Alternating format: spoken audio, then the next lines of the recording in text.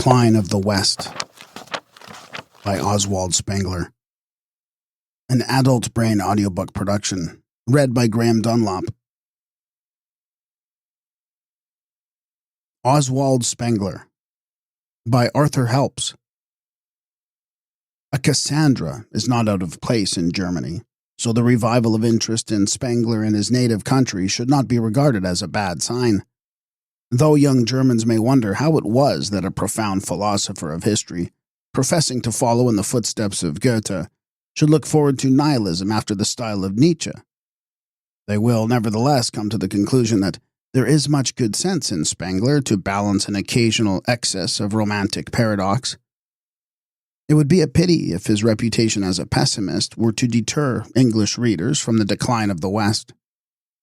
They would miss a wealth of poetry and eloquence, of encyclopedic knowledge, and of challenging views illuminated by a mordant wit and much cheerful vituperation.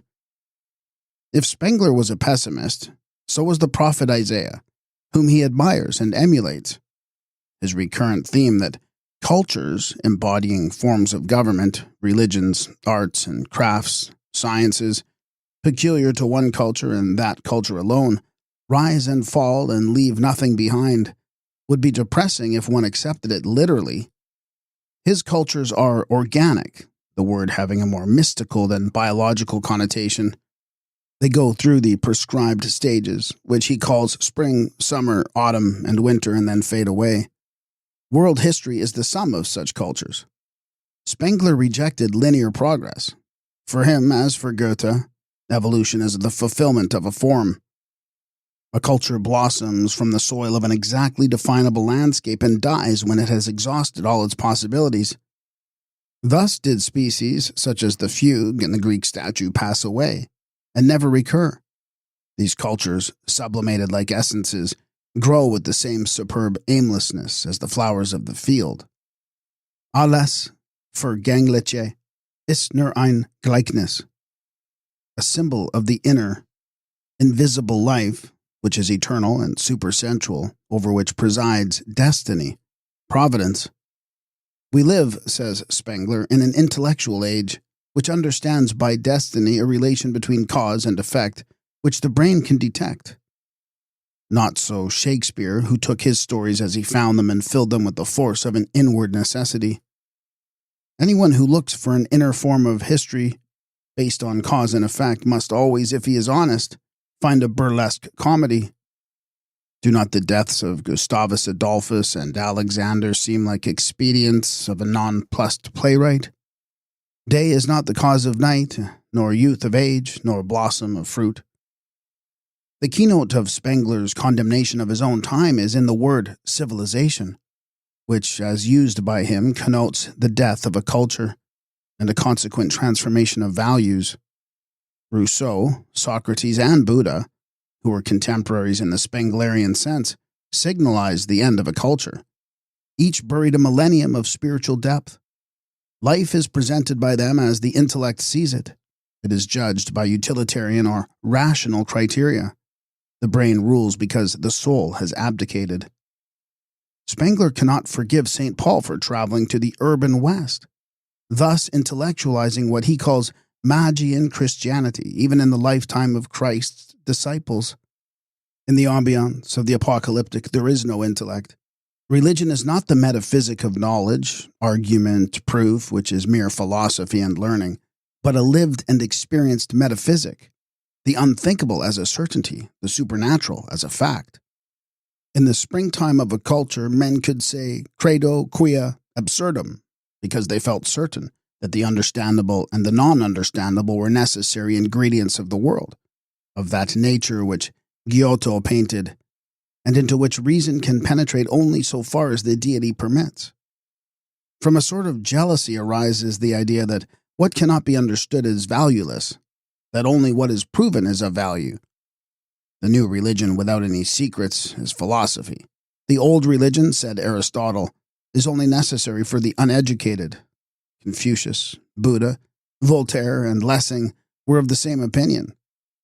Spengler, unfortunately, was obsessed by politics, and his political views were progressively darkened by the frustration of his hopes. He gave up his post as a high school teacher of mathematics and history at the time of the Agadir incident in 1911, when he was 31. He foresaw war and hoped for an imperial future for a victorious Germany, which he feared might deteriorate like Rome after the Punic Wars. His book was intended as a guide to its rulers. He was disqualified for military service by a bad heart, so continued to write steadily throughout the First World War. He had very small means, and later, looking back on his life, he felt that the decline had cost him dearly in depriving him of marriage and of a more normal existence. The first volume was finished in 1917, and after some difficulty found a publisher in 1918. The military collapse of that year and the triumph of radical ideas plunged him into despair and confirmed him in Machiavellianism. This attitude is most clearly expressed in the description contained in the second volume of The Decline, published in 1922, of what he calls a scene appallingly distinct and overwhelming in its symbolism, such as the world had never before and never since seen. The trial of Jesus before Pilate. Pilate's question, "What is truth?" implies that practical politics and ethics are poles apart. This is borne out by Jesus' unspoken reply, "What is reality?" Spengler insists elsewhere that the words, "My kingdom is not of this world," do not admit any glossing over. It is not truth nor righteousness nor justice, but the Roman, the Cromwellian, the Prussian that is a fact. It is a personality that counts. It was not the Christian gospel, but the Christian martyr that conquered the world, and the martyr derived his strength not from doctrines, but from the example of the man on the cross. The genuine statesman does not believe in high-sounding phrases. Pilate's question is always on his lips. He does not confuse the logic of events with the logic of systems. He has convictions, but as a private individual, he is not hampered by didactic principles. The man of action, says Goethe, is always conscienceless. The great popes and English party leaders acted on the same principles as the conquerors of all ages. Take Innocent III, who very nearly succeeded in making a world dominion of the Church, and deduce therefrom the catechism of success. It will be found to be an utter contradiction to religion and morality. Yet without it, there would have been no bearable existence for any church, not to mention English colonies. It is life, not the individual, that is conscienceless. In spite of his unwarranted assertion that we acquired our colonies by immoral methods, Spengler implies that the world was the gainer thereby. With Spengler's suspicion of intellectuals, other than mathematicians, goes his emphasis on breeding, Zucht, as against mere book learning. By breeding he meant the instilling of traditions, without which a nation loses form. He cites the training of a medieval page, cloister education, the training of the Prussian officer corps, English public school and university training for the Indian civil service, the training for the Roman Catholic priesthood, and Bismarck's failure to train a political elite competent to deal with foreign affairs. When ball game players are in form, rash strokes come off. An art period is in form when its tradition is second nature, as counterpoint was to Bach. Napoleon's army was in form at Austerlitz, Moltke's at Sedan. The English, over a period of 200 years, had only one pit, but their tradition enabled them to survive Ramsay MacDonald and Lloyd George. It does not matter if the leaders come up from the people. The mighty tide of tradition takes hold of them, all unwilling, and rules their conduct. He prophesies that the British democratic system will be introduced into Africa, but that without their tradition, it cannot succeed. So far from benefiting like port from a journey round the Cape, it loses its flavor in crossing the British Channel. It is a purely local growth like the Rococo. It goes without saying that Spengler hated materialistic humanists, utopians, world betterers, and pacifists. World peace is always a one-sided resolve. Man is a beast of prey. I shall say it again and again. The colored races are not pacifists. They do not cling to a life whose length is its sole value. He protested accordingly against the Japanese alliance, thereby angering the Nazis, with whom he failed to see eye to eye. He called them everlasting youths raving like mendicant monks. Aryan and Semite were silly catchwords borrowed from philology. The idea of 1,000 years Reich was ridiculous. After publishing a pamphlet entitled The Hour of Destiny, he thought he would be obliged to leave Germany, but an interview with Hitler on the introduction of Frau Wagner prevented this. Spengler died in 1936 before Nazism reached its zenith. Spengler reverts frequently to the subject of megapolis, which he considers the worst feature of civilization. He foresees cities laid out for 20 million inhabitants and covering vast areas of countryside. Almost hopefully, he dwells on the subject of the vanished cities of the past. Regular rectangular books astounded Herodotus in Babylon and Cortez in Tenochtitlan. Pataliputra, Asoka's capital, was an immense and completely uninhabited waste when Xuan Sang visited it about AD 635. Antioch had 5 miles of colonnades, while Nisibis, now 200 wretched hovels, had a revenue in 969 AD of 5 million dirhams. The towns of Saba, with buildings 20 stories high, were attributed to supernatural builders.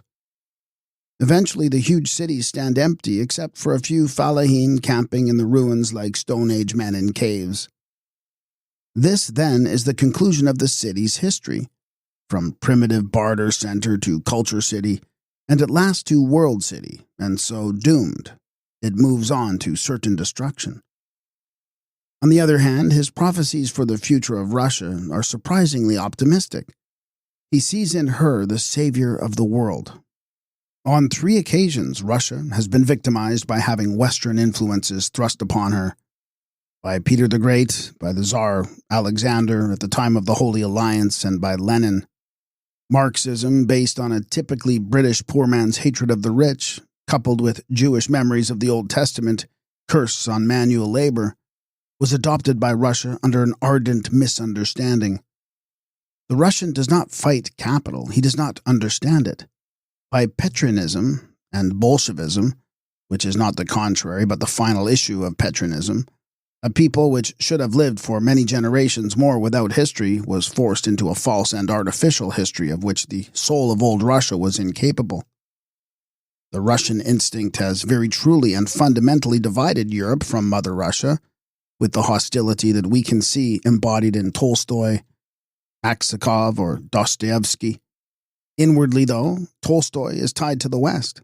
He is the spokesman of Petronism even when he is denying it. A soul, such as Dostoevsky, can look beyond the things we call social, for the things of this world seem to be so unimportant as not to be worth improving. What has communism to do with the agony of a soul? Dostoevsky is a saint, but Tolstoy only a revolutionary. He spoke of Christ, but he meant Marx. To Dostoevsky, the next 1,000 years will belong. Living temporarily under the crust of urban-thinking Bolshevism, the Russian has freed himself from Western economy. To him, thinking in terms of money is a sin. Gorky's Night Asylum. Russia will produce a 3rd issue of Christianity, priestless and founded on the Gospel of St. John.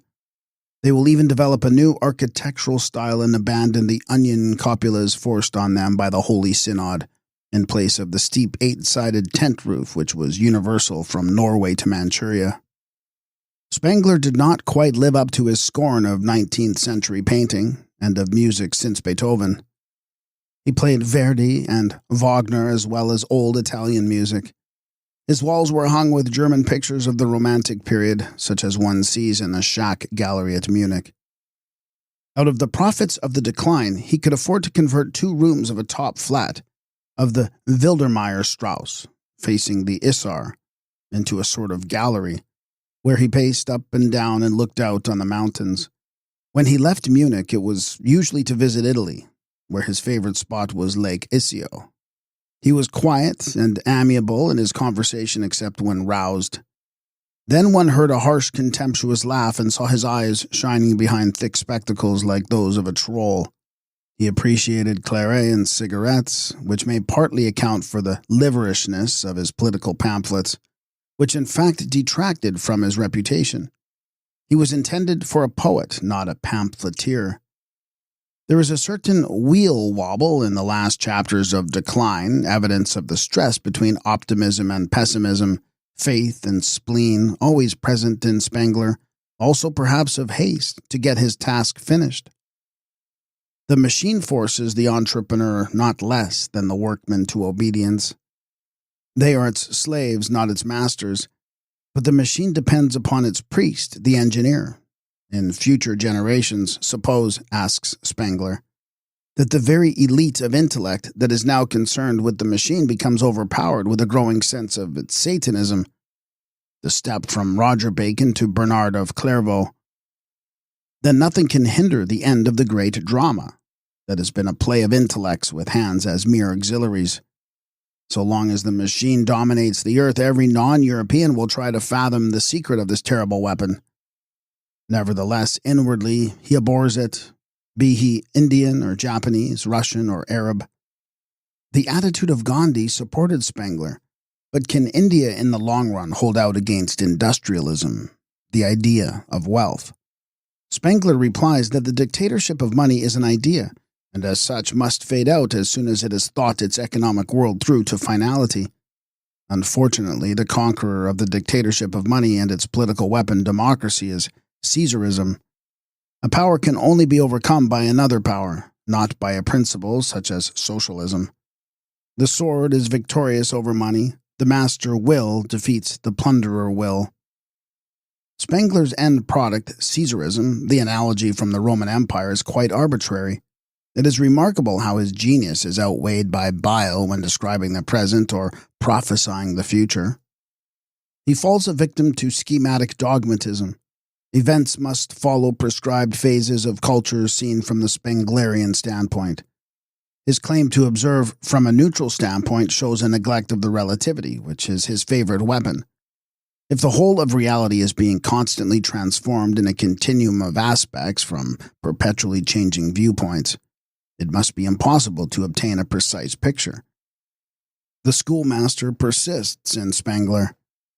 Having dazed the class with splendid rhetoric, he rubs in his points, if not by paradoxes, by striking antithesis, intuition and analysis, history and nature, experience and perception, and so on. To keep the boys attentive, he feels entitled to exaggerate, as he certainly does, in insulating his cultures absolutely from one another. This may be a partial explanation of the brutality of his political prophecies, in entire contrast with his metaphysical mind. Kant also saw the inner and the outer world as quite separate, if that is the meaning of the words. I feel the moral law within me, and I see the starry heavens above me. Spengler regards the personal, destiny, time as interchangeable words. We are time, he quotes Augustine. Inte, anime, meos, tempora, meteor. Destiny, and with it the ego, stand outside time in the ordinary sense of the word. For political purposes, however, Spengler reverts to the good old German gods. His friend and contemporary and posthumous critic, Professor Schroeter, is reminded of the grim Hagen in the Nibelungenlied, the demonic form of purposeless and sinister power, destroying others and finally himself. Spengler, disowned by the Nazis, cannot be acquitted of egging them on to their doom. In 1927, he wrote a character of his fellow countrymen. Our unlimited need to serve, to follow, to honor someone, true as a dog, blind in belief in spite of all obstacles. No cause, no leader, or even the character of one, is elsewhere so certain of an unquestioning following, a treasure of immense value to him who knows how to use it. In his pamphlet, The Duties of German Youth, he wrote, Who cannot hate is no man, and history is made by men. That we Germans can at last hate is one of the few results of this period which hold out promise for the future. In his last publication, he said, The ancient barbarism which has been held down for centuries is waking again with a warlike delight in its own strength. This barbarism is what I call strong race which one has not a race to which one belongs. One is ethos, the other zoology. The eternal warlike in the type of the beast of prey, man. The only form giving power is the warlike Prussian spirit. Not only in Germany, the legions of Caesar march again. The romantic, the admirer of Hölderlin, Novalis, and Brentano, has turned very sour. Professor Schroeter remarks, "Never since the days of Amos and Isaiah has ripening actuality and its recognition been so closely connected." Spengler's prophecy that Western Europe would lose its world hegemony has been fulfilled. Must Western culture also go under? Is a global culture to take its place even remotely conceivable? Would ancient Greece, the leader of the Western world, have survived if the small individual states had joined together? Western Europe has made several attempts to combine in the course of the last 400 years. Charles V, Philip II, an Anglo-Spanish empire over South America, Louis XIV, Napoleon, and finally the criminal Hitler. Continental historians point out that England was invariably the stumbling block, but in every case she had good cause. Has she still? As to the other countries, would France, for example, share the Sahara? Whereas in 1898, when it seemed of little value, she was prepared to fight England for it. Must Germany again go berserk? Heinz said that, whereas deed follows thought like thunder follows lightning, German thunder is slow like the German. But when the German Revolution comes, the French will be an idol in comparison. The Germans have had their revolution, and though Kadafer Gehorsam is in their blood, the berserk mood, Spengler thinks, may not reappear for several centuries. On one point, Spengler is very definite. The polarity between the pull of the visible and the invisible worlds is more important than other tensions. For example, that between East and West. When the Roman Empire fell, it bequeathed Christianity to the world. Western Europe offers science and its child, technology. Nevertheless, Spengler perceives that the balance will swing and the invisible regain the hold over the Western world that it has lost since the Middle Ages. It is noticeable that he expects the initiative in ideas, particularly political and economic, to come from England. Preface to the Revised Edition. At the close of an undertaking which, from the first brief sketch to the final shaping of a complete work of quite unforeseen dimensions, has spread itself over 10 years, it will not be out of place to glance back at what I intended and what I have achieved, my standpoint then and my standpoint today. In the introduction to the 1918 edition, inwardly and outwardly a fragment, I stated my conviction that an idea had now been irrefutably formulated which no one would oppose, once the idea had been put into words. I ought to have said, once that idea had been understood, and for what we must look, as I more and more realize, not only in this instance but in the whole history of thought, to the new generation that is born with the ability to do it. I added that this must be considered as a first attempt, loaded with all the customary faults, incomplete, and not without inward opposition. The remark was not taken anything like as seriously as it was intended. Those who have looked searchingly into the hypotheses of living thought will know that it is not given to us to gain insight into the fundamental principles of existence without conflicting emotions. A thinker is a person whose part it is to symbolize time according to his vision and understanding. He has no choice. He thinks as he has to think. Truth in the long run is to him the picture of the world which was born at his birth. It is that which he does not invent but rather discovers within himself. It is himself over again, his being expressed in words, the meaning of his personality formed into a doctrine which so far as concerns his life is unalterable, because truth and his life are identical. This symbolism is the one essential, the vessel and the expression of human history. The learned philosophical works that arise out of it are superfluous and only serve to swell the bulk of a professional literature. I can then call the essence of what I have discovered true, that is, true for me, and as I believe, true for the leading minds of the coming time, not true in itself as disassociated from the conditions imposed by blood and by history, for that is impossible.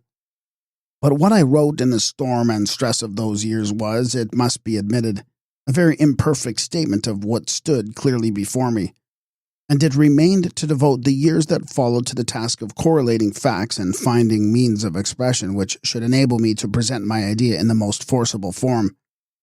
To perfect that form would be impossible. Life itself is only fulfilled in death. But I have once more made the attempt to bring up even the earliest portions of the work to the level of definiteness with which I now feel able to speak. And with that I take leave of this book with its hopes and disappointments, its merits and its faults. The result has in the meantime justified itself as far as I myself am concerned, and, judging by the effect it is slowly beginning to exercise upon extensive fields of learning, as far as others are concerned also. Let no one expect to find everything set forth here. It is but one side of what I see before me, a new outlook on history and the philosophy of destiny, the first indeed of its kind. It is intuitive and depictive through and through, written in a language which seeks to present objects and relations illustratively instead of offering an army of ranked concepts. It addresses itself solely to readers who are capable of living themselves into the words, sounds, and pictures as they read. Difficult this undoubtedly is, particularly as our awe in face of mystery, the respect that Goethe felt, denies us the satisfaction of thinking that dissections are the same as penetrations. Of course, the cry of pessimism was raised at once by those who always live in the yesterday and therefore oppose every idea that is intended for the pathfinder of tomorrow only. But I have not written for people who imagine that delving for the springs of action is the same as action itself. Those who make definitions do not know destiny. By understanding the world, I mean being equal to the world. It is the hard reality of living that is the essential, not the concept of life that the ostrich philosophy of idealism propounds. Those who refuse to be bluffed by enunciations will not regard this as pessimism, and the rest do not matter. For the benefit of serious readers who are seeking a glimpse at life and not a definition, I have, in view of the far too great concentration of the text, mentioned in my notes a number of works which will carry that glance into more distant realms of knowledge. And now finally I feel urged to name once more those to whom I owe practically everything: Goethe and Nietzsche. Goethe gave me the method, Nietzsche the questioning faculty. And if I were asked to find a formula for my relation to the latter, I should say that I had made of his outlook Ausblick, an overlook, Überblick. But Goethe was, without knowing it, a disciple of Leibniz in his whole mode of thought, and therefore that which has at last, and to my own astonishment, taken shape in my hands, I am able to regard and, despite the misery and disgust of these years, proud to call a German philosophy. Blankenberg, Am Hart, December 1922. Preface to the first edition. The complete manuscript of this book, the outcome of 3 years' work, was ready when the Great War broke out. By the spring of 1917, it had been worked over again and in certain details, supplemented and cleared up, but its appearance in print was still delayed by the conditions then prevailing.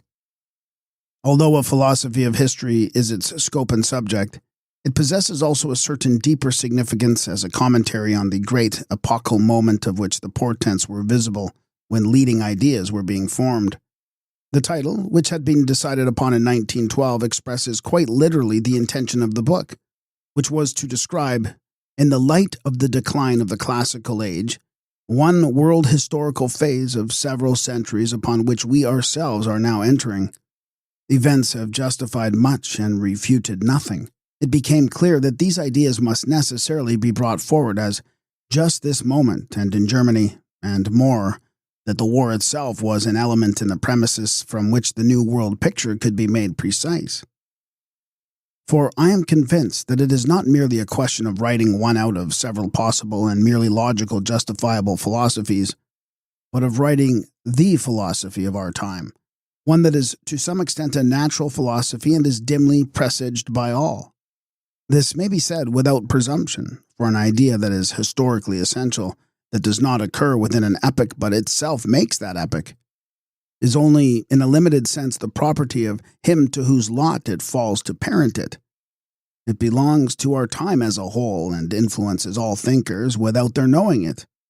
It is but the accidental private attitude towards it, without which no philosophy can exist, that, with its faults and its merits, is the destiny and the happiness of the individual. Oswald Spengler, Munich, December 1917. Chapter 1. Introduction. In this book is attempted for the first time the venture of predetermining history, of following the still untraveled stages in the destiny of a culture, and specifically of the only culture of our time and on our planet, which is actually in the phase of fulfillment. The West European American. Is there a logic of history?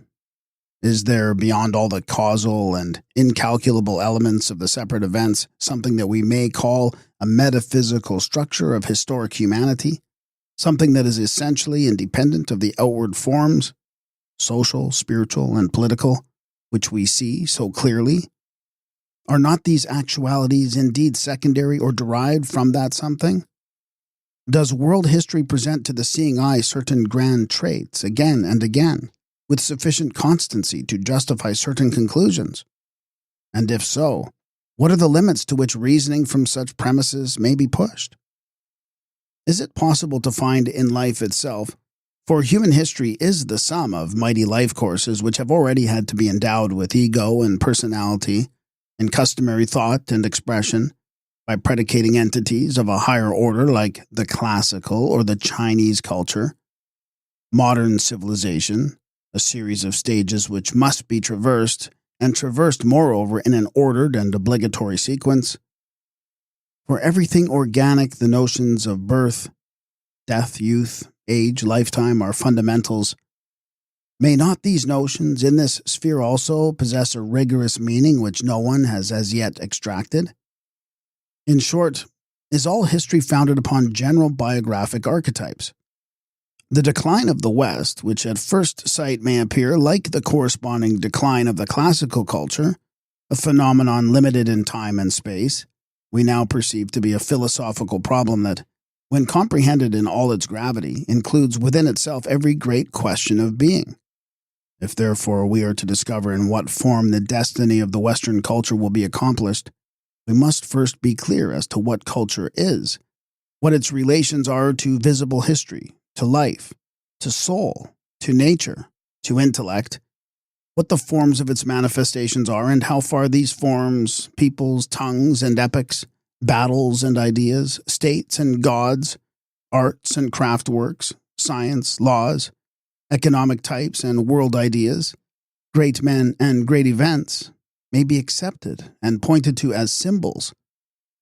The means whereby to identify dead forms is mathematical law. The means whereby to understand living forms is analogy. By these means we are enabled to distinguish polarity and periodicity in the world. It is, and has always been, a matter of knowledge that the expression forms of world history are limited in number, and that eras, epochs, situations, persons are ever repeating themselves true to type.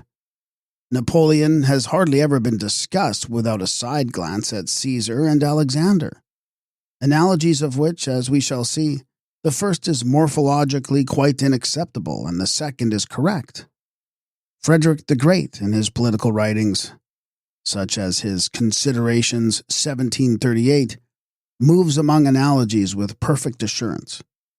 Thus he compares the French to the Macedonians under Philip and the Germans to the Greeks.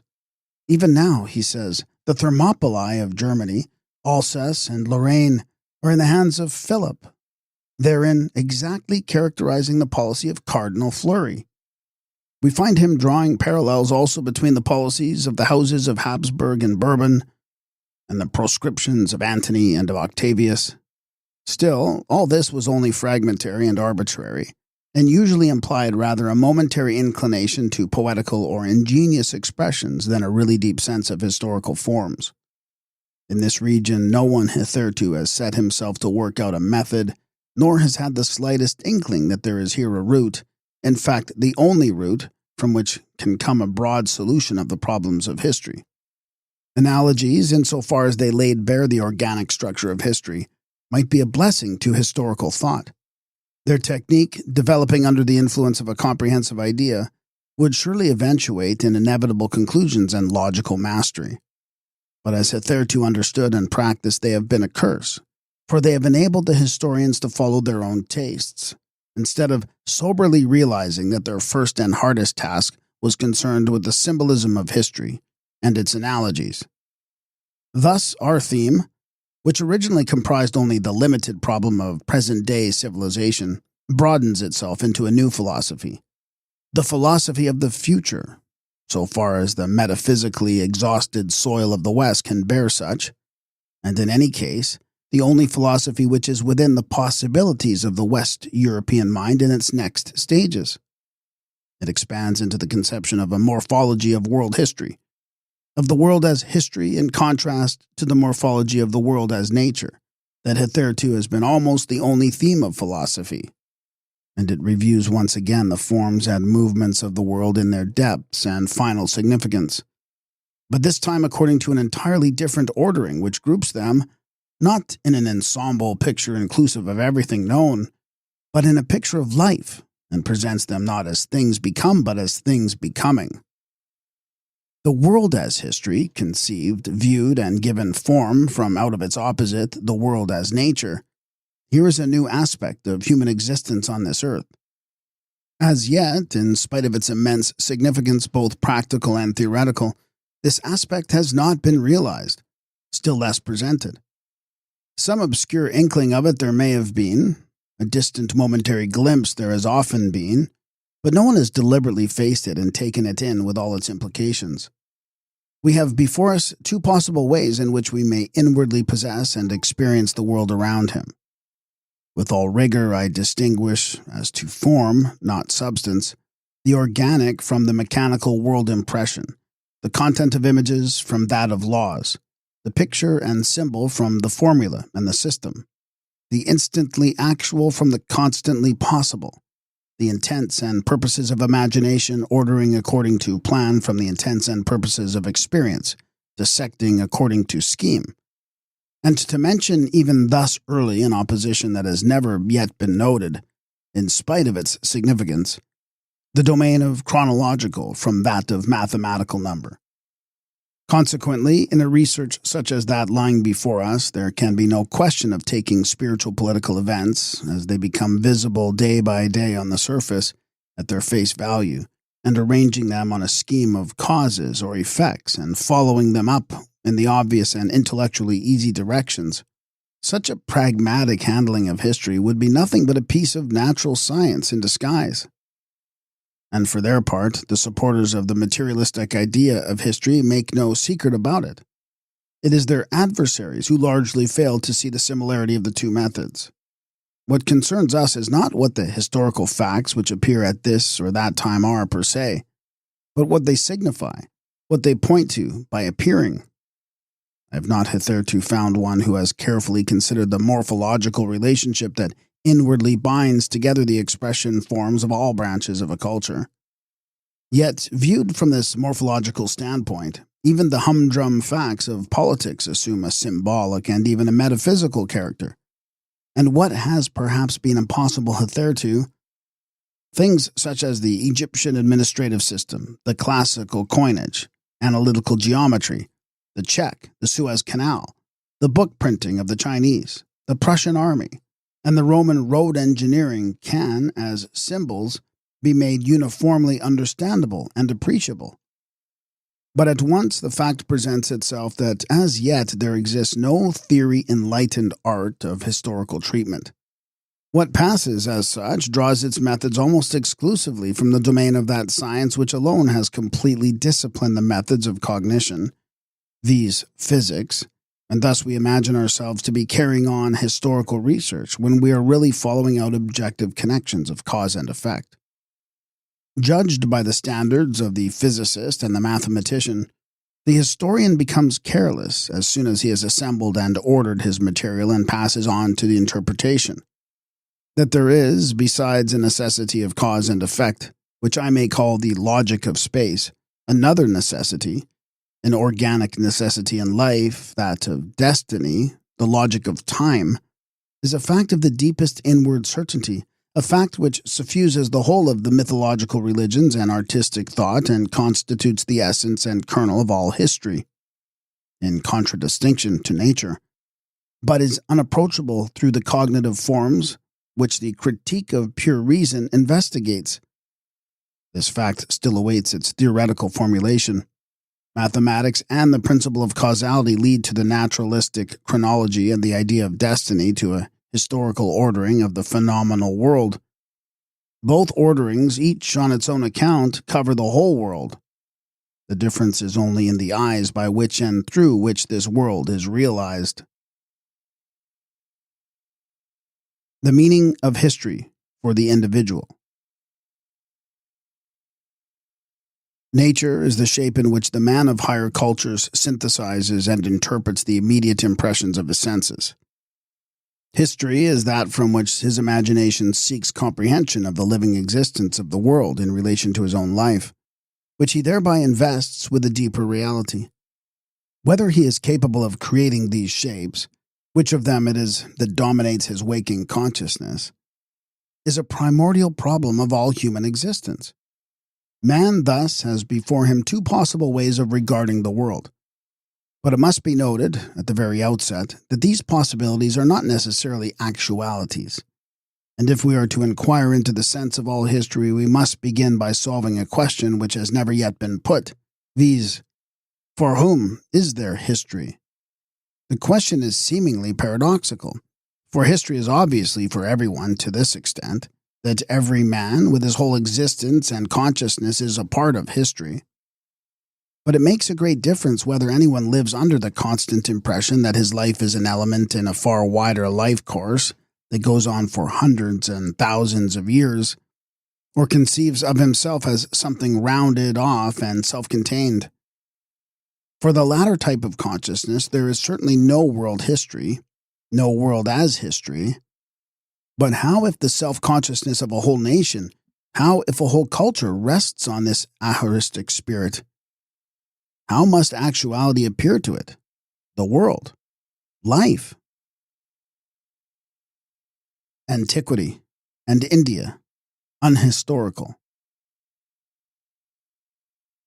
What diaries and autobiographies yield in respect of an individual, that historical research in the widest and most inclusive sense, that is, every kind of psychological comparison and analysis of alien peoples, times, and customs, yields as to the soul of a culture as a whole. But the classical culture possessed no memory, no organ of history in this special sense. The memory of the classical man, so to call it, though it is somewhat arbitrary to apply to alien souls a notion derived from our own, is something different, since past and future, as arraying perspectives in the working consciousness, are absent, and the pure present, which so often roused Goethe's admiration in every product of the classical life, and in sculpture particularly, fills that life with an intensity that to us is perfectly unknown. This pure present, whose greatest symbol is the Doric column, in itself predicates the negation of time, of direction.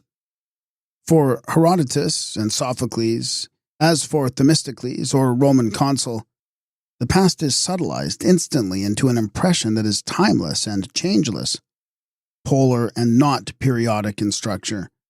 In the last analysis of such stuff as myths are made of, whereas for our world sense and our inner eye the past is a definitely periodic and purposeful organism of centuries or millennia. For this reason, although classical man was well acquainted with the strict chronology and almanac reckoning of the Babylonians, and especially the Egyptians, and therefore with that eternity sense and disregard of the present as such, which revealed itself in their broadly conceived operations of astronomy and their exact measurements of the big time intervals, none of this ever became intimately a part of him. As regards classical history writing, take Thucydides. The mastery of this man lies in his truly classical power of making alive and self-explanatory the events of the present, and also in his possession of the magnificently practical outlook of the born statesman who has himself been both general and administrator. In virtue of this quality of experience, which we unfortunately confuse with the historical sense proper, his work confronts the merely learned and professional historian as an inimitable model, and quite rightly so. But what is absolutely hidden from Thucydides is perspective, the power of surveying the history of centuries, that which for us is implicit in the very conception of a historian.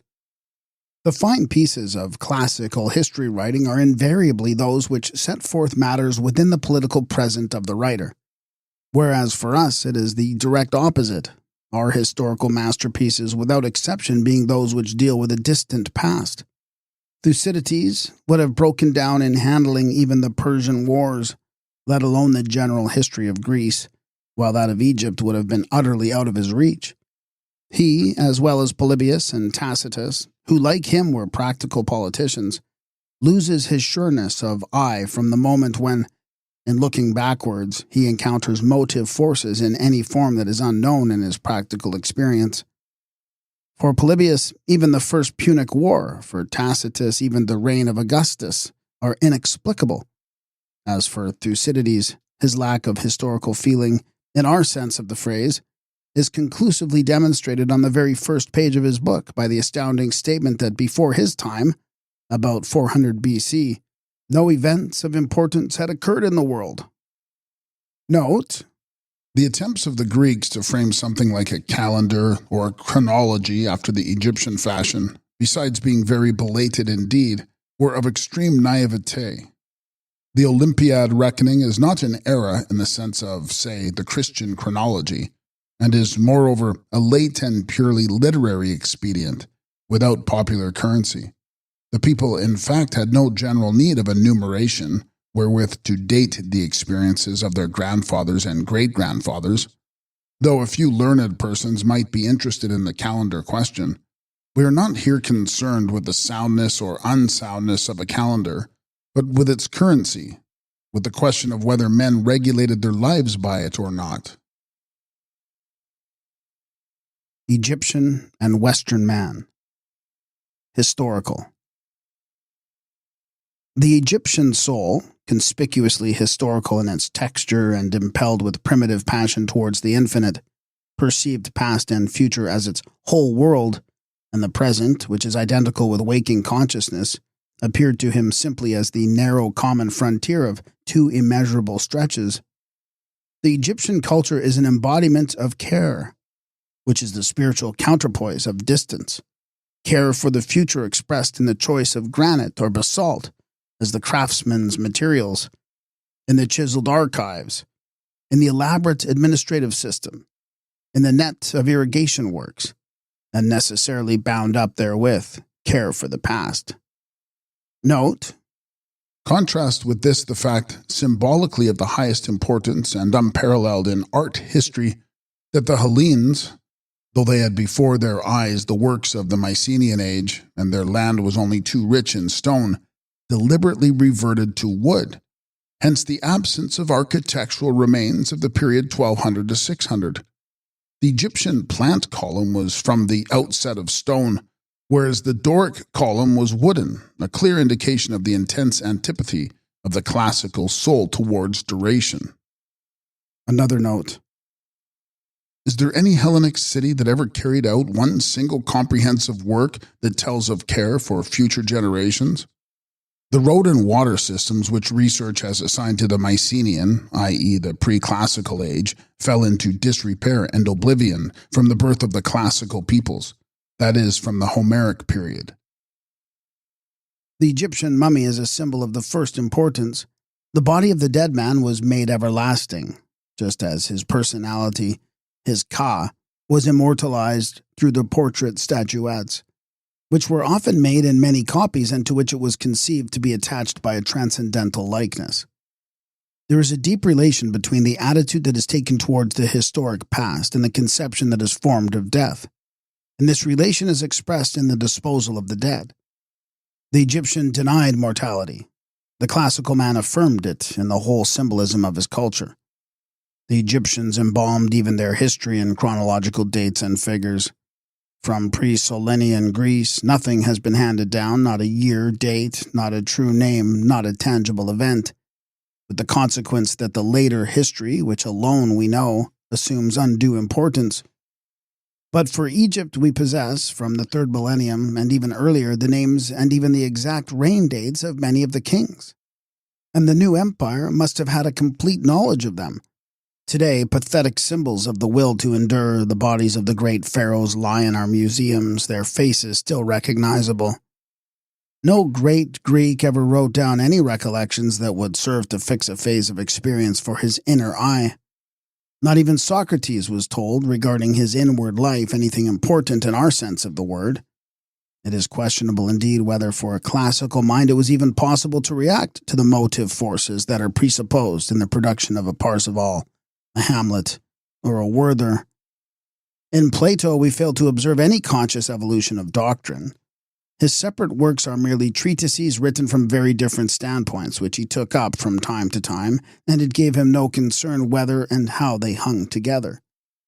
On the contrary, a work of deep self-examination, the Vita Nuova of Dante, is found at the very outset of the spiritual history of the West.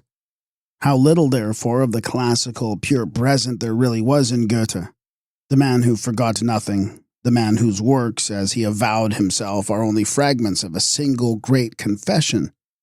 After the destruction of Athens by the Persians, all the older artworks were thrown in the dust heap, whence we are now extracting them, and we do not hear that anyone in Hellas ever troubled himself about the ruins of Mycenae or Phaistos for the purpose of ascertaining historical facts. In the West, on the contrary, the piety inherent in and peculiar to the culture manifested itself in Petrarch, the collector of antiquities, coins, and manuscripts, the very type of historically sensitive man, viewing the distant past and scanning the distant prospect. Was he not the first to attempt an alpine peak? Living in his time, yet essentially not of it. The soul of the collector is intelligible only by having regard to his conception of time. Even more passionate, perhaps, though of a different coloring, is the collecting bent of the Chinese. In China, whoever travels assiduously pursues old tracks, Kuzi, and the untranslatable Tao, the basic principle of Chinese existence, derives all its meaning from a deep historical feeling. In the Hellenistic period, objects were indeed collected and displayed everywhere, but they were curiosities of mythological appeal, as described by Pausanias, as to which questions of date or purpose simply did not arise. Among the Western peoples, it was the Germans who discovered the mechanical clock, the dread symbol of the flow of time, and the chimes of countless clock towers that echo day and night over West Europe are perhaps the most wonderful expression of which a historical world feeling is capable. Note, it was about 1000 AD, and therefore contemporaneously with the beginning of the Romanesque style in the Crusades, the first symptoms of a new soul, that Abbot Gerbert, Pope Sylvester II, the friend of the Emperor Otto III, invented the mechanism of the chiming wheel clock. In Germany, too, the first tower clocks made their appearance about 1200, and the pocket watch somewhat later. Observe the significant association of time measurement with the edifices of religion. In the timeless countrysides and cities of the classical world, we find nothing of the sort. Till the epoch of Pericles, the time of day was estimated merely by the length of shadow, and it was only from that of Aristotle that the word ora received the Babylonian significance of hour. Prior to that, there was no exact subdivision of the day. In Babylon and Egypt, water clocks and sundials were discovered in the very early stages.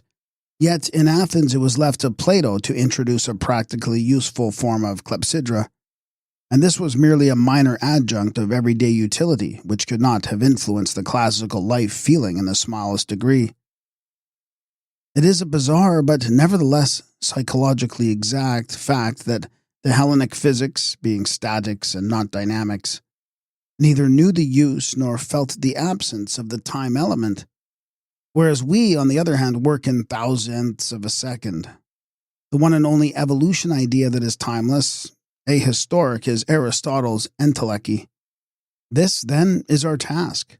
We men of the Western culture are, with our historical sense, an exception and not a rule. World history is our world picture and not all mankind's.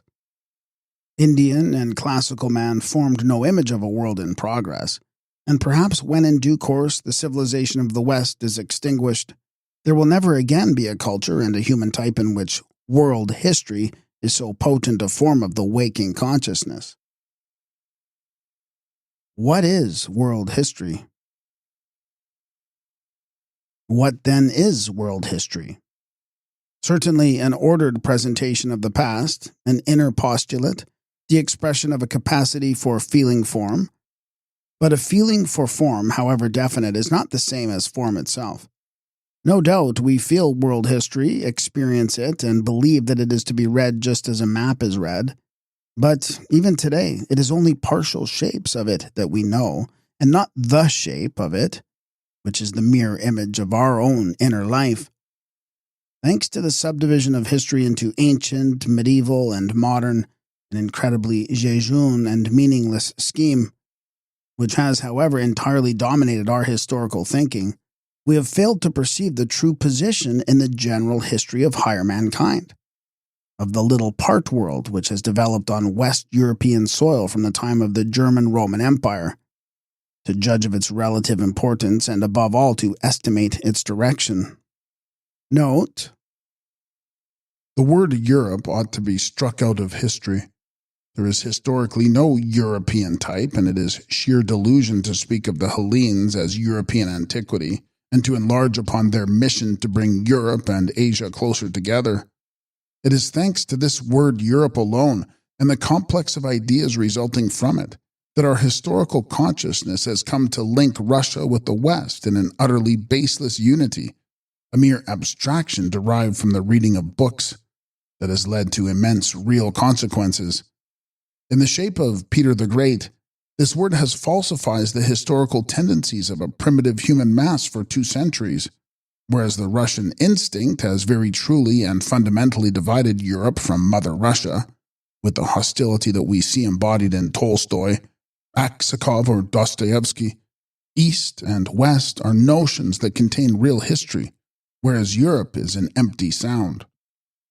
The cultures that are to come will find it difficult to believe that the validity of such a scheme, with its simpler rectilinear progression and its meaningless proportions, becoming more and more preposterous with each century, incapable of bringing into itself the new fields of history as they successively come into the light of our knowledge, was, in spite of all, never wholeheartedly attacked. It is not only that the scheme circumscribes the area of history. What is worse, it rigs the stage. The Western European area is regarded as a fixed pole, a unique patch chosen on the surface of the sphere for no better reason, it seems, than because we live on it.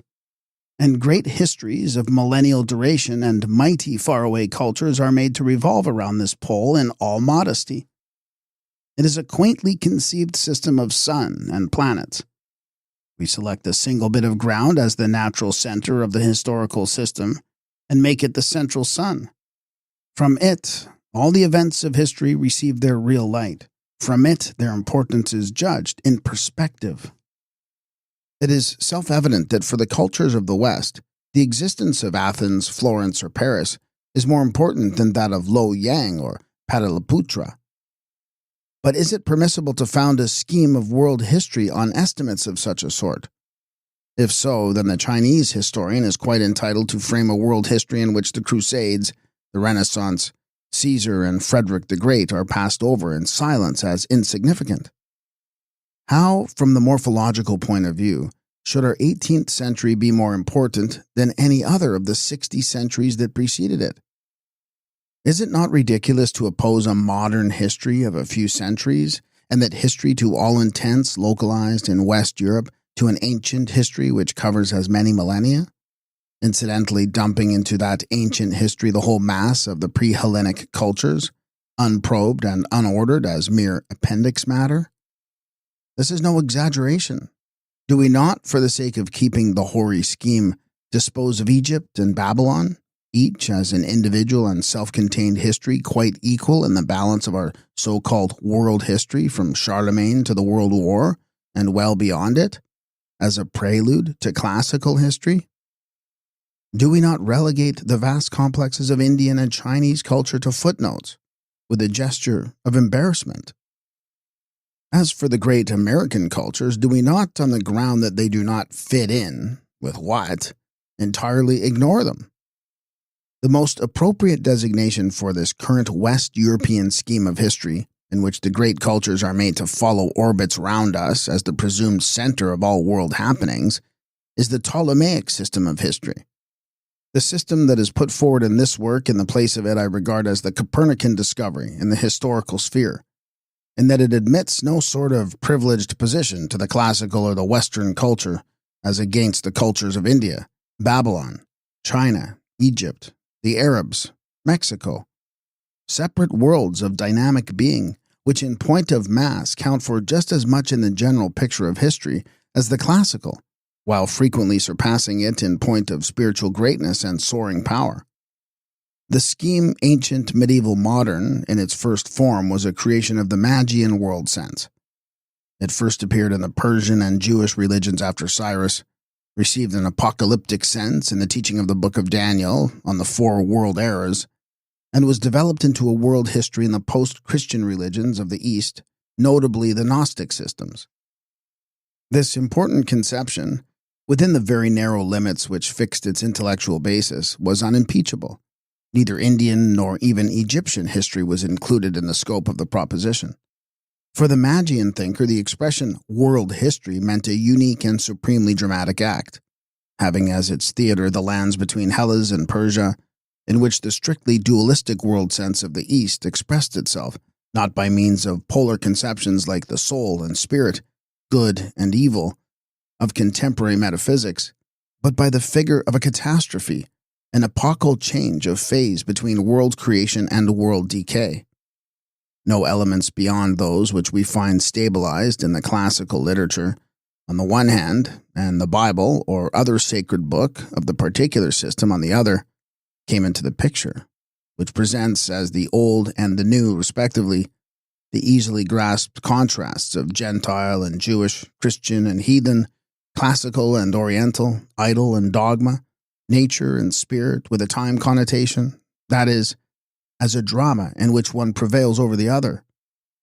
The historical change of period wears the characteristic dress of the religious redemption. This world history, in short, was a conception narrow and provincial, but within its limits logical and complete. Necessarily, therefore, it was specific to this region and this humanity, and incapable of any natural extension.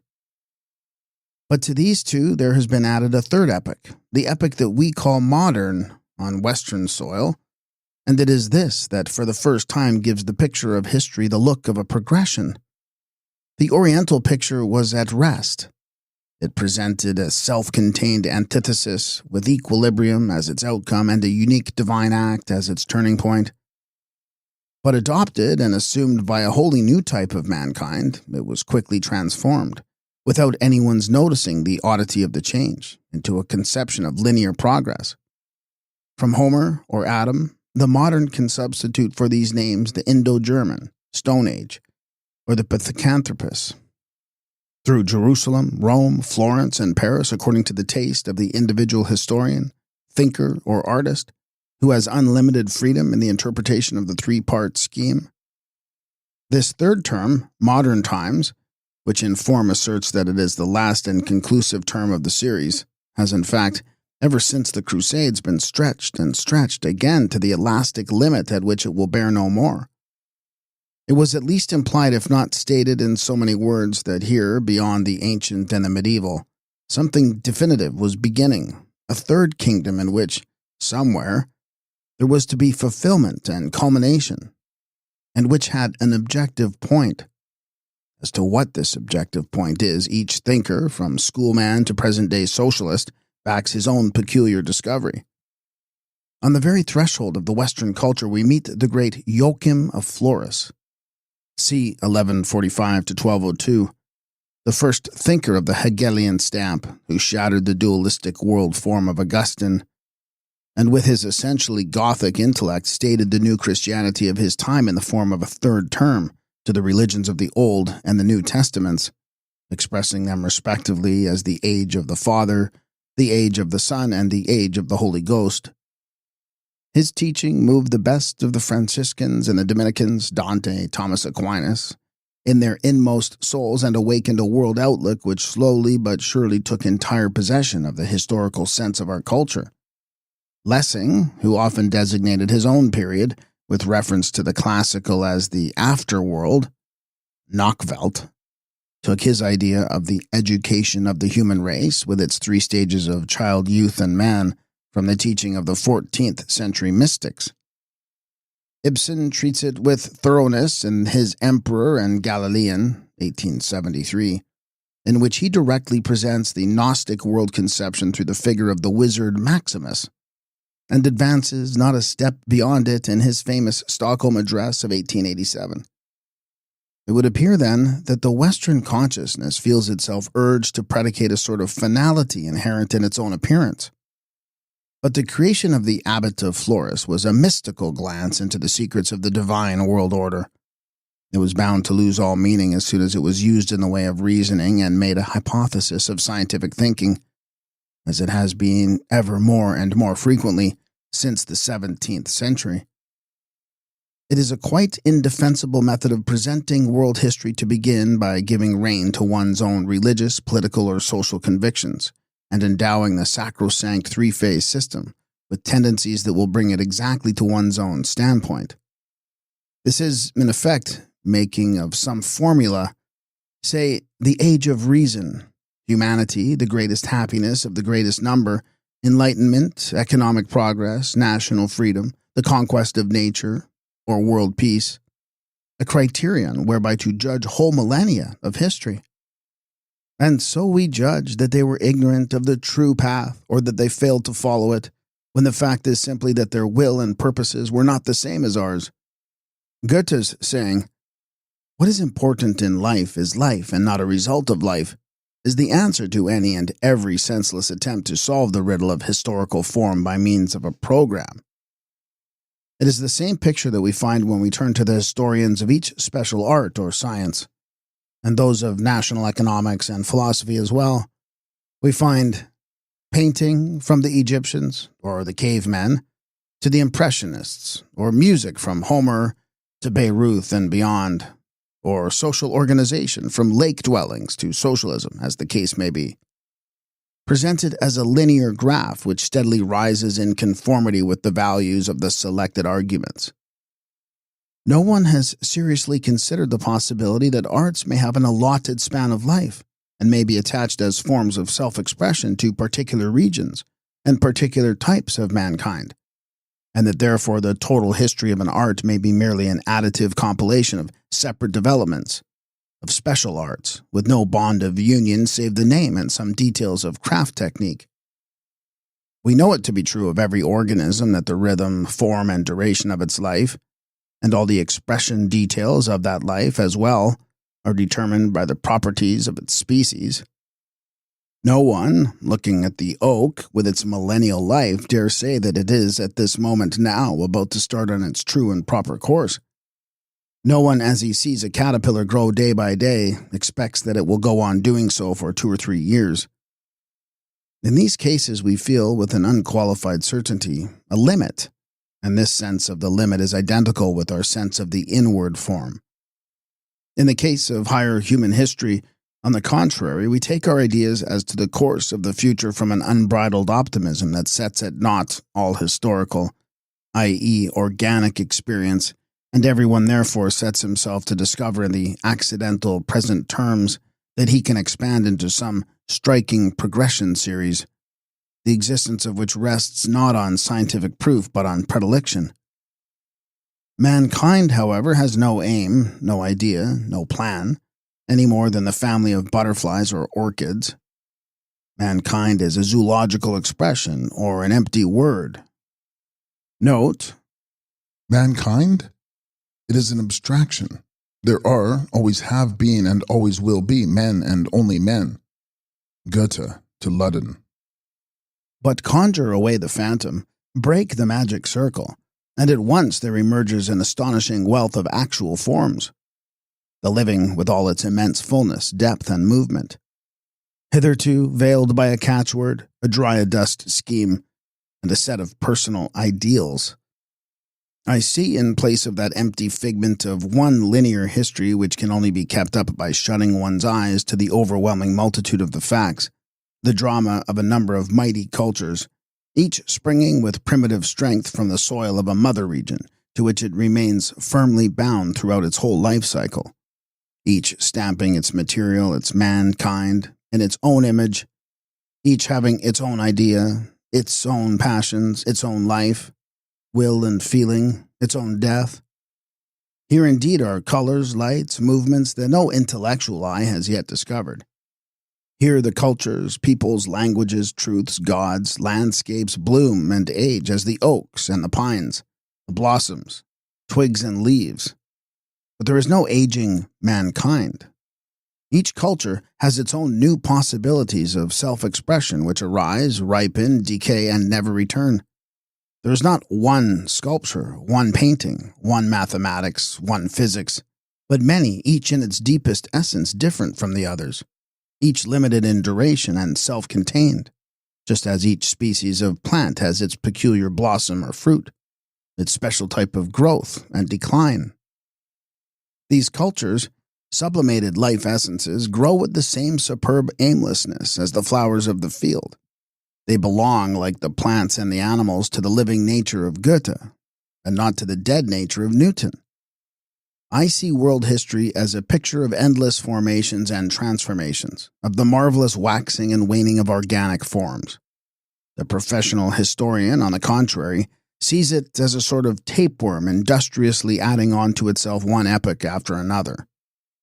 But the series Ancient Medieval Modern History has at last exhausted its usefulness. Angular, narrow, shallow though it was as a scientific foundation, still we possess no other form that was not wholly unphilosophical in which our data could be arranged, and world history, as hitherto understood, has to thank it for filtering our classifiable solid residues. But the number of centuries that the scheme can by any stretch be made to cover has long since been exceeded, and with the rapid increase in the volume of our historical material, especially of material that cannot possibly be brought under the scheme, the picture is beginning to dissolve into a chaotic blur. Historical relativity. When Plato speaks of humanity, he means the Hellenes in contrast to the barbarians, which is entirely consonant with the ahistoric mode of the classical life and thought, and his premises take him to conclusions that for Greeks were complete and significant. When, however, Kant philosophizes, say, on ethical ideas, he maintains the validity of his thesis for men of all times and places. He does not say this in so many words, for himself and his readers, it is something that goes without saying. In his aesthetics, he formulates the principles not of Phidias's art or of Rembrandt's art, but of art generally. But what he poses as necessary forms of thought are in reality only necessary forms of Western thought. Though a glance at Aristotle and his essentially different conclusions should have sufficed to show that Aristotle's intellect, not less penetrating than his own, was of different structure from it. It is this that is lacking to the Western thinker, the very thinker in whom we might have expected to find it: insight into the historically relative character of his data, which are expressions of one specific existence and one only, knowledge of the necessary limits of their validity, the conviction that this unshakable truths and eternal views are simply true for him and eternal for his worldview, the duty of looking beyond them to find out what the men of other cultures have with equal certainty evolved out of themselves. That and nothing else will impart completeness to the philosophy of the future, and only through an understanding of the living world shall we understand the symbolism of history. Here there is nothing constant, nothing universal.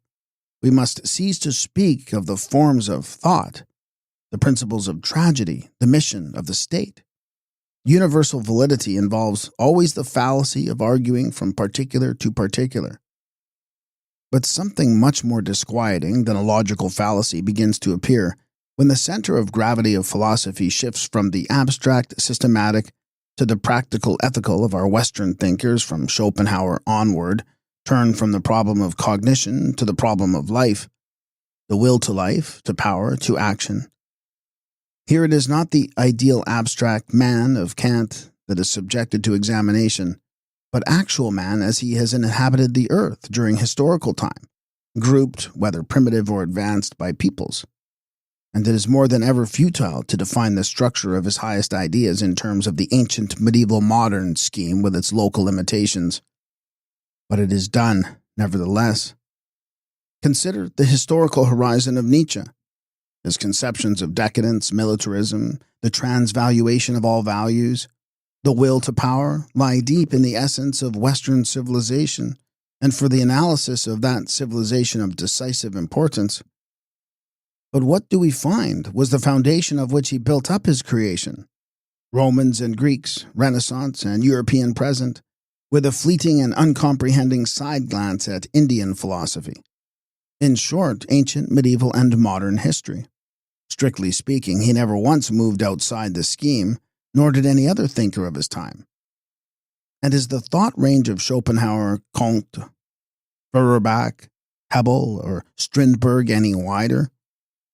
Is not their whole psychology, for all its intention of worldwide validity, one of purely West European significance? What the West has said and thought hitherto on the problems of space, time, motion, number, will, marriage, property, tragedy, science, has remained narrow and dubious, because men were always looking for the solution of the question. It was never seen that many questioners implies many answers, that any philosophical question is really a veiled desire to get an explicit affirmation of what is implicit in the question itself, that the great questions of any period are fluid beyond all conception, and that therefore it is only by obtaining a group of historically limited solutions and measuring it by utterly impersonal criteria that the final secrets can be reached. In other cultures, the phenomenon talks a different language. For other men, there are different truths. The thinker must admit the validity of all, or of none. How greatly, then, Western world criticism can be widened and deepened. How immensely far beyond the innocent relativism of Nietzsche and his generation one must look. How fine one's sense for form and one's psychological insight must become. How completely one must free oneself from limitations of self, of practical interests, of horizon, before one dare assert the pretension to understand world history, the world as history. The historical eye. In opposition to all these arbitrary and narrow schemes, derived from tradition or personal choice, into which history is forced, I put forward the natural, the Copernican form of the historical process, which lies deep in the essence of that process, and reveals itself only to an eye perfectly free from prepossessions. Such an eye was Goethe's. That which Goethe called living nature is exactly that which we are calling here world history, world as history. Goethe, who as artist portrayed the life and development, always the life and development of his figures, the thing becoming and not the thing become, Wilhelm Meister and Vorheit and Dichtung, hated mathematics. For him, the world as mechanism stood opposed to the world as organism, dead nature to living nature, law to form. As naturalist, every line he wrote was meant to display the image of a thing becoming, the impressed form living and developing. Sympathy, observation, comparison, immediate and inward certainty, intellectual flair, these were the means whereby he was enabled to approach the secrets of the phenomenal world in motion. Now these are the means of historical research, precisely these and no others. It was this godlike insight that prompted him to say at the bivouac fire on the evening of the Battle of Valmy, "Here and now begins a new epoch of world history, and you, gentlemen, can say that you were there." No general, no diplomat, let alone the philosophers, ever so directly felt history becoming. It is the deepest judgment that any man ever uttered about a great historical act in the moment of its accomplishment. And just as he followed out the development of the plant form from the leaf, the birth of the vertebrate type, the process of the geological strata, the destiny in nature and not the causality, so here we shall develop the form language of human history, its periodic structure, its organic logic out of the profusion of all the challenging details. In other aspects, mankind is habitually and rightly reckoned as one of the organisms of the Earth's surface. Its physical structure, its natural functions, the whole phenomenal conception of it, all belong to a more comprehensive unity. Only in this aspect is it treated otherwise, despite that deeply felt relationship of plant destiny and human destiny, which is an eternal theme of all lyrical poetry, and despite that similarity of human history to that of any other of the higher life groups, which is the refrain of endless beast legends, sagas, and fables.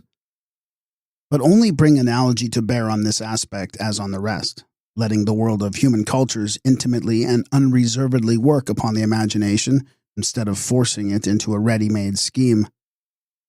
Let the words youth, growth, maturity, decay, hitherto, and today more than ever, used to express subjective valuations and entirely personal preferences in sociology, ethics, and aesthetics, be taken at last as objective descriptions of organic states.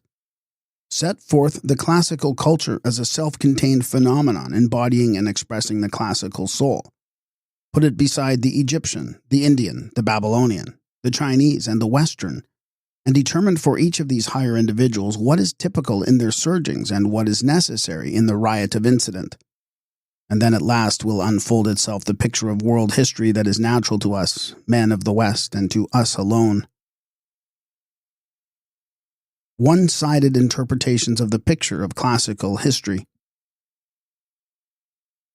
Our narrower task, then, is primarily to determine, from such a world survey, the state of West Europe and America, as at the epoch of 1800 to 2000, to establish the chronological position of this period in the ensemble of Western culture history, its significance as a chapter that is in one or other guise necessarily found in the biography of every culture, and the organic and symbolic meaning of its political, artistic, intellectual, and social expression forms. Considered in the spirit of analogy, this period appears as chronologically parallel, contemporary in our special sense, with the phase of Hellenism, and its present culmination, marked by the World War, corresponds with the transition from the Hellenistic to the Roman age. Rome, with its rigorous realism, uninspired, barbaric, disciplined, practical, Protestant. Prussian will always give us, working as we must by analogies, the key to understanding our future. The break of destiny that we express by hyphening the words Greeks equals Romans is occurring for us also, separating that which is already fulfilled from that which is to come. Long ago we might and should have seen in the classical world a development which is the complete counterpart of our own Western development, differing indeed from it in every detail of the surface, but entirely similar as regards the inward power driving the great organism towards its end. Unfortunately, this requires an interpretation of the picture of classical history very different from the incredibly one-sided, superficial, prejudiced, limited picture that we have in fact given to it. We have, in truth, been only too conscious of our near relation to the classical age, and only too prone in consequence to unconsidered assertion of it. Superficial similarity is a great snare, and our entire classical study fell a victim to it as soon as it passed from the admittedly masterly ordering and critique of the discoveries to the interpretation of their spiritual meaning. The whole religious, philosophical, art, historical, and social critical work of the 19th century has been necessary to enable us not to understand Aeschylus, Plato, Apollo, and Dionysus, the Athenian state and Caesarism, which we are far indeed from doing, but to begin to realize once and for all how immeasurably alien and distant these things are from our inner selves, more alien maybe than Mexican gods and Indian architecture. Our judgments of the Greco-Roman culture have always swung between two extremes. Economists, politicians, jurists are inclined to take the progress of present mankind as a standard for judging everything earlier. Conversely, artists, poets, philologists, and philosophers may feel themselves out of their element in the present and choose a standpoint in this or that past epoch that is just as absolute and dogmatic from which to condemn today. Both are superficial pragmatists. Briefly, there are two ways of regarding the classical, the materialistic and the ideological.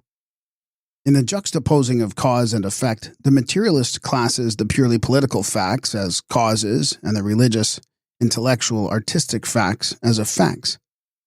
The ideologues lose themselves in cults, mysteries, customs, in the secrets of the strophe and the line, scarcely throwing a side glance at commonplace daily life. The one type is foreshadowed from the very outset in Petrarch. It created Florence and Weimar and the Western classicism. The other type appears in the middle of the 18th century, along with the rise of civilized, economic, megalopolitan politics, and England is therefore its birthplace. Grote.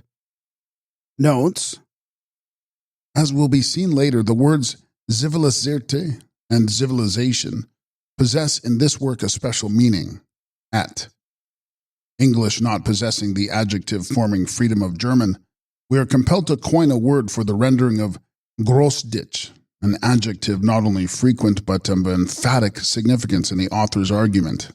At bottom, the opposition is between the conceptions of culture man and those of civilization man, and it is too deep, too essentially human to allow the weaknesses of both standpoints alike to be seen or overcome. In all history, there is no analogous case of one culture making a passionate cult of the memory of another. We have projected our own deepest spiritual needs and feelings onto the classical picture. To worshippers of the classical, it seems blasphemous to talk of Roman central heating or bookkeeping in preference to the worship of the great mother of the gods. But the other school sees nothing but these things. They think it exhausts the essence of this culture, alien as it is to ours, to regard the Greeks as no different from themselves and obtain their conclusions by means of simple factual substitutions, ignoring altogether the classical soul. That there is not the slightest inward correlation between the things meant by republic, freedom, property, and the like, then and there, and the things meant by such words here and now. It has no notion whatever. Not that religious and artistic phenomena are more primitive than social and economic, any more than the reverse. For the man who in these things has won his unconditional freedom of outlook, beyond all personal interest whatsoever, there is no dependence, no priority, no relation of cause and effect, no differentiation of value or importance. That which assigns relative ranks amongst the individual detail facts is simply the greater or less purity and force of their form language, their symbolism, beyond all questions of good and evil, high and low, useful and ideal. The problem of civilization. Looked at in this way, the decline of the West comprises nothing less than the problem of civilization. We have before us one of the fundamental questions of all higher history. What is civilization? Understood as the organico-logical sequel, fulfillment, and finale of a culture. For every culture has its own civilization. In this work, for the first time, the two words hitherto used to express an indefinite, more or less ethical distinction are used in a periodic sense, to express a strict and necessary organic succession. The civilization is the inevitable destiny of the culture, and in this principle we obtain the viewpoint from which the deepest and gravest problems of historical morphology become capable of solution. Civilizations are the most external and artificial states of which a species of developed humanity is capable. They are conclusion, the thing become, succeeding the thing becoming, death following life, rigidity following expansion, intellectual age and the stone-built, petrifying world city following Mother Earth and the spiritual childhood of Doric and Gothic. They are an end, irrevocable, yet by inward necessity reached again and again. So for the first time, we are enabled to understand the Romans as the successors of the Greeks, and light is projected into the deepest secrets of the late classical period. What but this can be the meaning of the fact, which can only be disputed by vain phrases, that the Romans were barbarians who did not precede but closed a great development, unspiritual, unphilosophical, devoid of art, clannish to the point of brutality, aiming relentlessly at tangible successes. They stand between the Hellenic culture and nothingness. An imagination directed purely to practical objects was something which is not found at all in Athens. In a word, Greek soul, Roman intellect. And this antithesis is the differentia between culture and civilization. Nor is it only to the classical that it applies. Again and again there appears this type of strong-minded, completely non-metaphysical man. And in the hands of this type lies the intellectual and material destiny of each and every late period. Pure civilization as a historical process consists in a progressive exhaustion of forms that have become inorganic or dead. The transition from culture to civilization was accomplished for the classical world in the 4th, for the Western in the 19th century. From these periods onward, the great intellectual decisions take place no longer all over the world where not a hamlet is too small to be unimportant, but in 3 or 4 world cities that have absorbed into themselves the whole content of history, while the old wide landscape of the culture, become merely provincial, serves only to feed the cities with what remains of its higher mankind. World, city, and province, the 2 basic ideas of every civilization, bring up a wholly new form problem of history, the very problem that we are living through today with hardly the remotest conception of its immensity. In a place of a world, there is a city, a point, in which the whole life of broad regions is collecting while the rest dries up. In place of a type-true people born of and grown on the soil, there is a new sort of nomad, cohering unstably in fluid masses, the parasitical city dweller, traditionless, utterly matter-of-fact, religionless, clever, unfruitful, deeply contemptuous of the countryman, and especially that highest form of countryman, the country gentleman. This is the very great stride towards the inorganic, towards the end. What does it signify? The world city means cosmopolitanism in place of home. Note, a profound word which obtains its significance as soon as the barbarian becomes a culture man, and loses it again as soon as the civilization man takes up the motto, ubi bene, ibi patria. To the world city belongs not a folk, but a mob. Its uncomprehending hostility to all the traditions representative of the culture, nobility, church, privileges, dynasties, convention in art, and limits of knowledge and science, the keen and cold intelligence that confounds the wisdom of the peasant, the new-fashioned naturalism that, in relation to all matters of sex and society, goes back far to quite primitive instincts and conditions, the reappearance of panem et circenses in the form of wage disputes and sports stadia. All these things betoken the definite closing down of the culture and the opening of a quite new phase of human existence. Anti-provincial, late, futureless, but quite inevitable.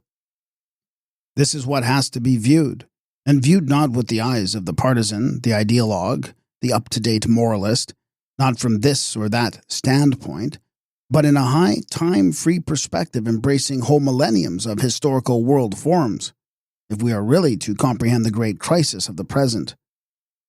To me, it is a symbol of the first importance that in the Rome of Crassus, triumvir and all-powerful building site speculator, the Roman people with its proud inscriptions, the people before whom Gauls, Greeks, Parthians, Syrians afar trembled, lived in appalling misery in the many-storied lodging houses of dark suburbs, accepting with indifference or even with a sort of sporting interest the consequences of the military expansion.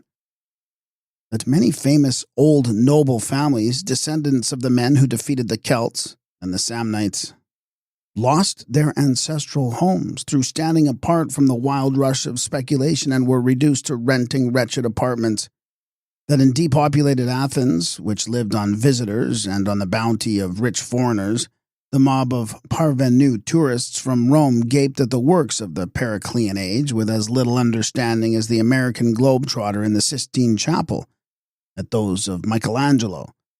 Every removable art piece having ere this been taken away or bought at fancy prices to be replaced by the Roman buildings which grew up colossal and arrogant by the side of the low and modest structures of the old time. In such things, which it is the historian's business not to praise or to blame, but to consider morphologically, there lies plain and immediate enough for one who has learnt to see an idea. For it will become manifest that from this moment on all great conflicts of world outlook, of politics, of art, of science, of feeling, will be under the influence of the same contrary factor. What is the hallmark of a politic of civilization today in contrast to a politic of culture yesterday? It is, for the classical rhetoric and for the Western journalism, both serving that abstract which represents the power of civilization. Money. It is the money spirit which penetrates unremarked the historical forms of the people's existence, often without destroying or even in the least disturbing these forms. The form of the Roman state, for instance, underwent very much less alteration between the elder Scipio and Augustus than is usually imagined. Though forms subsist, the great political parties nevertheless cease to be more than reputed centers of decision. A small number of superior heads, whose names are very likely not the best known, settle everything, while below them are the great mass of second-rate politicians, rhetors, tribunes, deputies, journalists, selected through a provincially conceived franchise to keep alive the illusion of popular self-determination. It is possible to understand the Greeks without mentioning their economic relations. The Romans, on the other hand, can only be understood through these. Chaeronea and Leipzig were the last battles fought about an idea. In the First Punic War and in 1870, economic motives are no longer to be overlooked. The conclusion. Imperialism. Considered in itself, the Roman world dominion was a negative phenomenon, being the result not of a surplus of energy on the one side, that the Romans had never had since Zama, but of a deficiency of resistance on the other. The Romans did not conquer the world is certain. They merely took possession of a booty that lay open to everyone. The Imperium Romanum came into existence not as the result of such an extremity of military and financial effort as had characterized the Punic Wars, but because the Old East forewent all external self-determinations. We must not be deluded by the appearance of brilliant military successes. With a few ill-trained, ill-led, and sullen legions, Lucullus and Pompey conquered whole realms, a phenomenon that in the period of the Battle of Ipsus would have been unthinkable. The Mithratic danger, serious enough for a system of material force which had never been put to any real test, would have been nothing to the conquerors of Hannibal. After Zama, the Romans never again either waged or were capable of waging a war against the great military power.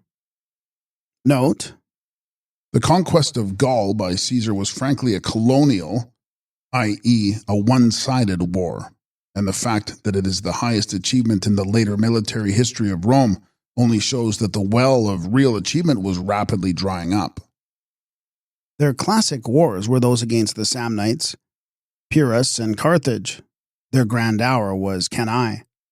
To maintain the heroic posture for centuries on end is beyond the power of any people. The Prussian-German people have had three great moments, 1813, 1870, and 1914, and that is more than others have had. Here, then, I lay it down that imperialism, of which petrifacts such as the Egyptian Empire, the Roman, the Chinese, the Indian may continue to exist for hundreds or thousands of years. Dead bodies, amorphous and dispirited masses of men, scrap material from a great history, is to be taken as the typical symbol of the end. Imperialism is civilization unadulterated. In this phenomenal form, the destiny of the West is now irrevocably set. The energy of culture man is directed inwards, that of civilization man outwards. And thus I see in Cecil Rhodes the first man of a new age. It is not a matter of choice. It is not the conscious will of individuals or even that of whole classes or peoples that decides. The expansive tendency is a doom, something demonic and immense, which grips, forces into service, and uses up the late mankind of the world city stage, willy-nilly, aware or unaware. Note: The modern Germans are a conspicuous example of a people that has become expansive without knowing it or willing it. They were already in that state when they still believed themselves to be the people of Goethe. Even Bismarck, the founder of the New Age, never had the slightest idea of it and believed himself to have reached the conclusion of a political process.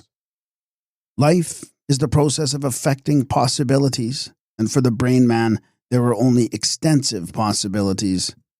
Note: This is probably the meaning of Napoleon's significant words to Goethe. What have we today to do with destiny? Policy is destiny. Hard as the half-developed socialism of today is fighting against expansion, one day will become arch-expansionist with all the vehemence of destiny. Here the form language of politics as the direct intellectual expression of a certain type of humanity touches on a deep metaphysical problem, on the fact, affirmed in the grant of unconditional validity to the causality principle, that the soul is the completement of extension. Rhodes is to be regarded as the first precursor of a Western type of Caesars, whose day is to come though yet distant. He stands midway between Napoleon and the force men of the next centuries, just as Flaminius, who from 232 BC onward pressed the Romans to undertake the subjugation of Cisalpine Gaul and so initiated the policy of colonial expansion, stands between Alexander and Caesar. Alexander and Napoleon were romantics, though they stood on the threshold of civilization and in its cold, clear air, the one fancied himself an Achilles and the other read Werther. Caesar, on the contrary, was a pure man of fact, gifted with immense understanding. But even for Rhodes, political success means territorial and financial success, and only that. Of this Romaness within himself he was fully aware. But Western civilization has not yet taken shape in such strength and purity as this. It was only before his maps that he could fall into a sort of poetic trance. This son of the parsonage who, sent out to South Africa without means, made a gigantic fortune and employed it as the engine of political aims. His idea of a trans-African railway from the Cape to Cairo, his project of a South African empire, his intellectual hold on the hard metal souls of the mining magnates whose wealth he forced into the service of his schemes, his capital Bulawayo, royally planned as a future residence by a statesman who was all-powerful yet stood in no definite relation to the state, his wars, his diplomatic deals, his road systems, his syndicates, his armies, his conception of the great duty to civilization, of the man of brain. All this, broad and imposing, is the prelude of a future which is still in store for us, and with which the history of West European mankind will be definitely closed. He who does not understand that this outcome is obligatory and insusceptible of modification, that our choice is between willing this and willing nothing at all, between cleaving to this destiny or despairing of the future and of life itself, he who cannot feel that there is grandeur also in the realizations of powerful intelligences, in the energy and discipline of metal-hard natures, in battles fought with the coldest and most abstract means. He who is obsessed with the idealism of a provincial and would pursue the ways of life of past ages, must forego all desire to comprehend history, to live through history, or to make history. That the 19th and 20th centuries, hitherto looked on as the highest point of an ascending straight line of world history, are in reality a stage of life which may be observed in every culture that is ripened to its limit. A stage of life characterized not by socialists, impressionists, electric railways, torpedoes, and differential equations, for these are only body constituents of the time, but by a civilized spirituality which possesses not only these but also quite other creative possibilities. That, as our own time represents a transitional phase which occurs with certainty under particular conditions, There are perfectly well-defined states, such as have occurred more than once in the history of the past, later than the present-day state of West Europe, and therefore that the future of the West is not a limitless tending upwards and onwards for all time towards our present ideals, but a single phenomenon of history, strictly limited and defined as to form and duration, which covers a few centuries and can be viewed and, in essentials, calculated from available precedents. Significance of the main theme. This high plane of contemplation once attained, the rest is easy. To this single idea one can refer, and by it one can solve, without straining or forcing, all those separate problems of religion, art history, epistemology, ethics, politics, economics, with which the modern intellect has so passionately and so vainly busied itself for decades. This idea is one of those truths that have only to be expressed with full clarity to become indisputable. It is one of the inward necessities of the Western culture and of its world feeling. Up to now, everyone has been at liberty to hope what he pleased about the future. Where there are no facts, sentiment rules. But henceforward it will be every man's business to inform himself of what can happen, and therefore of what, with the unalterable necessity of destiny and irrespective of personal ideas, hopes, or desires, will happen.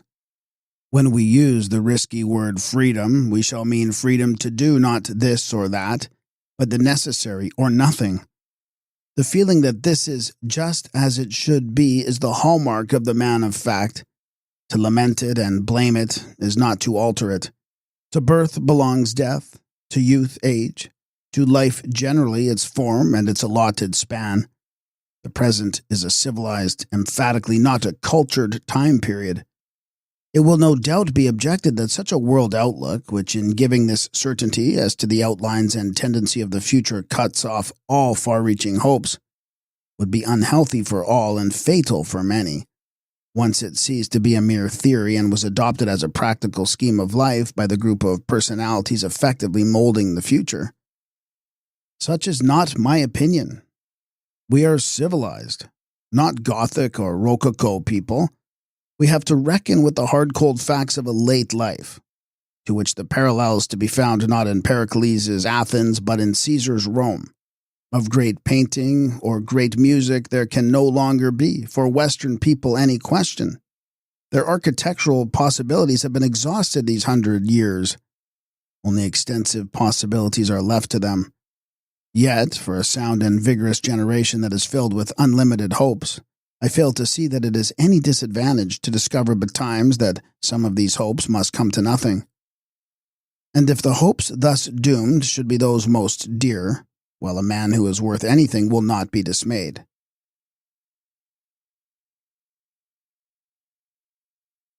The relation of a morphology of world history to religion. All genuine historical work is philosophy, unless it is mere ant industry. But the operations of the systematic philosopher are subject to constant and serious error, through his assuming the permanence of his results. He overlooks the fact that every thought lives in a historical world and is therefore involved in the common destiny of mortality.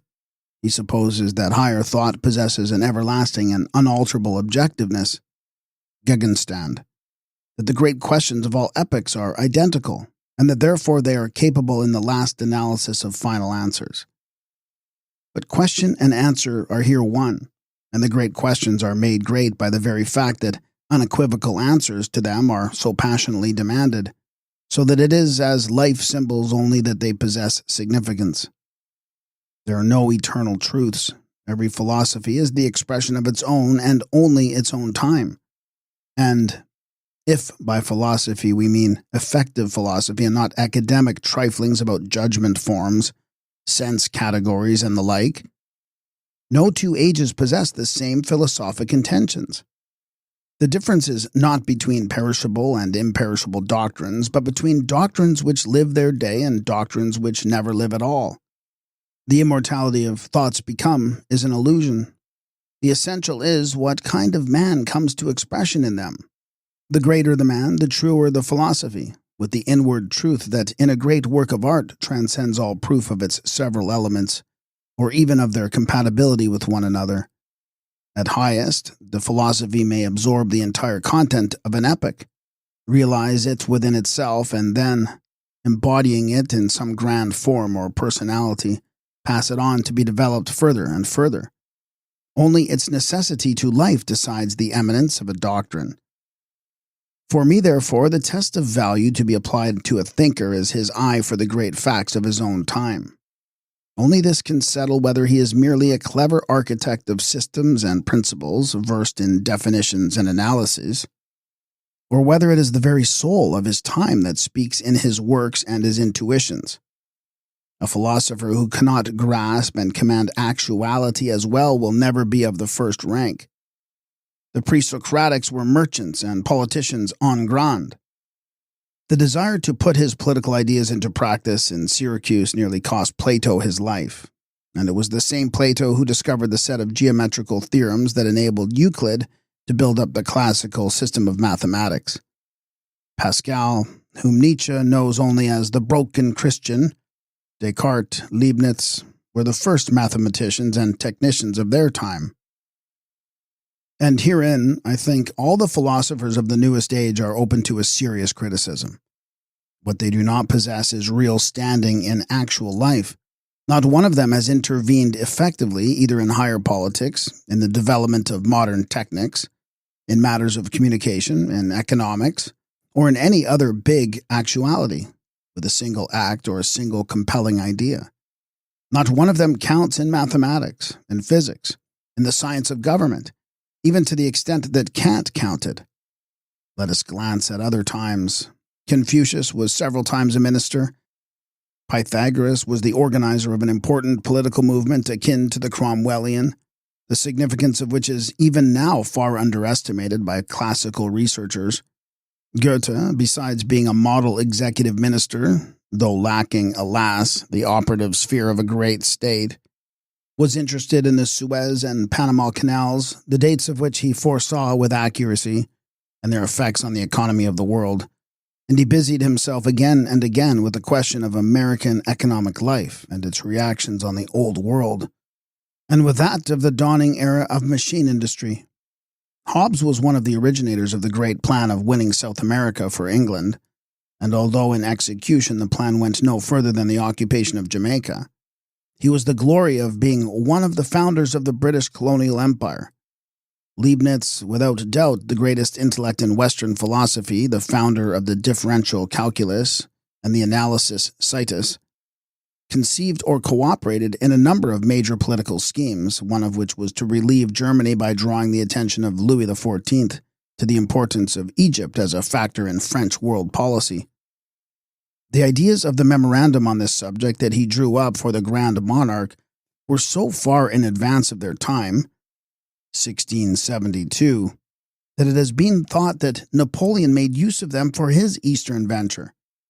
Even thus early, Leibniz laid down the principle that Napoleon grasped more and more clearly after Wagram, viz., that acquisitions on the Rhine and in Belgium would not permanently better the position of France, and that the neck of Suez would one day be the key of world dominance. Doubtless the king was not equal to these deep political and strategic conceptions of the philosopher. Whenever I take up a work by a modern thinker, I find myself asking, has he any idea whatever of the actualities of world politics, world city problems, capitalism, the future of the state, the relation of technics to the course of civilization, Russia, science? Goethe would have understood all this and reveled in it, but there is not one living philosopher capable of taking it in. This sense of actualities is of course not the same thing as the content of a philosophy, but, I repeat, it is an infallible symptom of its inward necessity, its fruitfulness, and its symbolic importance. We must allow ourselves no illusions as to the gravity of this negative result. It is palpable that we have lost sight of the final significance of effective philosophy. We confuse philosophy with preaching, with agitation, with novel writing, with lecture room jargon.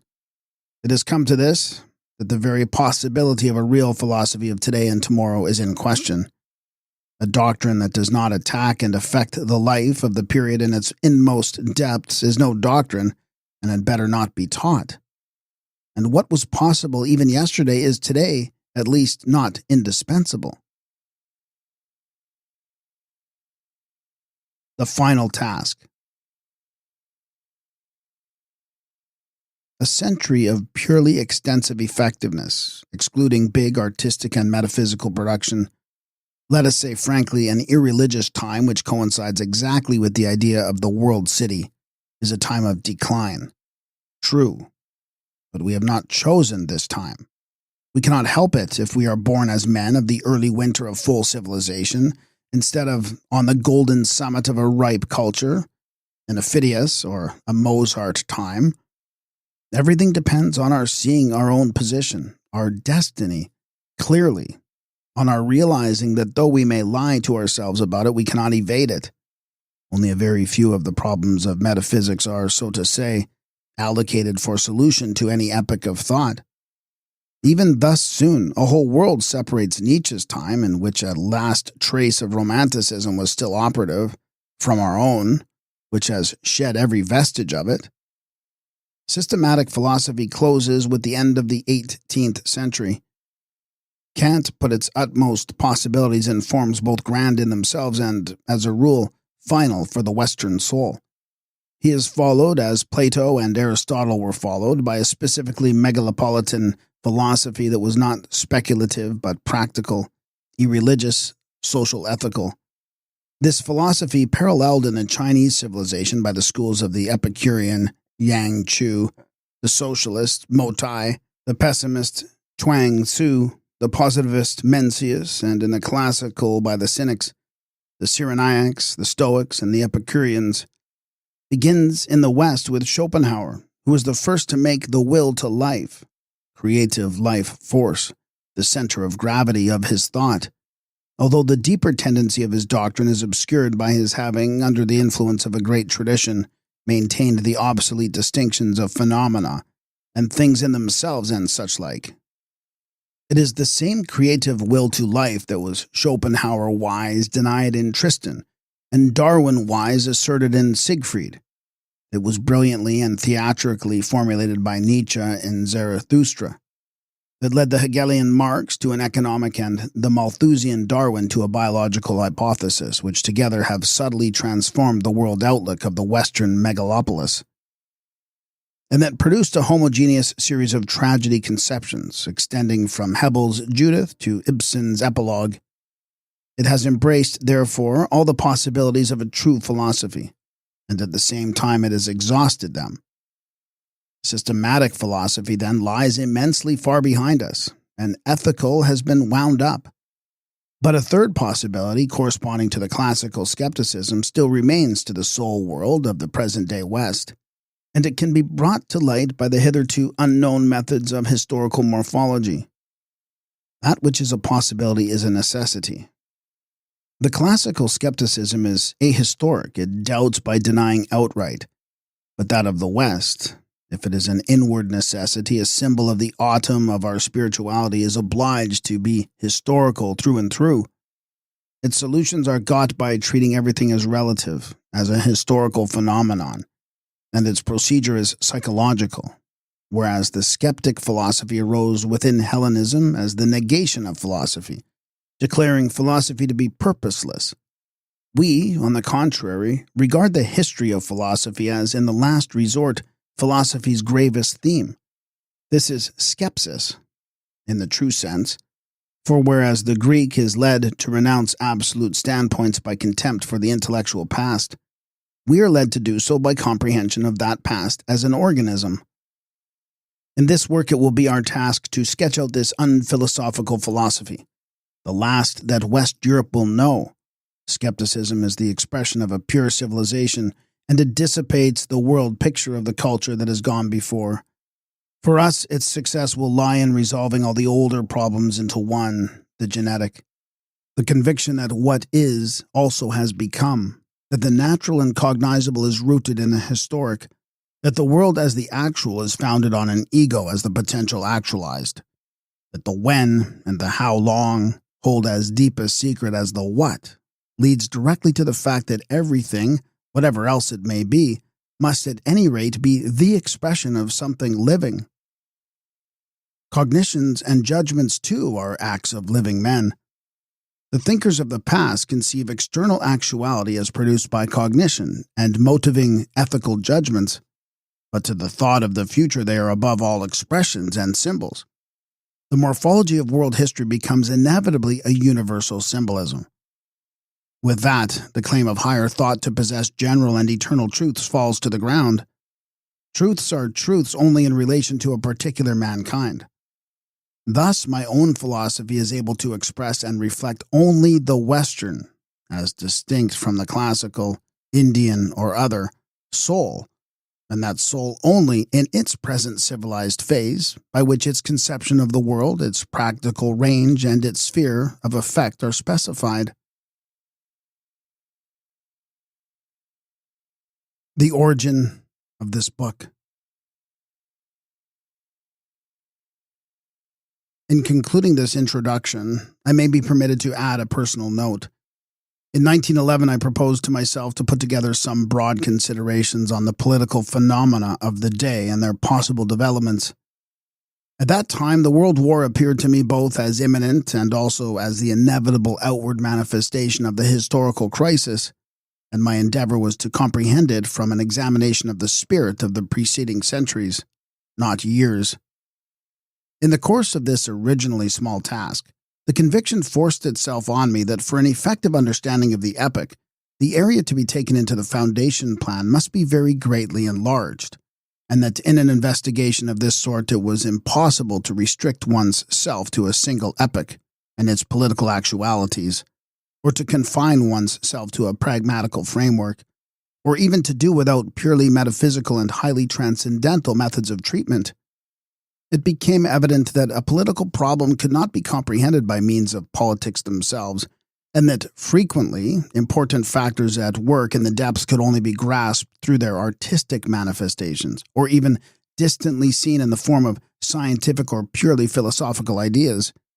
Even the politico-social analysis of the last decades of the 19th century, a period of tense quiet between two immense and outstanding events, the one which, expressed in the Revolution and Napoleon, had fixed the picture of West European actuality for a century, and another, of at least equal significance, that was visibly and ever more rapidly approaching, was found in the last resort to be impossible without bringing in all the great problems of being in all their aspects. For, in the historical as in the natural world picture, there is found nothing, however small, that does not embody in itself the entire sum of fundamental tendencies. And thus, the original theme came to be immensely widened. A vast number of unexpected and, in the main, entirely novel questions and interrelations presented themselves. And finally, it became perfectly clear that no single fragment of history could be thoroughly illuminated unless and until the secret of world history itself, to wit, the story of higher mankind as an organism of regular structure, had been cleared up. And hitherto this has not been done, even in the least degree. Thereafter I saw the present, the approaching World War, in a quite other light. There was no longer a momentary constellation of casual facts due to national sentiments, personal influences, or economic tendencies endowed with an appearance of unity and necessity by some historian's scheme of political or social cause and effect, but the type of a historical change of phase, occurring within a great historical organism, of definable compass at the point preordained for it hundreds of years ago. The mark of the great crisis is its innumerable passionate questionings and probings. In our own case, there were books and ideas by the thousand, but scattered, disconnected, limited by the horizons of specialisms as they were, they incited, depressed, and confounded, but could not free. Hence, though these questions are seen, their identity is missed. Consider those art problems that, though never comprehended in their depths, were evinced in the disputes between form and content, line and space, drawing and color, in the notion of style, in the idea of impressionism and the music of Wagner.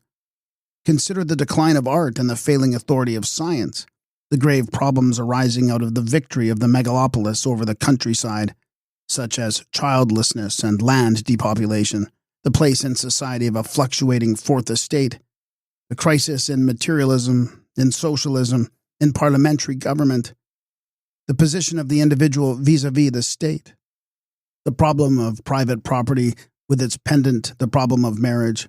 Consider at the time what is apparently an entirely different field, the voluminous work that was being done in the domain of folk psychology, on the origins of myths, arts, religions, and thought, and done, moreover, no longer from an ideal but from a strictly morphological standpoint. It is my belief that every one of these questions was really aimed in the same direction as every other, viz., towards that one riddle of history that had never yet emerged with sufficient distinctness in the human consciousness.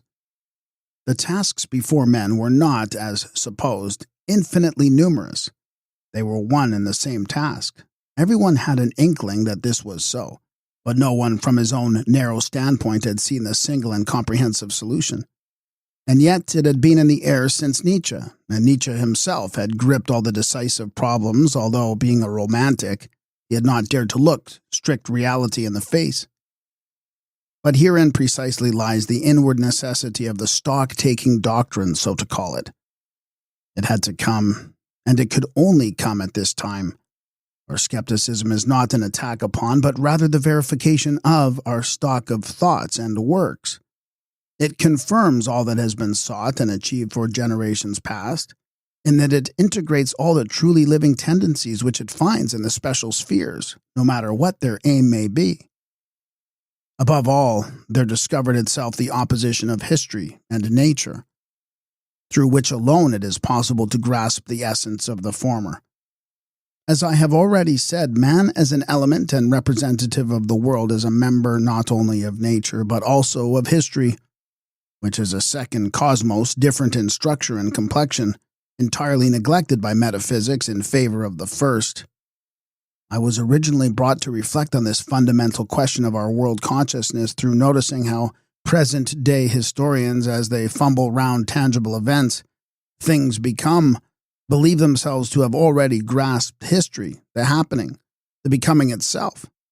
This is a prejudice common to all who proceed by reason and cognition, as against intuitive perception. Note, the philosophy of this book I owe to the philosophy of Goethe, which is practically unknown today, and also, but in a far less degree, to that of Nietzsche. The position of Goethe in West European metaphysics is still not understood in the least. When philosophy is being discussed, he is not even named. For, unfortunately, he did not set down his doctrines in a rigid system, and so the systematic philosophy has overlooked him. Nevertheless, he was a philosopher. His place vis-à-vis Kant is the same as that of Plato, who similarly eludes the would-be systematizer vis-à-vis Aristotle. Plato and Goethe stand for the philosophy of becoming, Aristotle and Kant the philosophy of being. Here we have intuition opposed to analysis, something that it is practically impossible to convey by the methods of reason as found in individual sayings and poems of Goethe, which must be regarded as the expression of a perfectly definite metaphysical doctrine. I would not have one single word changed in this. The Godhead is effective in the living and not in the dead, in the becoming and the changing, not in the become and the set fast, and therefore, similarly, the reason is concerned only to strive towards the divine through the becoming and the living, and the understanding only to make use of the become and the set fast. This sentence comprises my entire philosophy. And it had long ago been a source of perplexity to the great elatics with their doctrine that through cognition there could be no becoming, but only a being, or having become. In other words, history was seen as nature in the objective sense of the physicist and treated accordingly. And it is to this that we must ascribe the baneful mistake of applying the principles of causality, of law, of system, that is, the structure of rigid being, to the picture of happenings. It was assumed that a human culture existed just as electricity or gravitation existed, and that it was capable of analysis in much the same way as these. The habits of the scientific researcher were eagerly taken as a model, and if from time to time some student asked what Gothic or Islam or the polis was, no one inquired why such symbols of something living inevitably appeared just then and there in that form and for that space of time. That every phenomenon ipso facto propounds a metaphysical riddle, that the time of its occurrence is never irrelevant, that it still remained to be discovered what kind of a living interdependence, apart from the inorganic natural law interdependence, subsists within the world picture, which radiates from nothing less than the whole man and not merely, as Kant thought, from the cognizing part of him, that a phenomenon is not only a fact for the understanding but also an expression of the spiritual, not only an object but a symbol as well, be it one of the highest creations of religion or art or a mere trifle of everyday life. All this was, philosophically, something new. And thus in the end I came to see the solution clearly before me in immense outlines possessed of full inward necessity, a solution derived from one single principle that, though discoverable, had never been discovered, that from my youth had haunted and attracted me, tormenting me with the sense that it was there and must be attacked and yet defying me to seize it. Thus, from an almost accidental occasion of beginning, there has arisen the present work, which is put forward as the provisional expression of a new world picture. The book is laden, as I know, with all the defects of a first attempt, incomplete and certainly not free from inconsistencies. Nevertheless, I am convinced that it contains the incontrovertible formulation of an idea which, once enunciated clearly, will, I repeat, be accepted without dispute. If, then, the narrower theme is an analysis of the decline of that West European culture which is now spread over the entire globe, yet the object in view is the development of a philosophy and of the operative method peculiar to it, which is now to be tried, viz., the method of comparative morphology in world history. The work falls naturally into two parts. The first, form and actuality, starts from the form language of the great cultures, attempts to penetrate to the deepest roots of their origin, and so provides itself with the basis for a science of symbolic. The second part, world historical perspectives, starts from the facts of actual life, and from the historical practice of higher mankind seeks to obtain a quintessence of historical experience that we can set to work upon the formation of our own culture. 2. The meaning of numbers. It may be better to begin by drawing attention to certain basic terms which are sometimes employed in this book in a novel sense, although in the course of the argument their meaning becomes clear. 1. Goethe's distinction between becoming and the become can be adopted in place of the customary distinction between being and becoming. Of these two elements in the results that we obtain by and in consciousness, becoming is always the basic element, not the other way around. 2. The words proper, individual, and alien represent two primal facts in consciousness. The element called alien is always related to perception, i.e., the outer world, the life of sensation. The element called proper is involved with the basic fact known as feeling, i.e., the inner life. 3. Human consciousness is identical with the opposition between the soul and the world. There are gradations in consciousness varying from a dim perception, sometimes suffused by an inner light, to an extreme sharpness of pure reason that we find in the thought of Kant, for whom soul and world have become subject and object. This elementary structure of consciousness is not capable of further analysis. Both factors are always present together and appear as a unity. 4. Life, perpetually fulfilling itself as an element of becoming, is what we call the present, and it possesses that mysterious property of direction, which men have tried to rationalize by means of the enigmatic word time. 5. Life is the form in which the realization of the possible is fulfilled. The soul, as the repository of feelings, represents the possible, that which is to be fulfilled. The world is the actual, the completed, and life the fulfillment. 6. There are two ways of regarding the entirety of knowledge, becoming and the become, life and the lived, according to whether the becoming, the realization of the possible or the become, the world fulfilled. Whether direction or extension dominate the effect which cannot solely be attributed to either. It is not the question of an alternative, but of a series of perpetually varying possibilities, the extremes being a purely organic and a purely mechanical view of the world. One is the world as history, the other the world as nature, these words being used in an unusual sense. The mechanism of a pure nature picture, such as the world of Newton and Kant, is cognized and reduced to a system.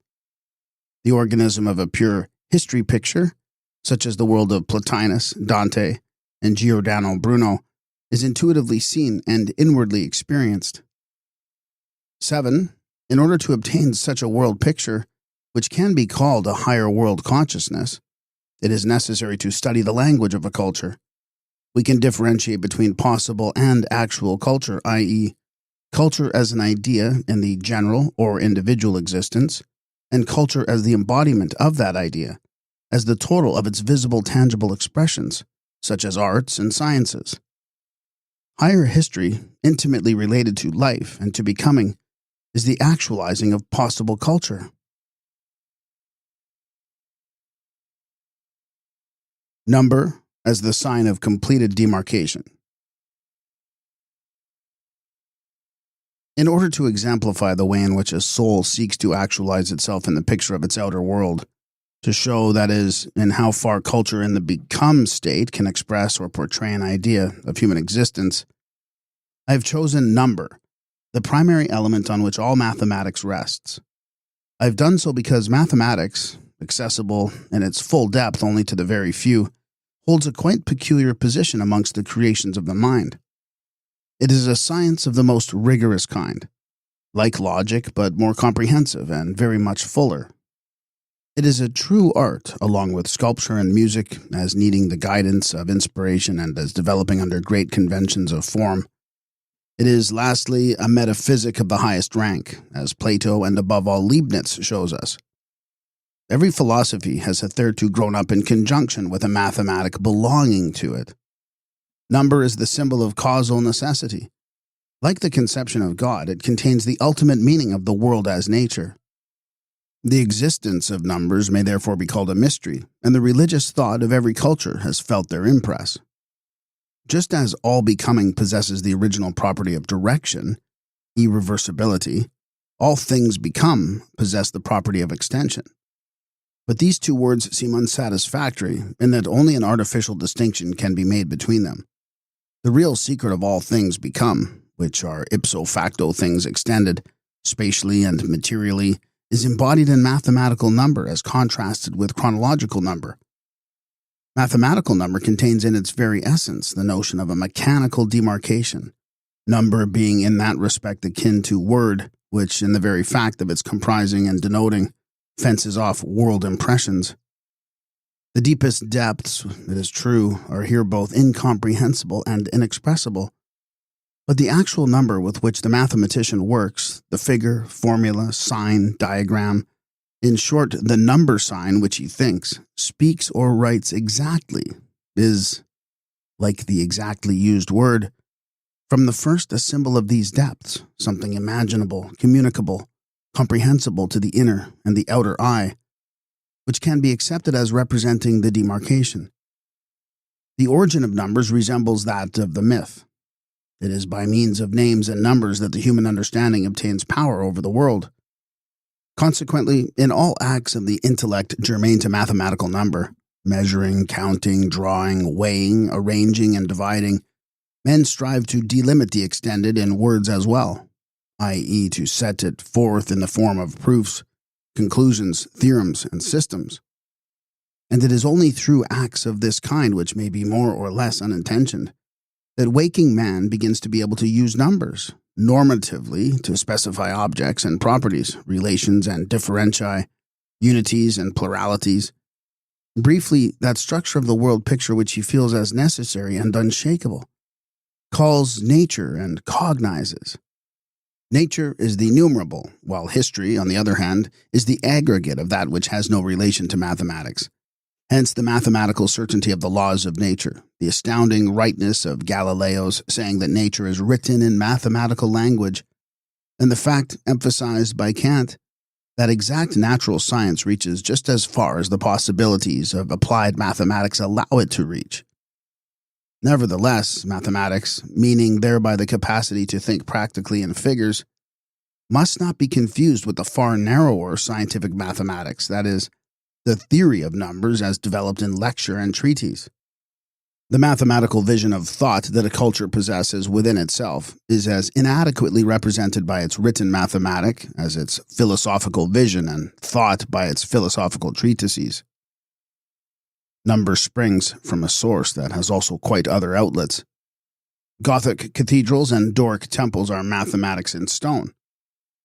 Doubtless, Pythagoras was the first in the classical culture to conceive number scientifically as the principle of a world order of comprehensible things, as standard and as magnitude. But even before him, it had found expression as a noble arraying of sensuous material units in the strict canon of the statue and the Doric order of columns. The great arts are, one and all, modes of interpretation by means of limits based on number. Consider, for example, the problem of space representation in oil painting. A high mathematical endowment may, without any mathematical science whatsoever, come to fruition and full self-knowledge in technical spheres. In the presence of so powerful a number sense as that evidenced, even in the Old Kingdom, in the dimensioning of pyramid temples and in the technique of building, water control, and public administration, not to mention the calendar, no one surely would maintain that the valueless arithmetic of Akhmes belonging to the new empire represents the level of Egyptian mathematics. Note, Dynasties 1 to 8, or effectively 1 to 6. The Pyramid period coincides with dynasties 4 to 6. Cheops, Chephren, and Mycerinus belong to the 4th dynasty, under which also great water control works were carried out between Abydos and the Fayum. It is the style of a soul that comes out in the world of numbers, and the world of numbers includes something more than the science thereof. Every culture has its own mathematic. From this, there follows a fact of decisive importance which has hitherto been hidden from the mathematicians themselves. If mathematics were a mere science like astronomy or mineralogy, it would be possible to define their object. There is no mathematic but only mathematics.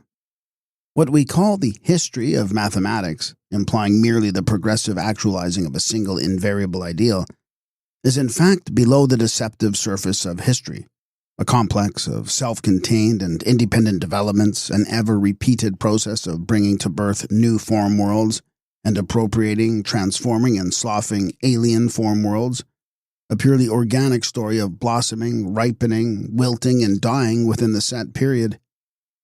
The student must not let himself be deceived. The mathematic of the classical soul sprouted almost out of nothingness. The historically constituted Western soul, already possessing the classical science, not inwardly but outwardly as a thing learnt, had to win its own by apparently altering and perfecting, but in reality destroying the essentially alien Euclidean system. In the first case, the agent was Pythagoras, in the second, Descartes. In both cases, the act is, at bottom, the same. The relationship between the form language of a mathematic and that of the cognate major arts is in this way put beyond doubt. The temperament of the thinker and that of the artist differ widely indeed, but the expression methods of the waking consciousness are inwardly the same for each. The sense of form of the sculptor, the painter, the composer is essentially mathematical in its nature. The same inspired ordering of an infinite world which manifested itself in the geometrical analysis and projective geometry of the 17th century could vivify, energize, and suffuse contemporary music with the harmony that it developed out of the art of thoroughbass, which is the geometry of the sound world, and contemporary painting with the principle of perspective, the felt geometry of the space world that only the West knows. To Goethe, we owe the profound saying, "The mathematician is only complete insofar as he feels within himself the beauty of the true." Here we feel how nearly the secret of numbers related to the secret of artistic creation. Mathematics, then, are an art. The development of the great arts ought never to be treated without an assuredly not unprofitable side glance at contemporary mathematics. In the very deep relation between changes of musical theory and the analysis of the infinite, the details have never been yet investigated, although aesthetics might have learned a great deal more from these than from all so-called psychology. Still more revealing would be a history of musical instruments written, not, as it always is, from the technical standpoint of tone production, but as a study of the deep spiritual bases of the tone colors and tone effects aimed at. For it was the wish, intensified to the point of a longing, to fill a spatial infinity with sound which produced, in contrast to the classical lyre and reed, lyra, kithara, aulos, syrinx, and the Arabian lute, the two great families of keyboard instruments, organ, pianoforte, etc., and bow instruments, and that as early as the Gothic time. The organ and clavichord belong certainly to England, and bow instruments reached their definite forms in Upper Italy between 1480 and 1530, while it was principally in Germany that the organ was developed into the space-commanding giant that we know, an instrument the like of which does not exist in all musical history. The free organ playing of Bach and his time was nothing if it was not analysis of a strange and vast tone world. Classical numbers as magnitude. When, about 540 BC, the circle of the Pythagoreans arrived at the idea that number is the essence of all things, it was not a step in the development of mathematics that was made, but a wholly new mathematic that was born. Long heralded by metaphysical problem posings and artistic form tendencies, now it came forth from the depths of the classical soul as a formulated theory, a mathematic born in one act at one great historical moment. Just as the mathematic of the Egyptians had been, and the algebra astronomy of the Babylonian culture with its ecliptic coordinate system, and knew, for these older mathematics had long been extinguished and the Egyptian was never written down. The most valuable thing in the classical mathematic is its proposition that number is the essence of all things perceptible to the senses. Defining number as a measure, it contains the whole world feeling of a soul passionately devoted to the here and the now. Measurement in this sense means the measurement of something near and corporeal. Consider the contents of the classical artwork. Say the freestanding statue of a naked man. Here every essential and important element of being, its whole rhythm, is exhaustively rendered by surfaces, dimensions, and the sensuous relations of the parts. The Pythagorean notion of the harmony of numbers, although it was probably deduced from music, a music, be it noted, that knew not polyphony or harmony, and formed its instruments to render single, plump, almost fleshy tones, seems to be the very mold for a sculpture that has this ideal. The worked stone is only a something insofar as it has considered limits and measured form. What it is what it has become under the sculptor's chisel. Apart from this, it is a chaos, something not yet actualized, in fact, for the time being, a null. The same feeling transferred to the grander stage produces as an opposite to the state of chaos, that of cosmos, which for the classical soul implies a cleared-up situation of the external world. A harmonic order which includes each separate thing as a well-defined, comprehensible, and present entity. The sum of such thing constitutes neither more nor less than the whole world, and the interspaces between them, which for us are filled with the impressive symbol of the universe of space, are for them the nonant, tomion. And looking backward from this standpoint, we may perhaps see into the deepest concept of the classical metaphysics, Anaximander's apeiron, a word that is quite untranslatable into any Western tongue. It is that which possesses no number in the Pythagorean sense of the word, no measurable dimensions or definable limits, and therefore no being. The measureless, the negation of form, the statue not yet carved out of the block, the I-key, optically boundless and formless, which only becomes a something, namely the world, after being split up by the senses. It is the underlying form a priori of classical cognition, bodilessness as such, which is replaced exactly in the Kantian world picture by that space out of which Kant maintained that all things could be thought forth. The whole classical mathematic is at bottom stereometry, solid geometry. To Euclid, who rounded off its system in the 3rd century, the triangle is of deep necessity, the bounding surface of a body, never a system of 3 intersecting straight lines or a group of 3 points in 3-dimensional space. He defines a line as length without breadth, mikos apletes. In our mouths, such a definition would be pitiful. In the classical mathematic, it was brilliant. Numbers belong exclusively to the domain of extension, but there are precisely as many possibilities, and therefore necessities, of ordered presentation of the extended as there are cultures. Classical number is a thought process dealing not with spatial relations, but with visible, limitable, and tangible units. And it follows naturally and necessarily that the classical knows only the natural, positive, and whole numbers, which, on the contrary, play in our Western mathematics a quite undistinguished part in the midst of complex, hypercomplex, non-Archimedean, and other number systems. On this account, the idea of irrational numbers, the unending decimal fractions of our notation, was unrealizable within the Greek spirit. Euclid says, and he ought to have been better understood, that incommensurable lines are not related to one another like numbers.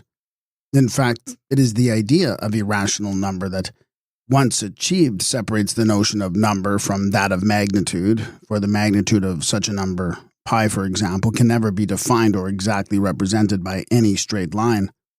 Moreover, it follows from this that in considering the relation, say, between diagonal and side in a square, the Greek would be brought up suddenly against a quite other sort of number, which was fundamentally alien to the classical soul, and was consequently feared as a secret of its proper existence, too dangerous to be unveiled. Note: one may be permitted to add that according to the legend, both Hippasus, who took to himself public credit for the discovery of a sphere of 12 pentagons, viz. The regular dodecahedron, regarded by the Pythagoreans as the quintessence or ether of a world of real tetrahedrons, octahedrons, icosahedrons, and cubes, and Archytas, the 8th successor of the founder, are reputed to have been drowned at sea. The pentagon from which his dodecahedron is derived itself involves incommensurable numbers. The pentagram was the recognition badge of Pythagoreans, and the slogan, incommensurable, their special secret. It would be noted, too, that Pythagoreanism was popular till its initiates were found to be dealing in these alarming and subversive doctrines, and then they were suppressed and lynched. A persecution which suggests more than one deep analogy with certain heresy suppressions of Western history. There is a singular and significant late Greek legend, according to which a man who first published the hidden mystery of the irrational perished by shipwreck. For the unspeakable and the formless must be left hidden forever. Note: the idea of square root 2 to the diagonals, the length of the sides being 1, was known to Eudoxus. In spite of this knowledge of them, the Greeks did not use the irrational number, HW. It is the deep metaphysical fear that the sense comprehensible and present in which the classical existence had entrenched itself would collapse and precipitate its cosmos, largely created and sustained by art, into unknown primitive abysses. And to understand this fear is to understand the final significance of classical number. That is, measure in contrast to the immeasurable, and to grasp the high ethical significance of its limitation.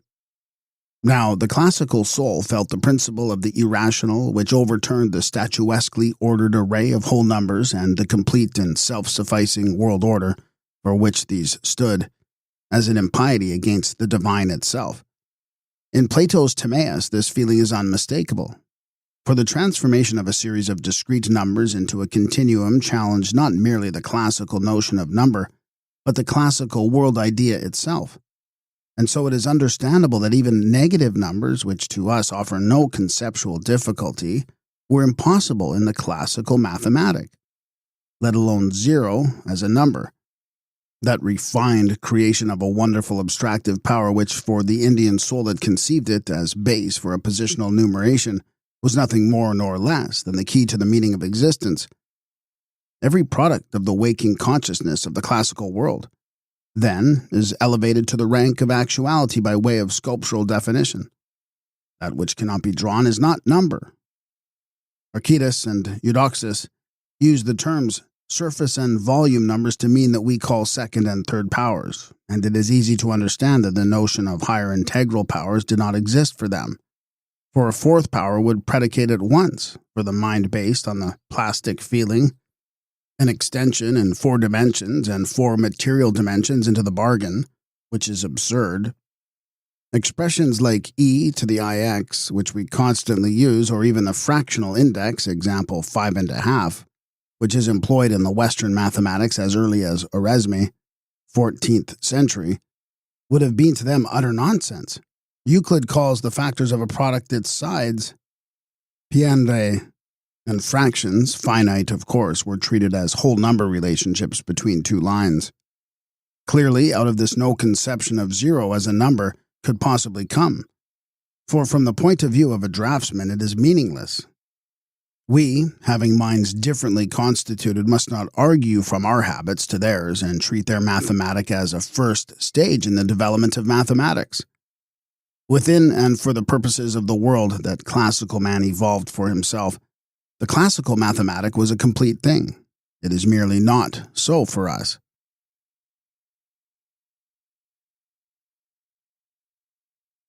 The world, according to Aristarchus, Diophantus, and the Magian mathematic. Numbers are images of the perfectly decentralized understanding of pure thought and contain their abstract validity within themselves.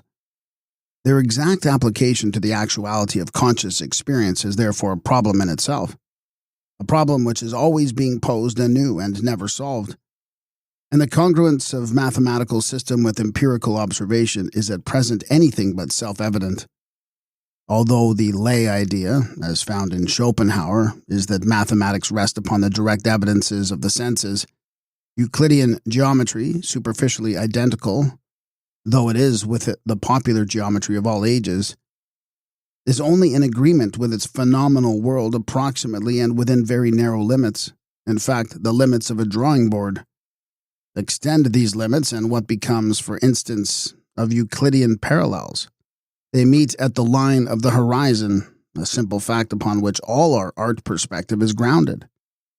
But Euclid, as a thinker of the classical age, was entirely consistent with its spirit when he refrained from proving the phenomenal truth of his axioms by referring to, say, the triangle formed by an observer and 2 infinitely distant fixed stars. For these can neither be drawn nor intuitively apprehended, and his feeling was precisely the feeling which shrank from the irrationals, which did not dare to give nothingness a value as zero, i.e. a number, and even in the contemplation of cosmic relations shut its eyes to the infinite and held to its symbol of proportion. Aristarchus of Samos, who in 288 to 277 belonged to a circle of astronomers at Alexandria that doubtless had relations with Chaldeo-Persian schools, rejected the elements of a heliocentric world system. Note, in the only writing of this that survives indeed, Aristarchus maintains the geocentric view. It may be presumed, therefore, that it was only temporarily that he let himself be captivated by a hypothesis of the Chaldean learning. Rediscovered by Copernicus, it was to shake the metaphysical passions of the West to their foundations. Witness Giordano Bruno, to become the fulfillment of mighty premonitions, and to justify that Faustian, Gothic world feeling which had already professed its faith in infinity through the forms of its cathedrals. But the world of Aristarchus received his work with entire indifference, and in a brief space of time it was forgotten.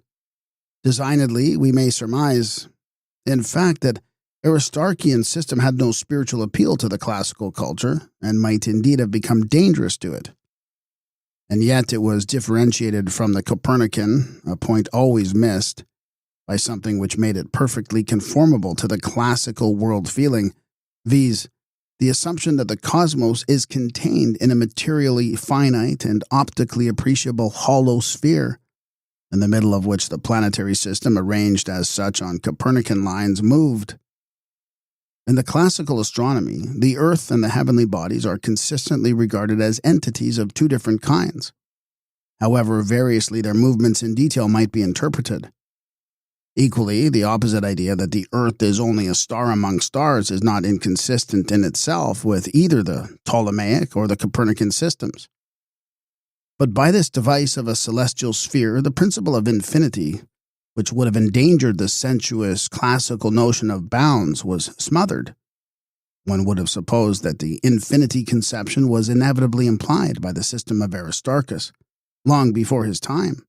The Babylonian thinkers had reached it. But no such thought emerges.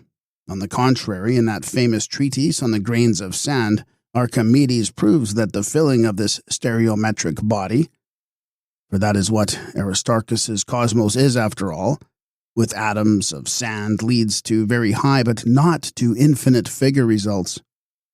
This proposition, quoted though it may be, time and again, as being a first step towards the integral calculus, amounts to a denial, implicit indeed in the very title, of everything that we mean by the word analysis. Eudoxus, Apollonius, and Archimedes, certainly the keenest and boldest of the classical mathematicians, completely worked out in the main with rule and compass a purely optical analysis of things become, on the basis of sculptural classical bounds. With these methods also should be classed the exhaustion method of Archimedes, given by him in his recently discovered letter to Eratosthenes, on such subjects as the quadrature of the parabola section by means of inscribed rectangles, instead of through similar polygons.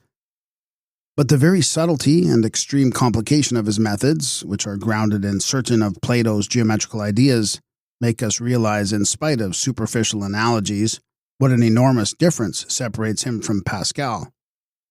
Apart altogether from the idea of Riemann's integral, what sharper contrast could there be to these ideas than the so-called quadratures of today?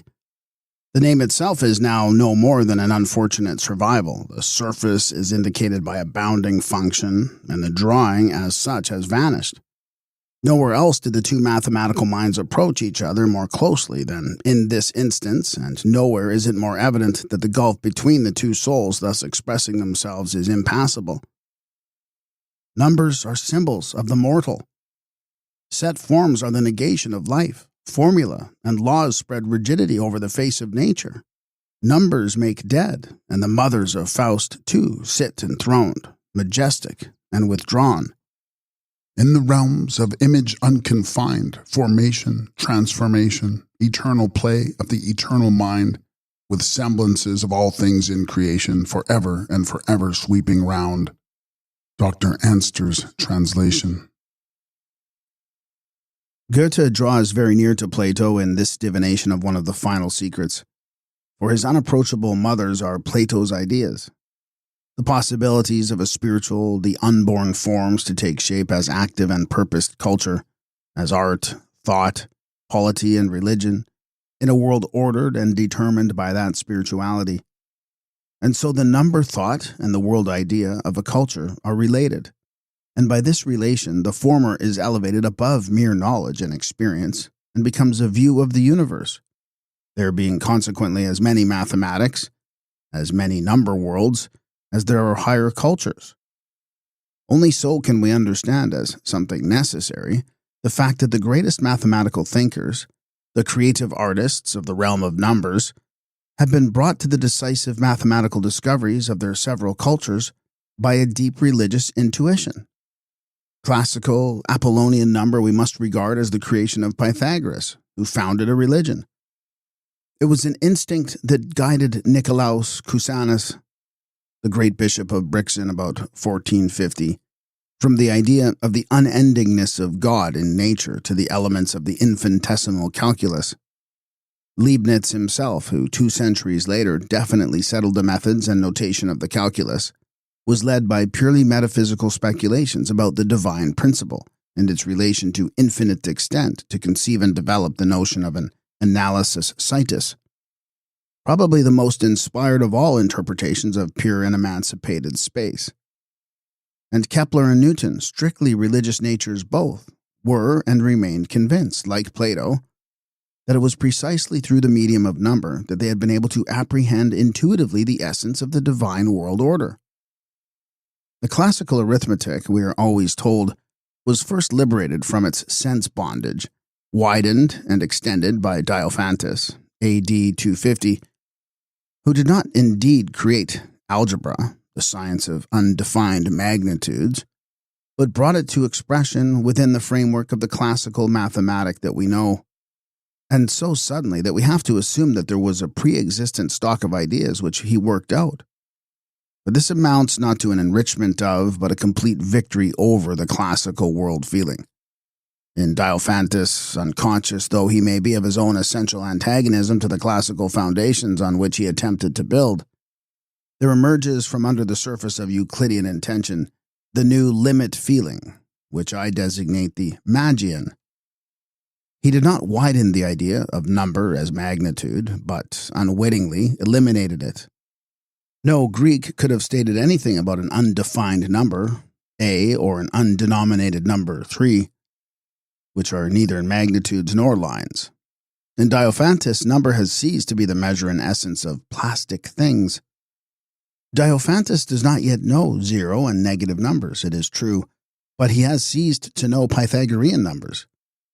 And this Arabian indeterminateness of number is, in its turn, something quite different from the controlled variability of the later Western mathematics, the variability of the function.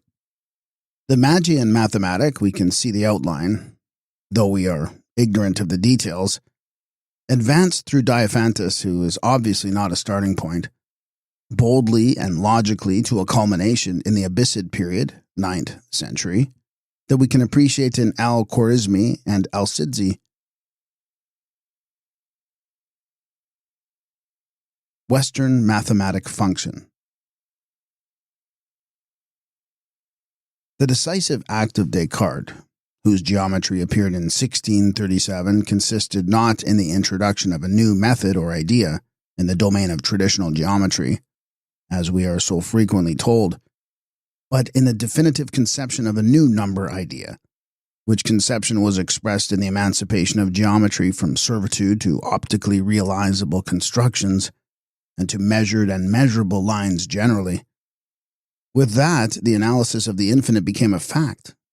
In place of the sensuous element of concrete lines and planes, the specific character of the classical feeling of bounds, there emerged the abstract, spatial, unclassical element of the point, which from then on was regarded as a group of co-ordered pure numbers.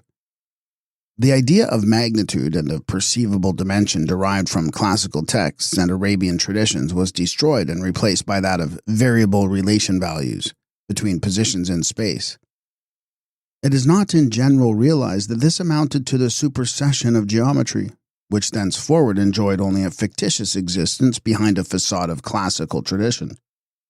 The word geometry has an inextensible Apollonian meaning, and from the time of Descartes, what is called the new geometry is made up in part of synthetic work upon the position of points in a space which is no longer necessarily three-dimensional, a manifold of points, and in part of analysis in which numbers are defined through point positions in space. And this replacement of lengths by position carries with it a purely spatial and no longer a material conception of extension. The clearest example of this destruction of the inherited optical finite geometry seems to me to be the conversion of angular functions, which in the Indian mathematic had been numbers, in a sense of the word that is hardly accessible to our minds, into periodic functions, and their passage thence into an infinite number realm, in which they become series and not the smallest trace remains of the Euclidean figure.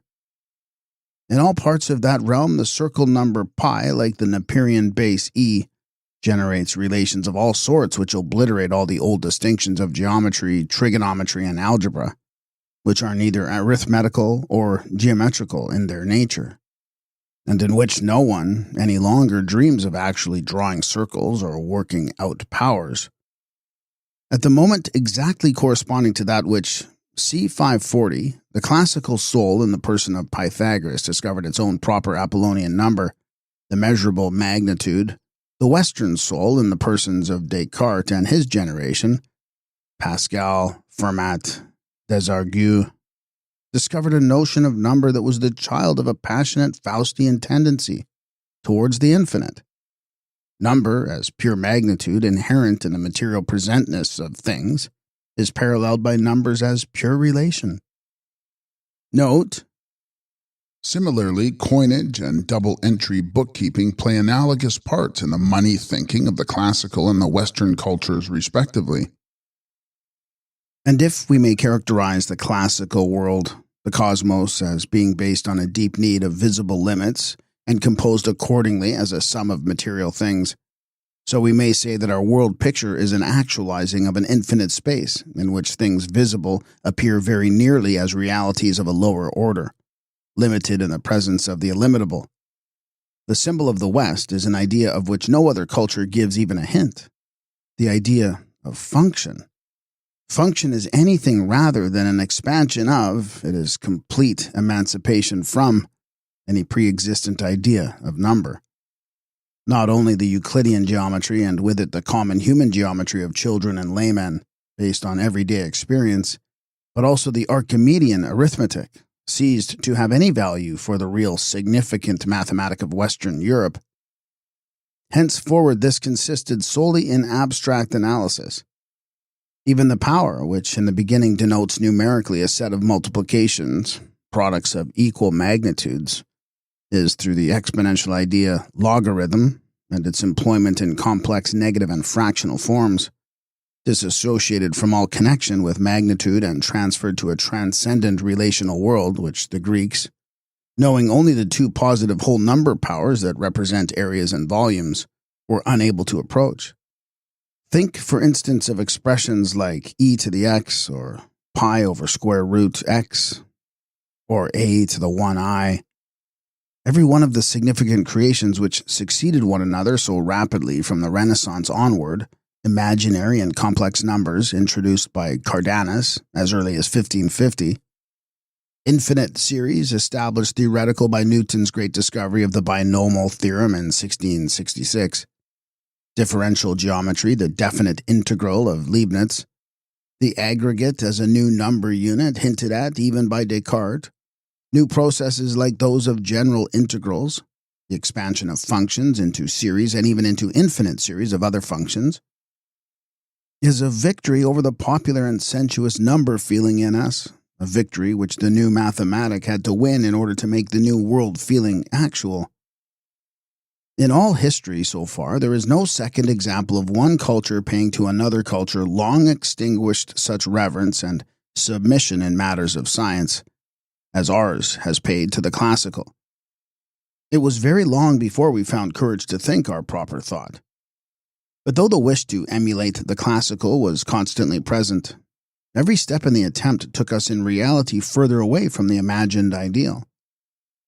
The history of Western knowledge is thus one of progressive emancipation from classical thought, an emancipation never willed out but enforced in the depths of the unconscious. And so the development of the new mathematic consists of a long, secret, and finally victorious battle against the notion of magnitude. The present-day sign language of mathematics perverts its real content. It is principally owing to that tendency that the belief in numbers as magnitude still rules today, even amongst mathematicians. For is it not the base of all our written notation? But it is not the separate signs, example, x, pi, 5, serving to express the functions, but function itself as a unit, as element, the variable relation no longer capable of being optically defined, that constitutes the new number. And this new number should have demanded a new notation built up with entire disregard of classical influences.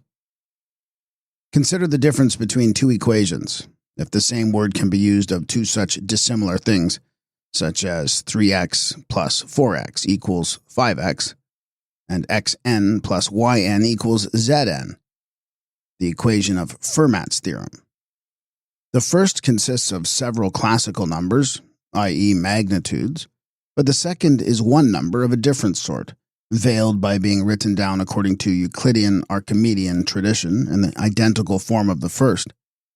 In the first case, the sign equals establishes a rigid connection between definite and tangible magnitudes, but in the second it states that within a domain of variable images there exists a relation such that from certain alterations, certain other alterations necessarily follow.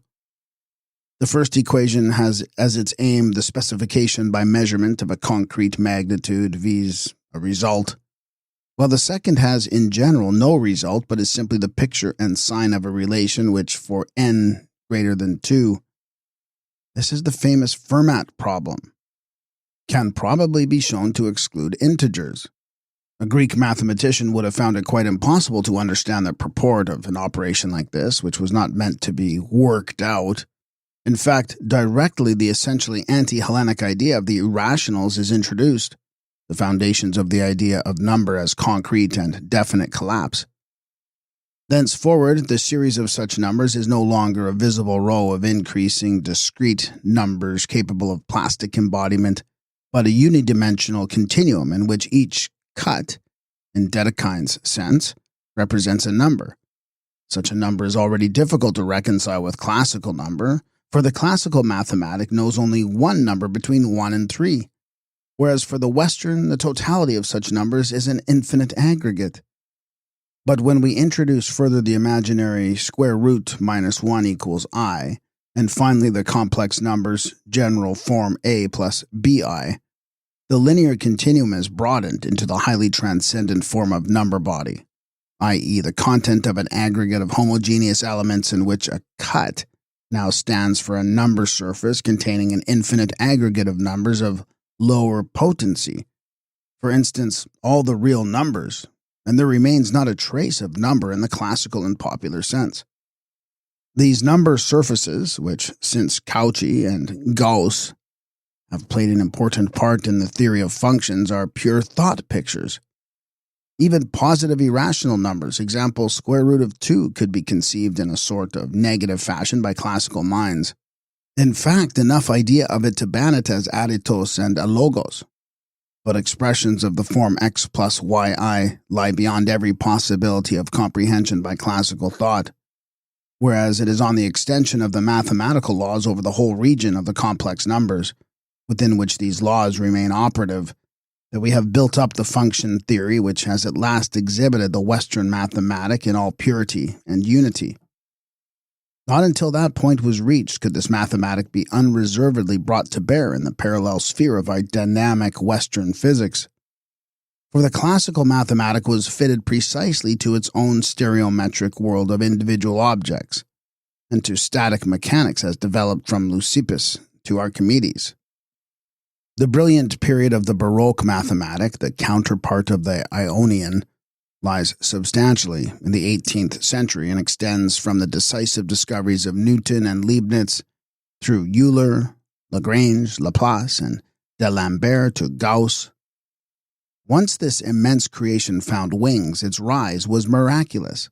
Men hardly dared believe their senses. The age of refined skepticism witnessed the emergence of one seemingly impossible truth after another. Note: Thus, Bishop Berkeley's Discourse Addressed to an Infidel Mathematician, 1735, shrewdly asked whether the mathematician were in a position to criticize the divine for proceeding on the basis of faith. Regarding the theory of the differential coefficient, D'Alembert had to say, "Go forward and faith will come to you." Logic itself seemed to raise objections and to prove foundations fallacious. But the goal was reached.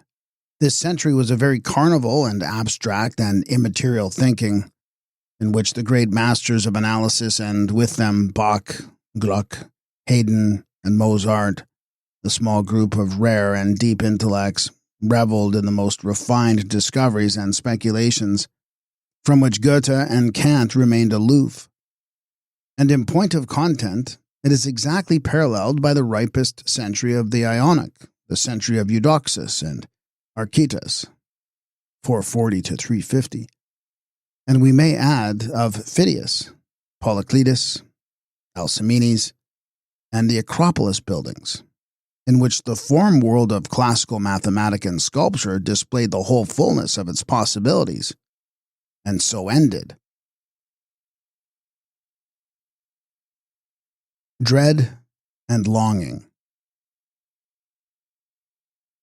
We have already observed that like a child, a primitive mankind acquires, as part of the inward experience that is the birth of the ego, an understanding of number and ipso facto possession of an external world referred to the ego. As soon as the primitive's astonished eye perceives the dawning world of ordered extension, and the significant emerges in great outlines from the welter of mere impressions, and the irrevocable parting of the outer world from his inner, world gives form and direction to his waking life. There arises in the soul, instantly conscious of its loneliness, the root feeling of longing, Sehnsucht. It is this that urges becoming towards its goal, that motives the fulfillment and actualizing of every inward possibility that unfolds the idea of individual being. It is the child's longing which will presently come into the consciousness more and more clearly as a feeling of constant direction, and finally stand before the mature spirit as the enigma of time. Queer, tempting, insoluble. Suddenly the words past and future have acquired a fateful meaning. But this longing which wells out of the bliss of the inner life is also, in the intimate essence of every soul, a dread as well. As all becoming moves towards a having become wherein it ends, so the prime feeling of becoming, the longing, touches the prime feeling of having become, the dread. In the present we feel a trickling away, the past implies a passing. Here is the root of our eternal dread of the irrevocable, the attained, the final, our dread of mortality, of the world itself as a thing become, where death is set as a frontier like birth. Our dread of the moment when the possible is actualized, the life is inwardly fulfilled and consciousness stands as its goal. It is the deep world fear of the child, which never leaves the higher man, the believer, the poet, the artist, that makes him so infinitely lonely in the presence of the alien powers that loom, threatening in the dawn behind the screen of sense phenomena. The element of direction, too, which is inherent in all becoming, is felt owing to the inexorable irreversibility to be something alien and hostile. And the human will to understanding ever seeks to bind the inscrutable by a spell of a name. It is something beyond comprehension, this transformation of future into past, and thus time in its contrast with space, has always a queer, baffling, oppressive ambiguity from which no serious man can wholly protect himself. This world fear is assuredly the most creative of all prime feelings. Man owes to it the ripest and deepest forms and images, not only of his conscious inward life, but also of the infinitely varied external culture which reflects this life. Like a secret melody that not every ear can perceive, it runs through the form language of every true artwork, every inward philosophy, every important deed, and although those who can perceive it in that domain are the very few, it lies at the root of the great problems of mathematics. Only the spiritually dead man of the autumnal cities, Hammurabi's Babylon, Ptolemaic Alexandria, Islamic Baghdad, Paris, and Berlin today, only the pure intellectual, the sophist, the sensualist, the Darwinian, loses it or is able to evade it by setting up a secretless scientific worldview between himself and the alien. As the longing attaches itself to that impalpable something whose thousand-formed elusive manifestations are comprised in, rather than denoted by the word time, so the other prime feeling, dread, finds its expression in the intellectual, understandable, outlinable symbols of extension. And thus we find that every culture is aware, each in its own special way, of an opposition of time and space, of direction and extension, the former underlying the latter as becoming precedes having become. It is the longing that underlies the dread, becomes the dread, and not vice versa. The one is not subject to the intellect, the other is its servant. The role of the one is purely to experience, that of the other purely to know, erleben, erkennen. In the Christian language, the opposition of the two world feelings is expressed by fear God and love Him. In the soul of all primitive mankind, just as in that of earliest childhood, there is something which impels it to find means of dealing with the alien powers of the extension world that assert themselves inexorable in and through space. The subtlest as well as the most powerful form of this defense is causal and systematic knowledge, delimitation by label and number. The world fear is stilled when an intellectual form language hammers out brazen vessels in which the mysterious is captured and made comprehensible. The method common to all the great cultures, the only way of actualizing itself that the soul knows, is the symbolizing of extension, of space, or of things, and we find it alike in the conceptions of absolute space that pervade Newtonian physics. Gothic cathedral interiors and Moorish mosques, and the atmospheric infinity of Rembrandt's paintings, and again the dark tone worlds of Beethoven's quartets, in the regular polyhedrons of Euclid, the Parthenon sculptures in the pyramids of old Egypt, the nirvana of Buddha, the aloofness of the court customs under Sesostris, Justinian I and Louis XIV, in the God idea of an Aeschylus, a Plotinus, a Dante, and in the world-embracing spatial energy of modern techniques. Geometry and arithmetic. In the classical world, the starting point of every formative act was, as we have seen, the ordering of the become, insofar as this was present, visible, measurable, and numerable. The Western, Gothic form feeling, on the contrary, is that of an unrestrained, strong-willed, far-ranging soul, and its chosen badge is pure, imperceptible, unlimited space. Our universe of infinite space, whose existence for us goes without saying, simply does not exist for a classical man. It is not even capable of being presented to him. The fact is that the infinite space of our physics is a form of very numerous and extremely complicated elements tacitly assumed, which have come into being only as the copy and expression of our soul, and are actual, necessary, and natural only for our type of waking life. The simple notions are always the most difficult. The whole of our mathematic from Descartes onward is devoted to the theoretical interpretation of this great and holy religious symbol. In the classical mathematics and physics, the content of this word is simply not known. Here, too, classical names, inherited from the literature of Greece and retained in use, have veiled the realities. Geometry means the art of measuring, arithmetic the art of numbering. The mathematic of the West has long ceased to have anything to do with both these forms of defining, but it has not managed to find new names for its own elements. For the word analysis is hopelessly inadequate. The beginning and end of the classical mathematic is consideration of the properties of individual bodies and their boundary surfaces, thus indirectly taking in conic sections and higher curves. We, on the other hand, at bottom know only the abstract space element of the point, which can neither be seen nor measured, nor yet named, but represents simply a center of reference. The straight line for the Greeks, a measurable edge, is for us an infinite continuum of points. Leibniz illustrates his infinitesimal principle by presenting the straight line as one limiting case and the point as the other limiting case of a circle, having infinitely great or infinitely little radius. But for the Greek, the circle is a plane, and the problem that interested him was that of bringing it into a commensurable condition. Thus, the squaring of the circle became for the classical intellect the supreme problem of the finite. The deepest problem of world form seemed to it to be to alter surfaces bounded by curved lines without change of magnitude into rectangles, and so to render them measurable. For us, on the other hand, it has become the usual, and not specially significant, practice to represent the number pi by algebraic means regardless of any geometrical image. The classical mathematician knows only what he sees and grasps. where definite and defining visibility, the domain of his thought, ceases, his science comes to an end.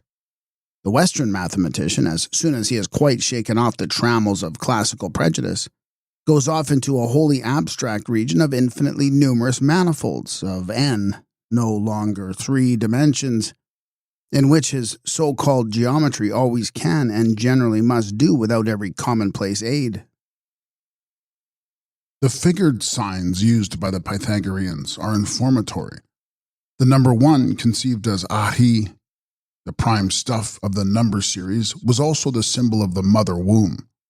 The digit 2, the first true number, which doubles the I, was therefore correlated with the male principle. Finally, the holy 3, the combination of the first 2 numbers, represented the act of propagation.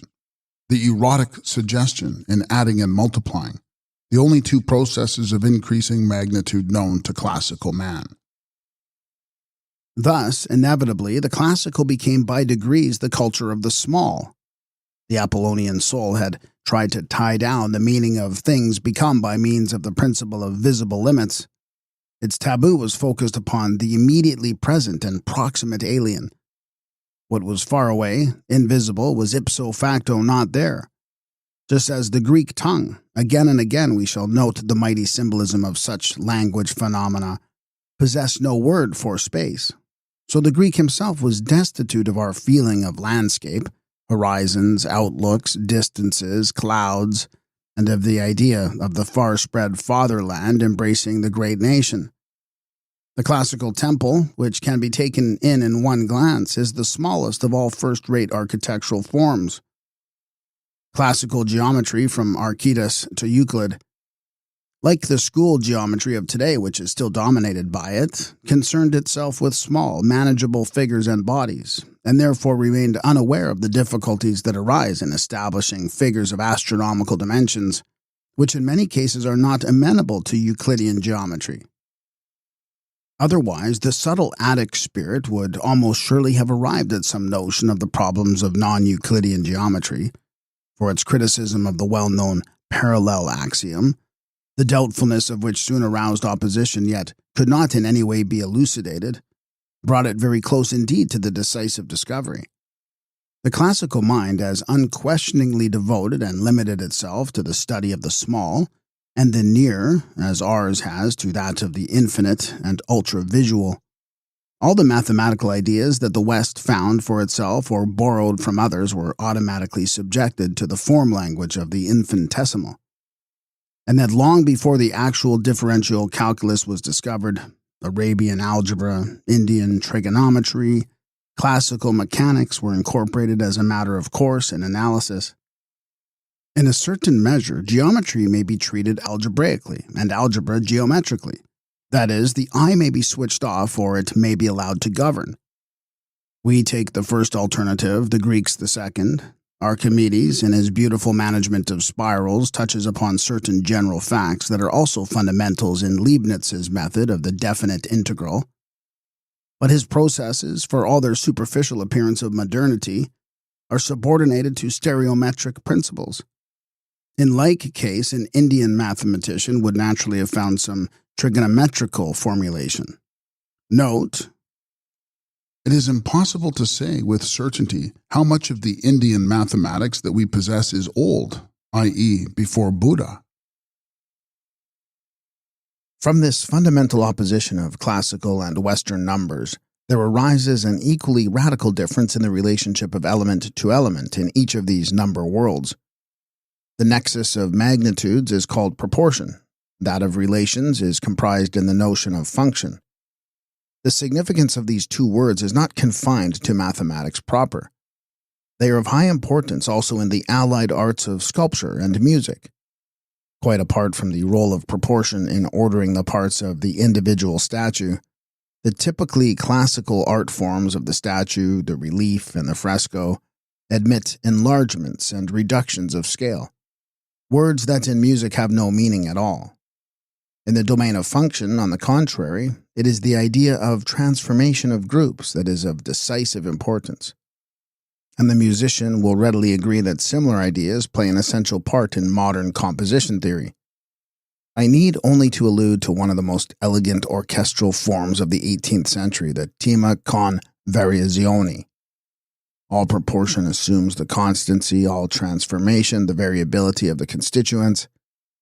Compare, for instance, the congruence theorems of Euclid, the proof of which depends, in fact, upon the ratio of 1 to 1, with the modern deduction of the same by means of angular functions. The alpha and omega of the classical mathematic is construction, which in the broad sense includes elementary arithmetic, that is, the production of a single visually present figure. Every construction affirms and every operation denies appearances, in that the one works out that which is optically given and the other dissolves it. And so we meet with yet another contrast between the two kinds of mathematic. The classical mathematic of small things deals with the concrete individual instance and produces a once-for-all construction, while the mathematic of the infinite handles whole classes of formal possibilities, groups of functions, operations, equations, curves, and does so with an eye not to any result they may have, but to their course. And so for the last 2 centuries, though present-day mathematicians hardly realize the fact, there has been growing up the idea of a general morphology of mathematical operations, which we are justified in regarding as the real meaning of modern mathematics as a whole. All this, we shall perceive more and more clearly, is one of the manifestations of a general tendency inherent in the Western intellect, proper to the Faustian spirit and culture and found in no other. The great majority of the problems which occupy our mathematic, and are regarded as our problems in the same sense as the squaring of the circle was the Greeks', example, the investigation of the convergence in infinite series, Cauchy, and the transformation of elliptic and algebraic integrals into multiple periodic functions, Abel, Gauss, would probably have seemed to the ancients, who strove for simple and definite quantitative results, to be an exhibition of rather abstruse virtuosity, and so indeed the popular mind regards them even today. The classical limit problem and the liberation from the visual. Thus, finally, the whole content of Western number thought centers itself upon the historic limit problem of the Faustian mathematic, the key which opens the way to the infinite, that Faustian infinite which is so different from the infinity of Arabian and Indian world ideas. Whatever the guise, infinite series, curves, or functions in which number appears in the particular case, the essence of it is the theory of the limit. This limit is the absolute opposite of the limit which, without being so called, figures in the classical problem of the quadrature of the circle. Right into the 18th century, Euclidean popular prepossessions obscured the real meaning of the differential principle. The idea of infinitely small quantities lay, so to say, ready to hand, and however skillfully they were handled, there was bound to remain a trace of the classical constancy, the semblance of magnitude, about them, though Euclid would never have known them or admitted them as such. Thus, 0 is a constant, a whole number in the linear continuum between +1 and -1, and it was a great hindrance to Euler in his analytical researches that, like many after him, he treated the differentials as 0. Only in the 19th century was this relic of classical number feeling finally removed, and the infinitesimal calculus made logically secure by Cauchy's definitive elucidation of the limit idea. Only the intellectual step from the infinitely small quantity to the lower limit of every possible finite magnitude brought out the conception of a variable number which oscillates beneath any assignable number that is not 0. A number of this sort has ceased to possess any character of magnitude whatever. The limit, as thus finally presented by theory, is no longer that which is approximated to, but the approximation, the process, the operation itself. It is not a state, but a relation. The liberation of geometry from the visual, and of algebra from the notion of magnitude, and the union of both, beyond all elementary limitations of drawing and counting, in the great structure of function theory, this was the grand course of Western number thought. The constant number of the classical mathematic was dissolved into the variable. Geometry became analytical and dissolved all concrete forms, replacing the mathematical bodies from which the rigid geometrical values had been obtained by abstract spatial relations which in the end ceased to have any supplication at all to sense-present phenomena. It began by substituting for Euclid's optical figures geometrical loci, referred to a coordinate system of arbitrarily chosen origin, and reducing the postulated objectiveness of existence of the geometrical object to the one condition that, during the operation, which itself was one of equating and not of measurement, the selected coordinate system should not be changed. But these coordinates immediately came to be regarded as values pure and simple, serving not so much to determine as to represent and replace the positions of points as space elements. Number, the boundary of things become, was represented not, as before pictorially by a figure, but symbolically by an equation. Geometry altered its meaning. The coordinate system as a picture disappeared and the point became an entirely abstract number group.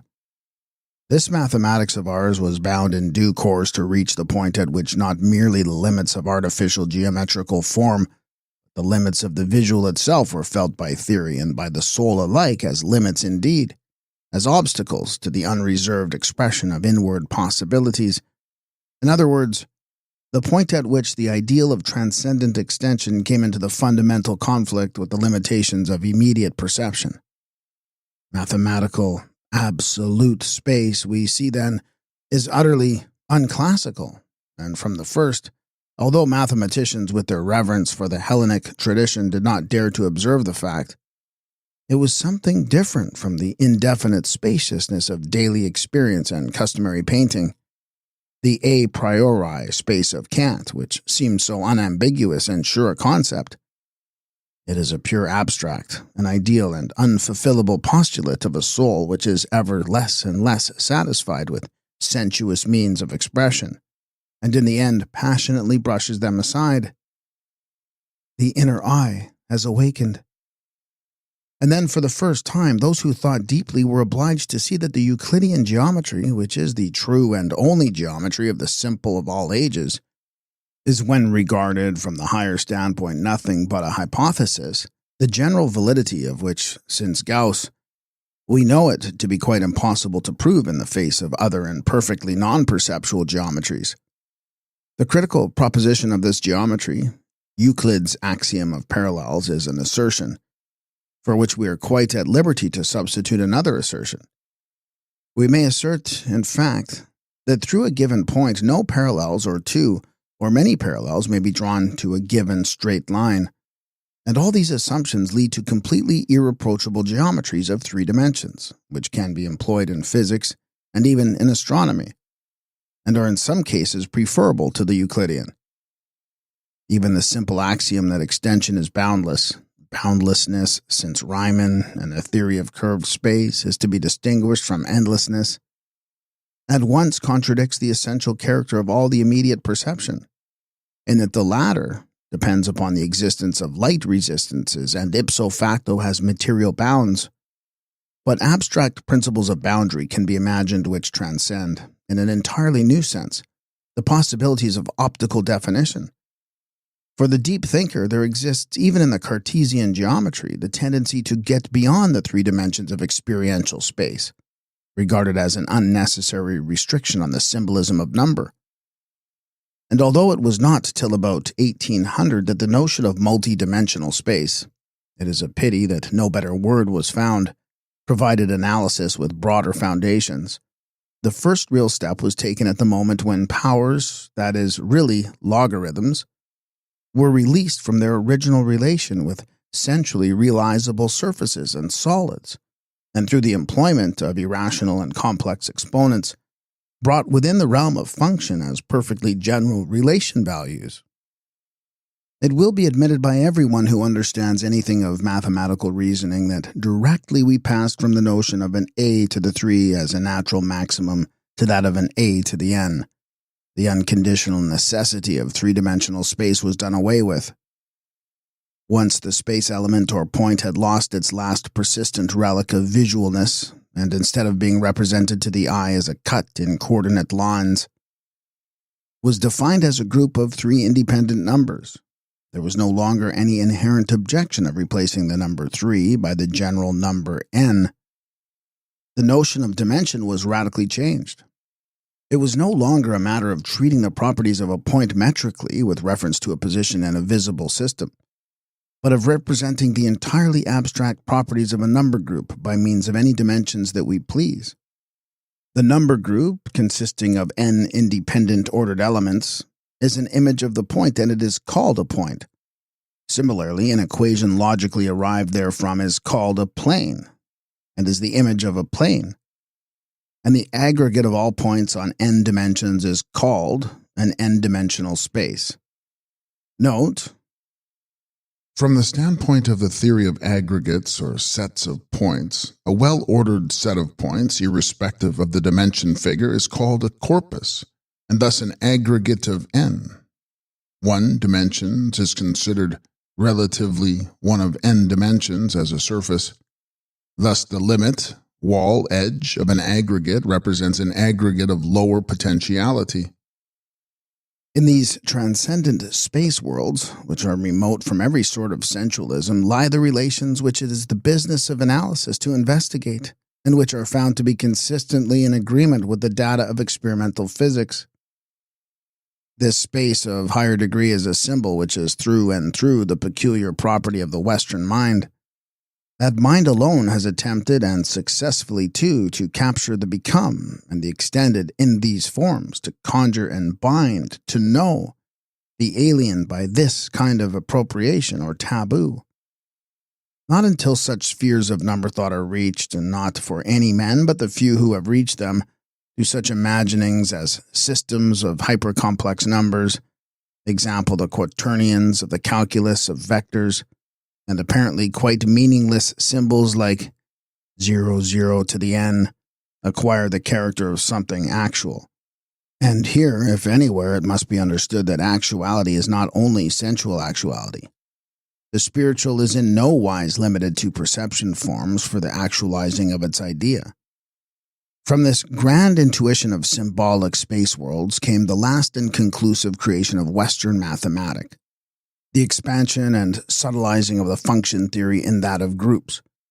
Groups are aggregates or sets of homogeneous mathematical images, example the totality of all differential equations of a certain type, which in structure and ordering are analogous to the Dedekind number bodies. Here are worlds, we feel, of perfectly new numbers, which are nevertheless not utterly sense-transcendent for the inner eye of the adept, and the problem now is to discover in those vast abstract form systems certain elements which, relatively to a particular group of operations, viz. Of transformations of the system, remain unaffected thereby, that is, possess invariance. In mathematical language, the problem, as stated generally by Klein, is given in n-dimensional manifold space, and a group of transformations it is required to examine the forms belonging to the manifold in respect of such properties as are not altered by transformation of the group. And with this culmination our Western mathematic, having exhausted every inward possibility and fulfilled its destiny as the copy and purest expression of the idea of the Faustian soul, closes its development in the same way as the mathematic of the classical culture concluded in the 3rd century. Both those sciences, the only ones of which the organic structure can even today be examined historically, arose out of a wholly new idea of number. In the one case, Pythagoras's, in the other, Descartes. Both, expanding in all beauty, reached their maturity 100 years later. And both, after flourishing for 3 centuries, completed the structure of their ideas at the same moment as the cultures to which they respectively belonged passed over into the phase of megalopolitan civilization. The deep significance of this interdependence will be made clear in due course. It is enough for the moment that, for us, the time of the great mathematicians is past.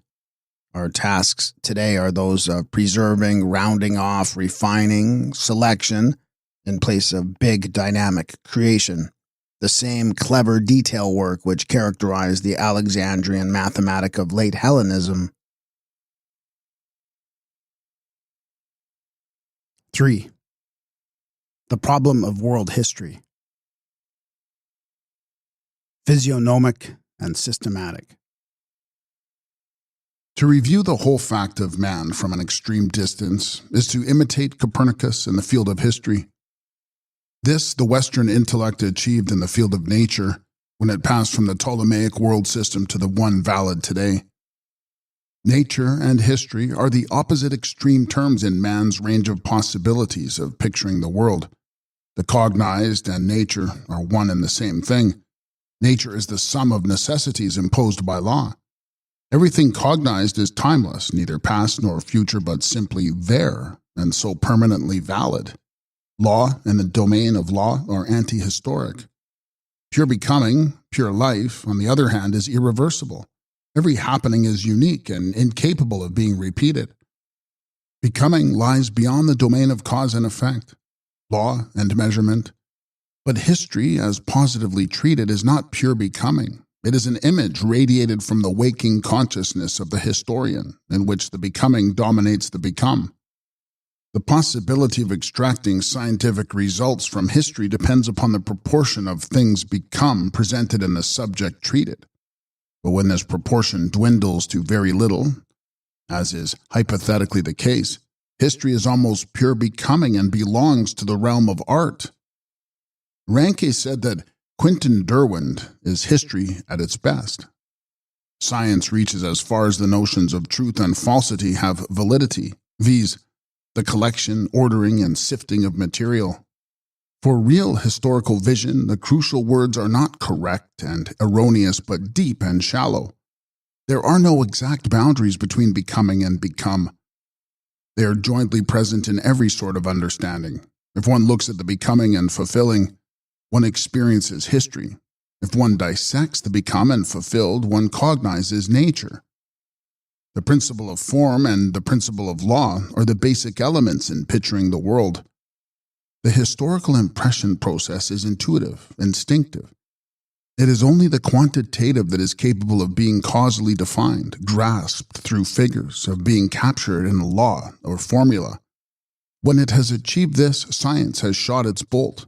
Nevertheless, or rather therefore, the modern mind finds nature study easy and historical study hard. Direction and extension are the chief distinguishing marks separating the historical and the scientific impression of the world.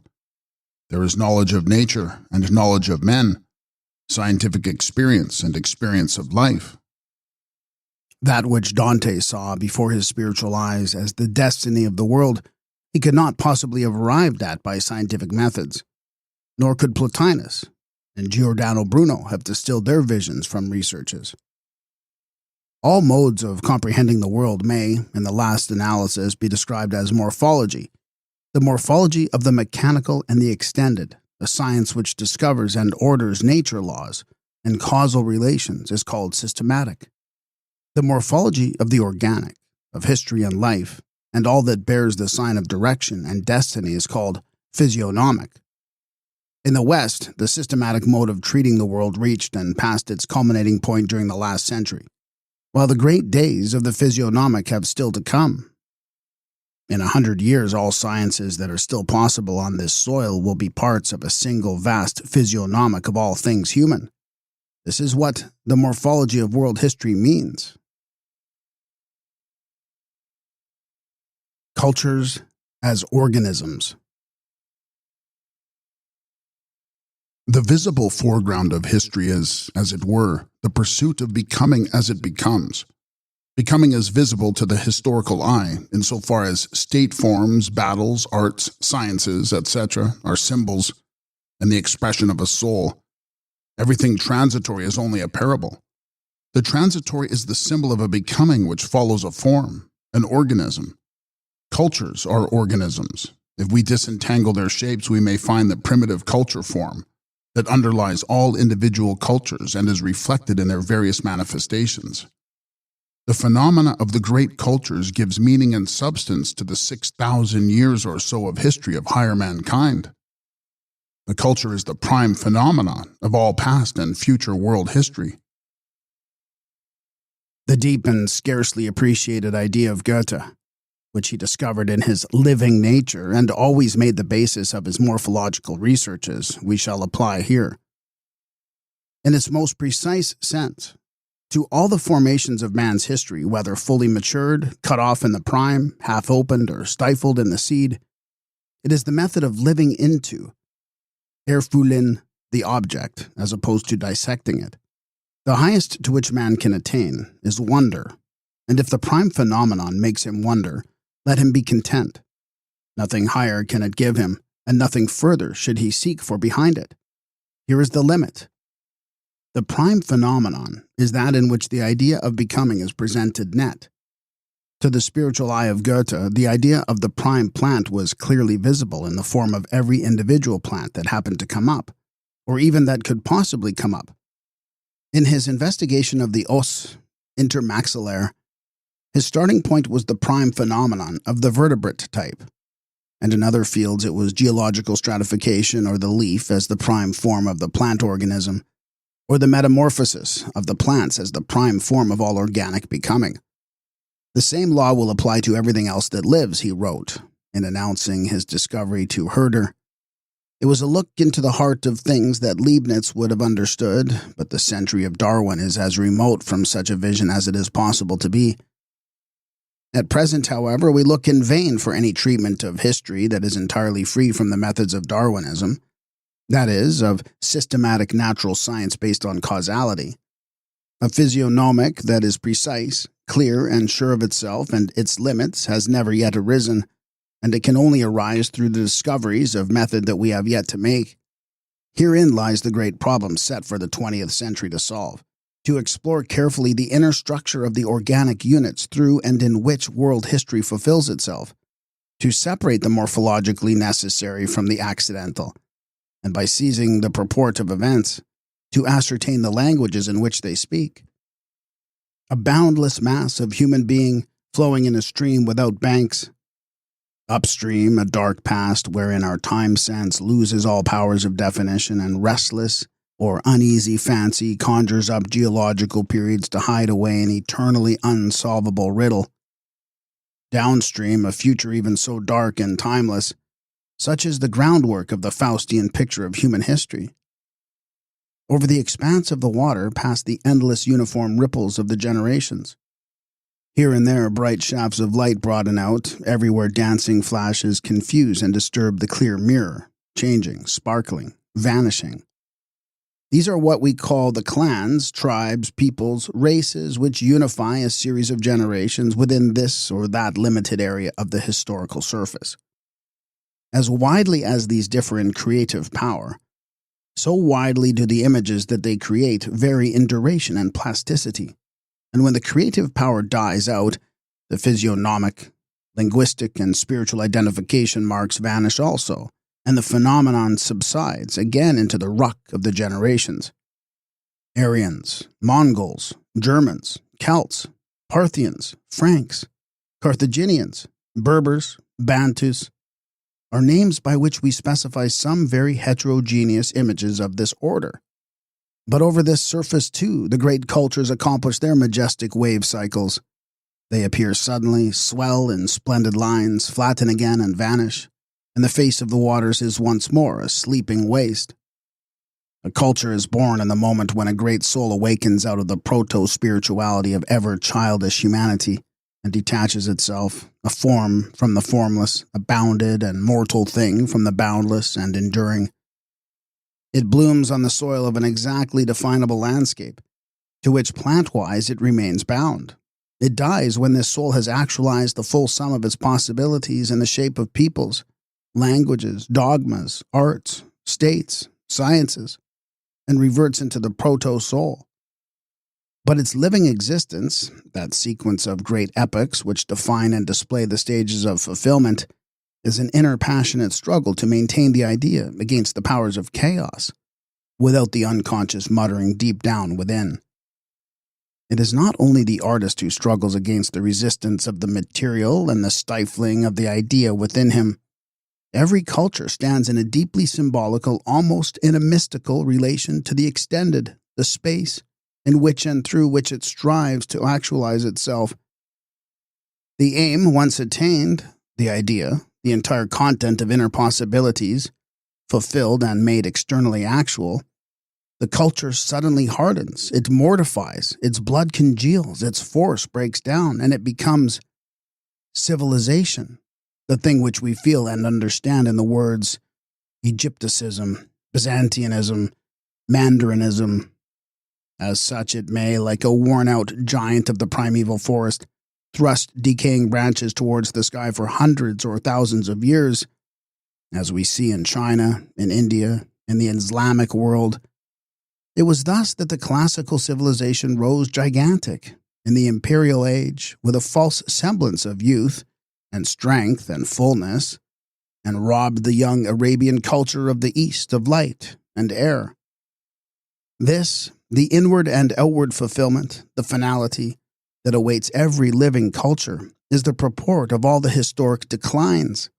Amongst them, that decline of the classical which we know so well and fully, and another decline entirely comparable to it in course and duration, which will occupy the first centuries of the coming millennium, but is heralded already and sensible in and around us today: the decline of the West.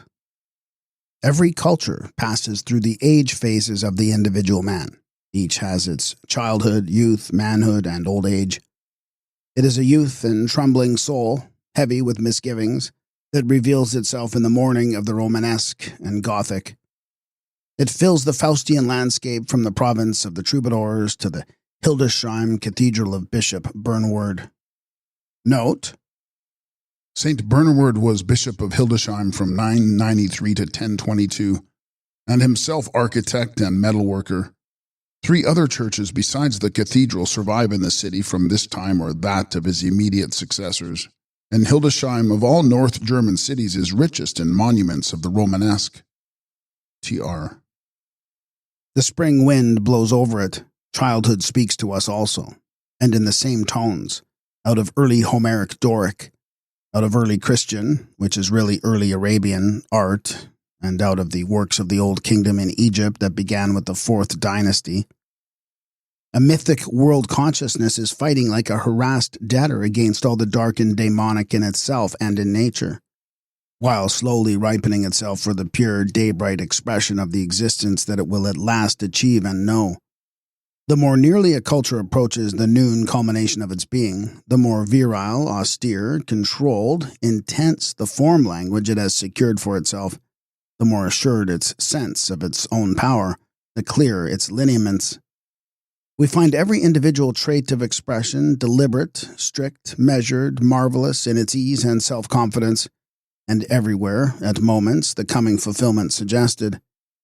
Still later, tender to the point of fragility, fragrant with the sweetness of late October days, come the Cnidian Aphrodite and the Hall of the Maidens, of the Erechtheum, the arabesques on Saracen horseshoe arches, the Zwinger of Dresden, Watteau, Mozart. At last, in the grey dawn of civilization, the fire in the soul dies down. The dwindling powers rise to one more half-successful effort of creation, and produce the classicism that is common to all dying cultures. The soul thinks once again, and in romanticism looks back piteously to its childhood. Then finally, weary, reluctant, cold, it loses its desire to be, and, as in imperial Rome, wishes itself out of the overlong daylight and back in the darkness of proto-mysticism, in the womb of the mother, in the grave. Style, tempo, duration, synchronism. The style and the spiritual nature of the great historical organisms varies according to their habitus. The habitus, in the case of cultures, embraces the totality of life expressions of the higher order, such as the choice of particular branches of art and the out-and-out rejection of others. In the habit, we can see the style of a definite soul. To the habit of a group belong its life duration and its tempo. It is fair to speak of the andante of Greece and Rome and of the allegro con brio of the Faustian spirit. The notion of the life duration of a man, a butterfly, or an oak comprises a specific time value independently of accidents in the individual case. Thus, every culture, every springtime, every rise and fall has its determined phases, which invariably recur with the emphasis of a symbol. In this sense, every being of any import, from intrinsic necessity, recapitulates the phases of the culture to which it belongs. By the homology of organs, biology means their morphological equivalents. For example, the lungs of land animals and the swim bladders of fish, while lungs and gills are analogous, that is, similar in point of use. These pure phenomena are far removed from causality and cannot be explained by expediency. In homologous comparison of cultures, their forms are displayed in striking profile, though with different meanings. As they go through the same phases, we can call them contemporaneous. Thus, for example, the pyramids are contemporary with Gothic cathedrals. Analogous forms in the cultures are dependent upon the habitus of the contemporary culture, but at times they show a precise congruence. Thus, antique plastic and Baroque organ music are analogous phenomena. It can almost be said that homologous and analogous phenomena are one and the same. For example, Alexander the Great and Napoleon. Given the physiognomic rhythm, it is possible, following the method of Goethe, to reconstruct the organic characteristics of whole periods of history, and even to predetermine the features of the still unaccomplished features of our Western history. The idea of destiny and the principle of causality. The soul as the idea of an existence entails the certainty that the actualization of the possible, that life itself must be regarded as irrevocable, fateful in every line. Such organic logic is opposed to the logic of the inorganic, and is beyond the scope of systematists like Aristotle and Kant. The world destiny expresses an indescribable inward certainty. Causality carries the notion of law. The physiognomic flair by which it is possible to read a lifetime, a fate, from a face, operates without deliberate effort or any system. It is far removed from cause and effect. Still, the inward feeling of certain destiny is the foundation of the recognition of cause and effect, as becoming is to the become. Causality could be described as destiny made inorganic and modeled in reason forms. The idea of destiny governs the world picture of history, for destiny is the true existence mode of the prime phenomenon. Causality, which is the existence mode of objects, rules and pervades the world picture of nature. Destiny and causality stand in regard to one another as time and space. Causality has nothing to do with time as Kantians thought. The causal connection, strictly regarded, confines itself to the statement that something happens not when it happens. Insofar as time is concerned in this connection, it is as an abstract product of measurement. Kant's time has no relation with the past or the future. Teleology is a misdirected attempt to deal mechanically with the living content of scientific knowledge. For knowledge implies someone to know, and though the substance of thought may be nature, the act of thought is history, and with life itself as an inverted causality. Teleology is a characteristic tendency of Darwinism. It is a caricature of the idea of destiny. The problem of time. The word time is a sort of charm with which we summon up that intensely personal element which, with an inner certitude, we oppose to an alien element that forces its way in among the crowding impressions of the sense life. The personal, destiny, time are interchangeable words. Time cannot be thought of categorically. Space can. It is a conception. But time is a word to indicate something inconceivable, a sound symbol, and to use it as a concept scientifically is utterly to misconceive its nature. For primitive man, time can have no meaning. All of us are conscious as being aware of space only and not of time. Time is a discovery which is only made by thinking. We create it as an idea and do not begin till much later to suspect that we ourselves are time, inasmuch as we live. What one actually feels at the sound of this word time, which is clearer in music than in language, has an organic essence, as it is bound up with the living and the irreversible. Only the higher cultures whose ideas have reached the stage of a mechanical nature are capable of deriving from the idea of a measurable and comprehensive spatial, a projected image of time, the phantom time, which satisfies their need of measuring and explaining all things. What is merely thought, not felt and experienced, necessarily takes a spatial form, and this explains why no systematic philosopher has been able to make anything of the mystery clouded, far-echoing sound symbols, past and future.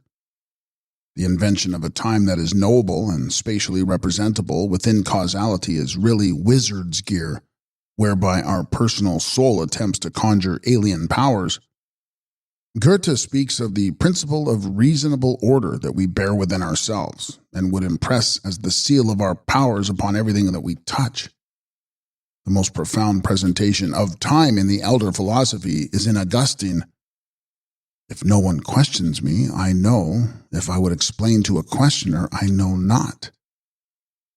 While present-day philosophers hedge by saying that things are in time as in space, and that outside them nothing is conceivable, they are merely setting another interpretation of space beside the ordinary one, just as one might, if one choose, call hope and electricity the two forces of the universe. It is easy enough to come to a scientific understanding about space, not to explain it in the ordinary sense of the word, for that is beyond human powers. Treatment of time on the same line breaks down utterly. Every culture possesses a wholly individual way of looking at and comprehending the world as nature. Or what comes to the same thing, it has its own peculiar nature which no other sort of man can possess in exactly the same form. But in a far greater degree still, every culture, including the individuals comprising it, who are separated only by minor distinctions, possesses a specific and peculiar sort of history. But it is difficult enough to form an exact idea even of the nature proper to another kind of man, although in this domain things specifically cognizable are casually ordered and unified in a communicable system. And it is quite impossible for us to penetrate completely a historical world aspect of becoming formed by a soul that is quite differently constituted from our own. Here there must always be an intractable residue, greater or smaller in proportion to our historical instinct, physiognomic tact, and knowledge of men. All the same, the solution of this very problem is the condition precedent of all really deep understanding of the world. Destiny and incident. Destiny and incident form an opposition in which the soul is ceaselessly trying to clothe something which consists only of feeling and living in intuition, and can only be made plain in highly subjective religious and artistic creations. He who is blind to the world as divina commedia can only find a meaningless turmoil of incidents. The dance scene of the drunken triumvirs in Antony and Cleopatra may well show Shakespeare's contempt for the pragmatic aspect of history. In the late phase of a culture, it is customary to ascribe everything to causality. Kant had carefully established causality as a necessary form of knowledge, but this was meant to refer exclusively to the understanding of man's environment by way of reason. The supreme ethical expression of incident and destiny is found in the Western Christian idea of grace, the grace of being made free to will. Free will is an inward certainty, but whatever one may will or do, that which actually ensues subserves a deeper necessity, and for the eye that sweeps over the distant past visibly conforms to a major order. Pascal, intensely spiritual and born mathematician, tried to bring the idea of destiny within the schematic form of the causality principle. Predestination turns grace into a nature force bound by irrevocable law. Yet, was it not a destiny for the world as well as for themselves that the English Puritans, who were filled with this conviction were ruined not through any passive self-surrender, but through their certainty that their will was the will of God? It is this insight that constitutes the singularity and the power of Shakespeare. Hitherto, neither our research nor our speculation has hit upon this in him, that he is the dramatist of the incidental, and yet this incidental is the very heart of Western tragedy, which is a true copy of the Western history idea, and with it gives the clue to that which we understand in the world. So misconstrued by Kant, time, it is incidental that the political situation of Hamlet, the murder of the king, and the succession question impinge upon just that character that Hamlet is. Or take Othello. It is incidental that the man at whom Iago, the commonplace rogue that one could pick up in any street, aims his blow is one whose person possesses just this wholly special physiognomy. And Lear, could anything be more incidental and therefore more natural than the conjunction of this commanding dignity with these fateful passions and the inheritance of them by the daughters? No one has even today realized all the significance of the fact that Shakespeare took his stories as he found them, and in the very finding of them filled them with the force of inward necessity, and never more sublimely so than in the case of the Roman dramas. Now Hebel is the exact opposite. He destroys the depth of the anecdote by a system of cause and effect. The arbitrary and abstract character of his plots, which everyone feels instinctively, comes from the fact that the causal scheme of his spiritual conflicts is in contradiction with the historically motived world feeling and the quite other logic proper to that feeling. These people do not live, they prove something by coming on. One feels the presence of a great understanding, not that of a deep life. Instead of the incident, we get a problem. This Western species of the incidental is entirely alien to the classical world feeling and therefore to its drama. Antigone has no incidental character to affect her fortunes in any way. What happened to Oedipus, unlike the fate of Lear, might just as well have happened to anyone else. This is the classical destiny, the fatum which is common to all mankind, which affects the body and in no wise depends upon incidents of personality. Napoleon had in his graver moments a strong feeling for the deep logic of world becoming, and in such moments could divine to what extent he was and to what extent he had a destiny. I feel myself driven towards an end that I do not know. As soon as I shall have reached it, as soon as I shall become unnecessary, an atom will suffice to shatter me. Till then, not all the forces of mankind can do anything against me, he said at the beginning of the Russian campaign.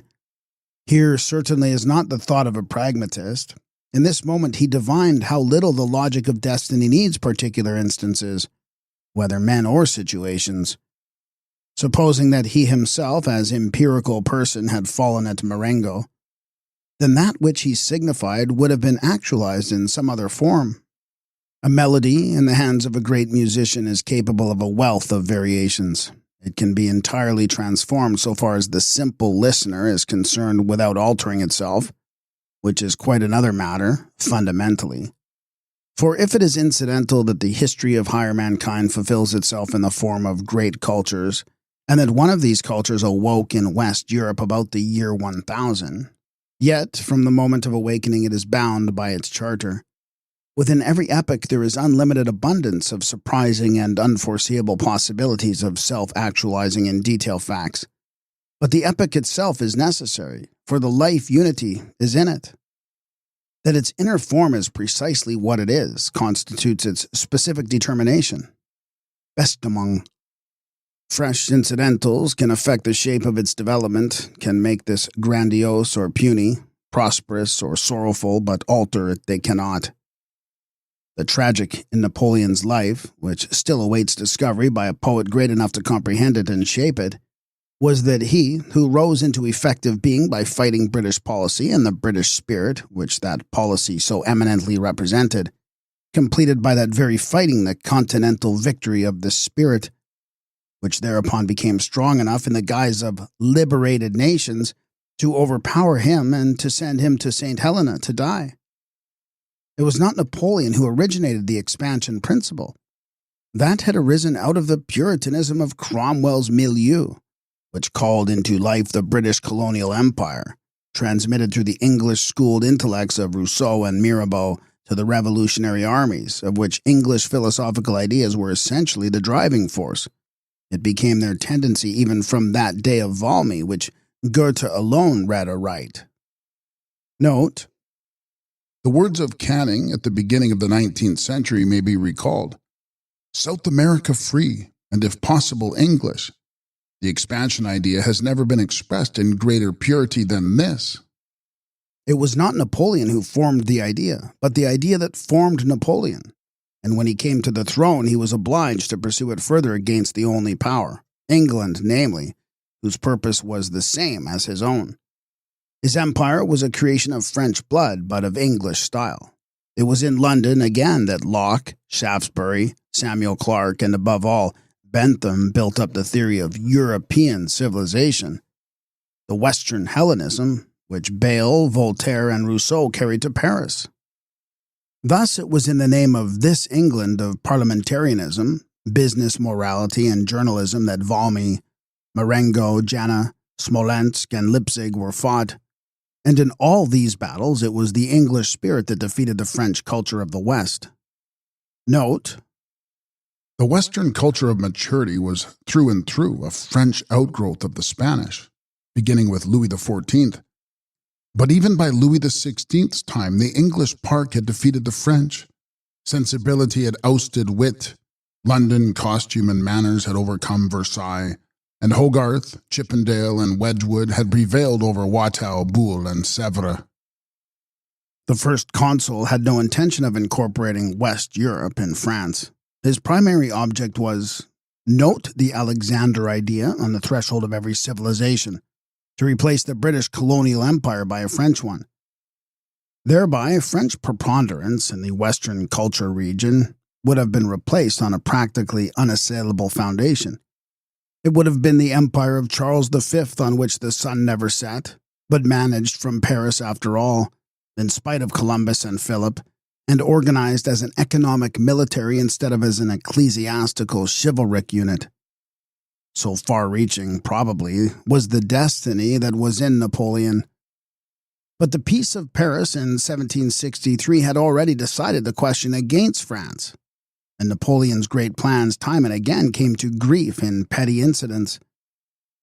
At Acre, a few guns were landed in the nick of time from the British warships. There was a moment again, just before the signature of the Peace of Amiens, when the whole Mississippi Basin was still amongst his assets and he was in close touch with the Maratha powers that were resisting British progress in India. But again, a minor naval incident obliged him to abandon the whole of a carefully prepared enterprise. Note: The allusion is to the voyage of Linois's small squadron to Pondicherry in 1803. Its confrontation by another small British squadron there, and the counter-order which led Linois to retire to Mauritius. Tr. And lastly, when by the occupation of Dalmatia, Corfu, and all Italy, he had made the Adriatic a French lake with a view to another expedition to the east, and was negotiating with the Shah of Persia for action against India, he was defeated by the whims of the Tsar Alexander, who at times was undoubtedly willing to support a march on India and whose aid would infallibly have secured its success. It was only after the failure of all extra-European combinations that he chose as his ultima ratio in the battle against England the incorporation of Germany and Spain, and so rising against himself his own English revolutionary ideas, the very ideas of which he had been the vehicle, he took the step that made him no longer necessary. A United States of Europe, actualized through Napoleon as founder of a romantic and popular military monarchy, is the analogue of the realm of the Diadochi. When actualized as a 21st century economic organism by a matter-of-fact Caesar, it will be the counterpart of the Imperium Romanum. These are incidentals, but they are in the picture of history. But Napoleon's victories and defeats, which always hide a victory of England and civilization over culture, his imperial dignity, his fall, the grand nation, the episodic liberation of Italy, in in 1796, as in 1859, essentially no more than a change of political costume for a people long since become insignificant.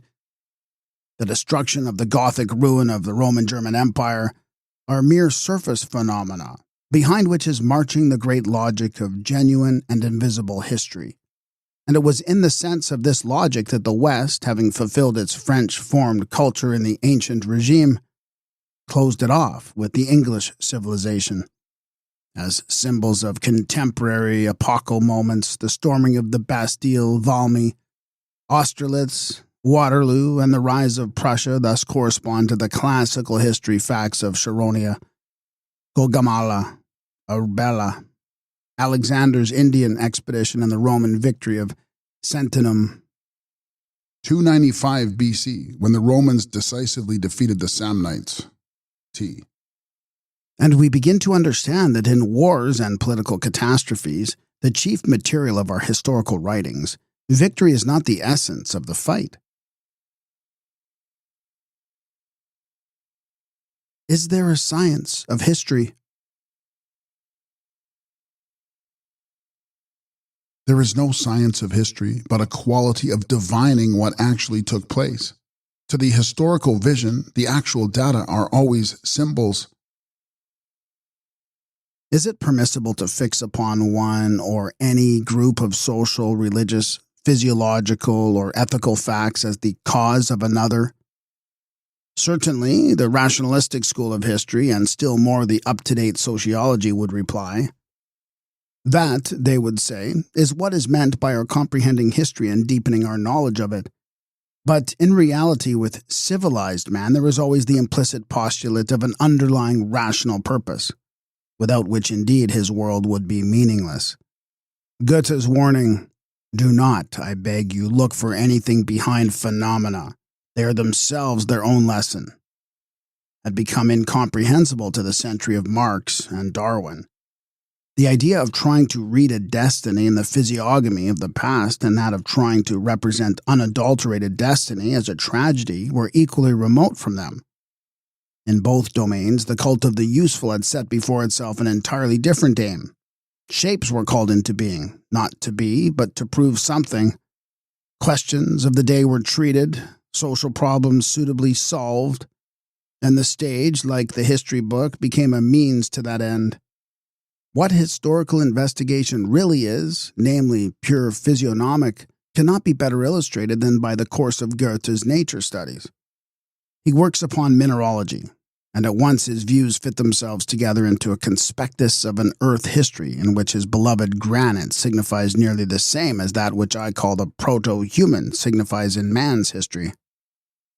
He investigates well-known plants and the prime phenomenon of metamorphosis, the original form of the history of all plant existence, reveals itself.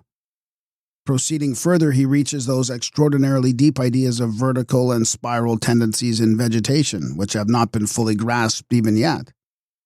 His studies of ossature, based entirely on the contemplation of life, led him to the discovery of the os intermaxillaire in man, and to the view that the skull structure of the vertebrates developed out of 6 vertebrae.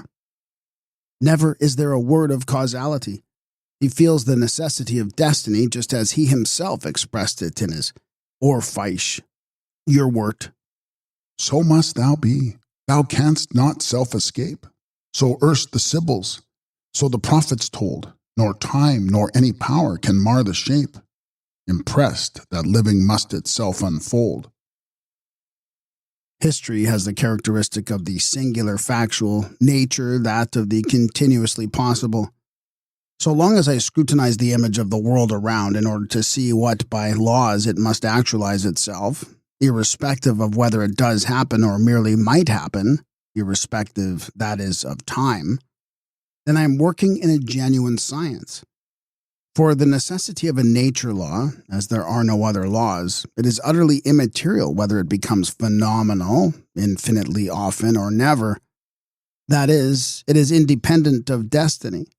There are thousands of chemical combinations that never are and never will be produced, but they are demonstrably possible and therefore they exist for the fixed system of nature, though not for the physiognomy of the whirling universe. A system consists of truths. A history rests on facts. Nature stands beyond all time. Its mark is extension, and it is without directional quality. Hence, for the one, the necessity of the mathematical, and for the other, the necessity of the tragic. In the actuality of waking existence, both worlds, that of scrutiny and that of acceptance, hingebung, are interwoven. Just as in a Brabant tapestry, warp and woof together affect the picture. Every law must, to be available to the understanding at all, once have been discovered through some destiny disposition in the history of an intellect. That is, it must have once been in experiential life, and every destiny appears in some sensible garb, as persons, acts, scenes, and gestures, in which nature laws are operative. History and nature within ourselves stand opposed to one another as life is to death, as ever becoming time to ever become space. In the waking consciousness, becoming and become struggle for control of the world picture, and the highest and maturest forms of both sorts are seen. In the case of the classical soul, in the opposition of Plato and Aristotle, and in the case of our Western, in that of Goethe and Kant. The pure physiognomy of the world, contemplated by the soul of an eternal child, and its pure system comprehended by the reason of an eternal greybeard. Before my eyes there seems to emerge as a vision, a hitherto unimagined mode of superlative historical research that is truly Western, necessarily alien to the classical and to every other soul but ours.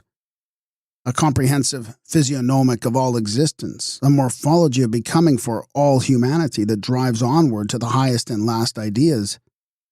A duty of penetrating the world feeling not only of our proper soul, but of all souls whatsoever that have contained grand possibilities and have expressed them in the field of actuality as grand cultures.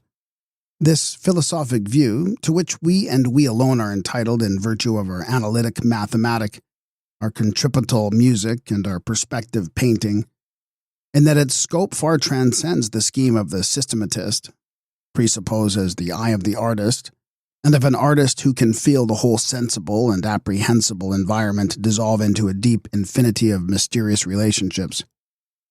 So Dante felt, and so Goethe felt.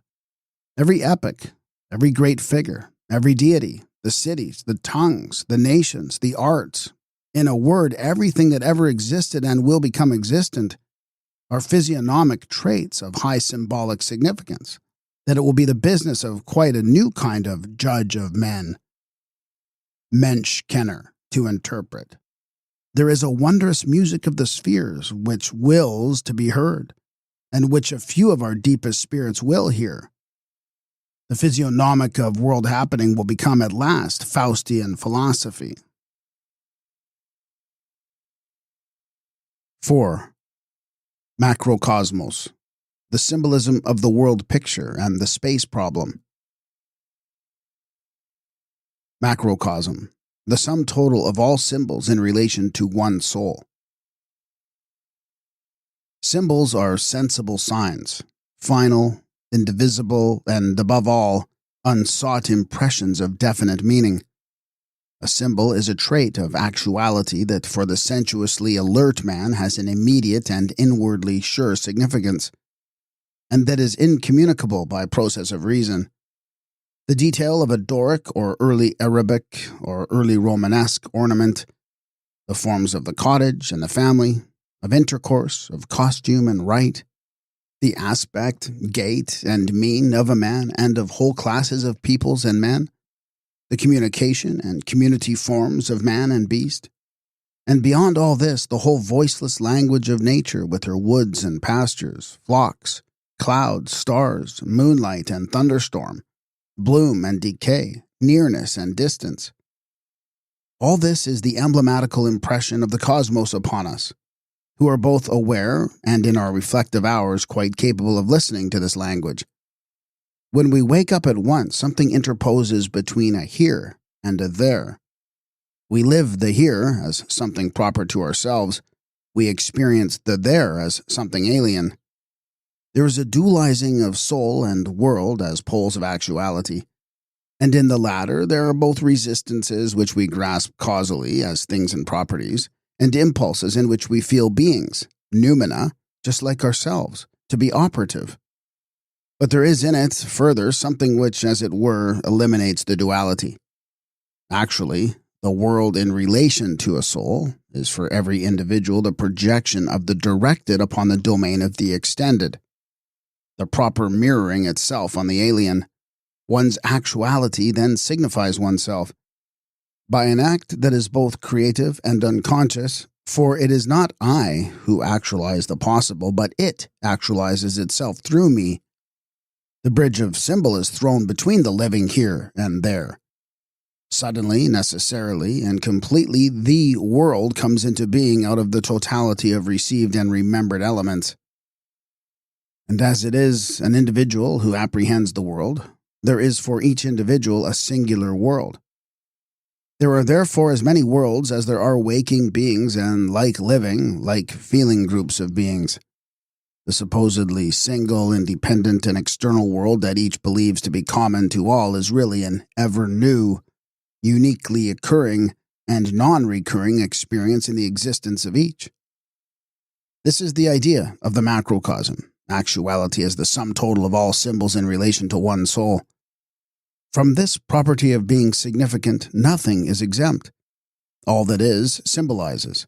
From the corporeal phenomena like visage, shape, mien of individuals and classes and peoples alike, which have always been known to possess meaning, to the supposedly eternal and universally valid forms of knowledge, mathematics and physics, everything speaks out of the essence of one and only one soul. At the same time, these individuals' worlds, as lived and experienced by men of one culture or spiritual community, are interrelated, and on the greater or less degree of this interrelation depends the greater or less communicability of intuitions, sensations, and thoughts from one to another. That is, the possibility of making intelligible what one has created in the style of one's own being, through expression media such as language or art or religion, by means of word sounds or formula, or signs that are themselves also symbols. The degree of interrelation between one's world and another's fixes the limit at which understanding becomes self-deception. Certainly it is only very imperfectly that we can understand the Indian or the Egyptian soul, as manifested in the men, customs, deities, root words, ideas, buildings, and acts of it. Space and death. Symbols, as being things actualized, belong to the domain of the extended.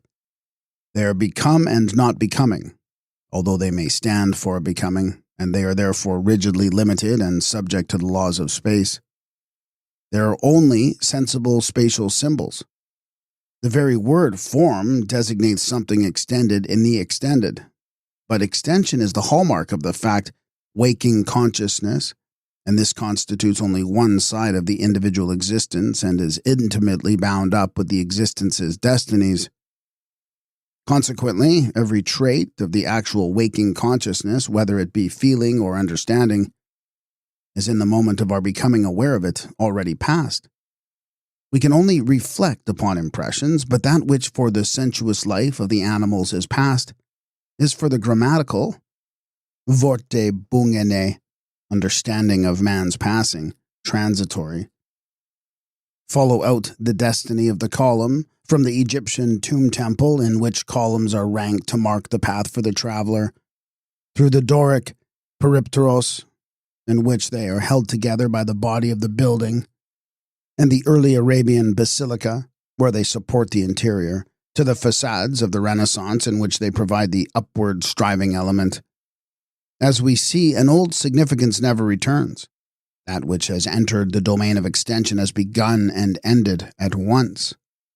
A deep relation, and one which is early felt, exists between space and death. Man is the only being that knows death. All others become old, but with a consciousness wholly limited to the moment which must seem to them eternal. We are time, but we possess also an image of history, and in this image death, and with death birth, appear as the two riddles. It is because there is this deep and significant identity that we so often find the awakening of the inner life in a child associated with the death of some relation. The child suddenly grasps the lifeless corpse for what it is, something that has become holy matter, holy space, and at the same moment it feels itself as an individual being in an alien extended world. From the child of 5 to myself is but a step, but from the newborn baby to the child of 5 is an appalling distance, said Tolstoy once. Here, in the decisive moments of existence, when man first becomes man and realizes his immense loneliness in the universal, the world fear reveals itself for the first time as the essentially human fear in the presence of death, the limit of the light world, rigid space. Here, too, the higher thought originates as meditation upon death. Every religion, every scientific investigation, every philosophy proceeds from it. Every great symbolism attaches its form language to the cult of the dead, the forms of the disposal of the dead, the adornment of the graves of the dead. And thus every new culture comes into existence with a new view of the world, that is, a sudden glimpse of death as the secret of the perceivable world. It was when the idea of the impending end of the world spread over Western Europe, about the year 1000, that the Faustian soul of this region was born. Ego feeling and world feeling begin to work in primitive man, and all culture, inner or outer, bearing or performance, is as a whole only the intensification of this being human. Henceforward, all that comes up against our sensations is not mere resistance or thing or impression, as it is for animals and for children also, but an expression as well. And thus the essence of every genuine, unconscious, and inwardly necessary symbolism proceeds from the knowledge of death in which the secret of space reveals itself.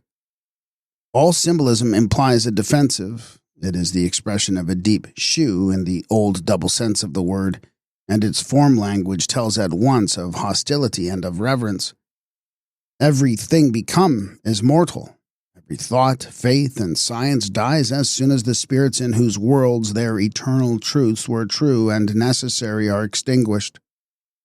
Dead, even, are the star worlds which appeared to the astronomers of the Nile and the Euphrates.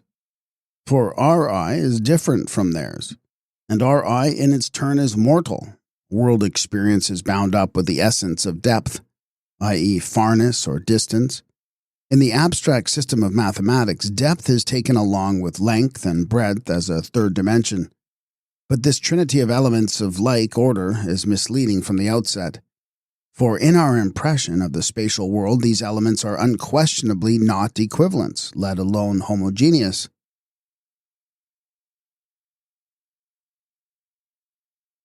Spatial depth as time become rigid, the prime symbol.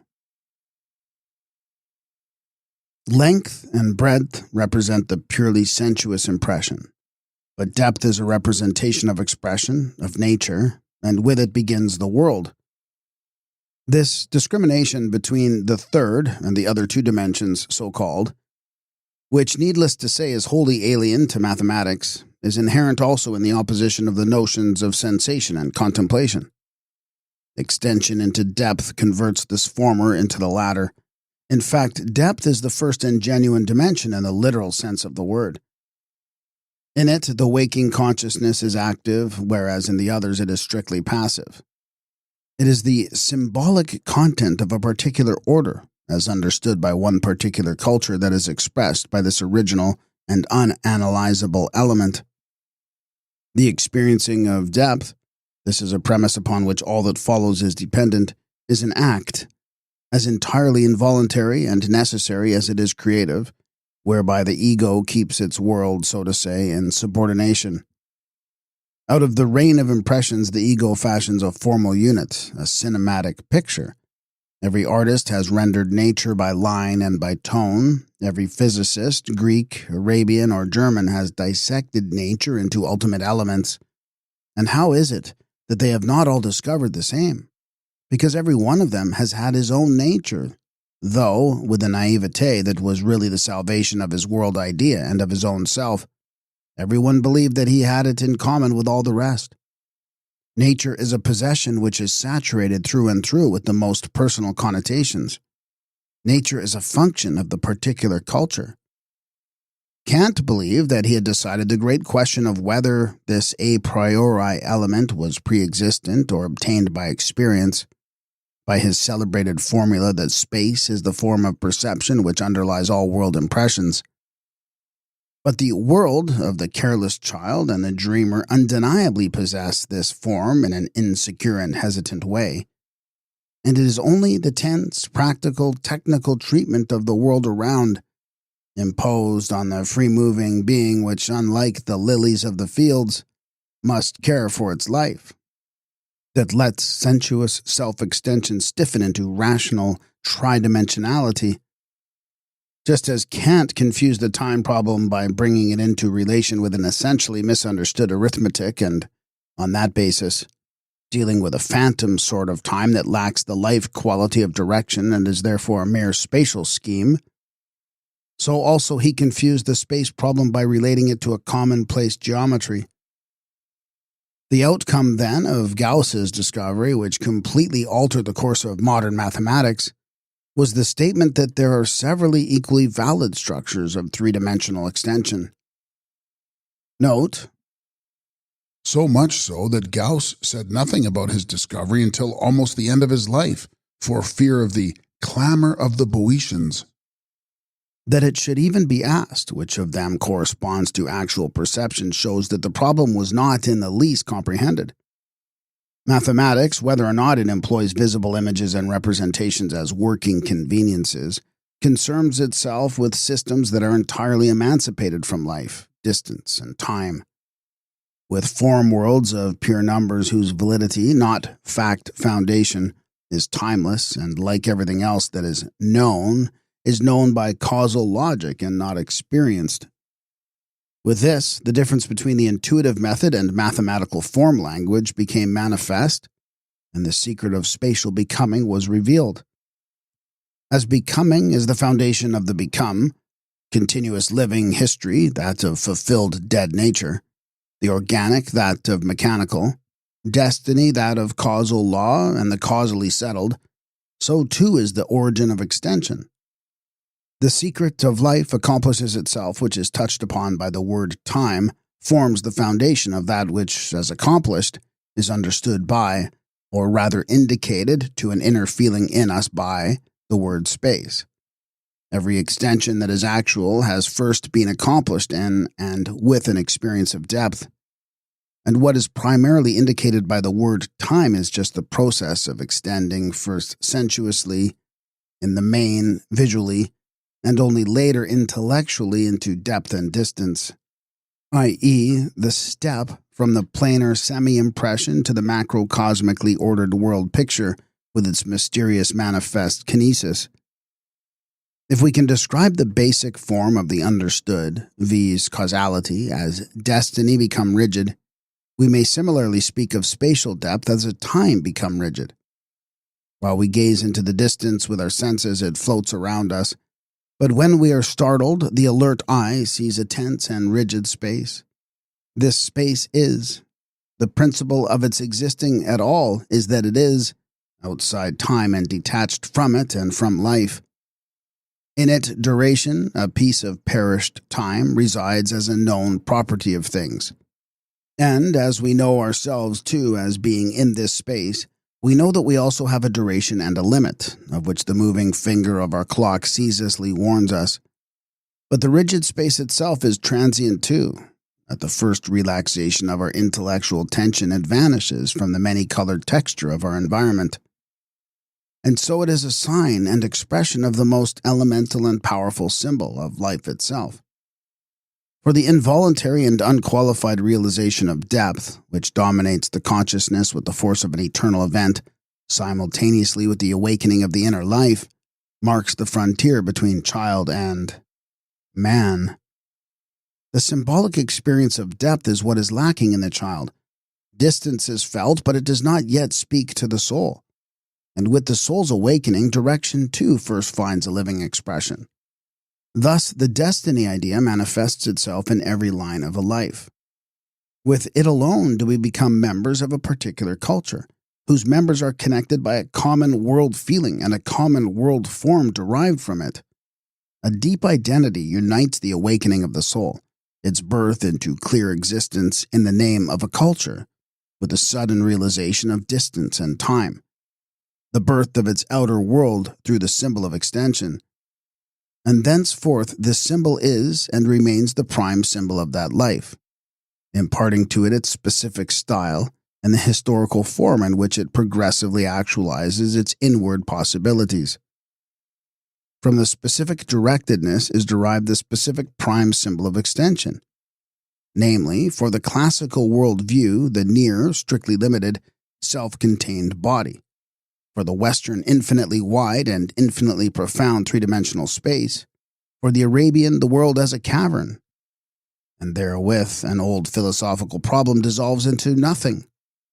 This prime form of the world is innate insofar as it is an original possession of the soul of that culture, which is expressed by our life as a whole, and acquired insofar that every individual soul reenacts for itself that creative act and unfolds in early childhood the symbol of depth, to which its existence is predestined, as the emerging butterfly unfolds its wings. The first comprehension of depth is an act of birth, the spiritual completement of the bodily. Note, it may not be out of place here to refer to the enormous importance attached in savage society to initiation rites at adolescence. In it, the culture is born out of its mother landscape, and the act is repeated by every one of its individual souls throughout its life course. This is what Plato, connecting it with an early Hellenic belief, called anamnesis. But the prime symbol does not actualize itself. It is operative through the form sense of every man, every community, age, and epoch, and dictates the style of every life impression. It is inherent in the form of the state, the religious myths and cults, the ethical ideals, the forms of painting and music and poetry, the fundamental notions of each science. But it is not presented by these. Consequently, it is not presentable by words, for language and words are themselves derived symbols. Every individual symbol tells of it, but only to the inner feelings, not to the understanding. And when we say, as henceforth we shall say, that the prime symbol of the classical soul is the material and individual body, that of the Western pure infinite space, it must always be with the reservation that concepts cannot represent the inconceivable.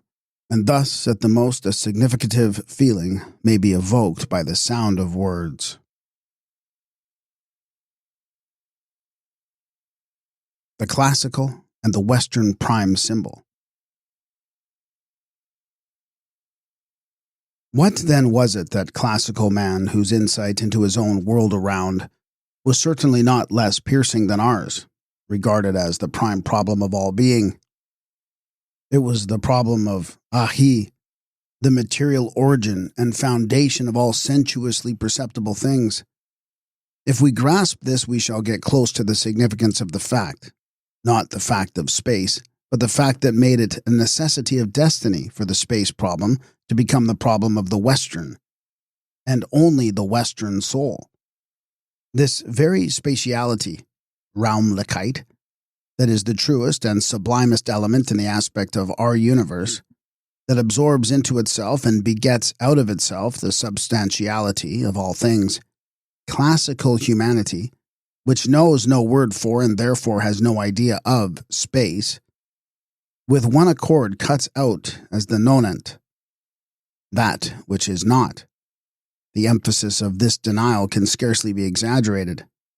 Note, either in Greek or in Latin, torios equals locus, means spot, locality, and also social position. Chora equals spatium, means space between, distance, rank, and also ground and soil. To shennon, vacuum, means quite unequivocally a hollow body, and the stress is emphatically on the envelope. The literature of the Roman imperial age, which attempted to render the Magian world feeling through classical words, was reduced to such clumsy versions as oratos torios, sensible world, or spatium inane, endless space, but also wide surface. The root of the word spatium means to swell or grow fat. In the true classical literature, the idea not being there was no necessity for a word to describe it. The material, the optically definite, the comprehensible, the immediately present, this list exhausts the characteristics of this kind of extension. Note, it has not hitherto been seen that this fact is implicit in Euclid's famous parallel axiom. Through a point, only one parallel to a straight line is possible. This was the only one of the classical theorems which remained unproved, and as we know now, it is incapable of proof. But it was just that which made it into a dogma, as opposed to any experience, and therefore the metaphysical center and main girder of that geometrical system. Everything else, axiom or postulate, is merely introductory or corollary to this. This one proposition is necessary and universally valid for the classical intellect, and yet not deducible. What does this signify? It signifies that the statement is a symbol of the first rank. It contains the structure of classical corporeality. It is just this proposition, theoretically the weakest link in the classical geometry. Objections begin to be raised to it as early as Hellenistic times, that reveals its soul, and it was just this proposition, self-evident within the limits of routine experience, that the Faustian number thinking, derived from incorporeal spatial distances, fastened upon as the center of doubt. the classical universe, the cosmos, or well-ordered aggregate of all near and completely viewable things, is concluded by the corporeal vault of heaven. More there is not. The need that is in us to think of space as being behind as well as before this shell was wholly absent from the classical world feeling. The Stoics went so far as to treat even properties and relations of things as bodies. For Chrysippus, the divine pneuma is a body. For Democritus, seeing consists in our being penetrated by material particles of the things seen. And the feeling finds its last and most sublime expression in the stone body of the classical temple. The windowless interior is carefully concealed by the array of columns, but outside there is not one truly straight line to be found. Every flight of steps has a slight sweep outward, every step relatively to the next. The pediment, the roof ridge, the sides are all curved. Every column has a slight swell, and none stand truly vertical or truly equidistant from one another. But swell and inclination and distance vary from the corners to the centers of the sides in a carefully toned-off ratio. And so the whole corpus is giving us something that swings mysterious about a center. The curvatures are so fine that to a certain extent they are invisible to the eye and only to be sensed. But it is just by these means that direction in depth is eliminated. While the Gothic style soars, the Ionic hovers. To the principles of position, material, and form we have opposed those of straining movement, force, and mass, and we have defined the last named as a constant ratio between force and acceleration. Nay, finally volatilized, both in the purely spatial elements of capacity and intensity. It was an obligatory consequence also of this way of conceiving actuality that the instrumental music of the great 18th century masters should emerge as a master art. For it is the only one of the arts whose form world is inwardly related to the contemplative vision of pure space. This prime feeling of a loosing, Erlösung, solution of the soul in the infinite, of a liberation from all material weight which the highest moments of our music give, sets free also the energy of depth that is in the Faustian soul. Whereas classical art limits its effect to the body and brings back the eye from distance to a near and still that is saturated with beauty. And now I draw the conclusions. There is a plurality of prime symbols. It is the depth experience through which the world becomes, through which perception extends itself to world. Its signification is for the soul to which it belongs and only for that soul. It actualizes for every high culture the possibility of form upon which that culture's existence rests, and it does so of deep necessity. All the primary words like our mass, substance, material, thing, body, extension, and multitudes of words of the like order in other cultured tongues are emblems, obligatory and determined by destiny, that out of the infinite abundance of world possibilities evoke in the name of the individual culture those possibilities that alone are significant and therefore necessary for it. None of them is exactly transferable just as it is into the experiential living and knowing of another culture. And none of these prime words ever recurs. The choice of prime symbol in the moment of the culture soul's awakening into self-consciousness on its own soil, a moment that for one who can read world history thus contains something catastrophic, decides all. 5. Macrocosmos, Apollonian, Faustian, and Magian soul. Architecture and divinities. Henceforth we shall designate the soul of the classical culture, which chose the sensuously present individual body as the ideal type of the extended, by the name familiarized by Nietzsche, of the Apollonian. In opposition to it we have the Faustian soul, whose prime symbol is pure and limitless space, and whose body is the Western culture that blossomed forth with the birth of the Romanesque style in the 10th century in the northern plain between the Elbe and the Tagus.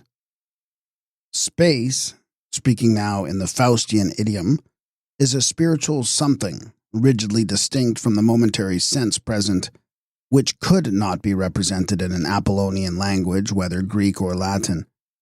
But the created expression space of the Apollonian arts is equally alien to ours. In no other culture is the firm footing, the socket, so emphasized. The Doric column bores into the ground. The vessels are always thought of from below upward, whereas those of the Renaissance float above their footing. Hence, in archaic works, the legs are disproportionately emphasized. The foot is planted on the full sole, and if the drapery falls straight down, a part of the hem is removed to show that the foot is standing. The classical relief is strictly stereometrically set on a plane, and there is an interspace between the figures but no depth. The landscape of Claude Lorraine, on the contrary, is nothing but space, every detail being made to subserve its illustration. All bodies in it possess an atmospheric and perspective meaning purely as carriers of light and shade. The extreme of this disembodiment of the world in the service of space is Impressionism. The classical culture begins then with a great renunciation. A rich, pictorial, almost overripe art lay ready to its hand. But this could not become the expression of the young soul, and so from about 1100 BC the harsh, narrow, and to our eyes scanty and barbaric early Doric geometrical style appears in opposition to the Minoan. Faustian architecture, on the contrary, begins on the grand scale simultaneously with the first stirrings of a new piety, the Cluniac reform c. 1000, and a new thought, the Eucharistic controversy between Berengar of Tours and Lanfranc, 1050, and proceeds at once to plans of gigantic contention. Often enough, as in the case of Spire, the whole community did not suffice to fill the cathedral, and often again it proved impossible to complete the projected scheme.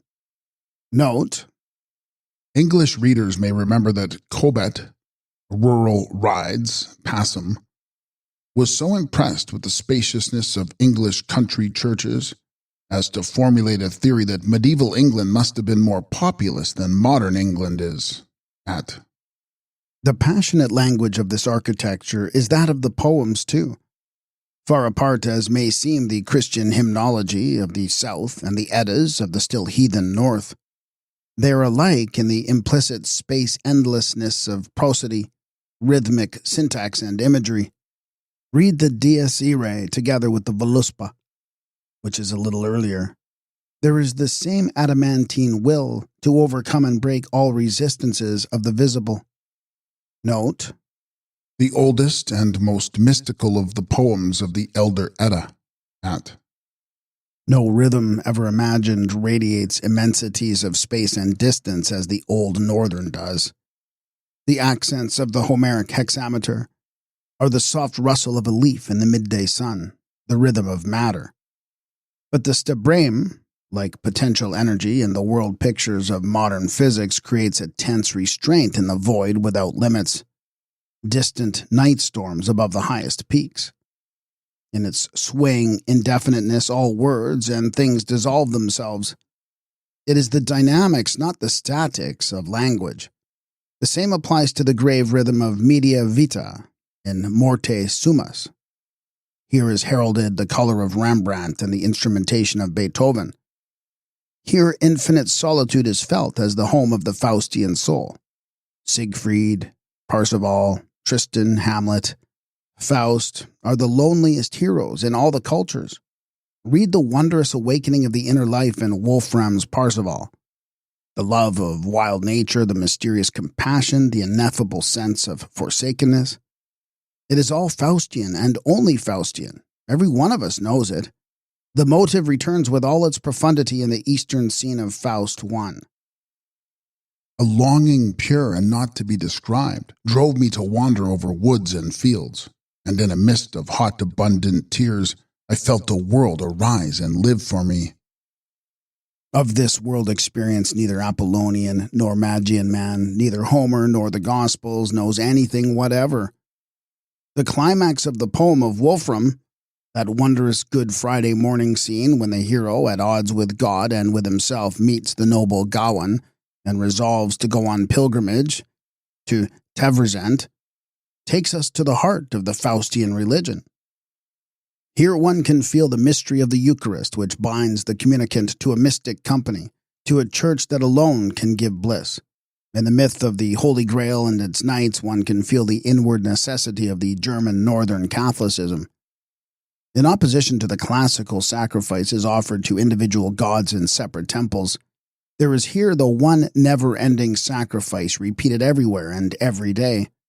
This is the Faustian idea of the 9th to 11th centuries, the Edda time, foreshadowed by Anglo-Saxon missionaries like Winfrid, but only then ripened.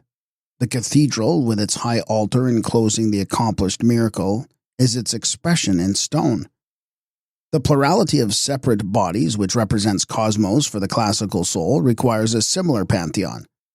Hence the antique polytheism. The single word volume, be it conceived as cavern or as space, demands the single god of Magian or Western Christianity.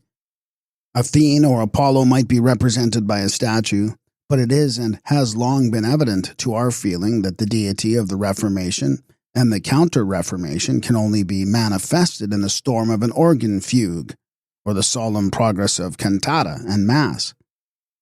About the end of the 17th century, this religiousness could no longer be limited to pictorial expression, and instrumental music came as its last and only form language. We may say that the Catholic faith is to the Protestant as an altarpiece is to an oratorio. But even the Germanic gods and heroes are surrounded by this rebuffing immensity and enigmatic gloom.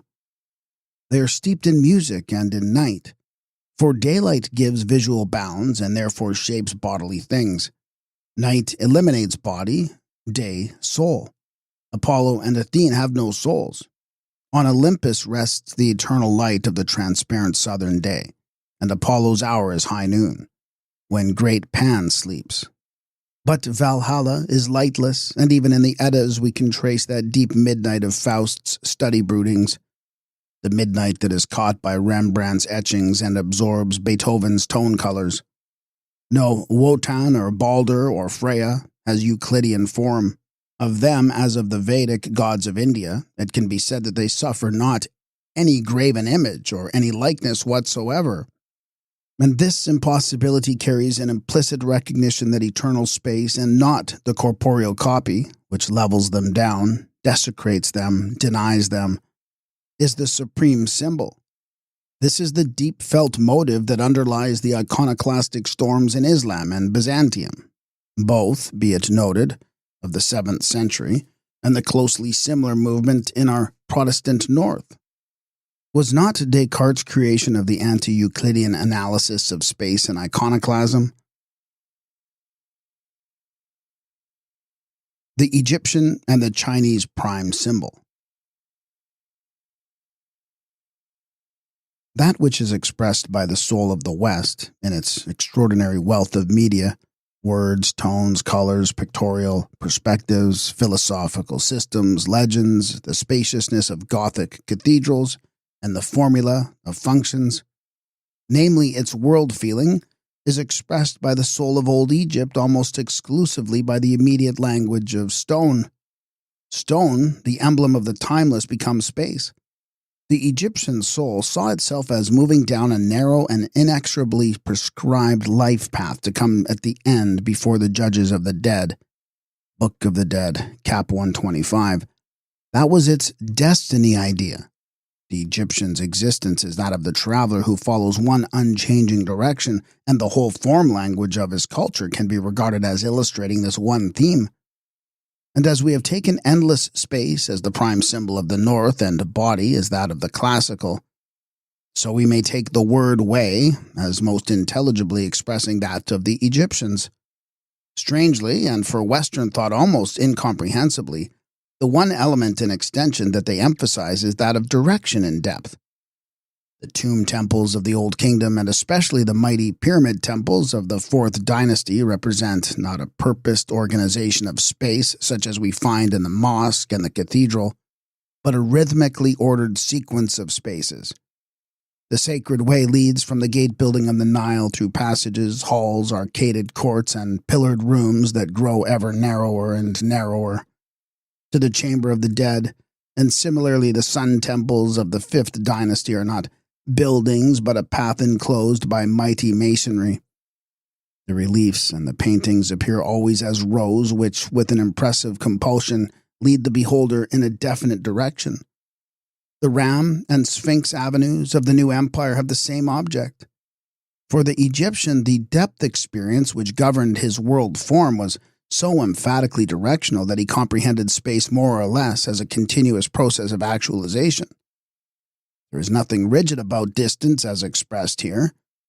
Man must move and so become himself a symbol of life in order to enter into relation with the stone part of the symbolism. Way signifies both destiny and third dimension. The mighty wall surfaces, reliefs, colonnades past which he moves are length and breadth. That is mere perceptions of the senses, and it is the forward-driving life that extends them into the world. And consequently, the art of these Egyptians must aim at plane effects and nothing else, even when it is making use of solid means. For the Egyptian, the pyramid over the king's tomb is a triangle, a huge, powerfully expressive plane that, whatever be the direction from which one approaches, closes off the way and commands the landscape.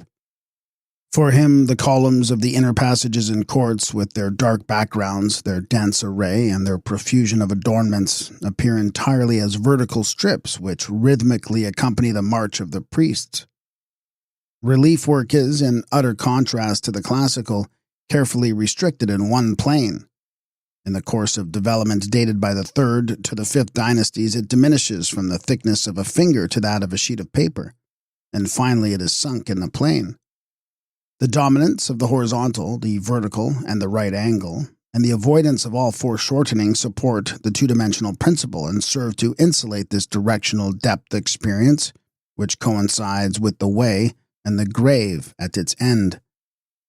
It is an art that admits of no deviation for the relief of the tense soul. There is, however, another culture that, different as it most fundamentally is from the Egyptian, yet found a closely related prime symbol. This is the Chinese with its intensely directional principle of the Tao.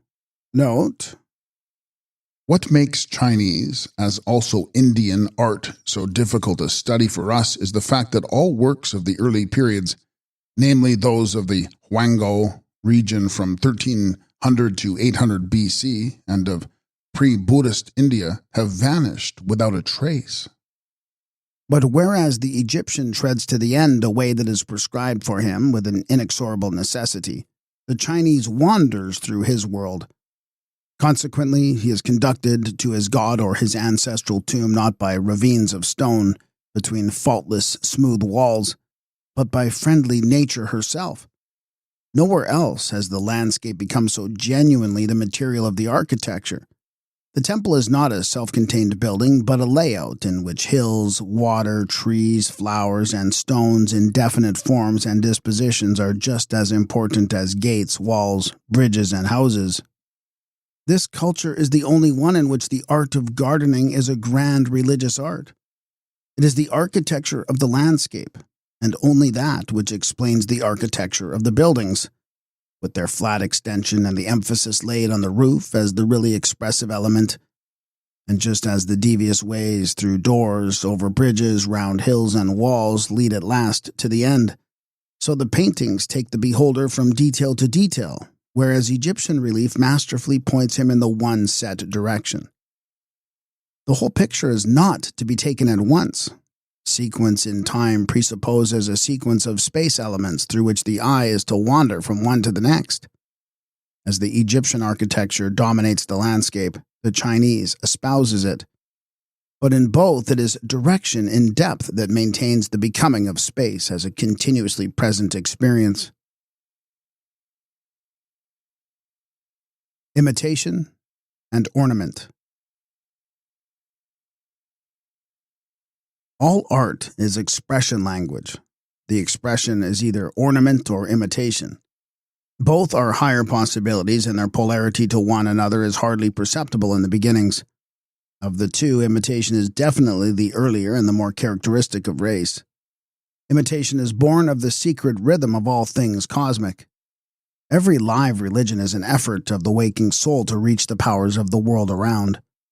And so, too, is imitation, which in its most devoted moments is wholly religious, for it consists in an identity of inner activity between the soul and body here and the world around there, which, vibrating as one, become one.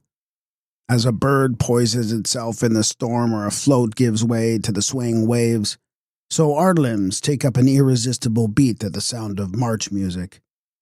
Not less contagious is the imitation of another's bearing and movements, wherein children in particular excel.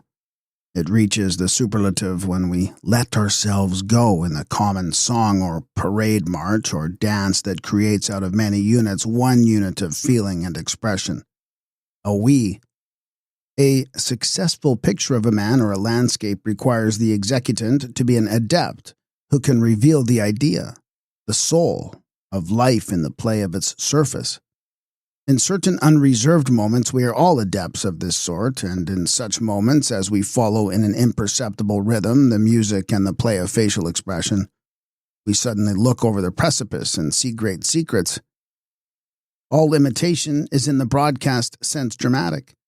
Drama is presented in the movement of the brushstroke or the chisel, the melodic curve of the song, the tone of the recitation, the line of poetry, the description, the dance. Ornament detaches itself now from imitation as something which does not follow the stream of life but rigidly faces it. Instead of physiognomic traits overheard in the alien being, we have established motives, symbols, which are impressed upon it. The intention is no longer to pretend, but to conjure. The I overwhelms the thou. Imitation is only speaking with means that are born of the moment and unreproducible. But ornament employs a language emancipated from the speaking, a stock of forms that possesses duration and is not at the mercy of the individual. Only the living can be imitated, and it can be imitated only in movements, for it is through these that it reveals itself to the senses of artists and spectators. To that extent, imitation belongs to time and direction. Ornament, on the contrary, is something removed from time. It is pure extension, settled and stable, whereas an imitation expresses something by accomplishing itself. Ornament can only do so by presenting itself to the senses as a finished thing. It is being as such wholly independent of origin. Every imitation possesses beginning and end, while an ornament possesses only duration. In every springtime there are two definitely ornamental and non-imitative arts, that of building and that of decoration. In the longing and pregnant centuries before it, elemental expression belongs exclusively to ornamentation in the narrow sense. The Carolingian period is represented only by its ornament, as its architecture, for want of the idea, stands between the styles. But with the dawn of the great culture, architecture as ornament comes into being suddenly and with such a force of expression that for a century mere decoration as such shrinks away from it in awe. The spaces, surfaces, and edges of stone speak for themselves. The tomb of Chefren is the culmination of mathematical simplicity. Everywhere right angles, squares, and rectangular pillars, nowhere adornment, inscription, or dissonance. And it is only after some generations have passed that relief ventures to infringe the solemn magic of those spaces, and the strain begins to be eased. In the same way, the noble Romanesque of Westphalia-Saxony, Hildesheim, Gernrode, Pollenzella, Paderborn, of southern France, and of the Normans, Norwich, and Peterborough, managed to render the whole sense of the world with indescribable power and dignity in one line, one capital, one arch. When the form world of the springtime is at its highest, and not before, the ordained relation is that architecture is lord and ornament is vassal. The warrior figures of Dipylon vases are conceived in the spirit of ornament, and so, in a far higher degree still, are the statuary groups of Gothic cathedrals. And besides draperies, gestures, and figure types, even the structure of the hymn strophe and the parallel motion of the parts in church music are ornament in the service of the all-ruling architectural idea. The spell of the great ornamentation remains unbroken till the beginning of the late period architecture falls into a group of civic and worldly special arts that unceasingly devote themselves to pleasing and clever imitation and become ipso facto personal. Then comes the gleaming autumn of the style. Once more the soul depicts its happiness, this time conscious of self-completion. The return to nature, which already thinkers and poets, Rousseau, Gorgias, and their contemporaries in the other cultures, begin to feel and to proclaim, reveals itself in the form world of the arts as a sensitive longing and presentiment of the end. A perfectly clear intellect, joyous urbanity, the pain of a farewell, such are the features of the last decades of a culture of which Talleyrand was to remark later. So it was, too, with the free, sunny, and superfine art of Egypt under Sesostris III, 1850 BC, and the brief moments of satiated happiness that produced the varied splendor of Pericles' Acropolis and the works of Zeuxis and Phidias. 1,000 years later again, in the age of the Umayyads, we meet it in the glad fairyland of Moorish architecture with its fragile columns and horseshoe arches that seem to melt into air in an iridescence of arabesques and stalactites. 1,000 years more, and we see it in the music of Haydn and Mozart, in Dresden shepherdesses, in the pictures of Watteau and Guardi, and the works of German master builders at Dresden, Potsdam, Wurzburg, and Vienna. At the last, when civilization sets in, true ornament, and with it, great art as a whole, are extinguished. The transition consists in every culture in classicism and romanticism of one sort or another, the former being a sentimental regard for an ornamentation, rules, laws, types, that has long been archaic and soulless, and the latter a sentimental imitation, not of life, but of an older imitation. In the place of architectural style, we find architectural taste. Methods of painting and mannerisms of writing, old forms, the new, home and foreign, come and go with the fashion. In the end, we have a pictorial and literary stock in trade which is destitute of any deeper significance and is employed according to taste. This final or industrial form of ornament, no longer historical, no longer in the condition of becoming, we have before us not only in the patterns of Oriental carpets, Persian and Indian metalwork, Chinese porcelain, but also in Egyptian and Babylonian art as the Greeks and Romans found it. The architecture of the window. The Doric soul actualized the symbol of the corporally present individual thing. The expression to which this soul finally attained was the Doric temple with its purely outward effectiveness, set upon the landscape as a massive image, but denying and artistically disregarding the space within as the meon, that which was held to be incapable of existence. The Magian and the Faustian souls, on the contrary, built high. Their dream images became concrete as vaultings above significant inner spaces, structural anticipations respectively of the mathematic of algebra and that of analysis, in the style that radiated from the Burgundy and Flanders rib vaulting with its lunettes and flying buttresses, emancipated the contained space from the sense-appreciable surface bounding it. In the Magian interior, the window is merely a negative component, a utility form in no wise yet developed into an art form.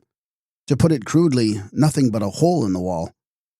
When windows were in practice indispensable, they were for the sake of artistic impression concealed by galleries as in the Eastern Basilica. The window as architecture, on the other hand, is peculiar to the Faustian soul and the most significant symbol of its depth experience. In it can be felt the will to emerge from the interior into the boundless. The same will that is immanent in contrapuntal music was native to these vaultings. The incorporeal world of this music was and remained that of the first Gothic. To get rid of every trace of classical corporeality, there was brought to bear the full force of a deeply significant ornamentation, which defies the delimiting power of stone with its weirdly impressive transformations of vegetal, animal, and human bodies.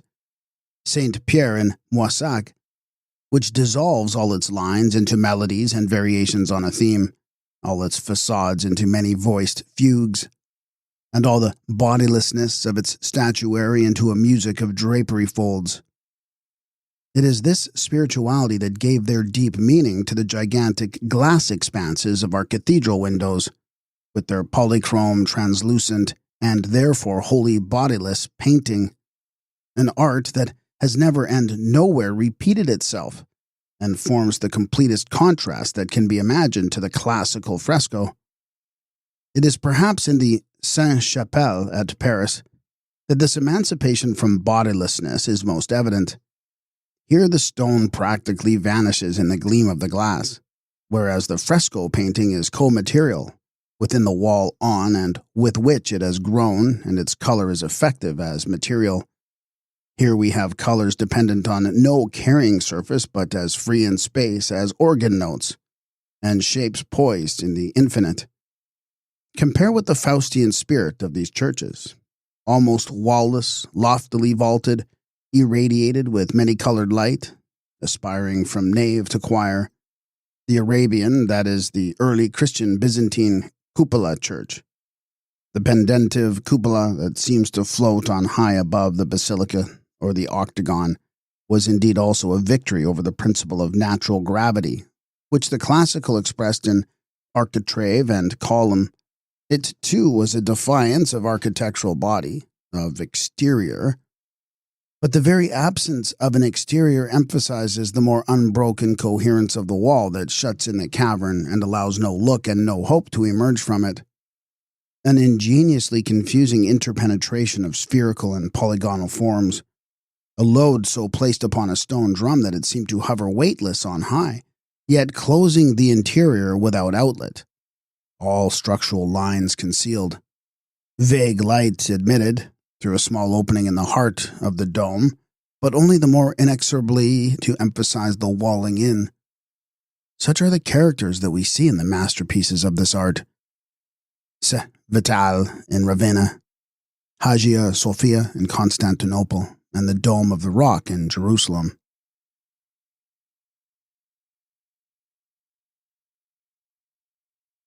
The Great Style, the history of style as an organism.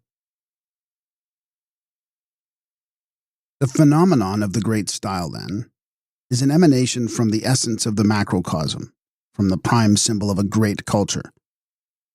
The organic history of a style comprises a pre, a non, and a post. The bull tablet of the first dynasty of Egypt is not yet Egyptian. Not till the third dynasty do the works acquire a style, but then they do so suddenly and very definitely. Similarly, the Carolingian periods stand between styles. We see different forms touched on and explored, but nothing of inwardly necessary expression. The creator of the Aachen Minster thinks surely and builds surely, but does not feel surely. For the whole of West Europe, the period 850 to 950 is almost a blank. And just so today, Russian art stands between two styles. The primitive wooden architecture with its steep eight-sided tent roof, which extends from Norway to Manchuria, is impressed with Byzantine motifs from over the Danube and Armenian Persian from over the Caucasus. The church roof emerges, hillock-wise, but little from the landscape, and on it sit the tent roofs whose points are coiffed with the kokoshniks that suppress and would abolish the upward tendency. Note, the lack of any vertical tendency in the Russian life feeling is perceptible also in the saga figure of Ilya Muromets. The Russian has not the smallest relation with a father god. His ethos is not a filial but a purely fraternal love, radiating in all directions along the human plane. Christ even is conceived as a brother. The Faustian, wholly vertical tendency to strive up to fulfillment is to the real Russian an incomprehensible pretension. The same absence of all vertical tendency is observable in Russian ideas of the state and property. They neither tower up like the Gothic belfry, nor enclose like the mosque cupola, but sit, thereby emphasizing the horizontality of the building, which is meant to be regarded merely from the outside. When about 1760 the Synod forbade the tent roofs and prescribed the orthodox onion cupolas, the heavy cupolas were set upon slender cylinders, of which there may be any number and which sit on the roof plane. It is not yet a style, only the promise of a style that will awaken when the real Russian religion awakens. In the Faustian West, this awakening happened shortly before AD 1000. In one moment, the Romanesque style was there. Instead of the fluid organization of space on an insecure ground plan, there was suddenly a strict dynamic of space. From the very beginning, inner and outer construction were placed in a fixed relation. The wall was penetrated by the form language, and the form worked into the wall in a way that no other culture has ever imagined. From the very beginning, the window and the belfry were invested with their meanings. The form was irrevocably assigned. Only its development remained to be worked out. The Egyptian style began with another such creative act, just as unconscious, just as full of symbolic force. The prime symbol of the way came into being suddenly with the beginning of the 4th dynasty, 2550 BC. The Egyptian flat relief, which is designed to be seen at close quarters and arranged serially so as to compel the beholder to pass along the wall planes in this prescribed direction, appears with similar suddenness about the beginning of the 5th dynasty. The Egyptian style was purely architectural, and remained so till the Egyptian soul was extinguished. It is the only one in which ornamentation as a decorative supplement to architecture is entirely absent. It allowed of no divergence into arts of entertainment, no display painting, no busts, no secular music. In the Ionic phase, the center of gravity of the classical style shifted from architecture to an independent plastic art. In that of the Baroque, the style of the West passed into music, whose form language in its turn ruled the entire building art of the 18th century. In the Arabian world, after Justinian and Khosrow's Nushirvan, arabesque dissolved all the forms of architecture, painting, and sculpture into style impressions that nowadays we should consider as craft art. But in Egypt, the sovereignty of architecture remained unchallenged. It merely softened its language a little. In China, in lieu of the awe-inspiring pylon with its massy wall and narrow entrance, we have the spirit wall, Yin Pi, that conceals the way in. The Chinese slips into life and thereafter follows the Tao of life's path, as the Nile Valley is to the up and down landscape of the Huang Ho. So is the stone-enclosed temple way to the mazy paths of Chinese garden architecture. And just so, in some mysterious fashion, the Euclidean existence is linked with the multitude of little islands and promontories of the Aegean, and the passionate western roving in the infinite with the broad plains of Franconia and Burgundy and Saxony. The Egyptian architect loved immense stone buildings. The Greek avoided it. His architecture first set itself small tasks, then ceased altogether. If we survey it as a whole, and then compare it with the totality of Egyptian or Mexican or even, for that matter, Western architecture, we are astounded at the feeble development of the style. A few variations of the Doric temple and it was exhausted. It was already closed off about 400 when the Corinthian capital was invented, and everything subsequent to this was merely modification of what existed. The result of this was an almost bodily standardization of form types and style species. One might choose between them but never overstep their strict limits. That would have been in some sort an admission of an infinity of possibilities. Similarly with the style species of prose and the types of lyric poetry, narrative, and tragedy. Universally, the expenditure of powers on the basic form is restricted to the minimum and the creative energy of the artist, directed to detail fineness. It is a statical treatment of static genera, and it stands in the sharpest possible contrast to the dynamic fertility of the Faustian, with its ceaseless creation of new types and domains of form. We are now able to see a great style sequence as an organism. Here, as in so many other matters, Goethe was the first to whom vision came. In his Winkelmann, he says of Velius, Paterculus, with his standpoint, it was not given to him to see all art as a living thing that must have an inconspicuous beginning, slow growth, a brilliant moment of fulfillment and a gradual decline like every other organic being, though it is presented in a set of individuals. This sentence contains the entire morphology of art history. Styles do not follow one another like waves or pulse beats. It is not the personality or will or brain of the artist that makes the style, but the style that makes the type of the artist. The style, like the culture, is a prime phenomenon in the strictest Goethean sense. Be it the style of art, or religion, or thought, or the style of life itself. It is, as nature is, an ever-new experience of waking man, his alter ego and mirror image in the world around. And therefore, in the general historical picture of a culture, there can be but one style, the style of the culture. The error has lain in treating mere style phases, Romanesque, Gothic, Baroque, Rococo, Empire, as if they were styles on the same level as units of quite another order, such as the Egyptian, the Chinese, or even a prehistoric style. Gothic and Baroque are simply the youth and age of one and the same vessels of forms. The style of the West as ripening and ripened. Hence, Ionic columns can be as completely combined with Doric building forms as late Gothic is with early Baroque in St. Lorenz at Nuremberg, or late Romanesque with the late Baroque in the beautiful upper part of the West Choir at Mainz.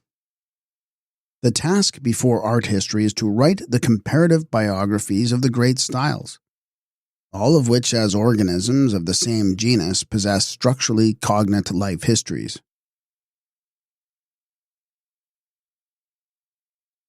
History of the Arabian style.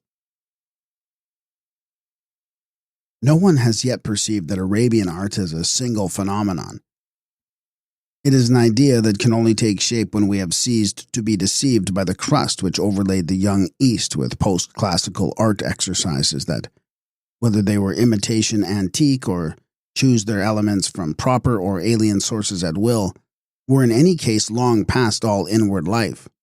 This Arabian style embraces the entire first millennium of our era. In this, as in every other culture, spring seeks to express its spirituality in a new ornamentation and, above all, in religious architecture as the sublime form of that ornamentation. There is in reality no such thing as a late classical, nor an early Christian, nor yet an Islamic art in the sense of an art proper to each of those faiths, and evolved by the community of believers as such. On the contrary, the totality of these religions, from Armenia to southern Arabia and Uxum, and from Persia to Byzantium and Alexandria, possess a broad uniformity of artistic expression that overrides the contradictions of detail.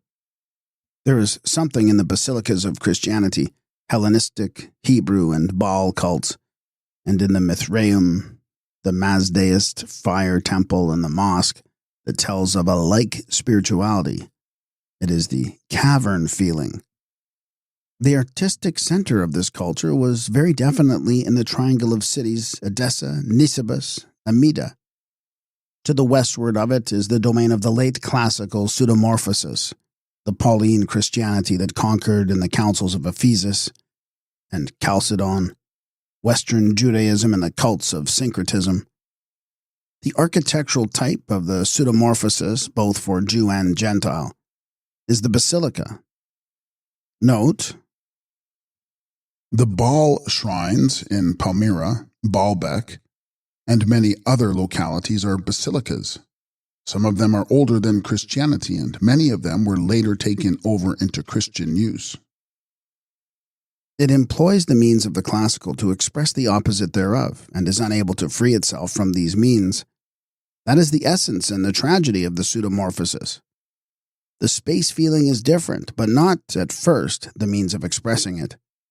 In the pagan religious architecture of the imperial age, there is a perceptible, though never yet perceived, movement from the holy corporeal Augustan temple, in which the cella is the architectural expression of nothingness, to one in which the interior only possesses meaning.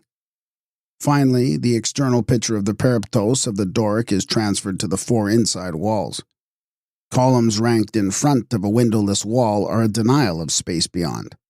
That is, for the classical beholder, of space within, and for the Magian, of space without. It is therefore a question of minor importance whether the entire space is covered in, as in the basilica proper, or only the sanctuary, as in the Sun Temple of Baalbek, with the great forecourt, which later becomes a standing element of the mosque and is probably of South Arabian origin. That the nave originates in a court surrounded by halls is suggested not only by the special development of the basilica type in the East Syrian steppe, particularly Horan, but also by the basic disposition of porch, nave, and choir as stages leading to the altar. For the aisles, originally the side halls of the court, end blind, and only the nave proper corresponds with the apse. This basic meaning is very evident in St. Paul's at Rome, albeit the pseudomorphosis inversion of the classical temple dictated the technical means, viz., column and architrave. How symbolic is the Christian reconstruction of the temple of Aphrodisias in Caria, in which the cella within the columns is abolished and replaced by a new wall outside them. Outside the domain of the pseudomorphosis, on the contrary, the cavern feeling was free to develop its own form language. And here, therefore, it is the definite root that is emphasized, whereas in the other domain the protest against the classical feeling led merely to the development of an interior. When and where the various possibilities of dome, cupola, barrel vaulting, rib vaulting came into existence as technical methods is, as we have already said, a matter of no significance. In Rome itself, Apollodorus of Damascus was employed under Trajan for the vaulting of the temple of Venus and Rome, and the domed chambers of the baths at Caracalla and the so-called Minerva Medica of the Gallienus' time were built by Syrians. But the masterpiece, the earliest of all mosques, is the Pantheon as rebuilt by Hadrian. Here, without a doubt, the emperor was imitating, for the satisfaction of his own taste, cult buildings that he had seen in the East. Note, neither technically nor in point of space feeling has this piece of purely interior architecture any connection whatever with Etruscan round buildings. With the cupolas of Hadrian's villa at Tibur, Tivoli, on the contrary, its affinity is evident. The architecture of the central dome in which the Magian world feeling achieved its purest expression extended beyond the limits of the Roman Empire. When the pseudomorphosis began to crumble and the last cults of syncretism to die out, it also impressed itself victoriously upon the Basilica of the West. In southern France, where there were Manichaean sects even as late as the Crusades, the form of the East was domesticated. Under Justinian, the interpenetration of the two produced the Domicole Basilica of Byzantium and Ravenna. The pure basilica was pushed into the Germanic West, there to be transformed by the energy of the Faustian depth impulse into the cathedral. The domed basilica again spread from Byzantium and Armenia into Russia, where it came by slow degrees, to be felt as an element of exterior architecture belonging to a symbolism concentrated in the roof. But in the Arabian world, Islam, the heir of Monophysite and Nestorian Christianity, and of the Jews and the Persians, carried the development through to the end.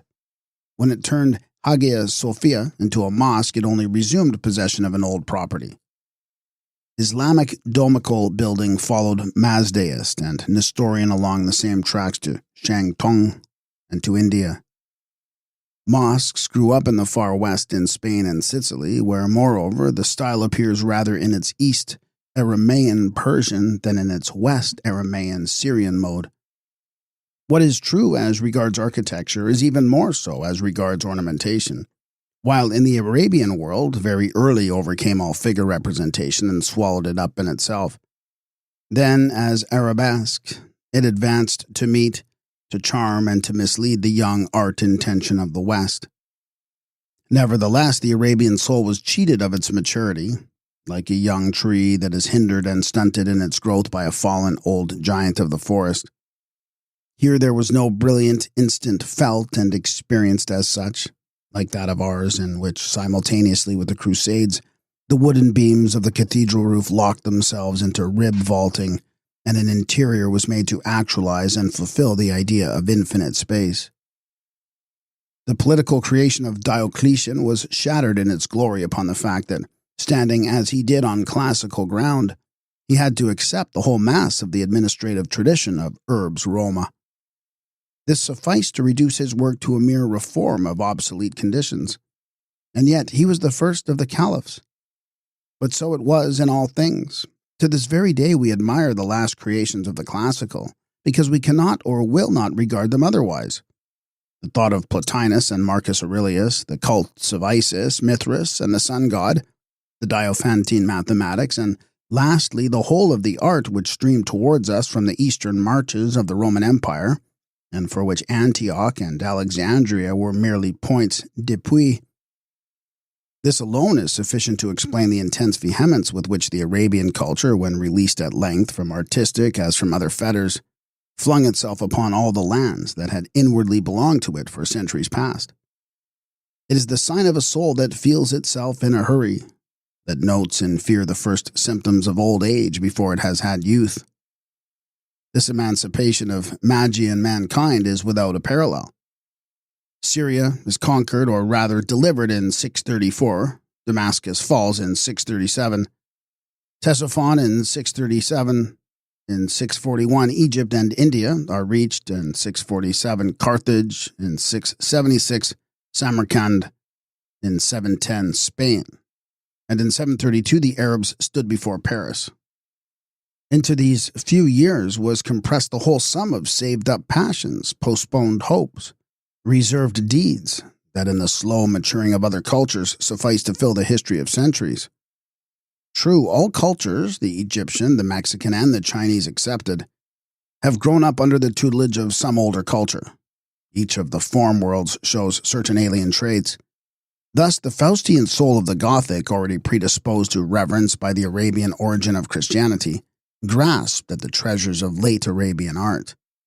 An unmistakably southern, one might even say an Arabian Gothic, wove itself over the facades of the Burgundian and provincial cathedrals. Dominated with a magic of stone the outward language of Strasbourg Minster, and fought a silent battle in statues and porches, fabric patterns, carvings, and metalwork, and not less in the intricate figures of scholastic philosophy, and in that intensely Western symbol, the legend of the Grail. Note, The Grail legend contains, besides Old Celtic, well-marked Arabian elements. but the Magian soul of the pseudomorphosis had not the courage to appropriate alien means without yielding to them. And this is why the physiognomic of the Magian soul has still so much to disclose to the quester. 6. Music and plastic, the arts of form. Art as the symbol of the higher order. The clearest type of symbolic expression that the world feeling of higher mankind has found for itself is, if we accept the mathematical scientific domain of presentation and the symbolism of its basic ideas, that of the arts of form, of which the number is legion. And with these arts we count music, for the formative impulse that is at work in the wordless art can never be understood until we come to regard the distinction between optical and acoustic means as only a superficial one. In reality, tones are something extended, limited, and numerable just as lines and colors are. Harmony, melody, rhyme, and rhythm no less so than perspective, proportion, chiaroscuro, and outline. The distance separating two kinds of painting can be infinitely greater than the separating the painting and the music of a period. Arts are living units, and the living is incapable of being dissected.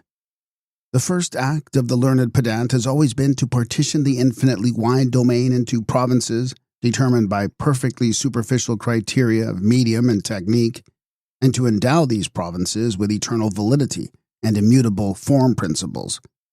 But in fact, the technical form language is no more than the mask of the real work. Style is something inaccessible to art reason, a revelation of the metaphysical order, a mysterious must, a destiny. With the material boundaries of the different arts, it has no concern whatever. If an art has boundaries at all, boundaries of its soul become form. They are historical and not technical or physiological boundaries. With this, the notion of form opens out immensely, not only the technical instrument, not only the form language, but also the choice of art genus itself is seen to be a means of expression.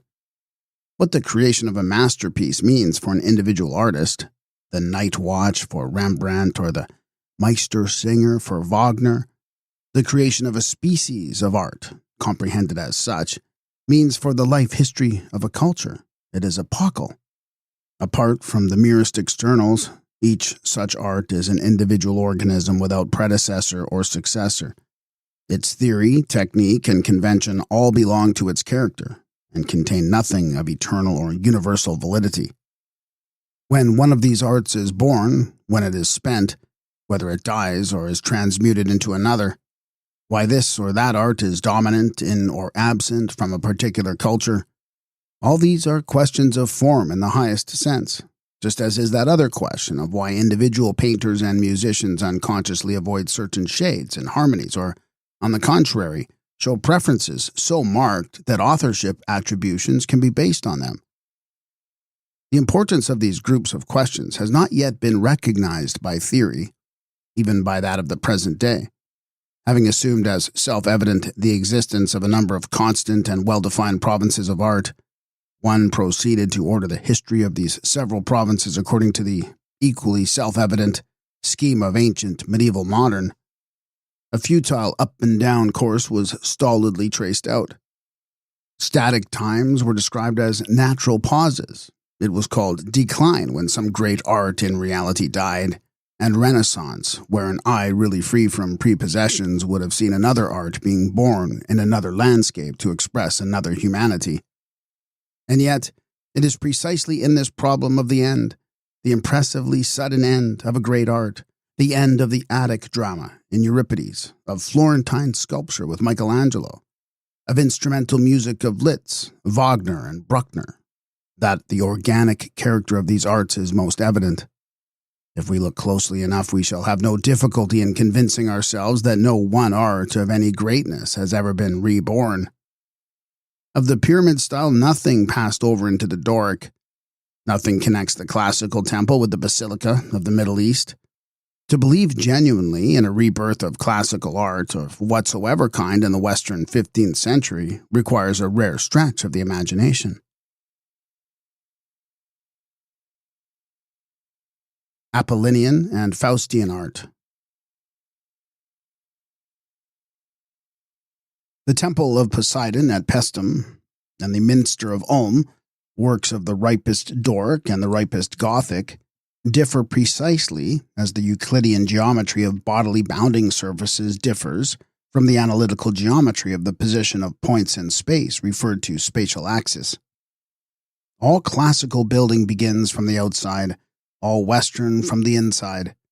The Arabian also begins with the inside, but it stays there. The exterior of the basilica and the domical building may be a field for ornamentation, but architecture it is not. The impression that meets the beholder as he approaches is that of something shielding, something that hides a secret. The form language in the cavern twilight exists for the faithful only.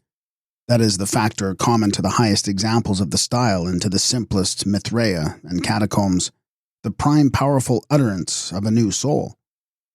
Now, as soon as the Germanic spirit takes possession of the basilica type, there begins a wondrous mutation of all structural parts, as to both position and significance. Here in the Faustian north, the outer form of the building, be it cathedral or mere dwelling house, begins to be brought into relation with the meaning that governs the arrangement of the interior. The Faustian building was a visage, and not merely a facade, whereas the front of a peripteros is, after all, only one of four sides, and a center-domed building in principle has not even a front.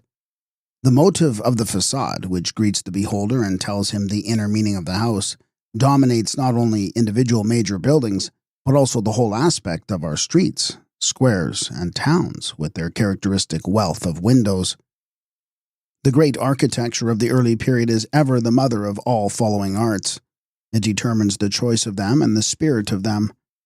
Accordingly, we find that the history of the classical shaping art is one untiring effort to accomplish one single ideal, viz., the conquest of the freestanding human body as the vessel of the pure real present. The temple of the naked body was to it what the cathedral of music was to the Faustian from the earliest counterpoint to the orchestral writing of the 18th century. We have failed hitherto to understand the emotional force of this secular tendency of the Apollonian, because we have not felt how the purely material, soulless body, for the temple of the body, too, has no interior, is the object which archaic relief, Corinthian painting on clay, and Attic fresco were all striving to obtain until Polycletus and Phidias showed how to achieve it in full.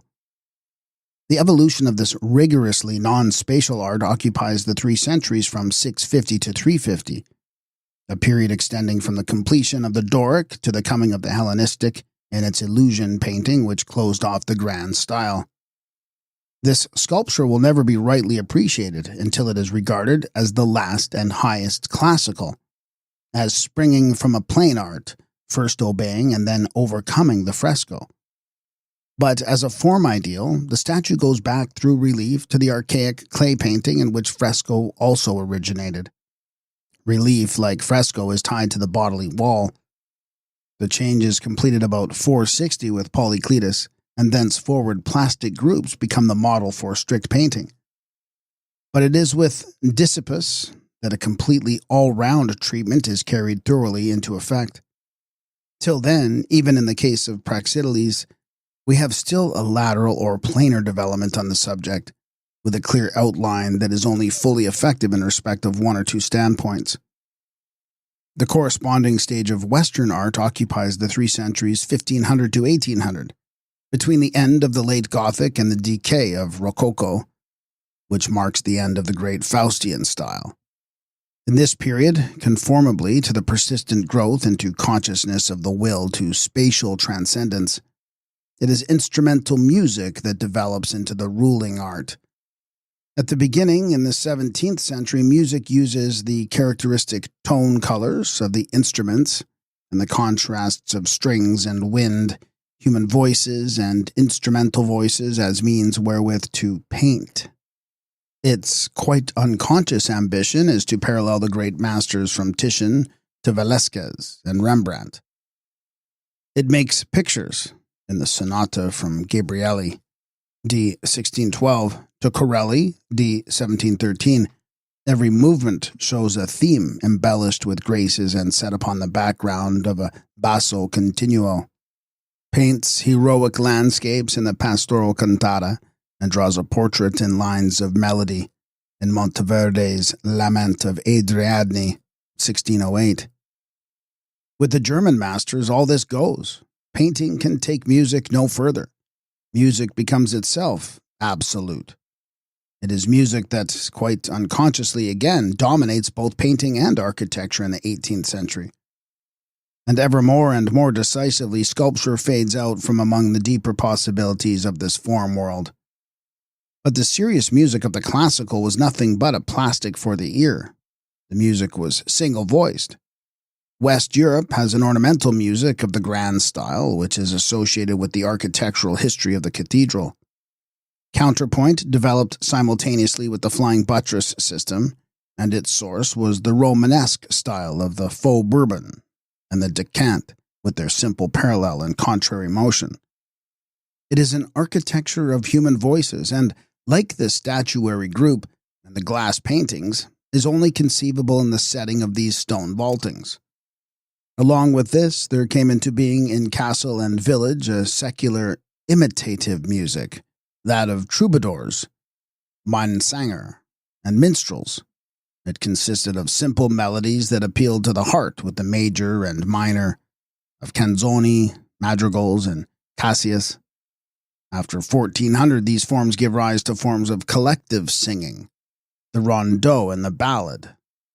All this is art for a public. Note, even the first great troubadour, Guillaume of Poitiers, though a reigning sovereign, made it his ambition to be regarded as a professional, as we should say. It is the distinction between waking consciousness and living existence, between the spiritual and the nightly singer. Imitation stands nearest to life and direction and therefore begins with melody, while the symbolism of counterpoint belongs to extension and through polyphony signifies infinite space. The evolution of strict musical form from the motet to the four-voice mass through Dunstable, Binchois, and Dufay, 1430, proceeded wholly within the magic circle of Gothic architecture. From Fra Angelico to Michelangelo, the great Netherlanders ruled alone in ornamental music. The transition into the late age was heralded in Rome and Venice. With Baroque, the leadership in music passes to Italy. But at the same time, architecture ceases to be the ruling art, and there is formed a group of Faustian special arts in which oil painting occupies the central place. About 1560, the empire of the human voice comes to an end in the a cappella style of Palestrina and Orlando Lasso, both d. 1594. Its powers could no longer express the passionate drive into the infinite, and it made way for the chorus of instruments, wind and string. The music of the Gothic is architectural and vocal, that of the Baroque pictorial and instrumental. The one builds, the other operates by means of motives. For all the arts have become urban and therefore secular. We pass from superpersonal form to the personal expression of the master, and shortly before 1600 Italy produces the basso continuo, which requires virtuosi and not pious participants. Thenceforward, the great task was to extend the tone corpus into the infinity, or rather, to resolve it into an infinite space of tone.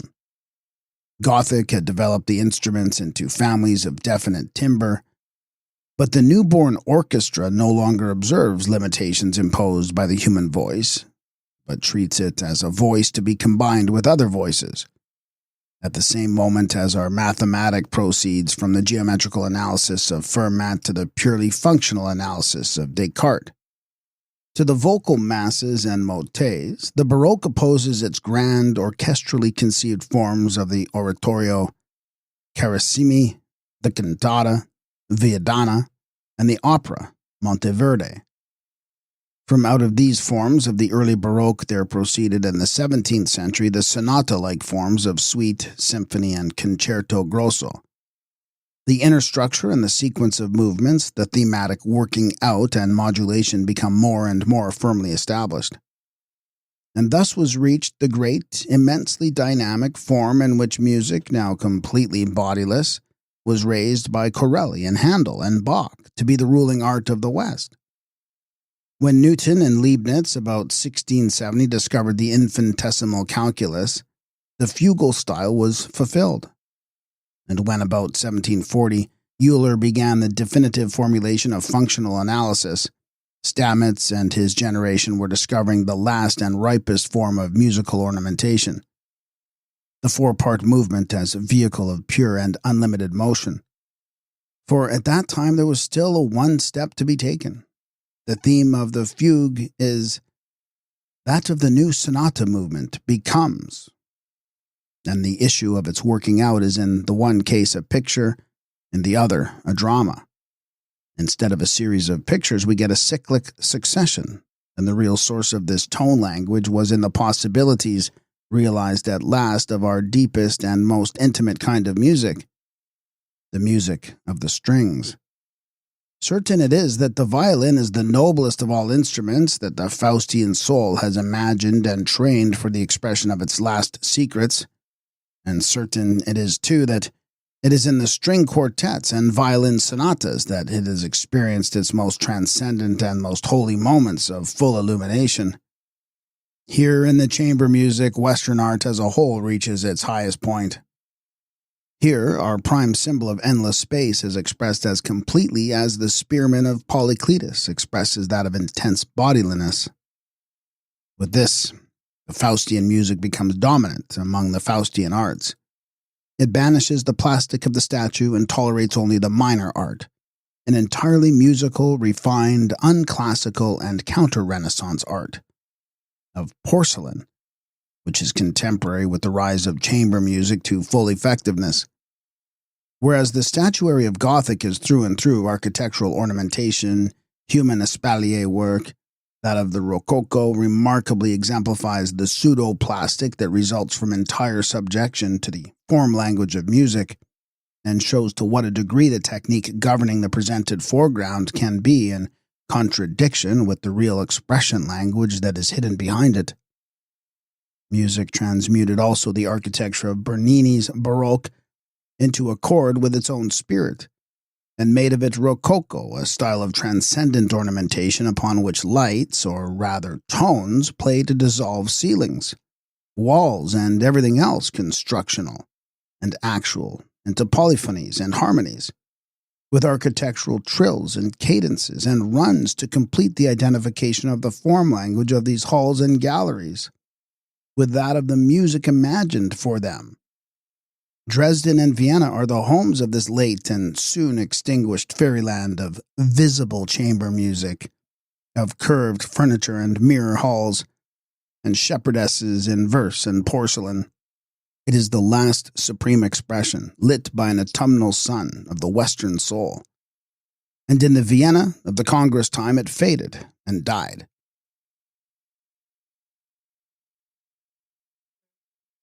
The Renaissance regarded as an anti-Gothic, anti-musical movement. The art of the Renaissance, considered from this particular one of its many aspects, is a revolt against the spirit of the Faustian forest music of counterpoint, which at that time was preparing to dominate the whole form language of Western culture. It never disavowed its Gothic origin, and it maintained the character of a simple counter-movement. Necessarily, therefore, it remained dependent upon the forms of the original movement and represented simply the effect of these upon a hesitant soul. Hence it was without true depth, either in idea or performance. We have only to think of the bursting passion with which the Gothic world-feeling discharged itself upon the whole Western landscape, and we shall see at once what sort of a movement it was that the handful of select spirits, scholars, artists, and humanists initiated about 1420. What had been an issue of life and death for a newborn soul became a point of taste. The Gothic gripped life in its entirety, penetrated its most hidden corners. It created new men and a new world. But the Renaissance, when it had mastered some arts of word and picture, had shot its bolt. It altered the ways of thought and the life-feeling of West Europe not one whit. The Renaissance as an anti-Gothic movement and a reaction against the spirit of polyphonic music had its classical equivalent in the Dionysiac movement. This was a reaction against Doric and against the sculptural Apollinian world feeling. It did not originate in the Thracian Dionysus cult, but merely took this up as a weapon against the counter-symbol to the Olympian religion, Precisely as in Florence, the cult of the antique was called in for the justification and confirmation of a feeling already there. The period of the Great Protest was the 7th century in Greece and the 15th in West Europe. It follows from the very character of a counter-movement that it is far easier for it to define what it is opposing than what it is aiming at. This is the difficulty of all Renaissance research. Renaissance art is nothing more nor less than anti-Gothic art. Renaissance music, too, is a contradiction in itself. The music of the Medicean court was the southern France ars nova. That of the Florentine Duomo was the Low German counterpoint, both alike essentially Gothic and the property of the whole West. In the actual birth of the Gothic style, Italy had indeed no inward share. At the epoch of 1000, the country was still absolutely under the domination of the Byzantine taste in the east and the Moorish taste in the south. When Gothic first took root here, it was the mature Gothic, and it implanted itself with an intensity and force for which we look in vain in any of the great Renaissance creations. Think of the Stabat Mater, the Dies Irae, Catherine of Siena, Giotto, and Simon Martini. If the Renaissance had been a renewal, whatever that may mean, of the classical world feeling, then surely would it not have had to replace the symbol of encompassed, rhythmically ordered space by that of closed structural body? But there was never any question of this. On the contrary, the Renaissance practiced wholly and exclusively an architecture of space prescribed for it by Gothic, from which it differed only in that in lieu of the northern Sturm and Drang, it breathed the clear, equable calm of the sunny, carefree, and unquestioning south. It produced no new building idea. If we take away from the models of the Renaissance all elements that originated later than the Roman imperial age, that is to say, those belonging to the Magian form world, nothing is left. Most conclusive of all, though, is that motive which actually dominates the Renaissance, which because of its southernness we regard as the noblest of the Renaissance characters, viz. The association of round arch and column. This association, no doubt, is very un-Gothic, but in the classical style it simply does not exist, and in fact it represents the leitmotif of the Magian architecture that originated in Syria. But it was just then that the South received from the North those decisive impulses which helped it first of all to emancipate itself entirely from the Byzantium and then to step from Gothic into Baroque. In the region comprised between Amsterdam, Cologne, and Paris, counterpoint and oil painting had been created in association with the Gothic architecture. Thence Dufay in 1428 and Willaert in 1516 came to the Papal Chapel, and in 1527 the latter founded that Venetian school which was decisive for Baroque music. Note, inclusive of Paris itself. Even as late as the 15th century, Flemish was as much spoken there as French, and the architectural appearance of the city in its oldest parts connects it with Bruges and Ghent, and not with Troyes and Poitiers. the successor of Willaert was De Roor of Antwerp. A Florentine commissioned Hugo van der Goes to execute the Portinari altar for Santa Maria Nuova, and Memling to paint a Last Judgment. And over and above this, numerous pictures, especially Low Countries portraits, were acquired and exercised an enormous influence. In 1450, Rogier van der Oveden himself came to Florence, where his art was both admired and imitated. In 1470, Justus van Ghent introduced oil painting to Umbria, and Antonello de Messina brought what he had learned in the Netherlands to Venice. How much Dutch and how little classical there is in the pictures of Filippino Lippi, Ghirlandaio, and Botticelli, and especially in the engravings of Pollelio, or in Leonardo himself.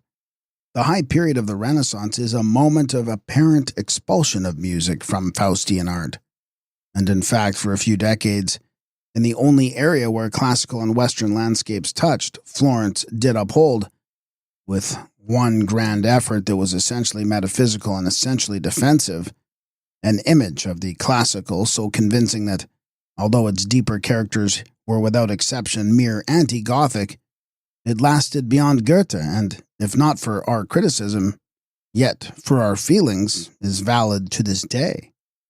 The great achievement of Giotto and Masaccio in creating a fresco art is only apparently a revival of the Apollinian way of feeling. But the depth, experience, and idea of extension that underlies it is not the Apollinian unspatial and self-contained body, but the Gothic space picture. However recessive the backgrounds are, they exist. Yet here again there was the fullness of light, the clarity of atmosphere, the great noon calm of the south. Dynamic space was changed in Tuscany, and only in Tuscany, to the static space of which Piero della Francesca was the master. The hidden dynamic is equally unmistakable in the sculpture of Florence. It would be perfectly hopeless to look for an Attic companion for Verrocchio's equestrian statue. The indescribable inward purity of Gothic form often causes us to forget what an excess of native strength and depth it possessed. Gothic, it must be repeated again, is the only foundation of the Renaissance. The Renaissance never even touched the real classical, let alone understood it or revived it.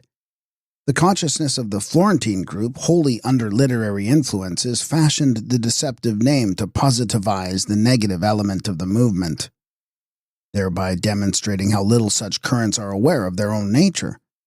Classical motives are a matter of indifference of the method of treatment as an unclassical effect.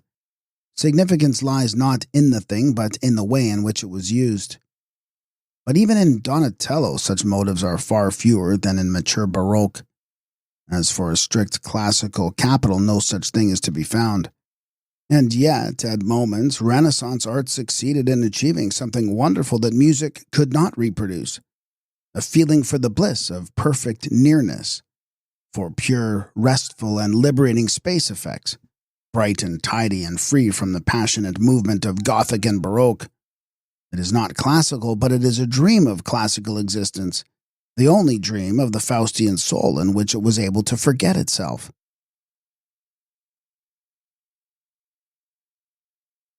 Character of the Baroque. And now, with the 16th century, the decisive epochal turn begins for Western painting. The trusteeship of architecture in the north and that of sculpture in Italy expire, and painting becomes polyphonic, picturesque, infinity-seeking. The colors become tones, the background, hitherto casually put in, regarded as a fill-up and as space, almost shuffled out of sight, gains a preponderant importance. A development sets in that is paralleled in no other culture, not even in the Chinese, which in many other respects is so near to ours.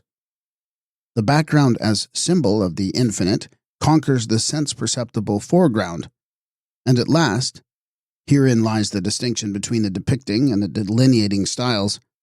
The depth experience of the Faustian soul is captured in the kinesis of a picture. The space relief of Mantegna's plain layers dissolves in Tintoretto into directional energy, and there emerges in the picture the great symbol of an unlimited space universe which comprises the individual things within itself as incidentals.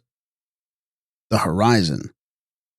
There is not a hint of it, either in Egyptian relief or in Byzantine mosaic or in vase paintings and frescoes of the classical age, or even in those of the Hellenistic, in spite of its spatial treatment of foregrounds.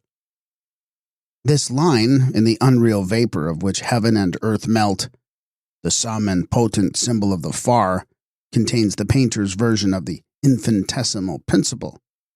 It is out of the remoteness of this horizon that the music of the picture flows, and for this reason the great landscape painters of Holland paint only backgrounds and atmospheres, just as for the contrary reason, anti-musical masters like Signorelli and especially Mantegna paint only foregrounds and reliefs.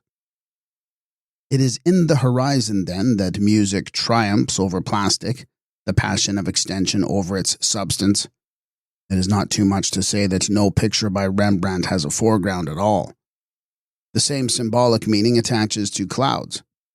Classical art concerns itself with them no more than with horizons, and the painter of the Renaissance treats them with a certain playful superficiality.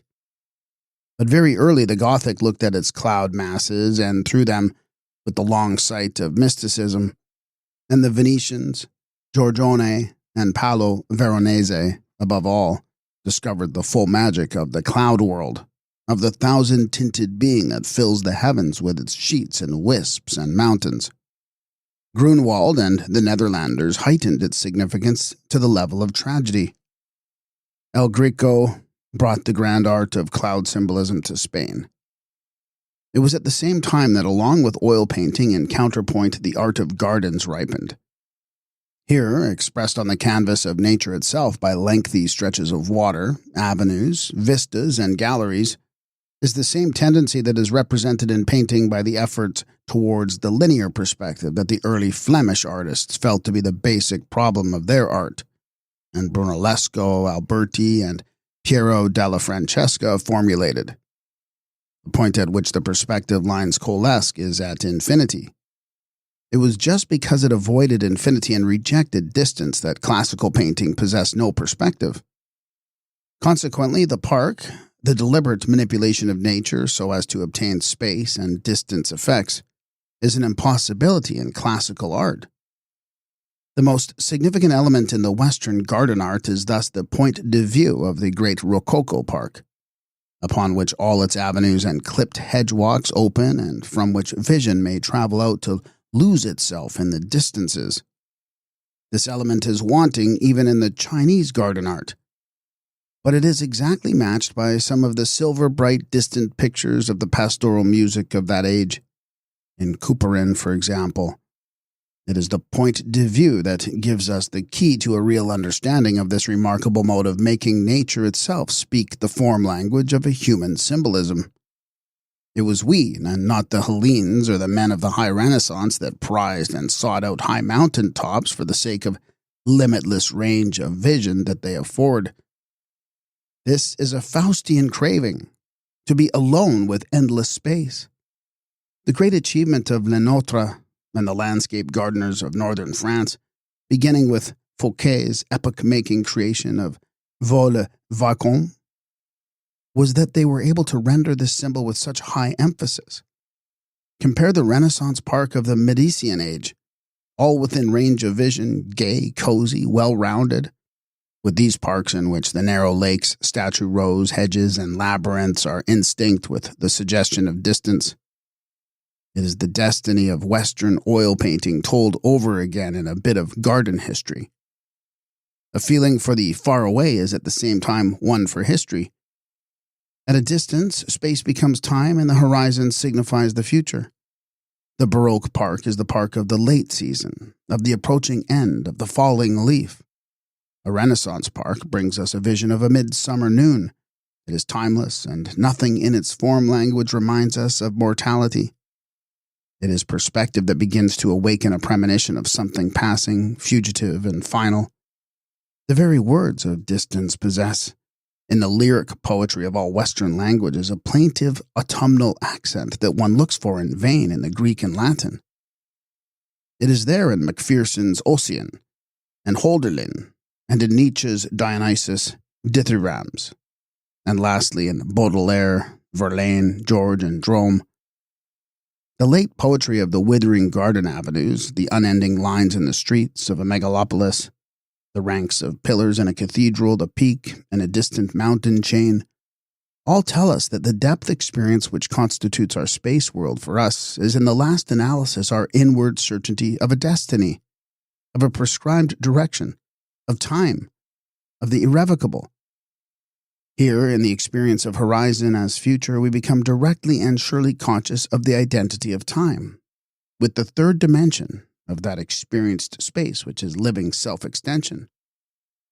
Oil painting and instrumental music evolve organically towards aims that were comprehended in the Gothic and achieved in the Baroque. Both arts, Faustian in the highest sense, are within those limits prime phenomena. They have a soul, a physiognomy, and therefore a history. And in this they are alone, All that sculpture could thenceforward achieve was a few beautiful incidental pieces in the shadow of a painting, garden art, or architecture. The art of the West had no real need of them. There was no longer a style of plastic in the sense that there were styles of painting or music. What there is in a Rembrandt portrait simply cannot be rendered in a bust. Now and then a sculptor of power arises, like Bernini or the masters of the contemporary Spanish school, or Pagel or Rodin, none of whom naturally transcend the decorative and attain the level of grand symbolism. But such an artist is always visibly either a belated imitator of the Renaissance like Thorwaldsen, a disguised painter like Houdon or Rodin, an architect like Bernini and Schluter, or a decorator like Koisevol. And his very appearance on the scene only shows the more clearly that this art, incapable of carrying the Faustian burden, has no longer a mission, and therefore no longer a soul or a life history of specific style development in the Faustian world.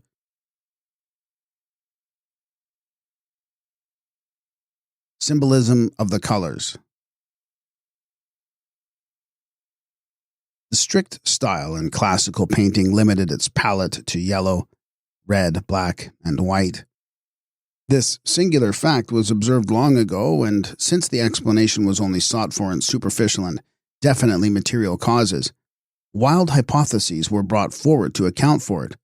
Example, a supposed color blindness in the Greeks. Blue and green are the colors of the heavens, the sea, the fruitful plain, the shadow of the southern noon, the evening, the remote mountains. They are essentially atmospheric and not substantial colors.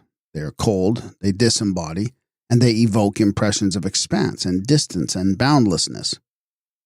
And for this reason, an atmospheric blue-green is the space-creating element throughout the history of our perspective oil painting, from the Venetians right into the 19th century. It is the basic and supremely important tone which supports the ensemble of the intended color effect, as the basso continuo supports the orchestra, whereas the warm yellow and red tones are put on sparingly and in dependence upon this basic tone.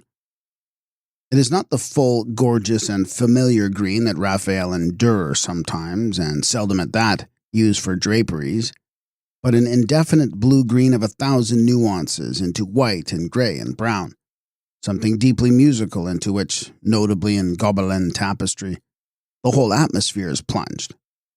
That quality which we have named aerial perceptive in contrast to linear, and might also have called Baroque perspective in contrast to Renaissance, rests almost exclusively upon this.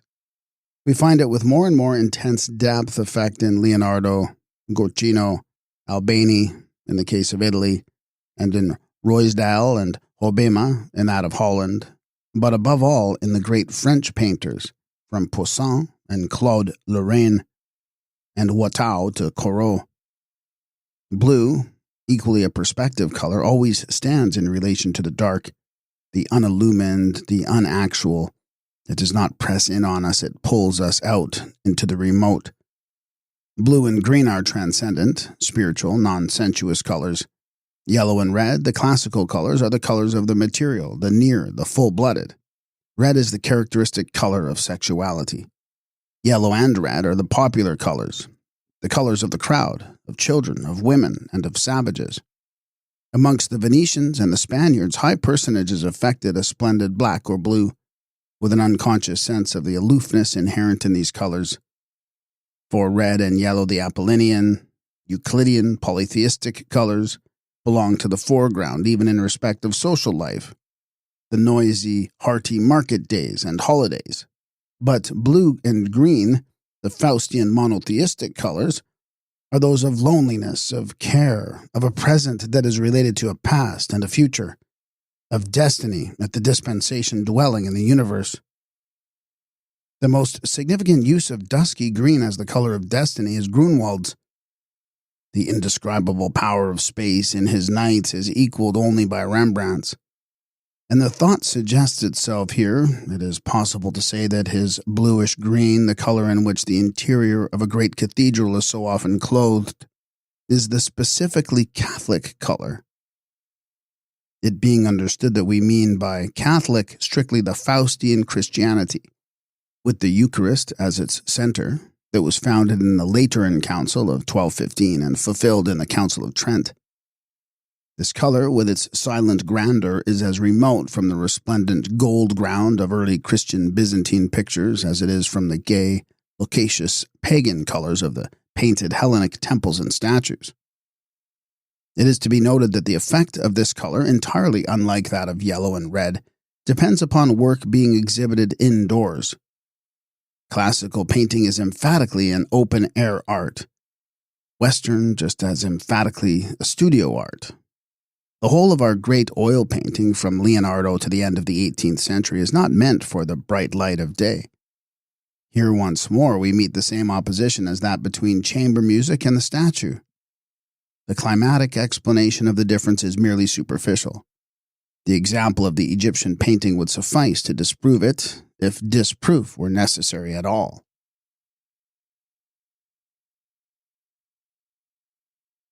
Gold background and studio brown.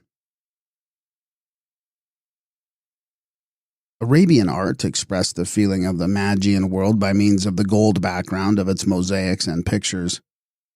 In this instance, we can study the soul of three cultures working upon very similar tasks in very dissimilar ways. The Apollinian culture recognized as actual only that which was immediately present in time and place, and thus it repudiated the background as pictorial element. The Faustian strove through all sensuous barriers towards infinity, and it projected the center of gravity of the pictorial idea into the distance by means of perspective. The Magian felt all happening as an expression of mysterious powers that filled the world cavern with their spiritual substance, and it shut off the depicted scene with a gold background, that is, by something that stood beyond and outside all nature colors. Gold is not a color. Colors are natural, but the metallic gleam, which is practically never found in natural conditions, is unearthly. Note, the brilliant polish of the stone in Egyptian art has a deep symbolic significance of much the same kind. Its effect is to dematerialize the statue by causing the eye to glide along its exterior. Hellas, on the contrary, manifests by its progress from porous stone through Naxian to the translucent Parian and Pentelic marbles, how determined it is the look shall sink right into the material essence of the body. It recalls impressively the other symbols of the culture, alchemy and Kabbalah, the philosopher's stone, the Holy Scriptures, the arabesque, the inner form of the tales of the 1,001 Nights. The gleaming gold takes away from the scene, the life and the body, their substantial being. The gold background possesses, in the iconography of the Western Church, an explicit dogmatic significance. It is an express assertion of the existence and activity of the divine spirit. When natural backgrounds with their blue-green heavens, far horizons, and depth perspective begin to appear in early Gothic, they had at first the appearance of something profane and worldly. The change of dogma that they implied was, if not acknowledged, at any rate felt. Witness the tapestry backgrounds with which the real depth of space was covered up by a pious awe that disguised what it dared not exhibit. The final schism took place almost at the same moment in church and in art. The landscape background of the depicted scene and the dynamic infiniteness of God were comprehended at the same moment, and simultaneously with the gold ground of the sacred picture. There vanished from the councils of the West that Magian, ontological problem of Godhead, which had so passionately agitated Nicaea, Ephesus, Chalcedon, and all the councils of the East. The Venetians discovered and introduced into oil painting as a space-forming and quasi-musical motive the handwriting of the visible brushstroke. It is only in the brushwork, which remains permanently visible and, in a way, perennially fresh, that the historical feeling comes out. Our desire is to see in the work of the painter not merely something that has become, but something that is becoming. And this is precisely what the Renaissance wanted to avoid. The individual brushstrokes, first met with as a complete new form language in the later work of Titian, are accents of a personal temperament, characteristic in the orchestra colors of Monteverde, melodically flowing as a contemporary Venetian madrigal. Streaks and dabs immediately juxtaposed, cross one another, cover one another, entangle one another, and bring unending movement into the plain element of color. The physiognomy of this script of the brush, an ornamentation that is entirely new, infinitely rich and personal and peculiar to the Western culture, is purely and simply musical. Henceforward, the notion of tempo is introduced into painting. The airy web of brushstrokes at once dissolves surfaces, contours melt into chiaroscuro.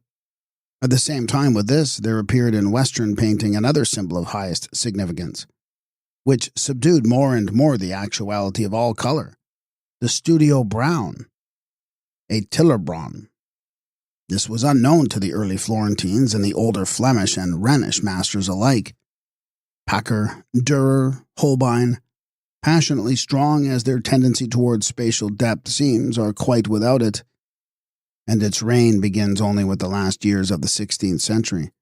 This brown does not repudiate its descent from the atmospheric greens of Leonardo's, Schongauer's, and Grunewald's backgrounds, but it possesses a mightier power over things than they, and it carries the battle of space against matter to a decisive close. It even prevails over the more primitive linear perspective, which is unable to shake off its Renaissance association with architectural motives. Between it and the impressionist technique of the visible brushstroke, there is an enduring and deeply suggestive connection. Ultimately, both dissolve the tangible presences of the sense world, the foreground at a given moment, into ethereal semblances. Its discovery marks the zenith of the Western style. As contrasted with the preceding green, this color has something Protestant in it. The atmosphere of Lear and the atmosphere of Macbeth are akin to it.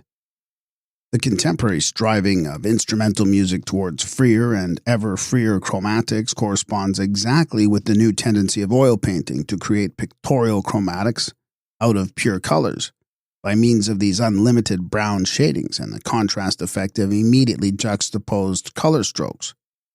Therefore, both the arts spread through their worlds of tones and colors, color tones and tone colors, an atmosphere of the purest spatiality, which enveloped and rendered no longer body, the human being as a shape, but the soul unconfined. This atmospheric brown, which was entirely alien to the Renaissance, is the unrealist color that there is. It is the one major color that does not exist in the rainbow. A pure brown light is outside the possibilities of the nature that we know. All the greenish brown, silvery, moist brown, and deep gold tones that appear in their splendid variety with Giorgione grow bolder and bolder in the great Dutch painters and lose themselves towards the end of the 18th century, have the common quality that they strip nature of their tangible actuality. They contain, therefore, what is almost a religious profession of faith. We feel that here we are not very far from Port Royal, from Leibniz, with Constable, who is the founder of the painting of civilization. It is a different will that seeks expression, and the very brown that he had learned from the Dutch meant to him not what it had meant to them, destiny, God, the meaning of life, but simply romance, sensibility, yearning for something that was gone, memorial of the great past of the dying art.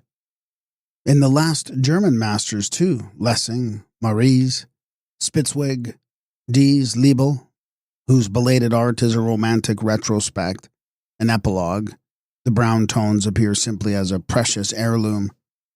Unwilling in their hearts to part with this last relic of the great style, they preferred to set themselves against the evident tendency of their generation, the soulless and soul-killing generation of plein air and Haeckel. It was the masters who were inwardly greatest, Rembrandt above all, who best understood this color. It is the enigmatic brown of his most telling work, and its origin is in the deep lights of Gothic church windows and the twilight of the high-vaulted Gothic nave.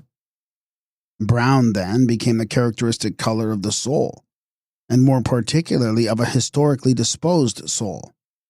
Nietzsche has, I think, spoken somewhere of the brown music of Bizet, but the adjective is far more appropriate to the music which Beethoven wrote for strings and for the orchestration that even as late as Bruckner so often fills space with a browny, golden, expansive tone.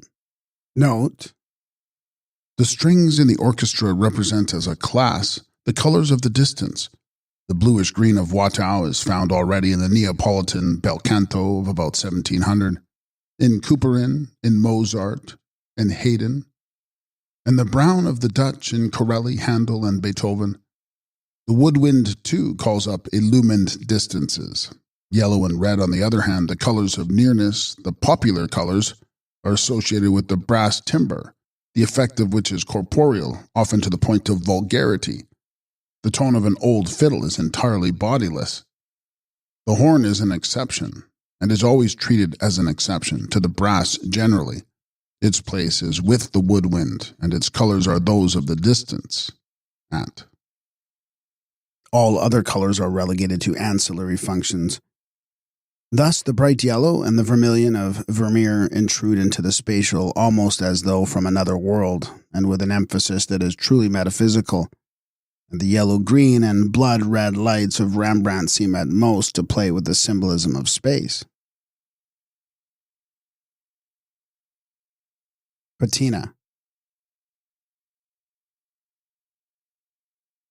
I have called brown a historical color. By this is meant that it makes the atmosphere of the pictured space signify directedness and future. The other colors of distance have also this significance. They lead to an important, considerable, and distinctly bizarre extension of the Western symbolism. The Hellenes had in the end come to prefer bronze and even gilt bronze to the painted marble, the better to express, by the radiance of this phenomenon against a deep blue sky, the idea of the individualness of any and every corporeal thing. Note: the use of gold in this way, viz., to add brilliancy to bodies standing freely in the open, has nothing in common with its employment in Magian art to provide glittering backgrounds for figures seen in dim interiors. Now, when the Renaissance dug these statues up, it found them black and green with the patina of many centuries. The historic spirit with its piety and longing fastened on to this, and from that time forth our form-feeling has canonized this black and green of distance. Patina is a symbol of mortality and hence related in a remarkable way to the symbols of time measurement and the funeral rite.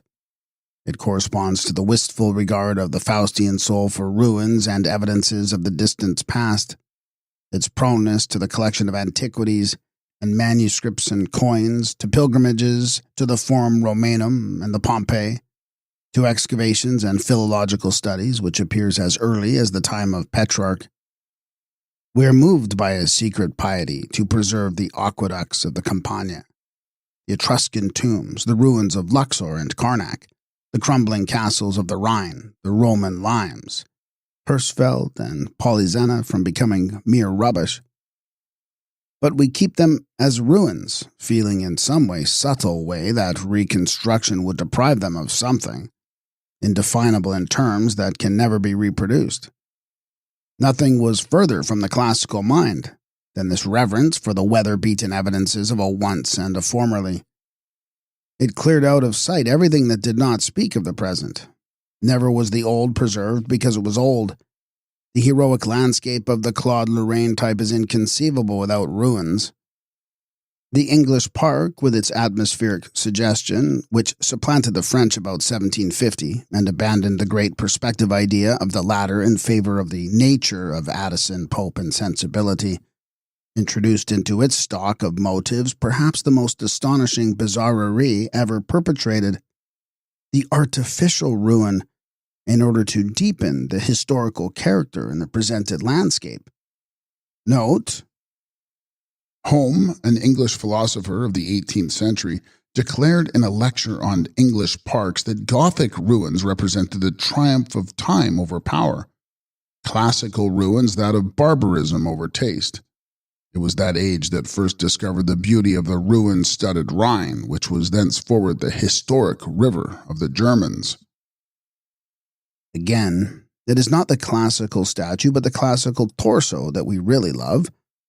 It has had a destiny, something suggestive of the past as past envelops it and our imagination delights to fill the empty space of missing limbs with the pulse and swing of invisible lines. A good restoration, and the secret charm of endless possibilities is all gone. I venture to maintain that it is only by way of this transposition into the musical that the remains of classical sculpture can really reach us. Would not the towers and domes of our old cities lose their deep metaphysical charm if they were sheathed in new copper? Age, for us, as for the Egyptian, ennobles all things. For classical man, it depreciates them.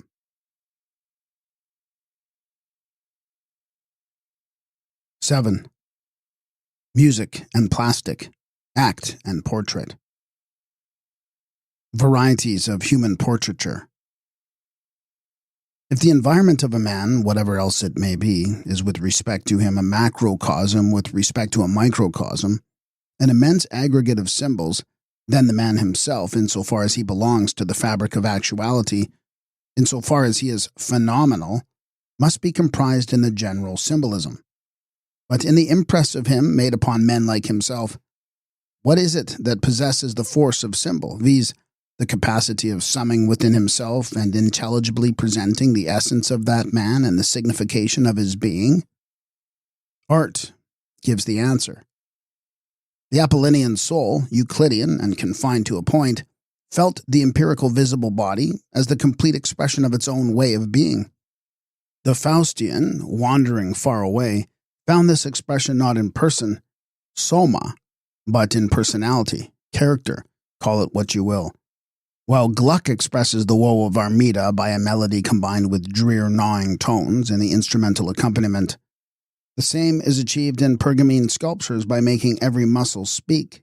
The Hellenistic portraiture tries to draw a spiritual type in the structure of its heads. In China, the heads of the saints of Lin Yanxi tell of a wholly personal inner life by their look and the play of the corners of the mouth. What Apollinian man and Apollinian art can claim as their very own is simply the apotheosis of the bodily phenomenon. Taking the word perfectly literally, the rhythmic proportioning of limbs and harmonious build of muscles. This is not pagan as against Christian, it is Attic as against Baroque. Note, the word act, A-K-T, means pose, and in art language, nude. In this work, it must be understood in a widened connotation, viz., as expressing the instantaneous become, as against the historically becoming, the presentation in the perfect against the imperfect sense, the act as against the action. It has therefore been retained nude, however being substituted in certain cases. Thus, the classical plastic art, after liberating the form completely from the actual or imaginary back wall and setting it up in the open, free and unrelated, to be seen as a body among bodies, moved on logically till the naked body became its only subject. And moreover, it is unlike every other kind of sculpture recorded in art history, in that its treatment of the bounding surfaces of this body is anatomically convincing. Just as classical man properly meant with his perfected working out of a superficial body, to exhaust the whole essence of the living phenomenon in and by the rendering of its bounding surfaces, so Faustian man no less logically found the most genuine, the only exhaustive expression of his life-feeling in the portrait. The Hellenic treatment of the nude is the great exceptional case. In this, and in this only, has it led to an art of the high order. Note, in other countries, example Old Egypt and Japan, to anticipate a particularly foolish and shallow assertion, the sight of naked men was a far more ordinary and commonplace thing than it was in Athens, but the Japanese art lover feels emphasized nudity as ridiculous and vulgar. The nude is depicted, as for the matter, it is in the Adam and Eve of Bamberg Cathedral, but merely as an object without any significance of potential whatsoever. Act and portrait have never hitherto been felt as constituting an opposition, and consequently the full significance of their appearances in art history has never been appreciated. But in order to grasp the significance of the portraiture of the West, more specifically in contrast with that of Egypt and that of China, we have to consider the deep change in the language of the West that began in Merovingian times to foreshadow the dawn of a new life-feeling. This change extended equally over the Old German and the Vulgar Latin, but it affected only the tongues spoken in the countries of the coming culture. For instance, Norwegian and Spanish, but not Romanian. The change would be inexplicable if we were to regard merely the spirit of these languages and their influence of one upon another. The explanation is in the spirit of the mankind that raised a mere way of using words to the level of a symbol. Instead of some Gothic we say ich bin, I am, je suis. Instead of facisti, we say tu habes factum, tu es fait, tu habes jetan. And again, das huit un homme manhat. The coming of this specific I is the first dawning of that personality idea, which was so much later to create the sacrament of contrition and personal absolution. And this I and thou is the key to Gothic portraiture. It has been shown how the experience of the extended has its origin in the living direction, time, destiny, and the perfected being of the all-round nude body. The depth experience has been cut away, but the look of a portrait leads this experience into the supersensuous infinite. Therefore, the ancient art is an art of the near and tangible and timeless. The classical statue is a piece of present nature and nothing besides. The classical poetry is statuary in verse. Herein is the root of our feeling that ascribes to the Greek an unreserved devotion to nature. We shall never entirely shake off the idea that the Gothic style as compared with the Greek is unnatural. Of course it is, for it is more than nature. Only we are unnecessarily loath to realize that it is a deficiency in the Greek that our feeling has detected. The Western form language is richer. Portraiture belongs to nature and to history.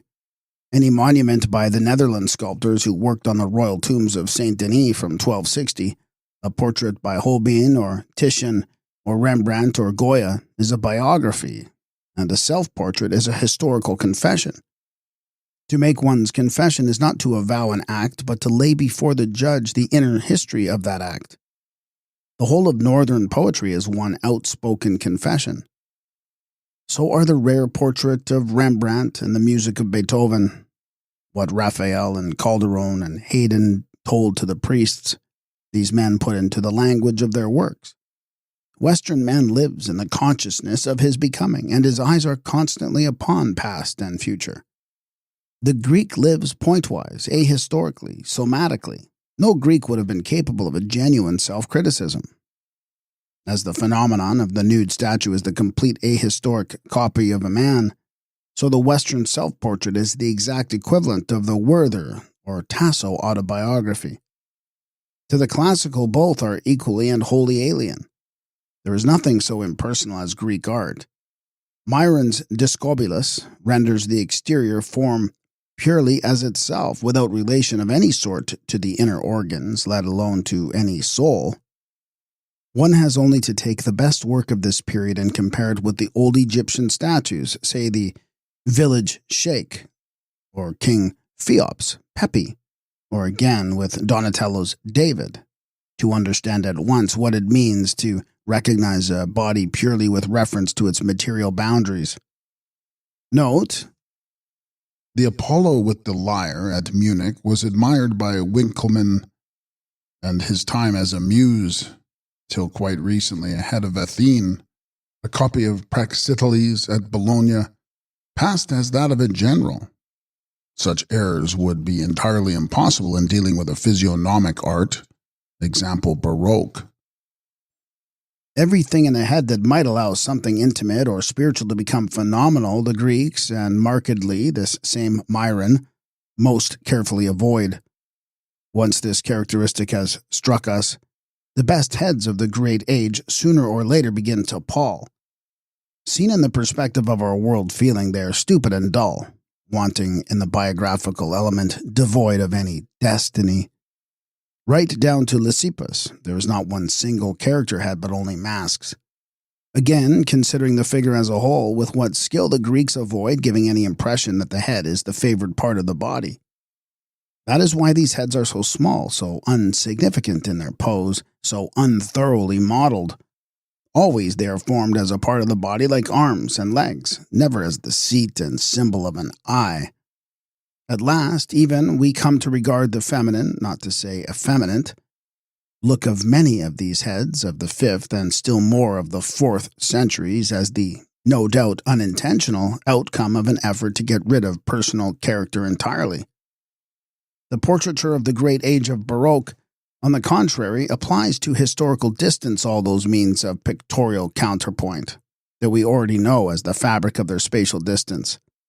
The brown-dipped atmosphere, the perspective, the dynamic brushstroke, the quivering color tones and lights, and with their aid succeeds in treating body as something intrinsically non-material, as the highly expressive envelope of a space-commanding ego.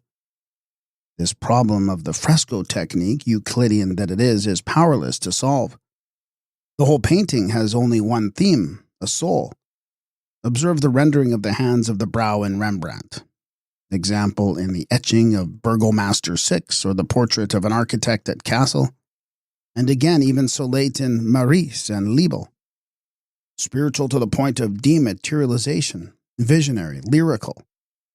Compare them with the hand and brow of an Apollo or Poseidon of the Periclean age.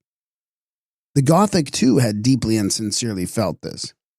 It had draped body not for its own sake, but for the sake of developing in the ornament of the drapery a form language consonant with the language of the head and the hands in a living fugue. So, too, with the relations of the voices in counterpoint and in Baroque, those of the continuo to the upper voices of the orchestra. In Rembrandt, there is always interplay of bass melody in the costume and motives in the head. The opposition of the Apollinian and Faustian ideals of humanity may now be stated concisely. Act and portrait are to one another as body and space, instant and history, foreground and background, Euclidean and analytical number, proportion and relation. The statue is rooted in the ground, music, and the Western portrait is music, soul woven of color tones, invades and pervades space without limit. The Apollonian form language reveals only the become. The Faustian shows above all a becoming. It is for this reason that child portraits and family groups are amongst the finest and most intimately right achievements of Western art. The child links past and future. In every art of human representation that has a claim to symbolic import, it signifies duration in the midst of a phenomenal change. The endlessness of life. But the classical life exhausted itself in the completeness of the moment. The individual shut his eyes to time distances. He comprehended in his thought the men like himself, whom he saw around him, but not the coming generations, and therefore there has never been an art so emphatically ignored, the intimate representation of children, as the Greek art did. Endless becoming is comprehended in the idea of motherhood. Woman as mother is time and is destiny. All symbols of time and distance are also symbols of maternity. Care is the root feeling of future, and all care is motherly. In the religious art of the West, the representation of motherhood is the noblest of all tasks. As Gothic dawns, the Theotokos of the Byzantine changes into the Mater Dolorosa, the Mother of God. In German mythology, she appears, doubtless from Carolingian times, only as Frigga and Frau Hall. The same feeling comes out in beautiful Meinsinger fancies like Lady Sun, Lady World, Lady Love. The whole panorama of early Gothic mankind is pervaded by something maternal, something caring and patient, and Germanic Catholic Christianity, when it had ripened into full consciousness of itself and in one impulse settled its sacraments and created its Gothic style, placed not the suffering Redeemer but the suffering Mother in the center of its world picture. About 1250, in the great epic of statuary of Rheims Cathedral, the principal place in the center of the main porch, which in the cathedrals of Paris and Amiens was still that of Christ, was assigned to the Madonna. And it was about this time, too, that the Tuscan school at Arezzo and Siena, Guido da Siena, began to infuse a suggestion of mother love into the conventional Byzantine Theotokos.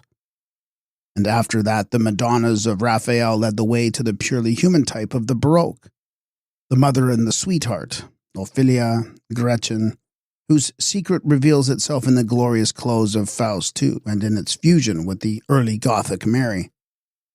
As against these types, the imagination of the Greeks conceived goddesses who were either Amazons like Athene or Hetaerae like Aphrodite. In the root feeling which produced the classical type of womanhood, fruitfulness had a vegetal character. In this connection, as in others, the word soma exhaustively expresses the meaning of the phenomena. Think of the masterpieces of this art, the three mighty female bodies in the east pediment of the Parthenon, and compare them with that noblest image of a mother, Raphael's Sistine Madonna. In the latter, all bodiliness had disappeared, she in all distance and space. The Helen of the Iliad, compared with Kriemhild, the mother comrade of Siegfried, is a courtesan, while Antigone and Clytemnestra are Amazons. When the classical sculpture, late art that it is, arrives at secularizing the pictures of the god, it creates the antique ideal of female form in a Cnidian Aphrodite, merely a very beautiful object, not a character or an ego, but a piece of nature. Note, The Orphic springtime contemplates the gods and does not see them. And there was indeed a beginning of this in the aristocratic epic of Homer, so nearly akin to the courtly narrative art of Boccaccio. But throughout the classical age, strictly religious people felt it as a profanation. The worship that shines through the Homeric poems is quite without idolatry. And a further proof is the anger of thinkers who, like Heraclitus and Plato, were in close touch with the temple tradition. It will occur to the student that the unrestricted handling of even the highest divinities in this very late art is not unlike the theatrical Catholicism of Rossini and Liszt, which is already foreshadowed in Corelli and Handel and had earlier even almost led to the condemnation of the church music in 1564. And in the end, Praxiteles finds the hardihood to represent a goddess entirely naked. This innovation met with severe criticism, for it was felt to be a sign of the decline of the classical world feeling. Suitable as it was to erotic symbolism, it was in sharp contradiction with the dignity of the older Greek religion. Hellenistic portraiture. It was at this time that an art of portraiture appeared simultaneously with the invention of a form that has never since been forgotten, the bust. Unfortunately, here as elsewhere, art research has made the mistake of discovering in this the beginning of the portrait. This portrait is distinguishable not by personal traits but by the label only. This is the general custom amongst children and primitive men, and it is connected with name magic. But now in the later phase, there was an additional factor, the tendency of the time towards genre and applied art, which produced also the Corinthian column. What the sculptors worked out was the types of life's stage. The ethos, which we mistranslate by character, but which is really the kinds and modes of public behavior and attitude. Thus there is the grave commander, the tragic poet, the passion-torn actor, the absorbed philosopher. Here is the real key to the understanding of the celebrated Hellenistic portraiture, for which the quite unjustifiable claim has been set up that its products are expressions of a deep spiritual life. It was only in the 4th century that Demetrius of Alepeci began to emphasize individual traits in the external build of the man, and Lysistratus, the brother of Lysippus, to copy, as Pliny tells us, a plaster of Paris cast of the subject's face without much subsequent modification. And how little such portraiture is portraiture in Rembrandt's sense should surely have been obvious to anyone. The soul is missing. The brilliant fidelity of Roman busts especially has been mistaken for physiognomic depth. But what really distinguishes the higher work from this craftsman's and virtuoso's work is that in such work the important and significant is not brought out, it is put in.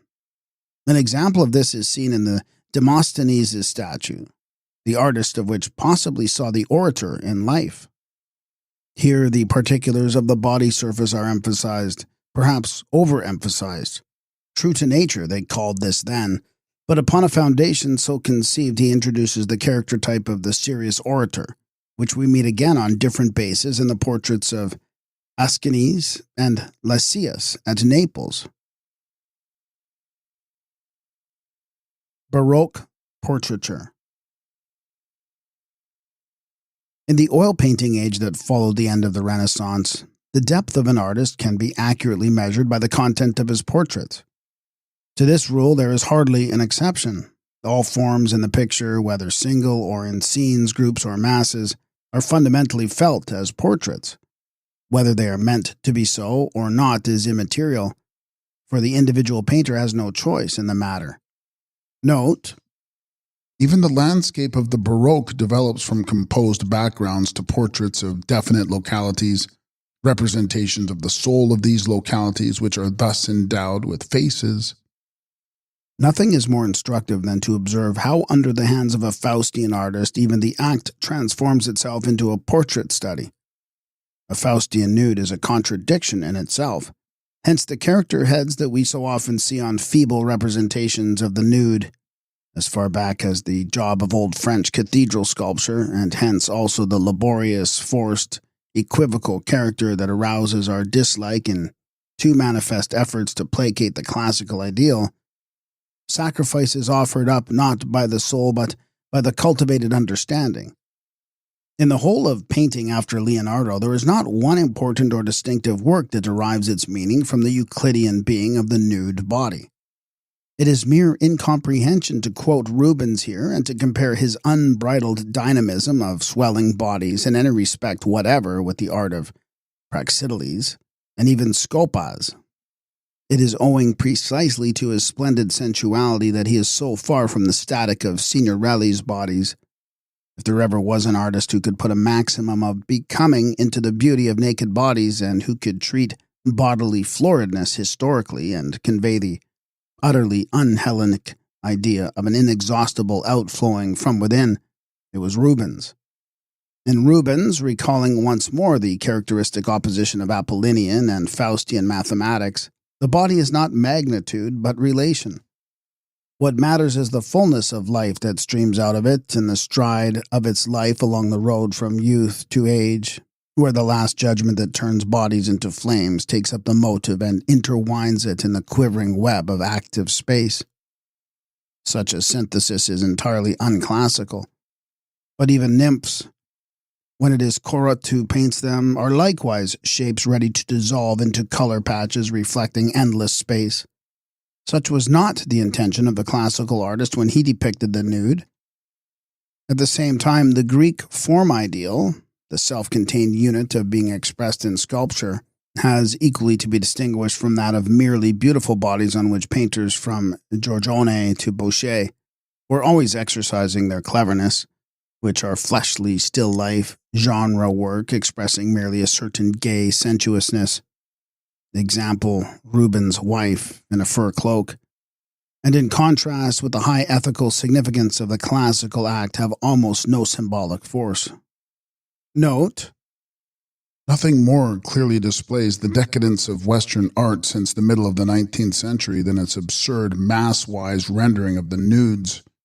The deeper meaning of study of the nude and the importance of the motive have been entirely forgotten. The episode of Florence amounts to an attempt to replace the portrait of the Gothic style by the act as a symbol of humanity. Logically, therefore, the entire art of the Renaissance should be wanting in the physiognomic traits, but the whole of the portrait work of A. Rossellino, Donatello, Benedetto di Maiano, Mino de Fiesole stands so near in spirit to that of Van Eyck, Memling, and the early Rhenish masters as to be often indistinguishable from theirs.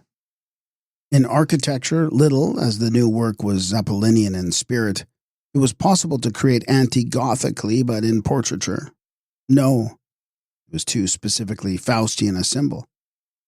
However highly we may value the Uzzano bust of Donatello, which is perhaps the most important achievement of that age and that circle, it will be admitted that by the side of the portraits of the Venetians it hardly counts. Leonardo, Raphael, and Michelangelo as vanquishers of the Renaissance. The Renaissance was born of defiance. In Gothic and again in Baroque, an entirely great artist was fulfilling his art in deepening and completing its language, but in Renaissance he was necessarily only destroying it. So it was in the cases of Leonardo, Raphael, and Michelangelo, the only really great men of Italy after Dante. It is not curious that between the masters of the Gothic, who were nothing but silent workers in their art and yet achieved the very highest that could be achieved within its convention and its field, and the Venetians and Dutch of 1600, who again were purely workers, there should be these three men who were not only sculptors or painters but thinkers, and thinkers who of necessity busied themselves not merely with all the available means of artistic expression, but with 1,000 other things besides, ever restless and dissatisfied in their effort to get at the real essence and aim of their being. Does it not mean that in the Renaissance they could not find themselves? Each in his own fashion, each under his own tragic illusion, these three giants strove to be classical in the Medician sense, and yet it was they themselves who in one or another day, Raphael in respect of the line, Leonardo in respect of the surface, Michelangelo in respect of the body, shattered the dream. In them, the misguided soul is finding its way back to its Faustian starting points. What they intended was to substitute proportion for relation, drawing for light and air effect, Euclidean body for pure space. But neither they nor others of their time produced a Euclidean static sculpture. For that was possible only once in Athens. In all their work, one feels a secret music. In all their forms, the movement quality and the bias towards distance and depth. They are on the way not to Phidias, but to Palestrina.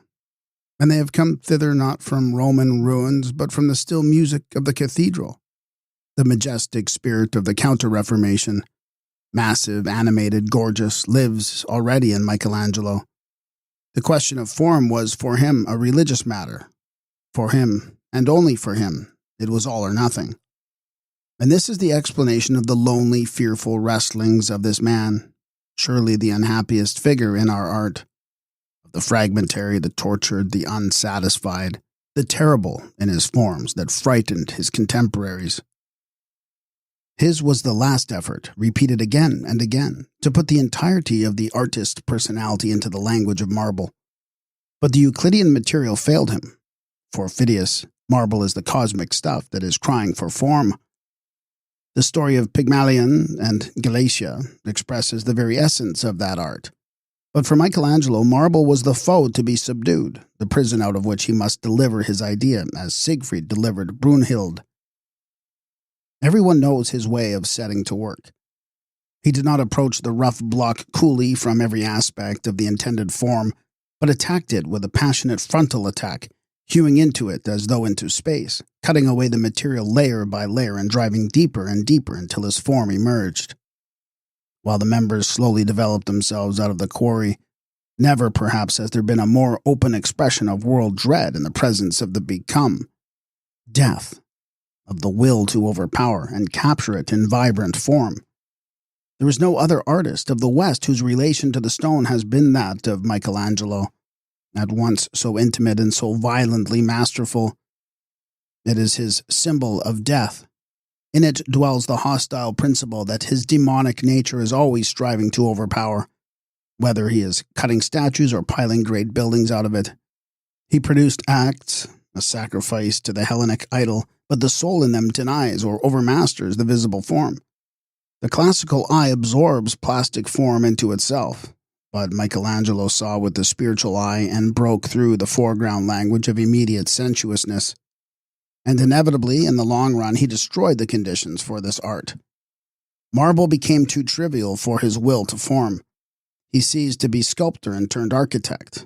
In his old age, when he was producing only wild fragments like the Rodinini Madonna and leaving his figures almost in the rough, the musical tendency of his artistry broke through.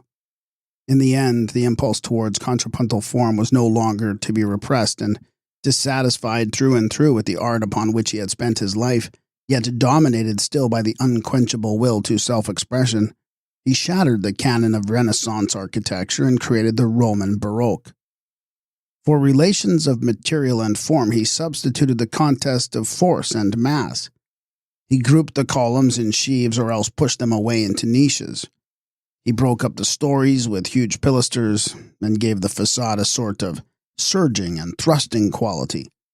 Measure yielded to melody, the static to the dynamic, and thus Faustian music enlisted in its service the chief of all the other arts. With Michelangelo, the history of Western sculpture is at an end. What of it there was after him was mere misunderstanding or reminiscence. His real heir was Palestrina. Leonardo does not speak the language of his contemporaries. He alone had neither the ambition to be sculptor nor the ambition to be architect. It was a strange illusion of the Renaissance that the Hellenic feeling and the Hellenic cult of the exterior structure be achieved through anatomy. But when Leonardo studied anatomy, it was not, as in Michelangelo's case, foreground anatomy, the topography of human surfaces studied for the sake of plastic, but physiology studied for the inward secrets. While Michelangelo tried to force the whole meaning of human existence into a language of the living body, Leonardo's studies show the exact opposite. His much-admired sfumato is the first sign of the repudiation of corporeal bounds in the name of space, and as such it is the starting point of Impressionism. Leonardo begins with the spiritual space, not with defined outlines, and when he ends, that is, if he ends at all and does not leave the picture unfinished, the substance of color lies like a mere tinge over the real structure of the picture, which is something incorporeal and indescribable. Raphael's paintings fall into planes in which he disposes his well-ordered groups, and he closes off the whole with a well-proportioned background. But Leonardo knows only one space, wide and eternal, and his figures, as it were, float therein. The one puts inside a frame a sum of individual near things, the other a portion cut out of the infinite. Leonardo discovered the circulation of the blood.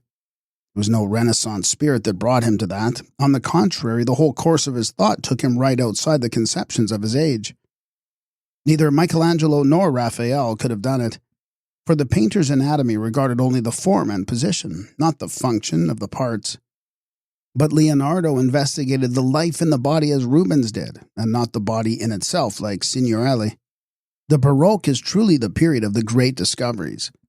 Leonardo was a discoverer through and through, and discovery was the sum in one word of his whole nature. He was the first, too, who set his mind to work on aviation. To fly, to free one's self from Earth, to lose one's self in the expanse of the universe. Is not this ambition Faustian in the highest degree? Is it not, in fact, the fulfillment of our dreams? Has it never been observed how the Christian legend became, in Western painting, a glorious transfiguration of this motive?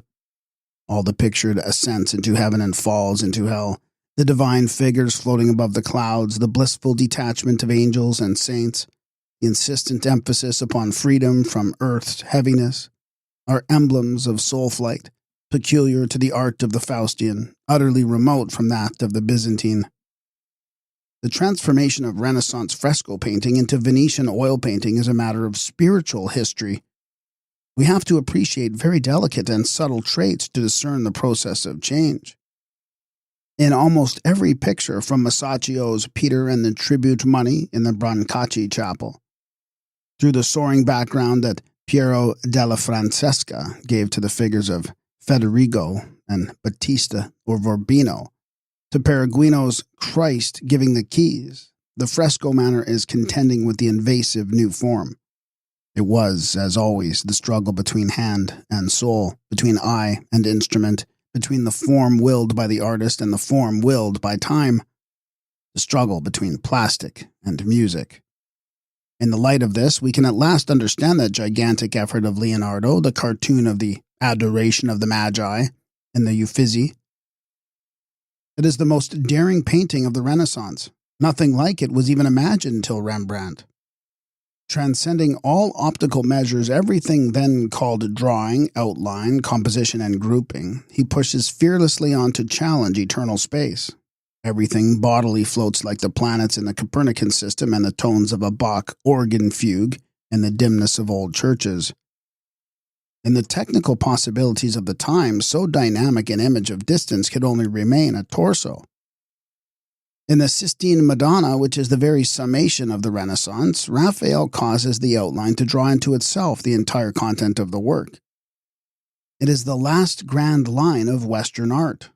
Already, and it is this that makes Raphael the least intelligible of Renaissance artists, convention is strained almost to breaking point by the intensity of inward feeling. He did not indeed wrestle with problems. He had not even an inkling of them. But he brought art to the brink where it could no longer shirk the plunge, and he lived to achieve the utmost possibilities within its form world. The ordinary person who thinks him flat simply fails to realize what is going on in his scheme. We do understand Perugino at a glance. We merely think we understand Raphael. His very line, that drawing character that at first sight seems so classical, is something that floats in space, unearthly, Beethoven-like. In this work, Raphael is the least obvious of all artists, much less obvious even than Michelangelo, whose intention is manifest through all the fragmentariness of his works. Leonardo is over the frontier. The sketch for Adoration of the Magi is already music. It is not a casual but a deeply significant circumstance that in this work, as also in his St. Jerome, he did not go beyond the brown underpainting, the Rembrandt stage, the atmospheric brown of the following century. For him, entirely fullness and clearness of intention was attained with the work in that state, and one step into the domain of color, for that domain was still under the metaphysical limitations of the fresco style, would have destroyed the soul of what he created. It was reserved for the Venetians, who stood outside the Florentine convention. To achieve what he strove for here, to fashion a color world subserving space instead of things. The men of this time were not ripe for portraiture as Rembrandt understood the word, the building up of a soul history out of the dynamic brushstrokes and lights and tones. But only Leonardo was great enough to experience this limitation as a destiny. Others merely set themselves to paint heads in the modes prescribed by their respective schools. But Leonardo, the first here to make the hands also speak, and that with a physiognomic maestria, had an infinitely wider purpose. His soul was lost afar in the future, though his mortal part, his eye and hand, obeyed the spirit of the age. Assuredly he was the freest of the three great ones, deeper than Dürer, bolder than Titian, more comprehensive than any single man of his time. He was essentially the artist of torsos. Note, in Renaissance work, the finished product is often quite depressingly complete. The absence of infinity is palpable. No secrets, no discoveries. Michelangelo, the belated sculptor, was so too, but in another sense. While in Goethe's day, that which had been unattainable for the painter of the Last Supper had already been reached and overpassed. Michelangelo strove to force life once more into a dead form world. Leonardo felt a new form world in the future. Goethe divined that there could be no new form worlds more. Between the first and the last of these men lie the ripe centuries of the Faustian culture. The victory of instrumental music in 1670, and a classical parallel. It remains now to deal with the major characters of Western art during the phase of accomplishment. In this, the inexorable process of necessity is apparent. We have learned to understand arts as prime phenomena. We no longer look to the operations of cause and effect to give unity to the story of development. Instead, we have set up the idea of destiny of an art, and admitted arts to be organisms of the culture, organisms which are born, ripe in age, and forever die. As a late period, the Baroque knows, just as the Ionic had known, what the form language of its arts has to mean. From being a philosophical religion, art has to be a religious philosophy. Great masters come forward in the place of anonymous schools. At the culmination of every culture, we have the spectacle of a splendid group of great arts, well ordered and linked as a unit by the unity of the prime symbol underlying them all. The Apollinian group, to which belonged vase painting, fresco relief, the architecture of ranked columns, the Attic drama, and the dance, centers upon the naked statue, The Faustian group forms itself around the ideal of pure spatial infinity, and its center of gravity is instrumental music. The nearer the grand style comes to its point of fulfillment, the more decisive the tendency to an ornamental language of inexorable clarity of symbolism. The group of great arts is further simplified. About 1670, just when Newton and Leibniz were discovering the differential calculus, oil painting had reached the limits of its possibilities. Its last great masters were dead or dying. Velázquez, 1660, Poussin, 1665, Frans Hals, 1666, Rembrandt, 1669, Vermeer, 1675, Murillo, Ruysdael, and Claude Lorraine, 1682. And one has only to name a few successors of any importance: Watteau, Hogarth, Tippelot, to feel at once the descent, the end of an art. And this time also the great forms of pictorial music expired. Heinrich Schütz died in 1672, Carissimi in 1674, and Purcell in 1665. The last great masters of the cantata, who had played around image themes with infinite variety of vocal and instrumental color and had painted veritable pictures of fine landscape and grand legend scene. With Lully, 1687, the heart of the heroic Baroque opera of Monteverde ceased to beat.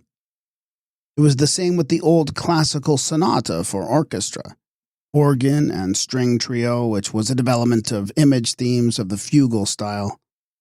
Thereafter the forms became those of final maturity, the concerto grosso, the suite, and the three-part sonata for solo instruments. Music frees itself from the relics of bodiliness inherent in the human voice and becomes absolute. The theme is no longer an image but a pregnant function, existent only in and by its own evolution. For the fugal style, as Bach practiced it, can only be regarded as a ceaseless process of differentiation and integration. The victory of pure music over painting stands recorded in the Passions, which Heinrich Schütz composed in his old age. The visible dawn of the new form language in the sonatas of Dall'Abaco and Corelli, the oratorios of Handel, and the Baroque polyphony of Bach. Henceforth, this music is the Faustian art, and Watteau may fairly be described as a painter Couperin, Tippolo as a painter Handel. In the classical world, the corresponding change occurred about 460, when Polygnotus, the last of the great fresco painters, ceded the inheritance of the grand style to Polycletus and to sculpture in the round. Till then, as late even as Polygnotus's contemporaries Myron and the masters of the Olympia pediment, the form language of a purely planar art had dominated that of statuary also.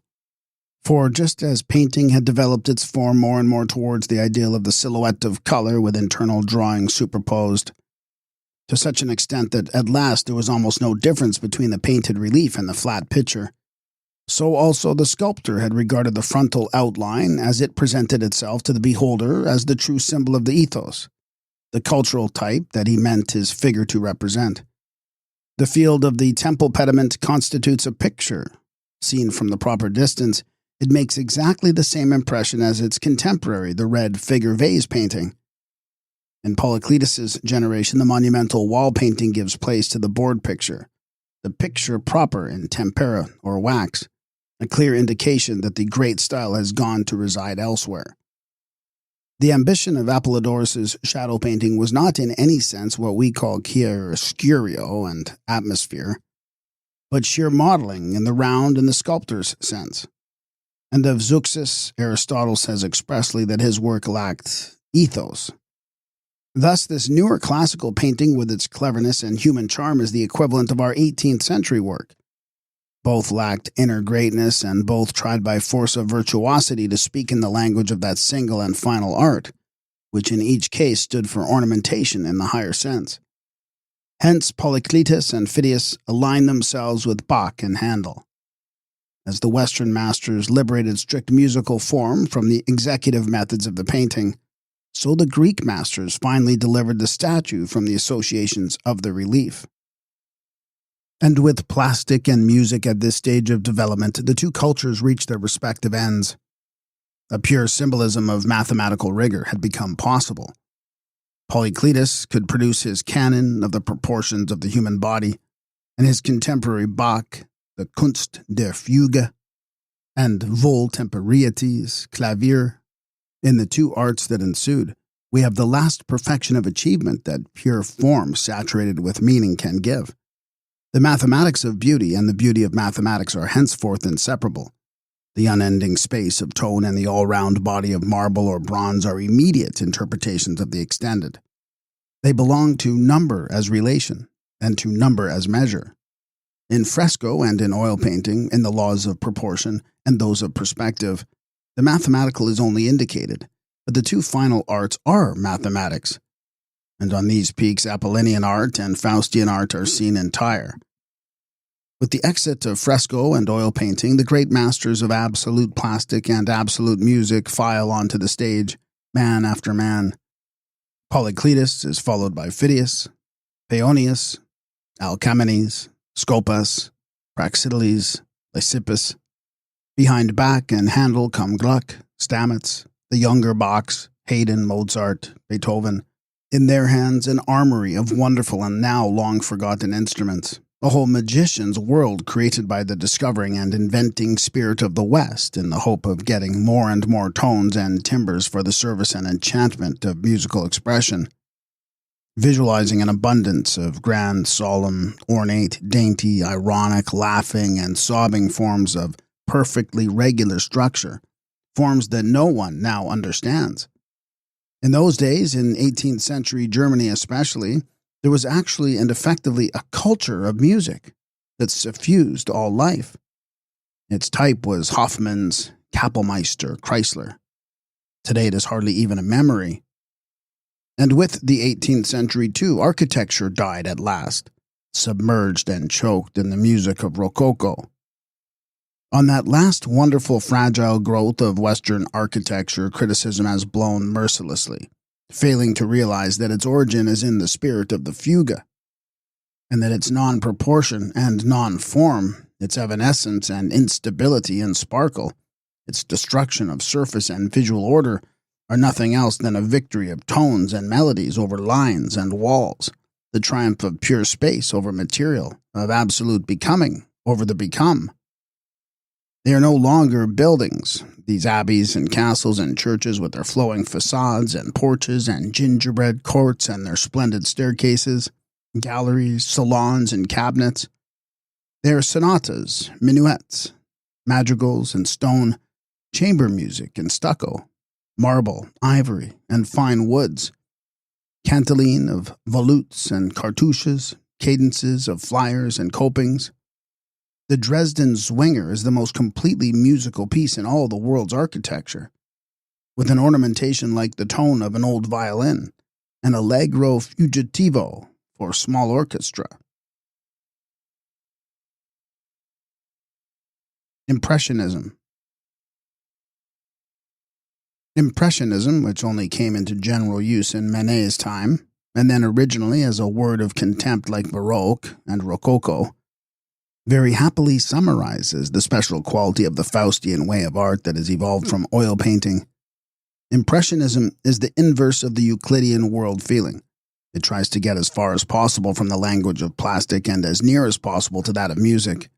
The effect that is made upon us by things that receive and reflect light is made not because the things are there, but as though they in themselves are not there. The things are not even bodies, but light resistances in space, and their elusive density is to be unmasked by the brushstroke. What is received and rendered is the impression of such resistances, which are tacitly evaluated as simple functions of a transcendent extension. The artist's inner eye penetrates the body, breaks the spell of its material bounding surfaces, and sacrifices it to the majesty of space. And with this impression under its influence, he feels an endless movement quality in the sensuous element that is in utter contrast to the statuesque ataraxia of the fresco. Therefore, there was not and could not be any Hellenic Impressionism. If there is one art that must exclude it on principle, it is classical sculpture. Impressionism is the comprehensive expression of a world feeling, and it must obviously therefore permeate the whole physiognomy of our late culture. There is an impressionistic mathematic which frankly and with intent transcends all optical limitations. It is analysis as developed after Newton and Leibniz, and to it belong the visionary images of number bodies, aggregates, and the multidimensional geometry. There is again an impressionistic physics which sees in lieu of bodies systems of mass points, units that are evidently no more than constant relations between variable efficients. There are impressionistic ethics, tragedy, and logic, and even, in pietism, an impressionistic Christianity. Be the artist, painter, or musician, his art consists in creating with a few strokes or spots or tones an image of an inexhaustible content, a microcosm meet for the eyes or ears of Faustian man. That is, in laying the actuality of infinite space under enchantment by fleeting and incorporeal indications of something objective which, so to say, forces that actuality to become phenomenal. The daring of these arts of moving the immobile has no parallel. Right from the later work of Titian to Corot and Menzel, matter quivers and flows like a solution under the mysterious pressure of brushstroke and broken colors and lights. It was in pursuit of the same object that Baroque music became thematic instead of melodic, and reinforcing the theme with every expedient of harmonic charm. Instrument color, rhythm, and tempo developed the tone picture from the imitative piece of Titian's day to the leitmotiv fabric of Wagner, and captured a whole new world of feeling and experience. When German music was at its culmination, this art penetrated also into lyric poetry. On a small scale, it continually repeats the achievements of Copernicus and Columbus. No other culture possesses an ornament language of such dynamical impressiveness, relatively to the means it employs. Every point or stroke of color, every scarce audible tone releases some surprising charm and continually feeds the imagination with fresh elements of space-creating energy. Is Impressionism, in the current narrow sense, a creation of the 19th century? Has painting lived, after all, 2 centuries more? Is it still existing?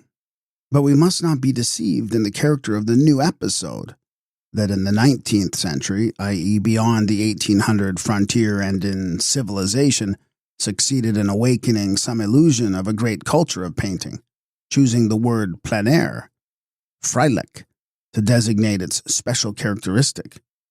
The materialism of a Western cosmopolis blew into the ashes and rekindled this curious brief flicker, a brief flicker of 2 generations. For with the generation of Manet, all was ended again.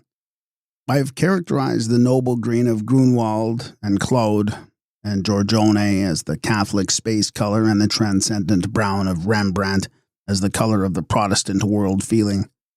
On the other hand, plein air and its new color scale stand for irreligion.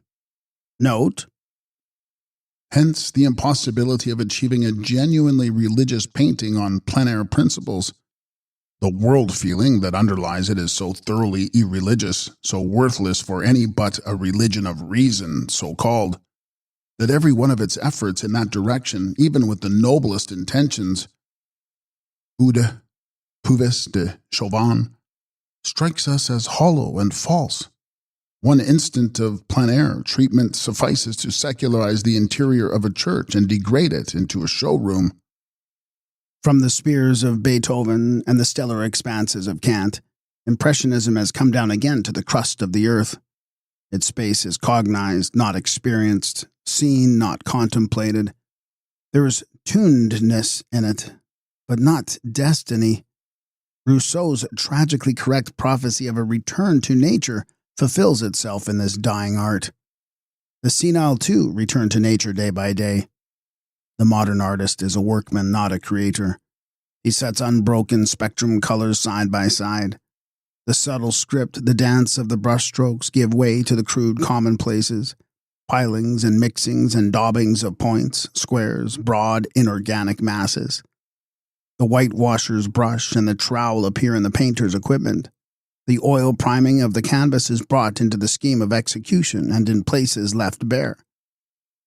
It is a risky art, meticulous, cold, diseased, an art forever developed nerves, but scientific to the last degree, energetic in everything that relates to the conquest of technical obstacles, acutely assertive of program. It is the satiric pendant of the great age of oil painting that stretches from Leonardo to Rembrandt. It could only be at home in the Paris of Baudelaire. Corot's silver landscapes, with their gray greens and browns, dream still of the spiritual of the old masters. But Courbet and Manet conquer bare physical space, factual space. The meditative discoverer, represented by Leonardo, gives way to the painting experimentalist. Corot, the eternal child, French but not Parisian, finds his transcendent landscapes everywhere and anywhere. Courbet, Manet, Cézanne portray over and over again, painfully, laboriously, soullessly, the forest of Fontainebleau, the bank of the Seine at Argenteuil, or that remarkable valley near Arles. Rembrandt's mighty landscapes lie essentially in the universe, Manet's near a railway station. In Germany, it was otherwise. After Beethoven, music without change of inward essence was diverted, one of the modalities of the German Romantic movement, back into painting. And it was in painting that it flowered longest and bore its kindliest fruits. For the portraits and landscapes are suffused with a secret, wistful music, and there is a breath of Eckendorff and Morik left even in Thoma and Böcklin. The studio brown of the 17th century had by its side a second art, the intensely Faustian art of etching. In this, as in the other, Rembrandt is the greatest master of all time. This, like the other, has something Protestant in it that puts it in a quite different category from the work of the Southern Catholic painters of blue-green atmospheres and the Gobelin tapestries. And Liebel, the last artist in the brown, was the last great etcher whose plates possessed that Rembrandtesque infinity that contains and reveals secrets without end. In Maurice, lastly, there was all the mighty intention of the great Baroque style, but though Géricault and Daumier were not too belated to capture it in positive form, he, lacking just that strength that a tradition would have given him, was unable to force it into the world of painter's actuality.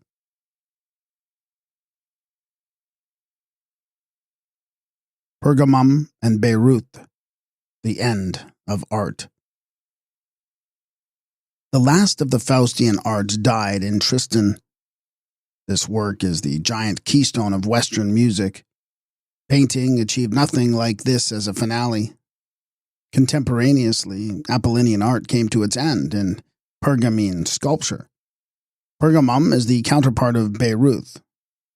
The famous altar itself, indeed, is later and probably not the most important work of the epic at that. We have to assume a century, 330 to 220 BC, of development now lost in oblivion.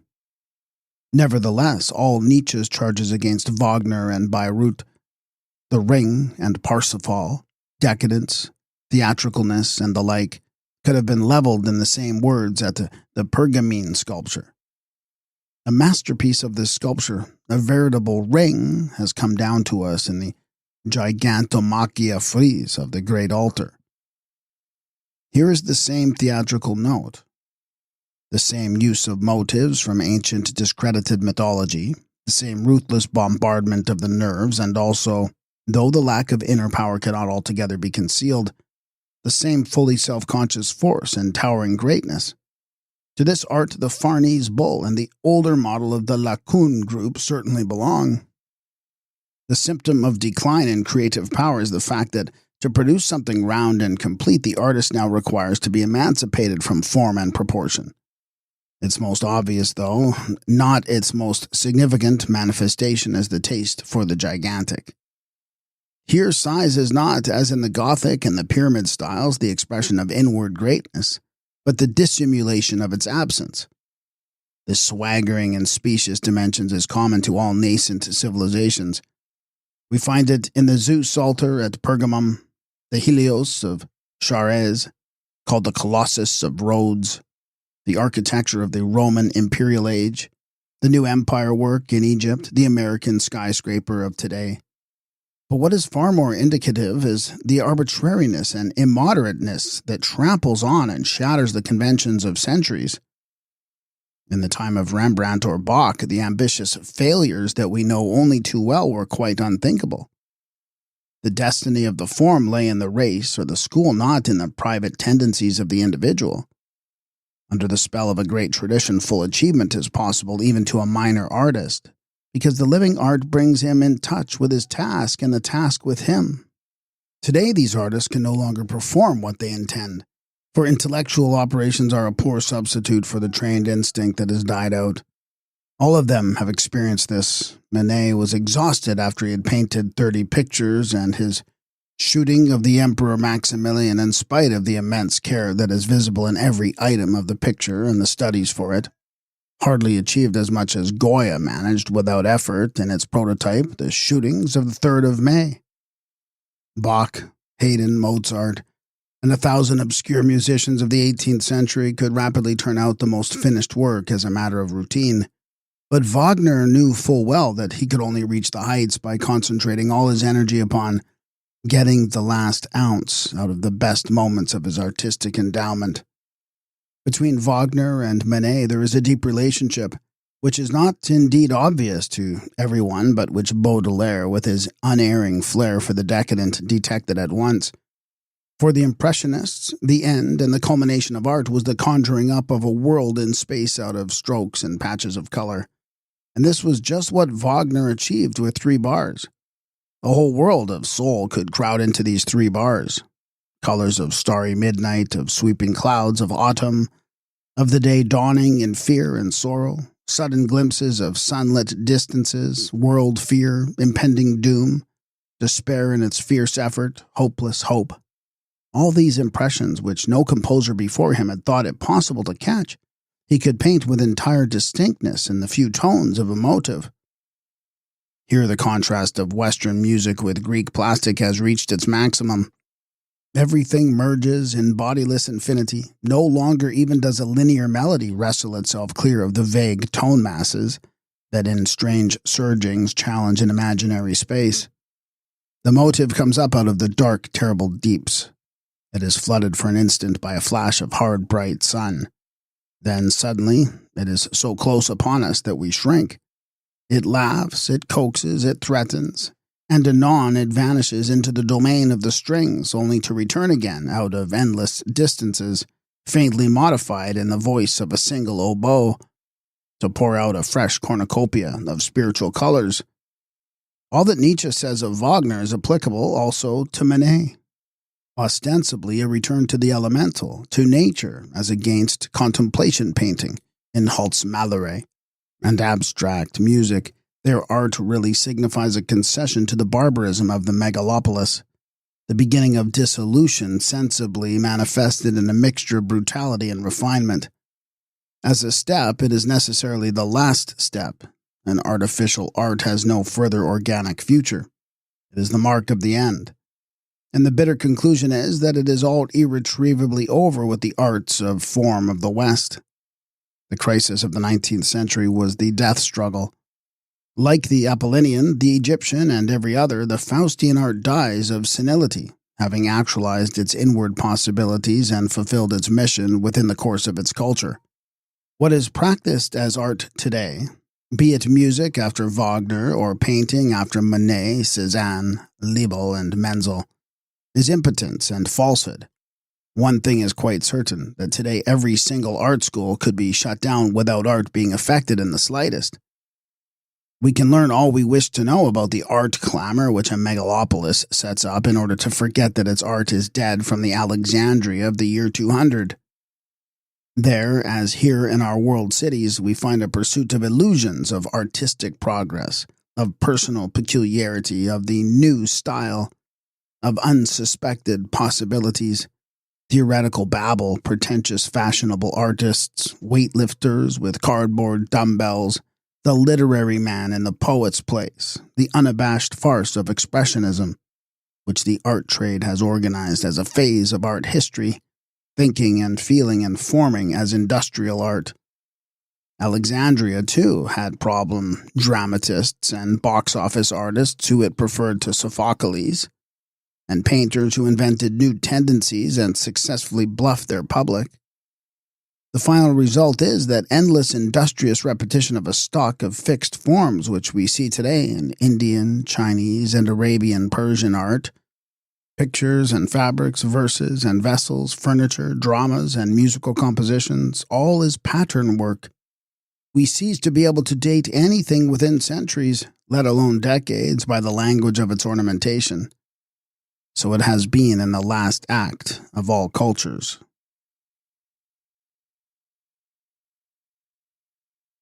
Eight, soul image and life feeling on the form of the soul. The soul image, a function of the world image. What is not the world around us we do not see, but we do divine its presence in ourselves and in others, and by virtue of its physiognomic impressive power it evokes in us the anxiety and the desire to know. And thus arises the meditated or pondered image of a counterworld, which is our mode of visualizing that which remains eternally alien to the physical eye. The image of the soul is mythic and remains objective in the field of spiritual religion so long as the image of nature is contemplated in the spirit of religion. And it transforms itself into a scientific notion and becomes objective in the field of scientific criticism as soon as nature comes to be observed critically. As time is a counter-concept to space, so the soul is a counter-world to nature, and therefore variable in dependence upon the notion of nature as this stands from moment to moment. Every psychology is a counter-physics. I maintain, then, that scientific psychology has, in its inability to discover or even to approach the essence of the soul, simply added one more to the symbols that collectively make up the macrocosm of the culture man. Like everything else that is no longer becoming but become, it has put a mechanism in place of an organism. This imaginary soul body, let it be called so outright for the first time, is never anything but the exact mirror image of the form in which the matured culture man looks on his outer world. In the one as in the other, the depth experience actualizes the extension world. Alike, out of the perception of the outside and the conception of the inside, the secret that is hinted at in the root word time creates space. The soul image, like the world image, has its directional depth, its horizon, and its boundness or its unboundedness. This being so, everything that has been said in this work regarding the phenomenon of the high cultures combines to demand an immensely wider and richer sort of soul study than anything worked upon so far. For everything that our present-day psychologist has to tell us, and here we refer not only to systematic science, but also in the wider sense to the physiognomic knowledge of men, relates to the present condition of the Western soul, and not, as hitherto gratuitously assumed, to the human soul at large. A soul image is never anything but the image of one quite definite soul. In reality, every culture possesses its own systematic psychology, just as it possesses its own style of knowledge of men and experience of life. And just as even each separate stage, the age of scholasticism, that of the sophists, that of enlightenment, forms special ideas of number and thought and nature that pertain to itself only, so even each separate century mirrors itself in a soul image of its own. The Gothic will. The separation of its ultimate elements is a task that the Gothic world outlook and its philosophy leaves to the courage of the future. Just as the ornamentation of the cathedral and the primitive contemporary painting still shirk the decision between gold and wide atmosphere and backgrounds, so this early, timid, immature soul image, as it presents itself in this philosophy, mingles characters derived from the Christian Arabian metaphysic, and its dualism of spirit and soul with northern inklings of functional soul forces not yet avowed. This is the discrepance that underlies the conflict concerning the primacy of will or reason, the basic problem of the Gothic philosophy. which men try to solve now in the old Arabian, now in the new Western sense. Will and thought in the soul image correspond to direction and extension, history and nature, destiny and causality in the image of the outer world. The direction feeling as will and the space feeling as reason are imagined as entities, almost as legend figures, and out of them comes the picture that our psychologists of necessity abstract from the inner life. To call the Faustian culture a will culture is only another way to expressing the eminently historical disposition of its soul. Our first-person idiom, our ego habeo factum, our dynamic syntax, that is, faithfully renders the way of doing things that results from this disposition and, with its positive directional energy, dominates not only our picture of the world as history, but our own history to boot. This first person towers up in the Gothic architecture. The spire is an eye. The flying buttress is an eye. And therefore the entire Faustian ethic, from Thomas Aquinas to Kant, is an excelsior fulfillment of an eye, ethical work upon an eye, justification of an eye by faith and works, respect of the neighbor thou for the sake of one's eye and its happiness, and lastly and supremely immortality of the eye. Now precisely this, the genuine Russian regards as contemptible vainglory. The Russian soul, will-less, having the limitless plane as its prime symbol, seeks to grow up, serving, anonymous, self-oblivious, in the brother world of the plane, to take I as the starting point of relations with the neighbor, to elevate I morally through I's love of near and dear, to repent for I's own sake, are to him traits of Western vanity as presumptuous, as is the upthrusting challenge to heaven of our cathedrals that he compares with his plain church roof and its sprinkling of cupolas. Tolstoy's hero, Nekhludoff, looks after his moral eye as he does after his fingernails. This is just what betrays Tolstoy as belonging to the pseudomorphosis of Petrinism. But Raskolnikov is only something in a we.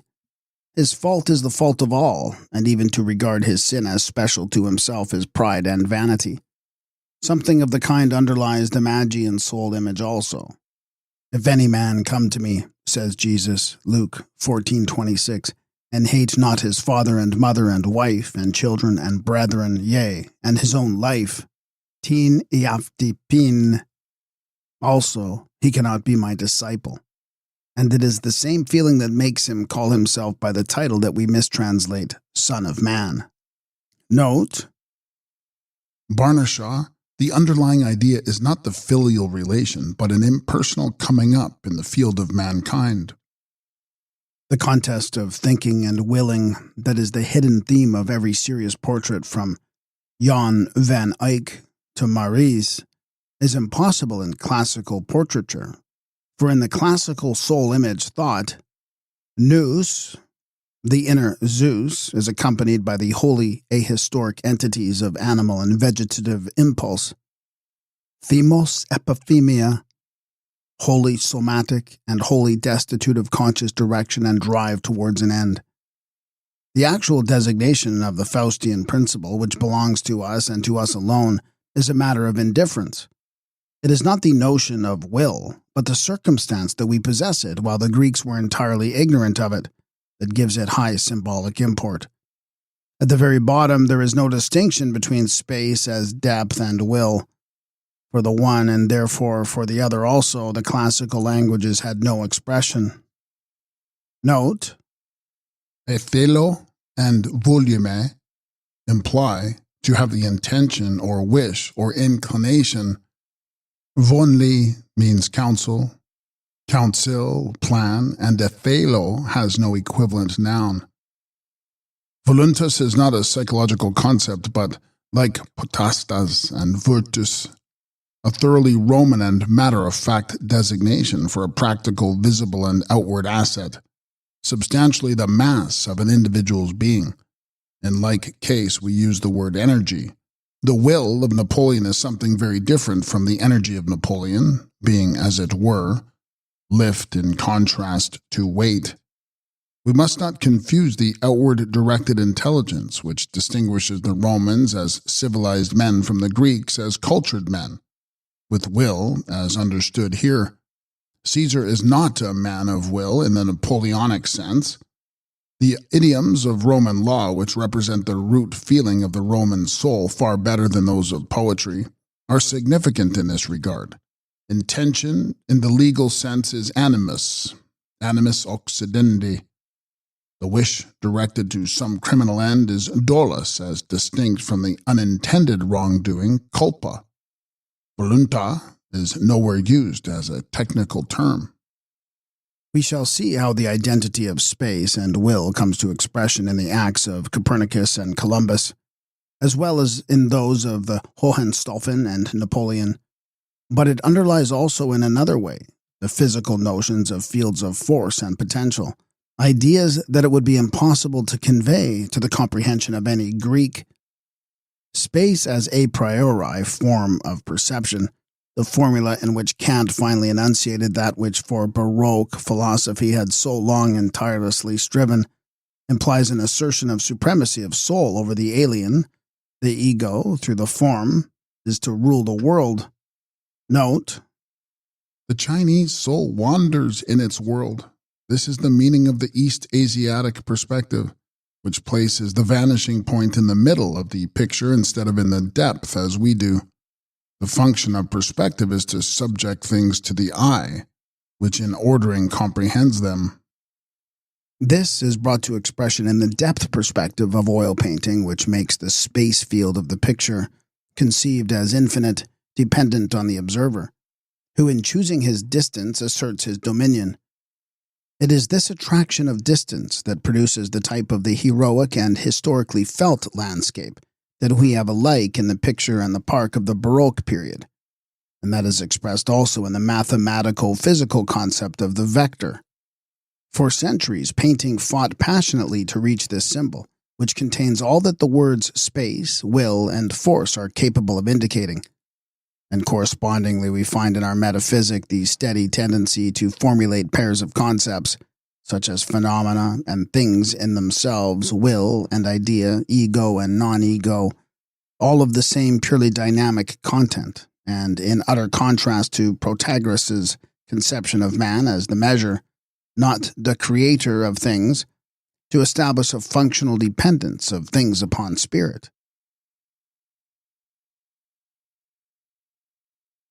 The inner mythology.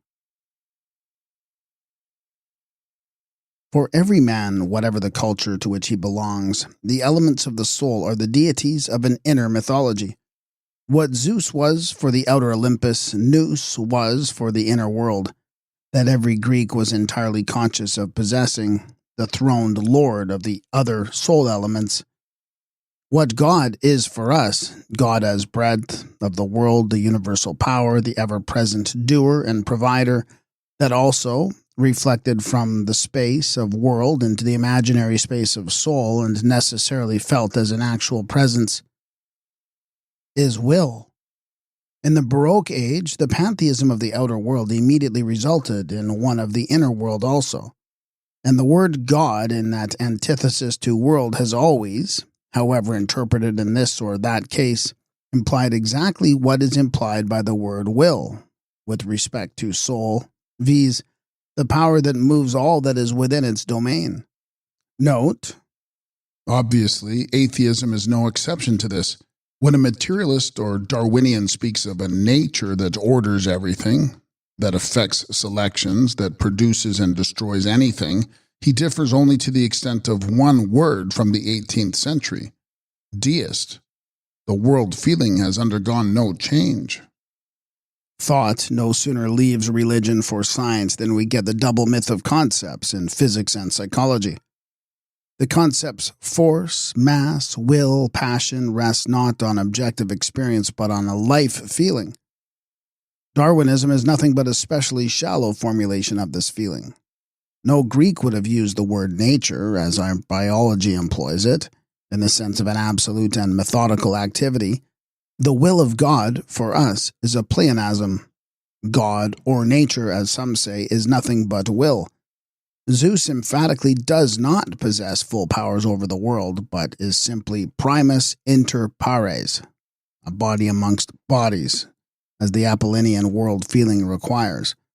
Blind necessity, the ananke immanent in the cosmos of classical consciousness, is in no sense dependent upon him. On the contrary, the gods are subordinate to it. Aeschylus says so outright in a powerful passage of the Prometheus, but it is perceptible enough even in Homer. Example in the strife of the gods and in that decisive passage in which Zeus takes up the scales of destiny, not to settle but to learn the fate of Hector.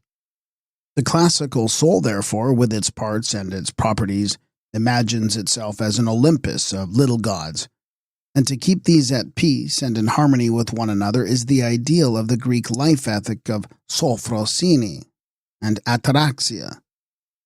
More than one of the philosophers betrays the connection by calling nous the highest part of the soul Zeus. Aristotle assigns to his deity the single function of theoria, contemplation, and this is Diogenes' ideal also. A completely matured static of life in contrast to the equally ripe dynamic of our 18th century ideal. The enigmatic something in the soul image that is called will, the passion of the third dimension, is therefore quite specially a creation of the Baroque, like the perspective of oil painting and the force idea of modern physics and the tone world of instrumental music. Baroque architecture began, as we have seen, when Michelangelo replaced the tectonic elements of the Renaissance, support and load, by those of dynamics, force, and mass. While Brunelleschi's chapel of the Pazzi in Florence expresses a bright composedness, Vignola's facade at the Gesù in Rome is will becomes stone. The new style in its ecclesiastical form has been designated the Jesuit. And indeed, there is an inward connection between the achievement of Vignola and Giacomo della Porta and the creation by Ignatius Loyola of the order that stands for the pure and abstract will of the Church, just as there is between the invisible operations and the unlimited range of the order and the arts of calculus and fugue. Note, the great part played by learned Jesuits in the development of theoretical physics must not be overlooked. Father Boscovich, with his system of atomic forces, 1759, made the first serious advance beyond Newton. The idea of the equivalence of God and pure space is even more evident in Jesuit work than it is in that of the Jansenists of Port Royal, with whom Descartes and Pascal were associated. Henceforward, then, the reader will not be shocked if we speak of a Baroque and even of a Jesuit style in psychology, mathematics, and pure physics. The form language of dynamics, which puts the energetic contrast of capacity and intensity in place of the volitionless somatic contrast of material and form, is one common to all the mind creations of those centuries.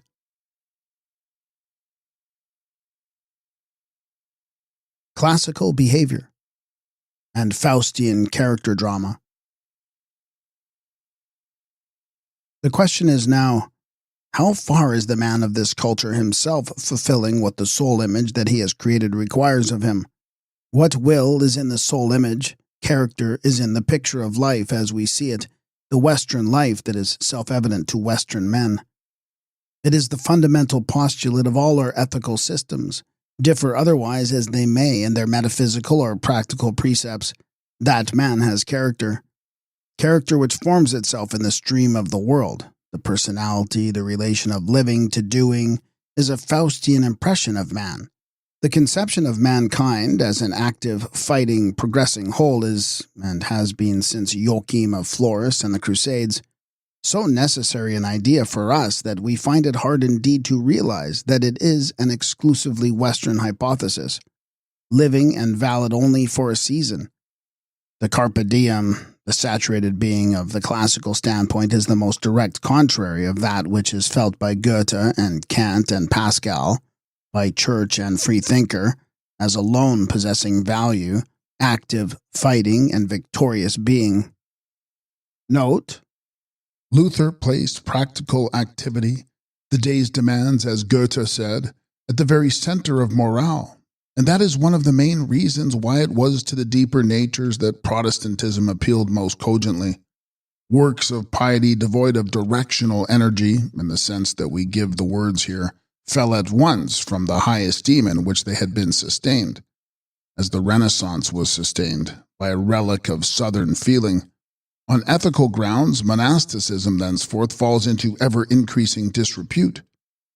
In the Gothic age, entry into the cloister, the renunciation of care, deed, and will, had been an act of the loftiest ethical character, the highest sacrifice that it was possible to imagine, that of life.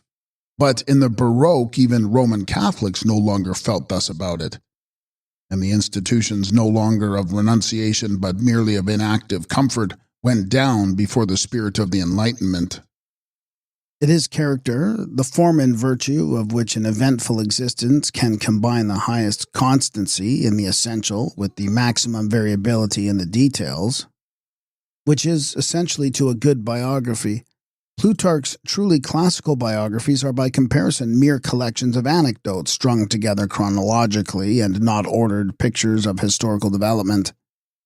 It goes without saying that we, when we turn to look into the classical life feeling, must find there some basic element of ethical values that is antithetical to character in the same way as the statue is antithetical to the fugue, Euclidean geometry to analysis, and body to space.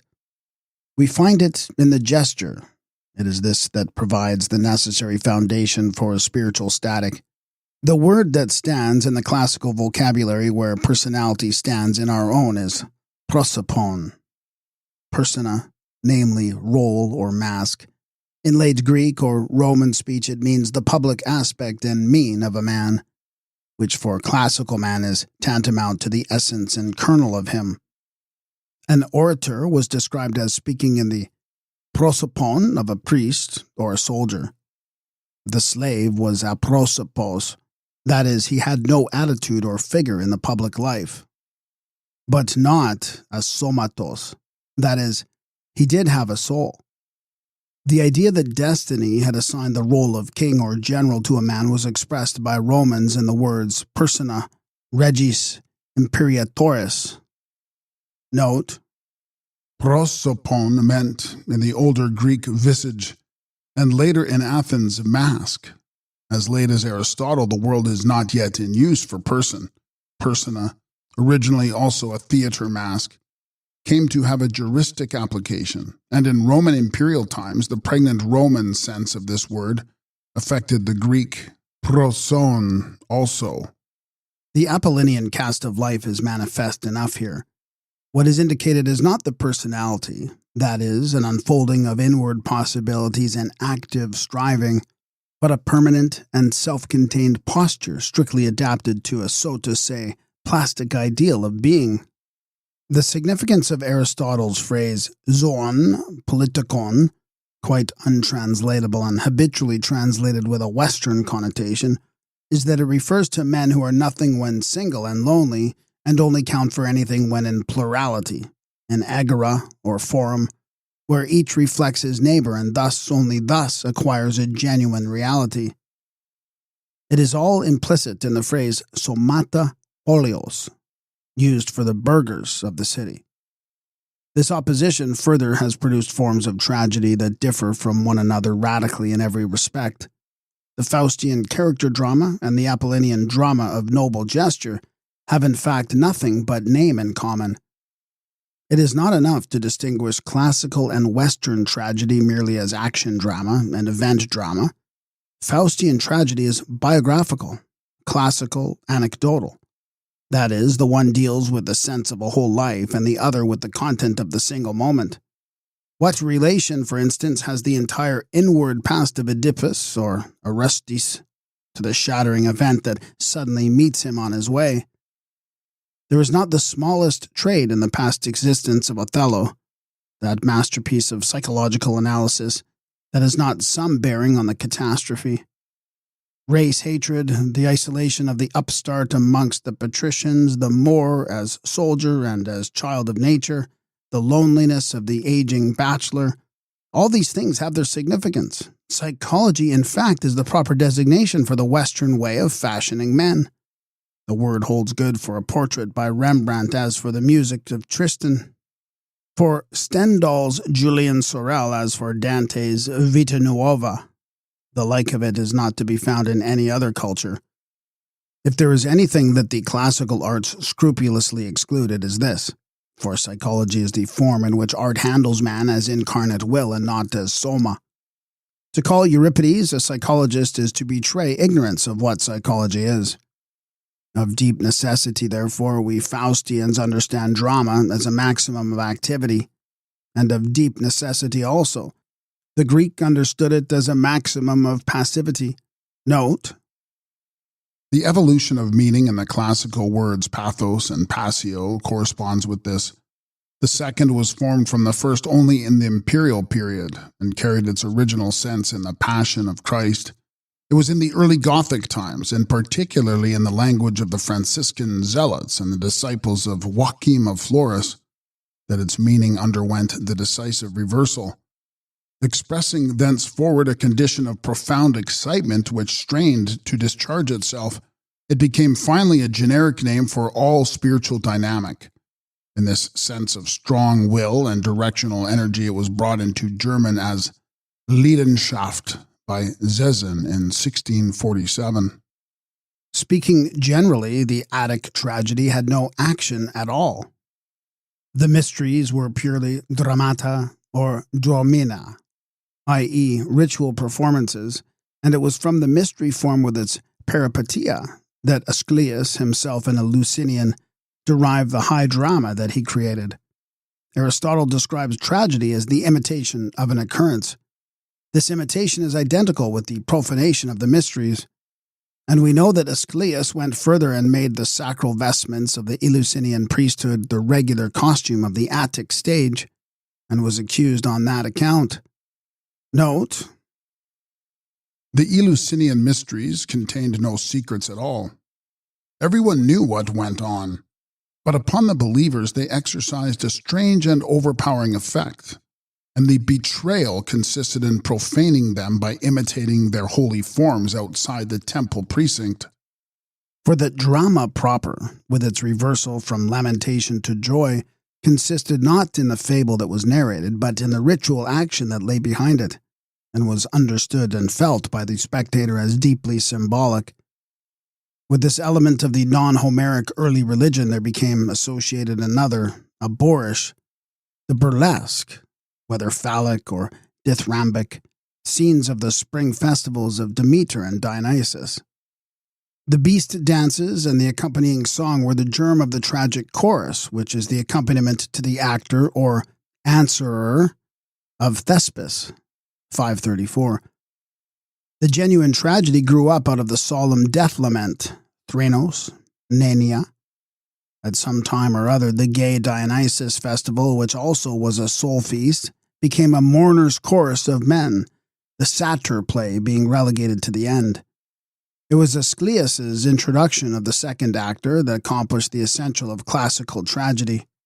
The lament as given theme was thenceforward subordinated to the visual presentation of a great human suffering as present motive.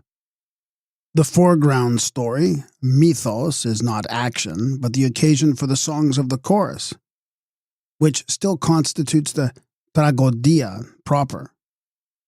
But presently there emerges high above the lament the grandeur of human endurance, the attitude, the zithos of the hero.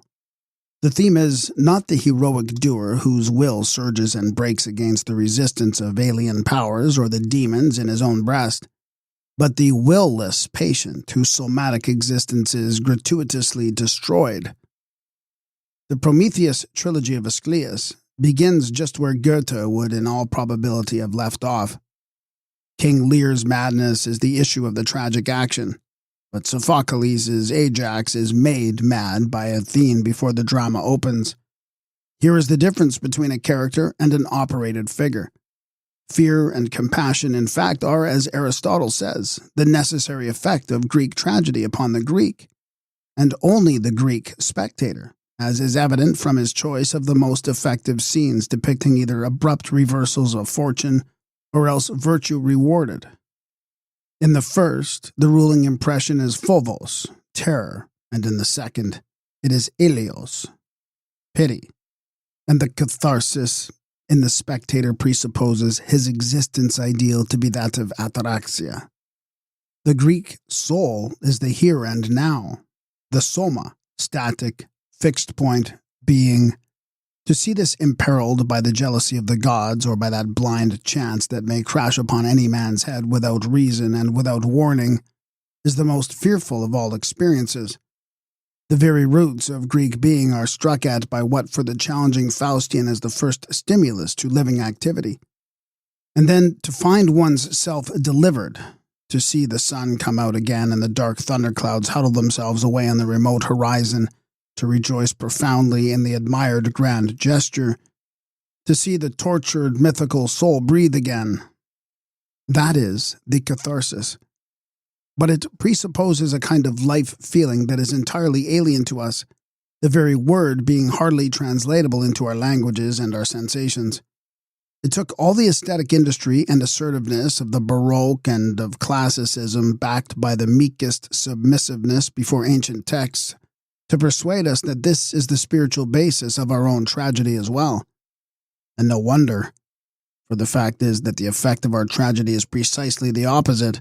It does not deliver us from dead-weight pressure of events, but evokes active dynamic elements in us, stings us, stimulates us. It awakens the primary feelings of an energetic human being, the fierceness and the joy of tension, danger, a violent deed, victory, crime, the triumph of overcoming and destroying, feelings that have slumbered in the depths of every northern soul since the days of the Vikings, the Hohenstaufen, and the Crusades. That is Shakespearean effect. A Greek would not have tolerated Macbeth, nor generally would he have comprehended the meaning of this mighty art of directional biography at all.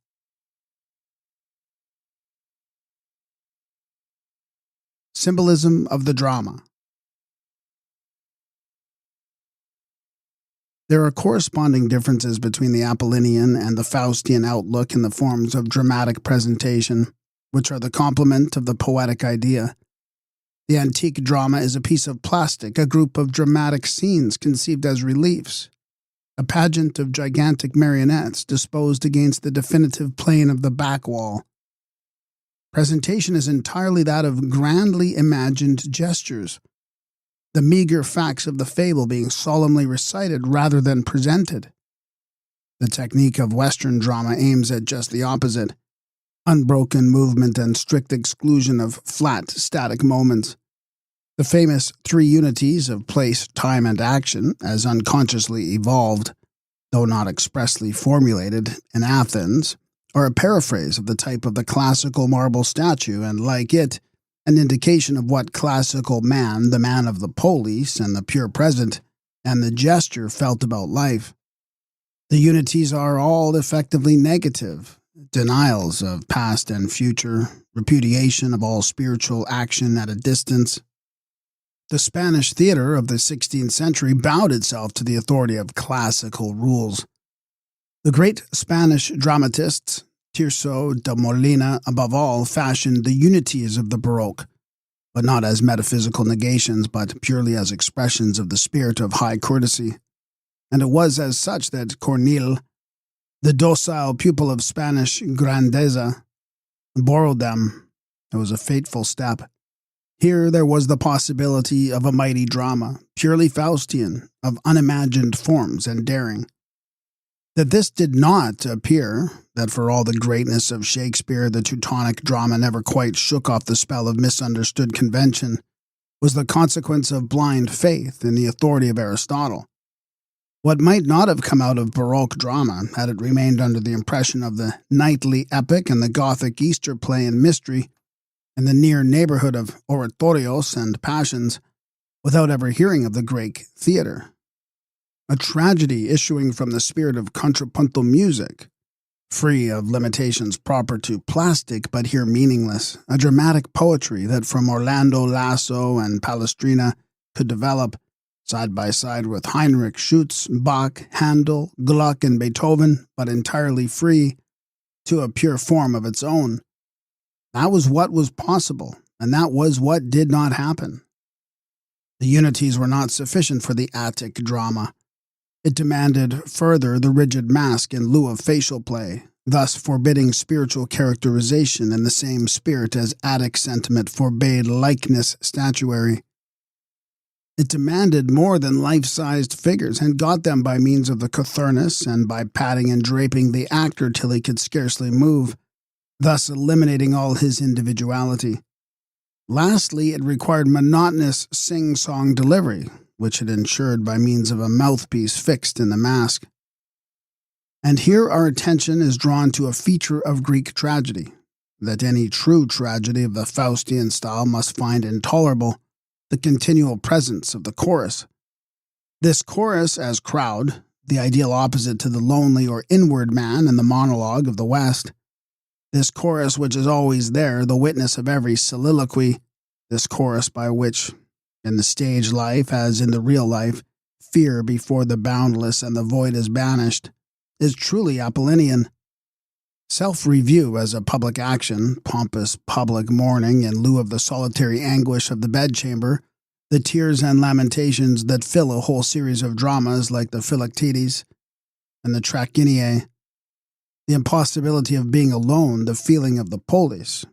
All the feminine of this culture that we see idealized in the Belvedere Apollo betrays itself in this symbol of the chorus.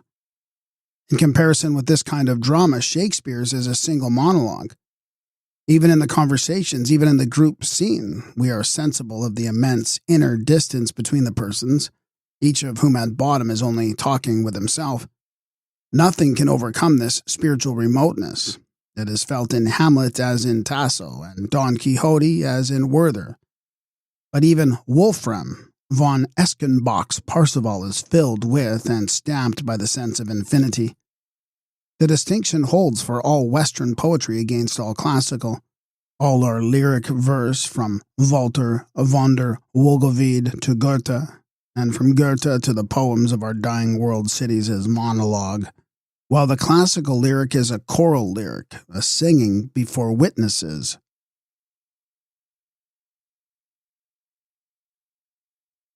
The art of the day and of the night. Thus, although the Eleusinian mysteries and the Thracian festival of the Epiphany of Dionysus had been nocturnal celebrations, the art of Thespis developed, as its inmost nature required, as a scene of the morning and the full sunlight. On the contrary, our Western popular and passion plays, which originated in the sermon of allocated parts and were produced first by priests in the church, and then by laymen in the open square, on the mornings of the high festivals, led almost unnoticed to an art of evening and night. Already in Shakespeare's time, performances took place in the late afternoon, and by Goethe's this mystical sense of a proper relation between art and light setting had attained its object. In general, every art and every culture has its significant times of day. The music of the 18th century is a music of the darkness and the inner eye, and the plastic of Athens is an art of cloudless day. That this is no superficial contrast we can see by comparing the Gothic plastic, wrapped eternally in dim religious light, and the Ionic flute, the instrument of high noon. The candle affirms and the sunlight denies space as the opposite of things. At night, the universe of space triumphs over matter. At midday, the surroundings assert themselves and space is repudiated. The same contrast appears in Attic fresco and northern oil painting, and in the symbols of Helios and Pan, and those of the starry night and red sunset. The classical vase painting and fresco has no time of day. No shadow indicates the state of the sun, no heavens shows the stars. There is neither morning nor evening, neither spring nor autumn, but pure timeless brightness. For equally obvious reasons, our oil painting developed in the opposite direction, towards an imaginary darkness, also independent of time of day, which forms the characteristic atmosphere of the Faustian soul space. There are early mornings, sunset clouds, the last gleams upon the skyline of distant mountains, the candle-lighted room, the spring meadows and the autumn woods, the long and short shadows of bushes and furrows, but they are all penetrated through and through with a subdued darkness that is not derived from the motion of the heavenly bodies. In fact, steady brightness and steady twilight are the respective hallmarks of the classical and the Western, alike in painting and in drama. And may we not also describe Euclidean geometry as a mathematic of the day and analysis as a mathematic of the night? Change of scene, undoubtedly regarded by the Greeks as a sort of profanation, is for us almost a religious necessity, a postulate of our world feeling.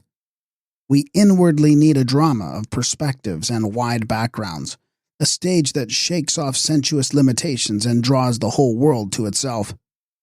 In Shakespeare, who was born when Michelangelo died and ceased to write when Rembrandt came into the world, dramatic infinity, the passionate overthrow of all static limitations, attained the maximum. His woods, seas, alleys, gardens, battlefields lie in the afar, the boundless. Years fly past in the space of minutes.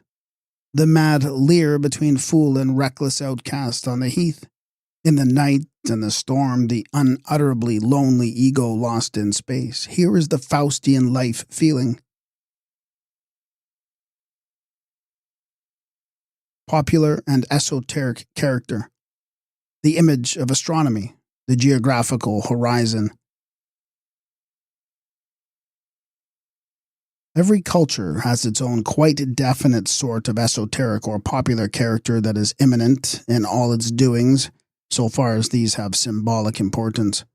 We find everywhere in the Western what we find nowhere in the classical, the exclusive form. Whole periods, for instance, the provincial culture and the Rococo, are in the highest degree select and exclusive, their ideas and forms having no existence except for a small class of higher men. Even the Renaissance is no exception, for though it purports to be the rebirth of that antique which is so utterly non-exclusive and caters so frankly for all, it is in fact through and through the creation of a circle or of individual chosen souls, a taste that rejects popularity from the outset. On the contrary, every Attic burgher belonged to the Attic culture, which excluded nobody, and consequently the distinction of deeps and shallow, which is so decisively important for us, did not exist at all for it. For us, popular and shallow are synonymous, in art as in science. But for classical man it was not so. From Titian, painting becomes more and more esoteric, so too poetry, so too music. And the Gothic per se had been esoteric from its very beginnings, witness Dante and Wolfram. The masses of Ockeghem and Palestrina, or of Bach, for that matter, were never intelligible to the average member of the congregation. Ordinary people are bored by Mozart and Beethoven, and regard music generally as something for which one is or is not in the mood. A certain degree of interest in these matters has been induced by concert room and gallery since the Age of Enlightenment invented the phrase art for all. But Faustian art is not, and by very essence cannot be, for all. If modern painting has ceased to appeal to any but a small and ever-decreasing circle of connoisseurs, it is because it has turned away from the painting of things that the man in the street can understand. It has transferred the property of actuality from contents to space, the space through which alone, according to Kant, things are. Consider our sciences, too. Every one of them, without exception, has besides its elementary groundwork certain higher regions that are inaccessible to the layman. Symbols, these also, of our will to infinity and directional energy. Indeed, we may take the craving for wide effect as a sufficient index by itself for the commencing and already perceptible decline of Western science. That the severe esoteric of the Baroque age is felt now as a burden is a symptom of sinking strength and of the dulling of that distance sense which confessed the limitation with humility. For us, the polarity of expert and layman has all the significance of a high symbol, And when the tension of this distance is beginning to slacken, there the Faustian life is fading out.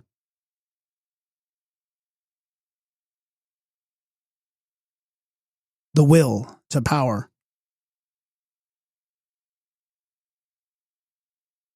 The will to power, in contrast to the moral of behavior, finds its expression also in the astronomical picture. The telescope, a truly Faustian discovery, penetrates into space which is hidden from the naked eye, and thereby increases the universe that we possess. What we see are merely light indices. What we understand are symbols of ourselves. World signifies above all space, and the stars are hardly more than tiny balls in the immensity. That, as material, no longer affect the world feeling. While Democritus, who tried, as on behalf of the Apollinian culture he was bound to try, to lay down some limit of a bodily kind to it all, imagined a layer of hook-shaped atoms over the cosmos, an insatiable hunger drives us further and ever further into the remote. The same holds good for the geographical horizon. Apollinian man felt the Columbus longing as little as he did the Copernican. In the 10th century that heralded the Faustian birth, the spirit of the Norsemen drove their cockle boats to the coasts of America, but classical man was totally indifferent to the circumnavigation of Africa, which had already been achieved by Egyptians and Carthaginians. Athens shut its eyes to this, as it did to the knowledge of the Old East. The discoveries of Columbus and Vasco da Gama extended the geographical horizon without limit, and the world sea came into the same relation with land as that of the universe of space with Earth. And then the first political tension within the Faustian world consciousness discharged itself. For the Greeks, Hellas was and remained the important part of the Earth's surface. But with the discovery of America, West Europe became a province in a gigantic whole. Thenceforward, the history of the Western culture has a planetary character. Every culture possesses its own conception of home and fatherland, which is hard to comprehend, scarcely to be expressed in words, full of dark metaphysical relations, but nevertheless unmistakable in its tendency. The classical home feeling which tied the individual corporeally and Euclideanly to the polis is the very antithesis of that enigmatic Heimweh of the northerner, which has something of the musical, soaring, and unearthly. Classical man felt as home just what he could see from the Acropolis of his native city. Where the horizon of Athens ended, the alien, the hostile, the fatherland of another began. If, in fine, we look at the whole picture, the expansion of the Copernican world into that aspect of stellar space that we possess today, the development of Columbus's discovery into a worldwide command of the Earth's surface by the West, the perspective of oil painting and the theater, the sublimation of the idea of home, the passion of our civilization for swift transit, the conquest of the air, the exploration of the polar regions, and the climbing of almost impossible mountain peaks. We see, emerging everywhere, the prime symbol of the Faustian soul, limitless space. And those specially Western creations of the soul myth called will, force, and deed must be regarded as derivatives of this prime symbol. 9. Soul image and life feeling. Buddhism, Stoicism, Socialism. Every culture possesses its own ethic. Western mankind, without exception, is under the influence of an immense optical illusion. Everyone demands something of the rest. We say, "Thou shalt," in the conviction that so-and-so, in fact, will, can, and must be changed or fashioned or arranged conformably to the order, and our belief both in the efficacy of and in our title to give such orders is unshakable. That, and nothing short of it, is, for us, morale. In the ethics of the West, everything is direction, claim to power, will to affect the distant. Here Luther is completely at one with Nietzsche, popes with Darwinians, socialists with Jesuits. For one and all, the beginning of morale is a claim to general and permanent validity. It is a necessity of the Faustian soul that this should be so. He who thinks or teaches otherwise is sinful, a backslider, a foe, and he is fought down without mercy. You shall, the state shall, society shall. This form of morale is to us self-evident. It represents the only real meaning that we can attach to the word. But it was not so either in the classical or in India or in China. Buddha, for instance, gives a pattern to take or to leave. And Epicurus offers counsel. Both undeniably are forms of high morale, and neither contains the will element. What we have entirely failed to observe is the peculiarity of moral dynamic. If we allow that socialism, in the ethical, not the economic sense, is that world feeling which seeks to carry out its own views on behalf of all, then we are all without exception, willingly or no, wittingly or no, socialists. Even Nietzsche, that most passionate opponent of herd morale, was perfectly incapable of limiting his zeal to himself in the classical way. He thought only of mankind, and he attacked everyone who differed from himself. Epicurus, on the contrary, was heartily indifferent to others' opinions and acts. But the Nietzschean Zarathustra, though professedly standing beyond good and evil, breathes from end to end the pain of seeing men to be other than as he would have them be, and the deep and utterly unclassical desire to devote a life to the Reformation. His own sense of the word, naturally being the only one. It is just this, the general transvaluation, that makes ethical monotheism and, using the word in a novel and deep sense, socialism. All world improvers are socialists, and consequently there are no classical world improvers. The moral imperative as the form of morale is Faustian and only Faustian. It is quite wrong to associate Christianity with the moral imperative.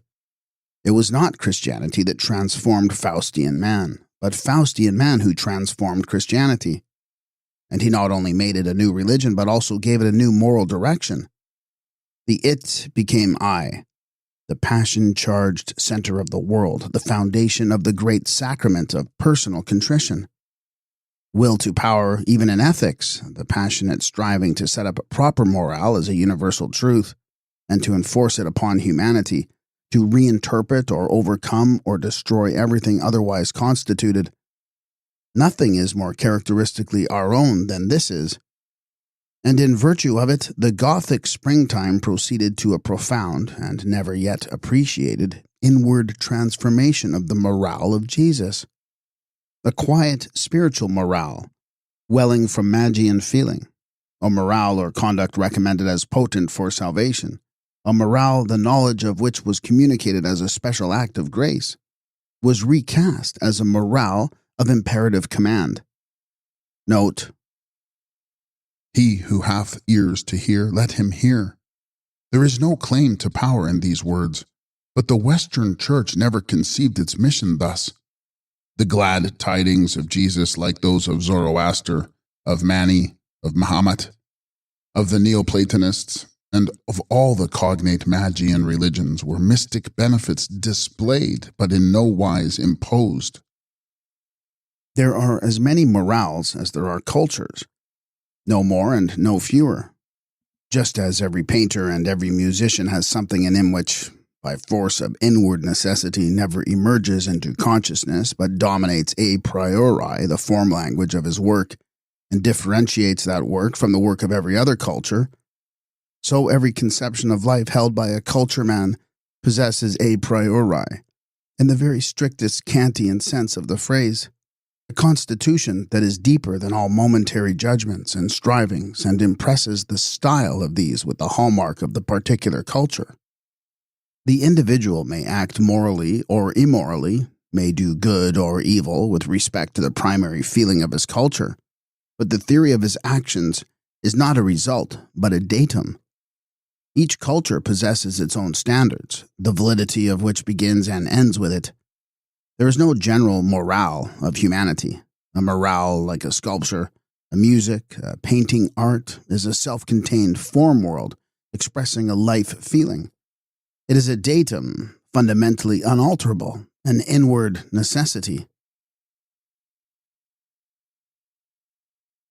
Faustian morale.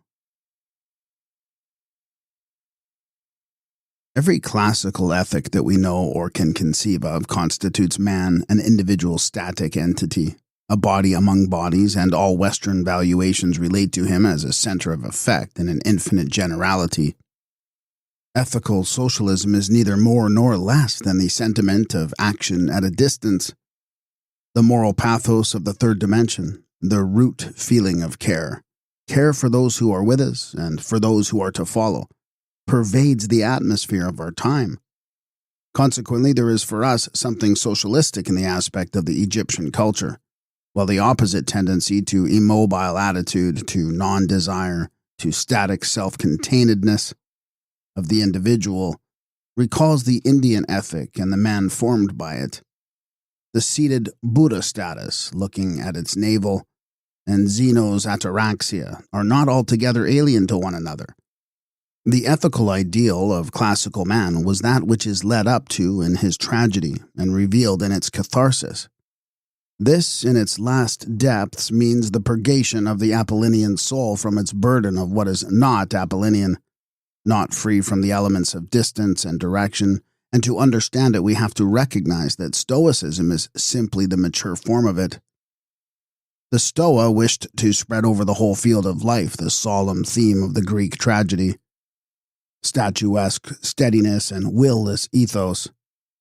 Now, is not this conception of catharsis closely akin to the Buddhist ideal of nirvana, which as a formula is no doubt very late, but as an essence is thoroughly Indian and traceable even from Vedic times? When one thinks of it, there is nothing preposterous in the idea of Socrates, Epicurus, and especially Diogenes, sitting by the Ganges, whereas Diogenes in a Western megalopolis would be an unimportant fool. Nor, on the other hand, is Frederick William I of Prussia the prototype of the socialist in the grand sense, thinkable in the polity of the Nile, whereas in Periclean Athens he is impossible. Had Nietzsche found his own times with fewer prejudices and less disposition to romantic championship of certain ethical creations, he would have perceived that specifically Christian morale of compassion in his sense does not exist on West European soil. We must not let the words of humane formula mislead us to their real significance. Between the morale that one has and the morale that one thinks one has, there is a relation which is very obscure and very unsteady, and it is just here that an incorruptible psychology would be invaluable. The text of a conviction is never a test of its reality, for man is rarely conscious of his own beliefs. Our theoretical reverence for the propositions of the New Testament is, in fact, the same order as the theoretical reverence of the Renaissance and of classicism for antique art. The one has no more transformed the spirit of men than the other has transformed the spirit of works. The oft-quoted cases of the mendicant orders, the Moravians, and the Salvation Army prove by their very rarity, and even more by the slightness of the effects that they have been able to produce, that they are exceptions in a quite different generality, namely the Faustian Christian morale. That morale will not indeed be found formulated, either by Luther or by the Council of Trent, but all Christians of the great style, Innocent III and Calvin, Loyola and Savonarola, Pascal and St. Teresa, have had it in them, even in unconscious contradiction to their own formal teachings. We have only to compare the purely Western conception of the manly virtue that is designated by Nietzsche's Morlinfray virtue, the grandeza of Spanish and the grandeur of French Baroque, with that very feminine arete of the Hellenic ideal, of which the practical application is presented to us as capacity for enjoyment, idoni, placidity of disposition, galini, apatheia, absence of wants and demands, and above all the so typical ataraxia.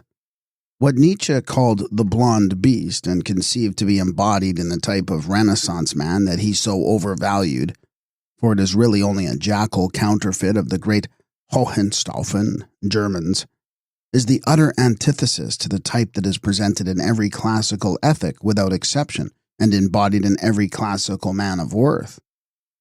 The Faustian culture has produced a long series of granite men, the classical never a one. But in the north, the great Saxon, Franconian, and Hohenstaufen emperors appear on the very threshold of the culture, surrounded by giant men like Henry the Lion and Gregory VII.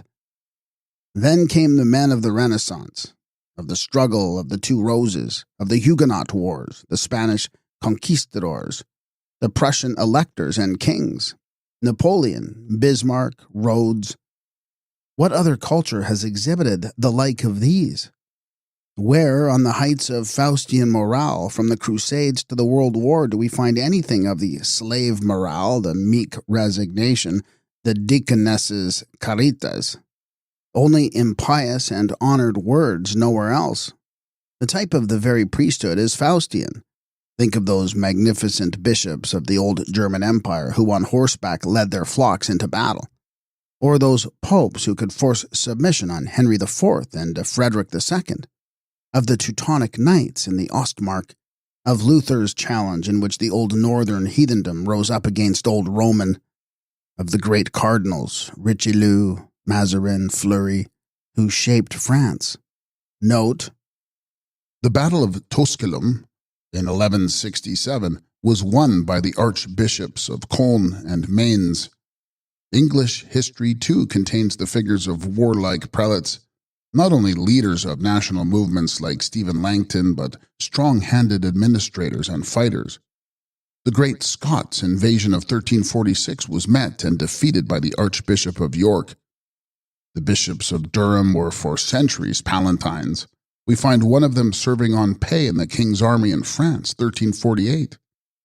The line of these warlike bishops in our history extends from Odo, the brother of William the Conqueror, to Scrope, archbishop and rebel in Henry IV's time. That is Faustian morale, and one must be blind indeed if one does not see it efficient in the whole field of West European history. And it is only through such grand instances of worldly passion which expresses the consciousness of a mission that we are able to understand those of grand spiritual passion, of the upright and forthright caritas, which nothing can resist, the dynamic charity that is so utterly unlike classical moderation and early Christian mildness. There is a hardness in the sort of compassion that was practiced by the German mystics, the German and Spanish military orders, the French and English Calvinists. In the Russian, the Raskolnikov, type of charity a soul melts into the fraternity of souls. In the Faustian it arises out of it. Here too, ego habeo factum is the formula. Personal charity is the justification before God of the person, the individual. The morale of dawning civilization. When Nietzsche wrote down the phrase transvaluation of all values for the first time, the spiritual movement of the centuries in which we are all living found at last its formula. Transvaluation of all values is the most fundamental character of every civilization, for it is the beginning of a civilization that it remolds all the forms of the culture that went before, understands them otherwise, practices them in a different way. It begets no more but only reinterprets, and herein lies the negativeness common to all periods of this character. It assumes that the genuine act of creation has already occurred, and merely enters upon an inheritance of big actualities. In the late classical, we find the same taking place inside Hellenistic Roman Stoicism. That is, the long death struggle of the Apollonian soul. In the interval from Socrates, who was the spiritual father of the Stoa, and in whom the first signs of inward impoverishment and city intellectualism became visible, to Epictetus and Marcus Aurelius, every existence ideal of the old classical underwent transvaluation.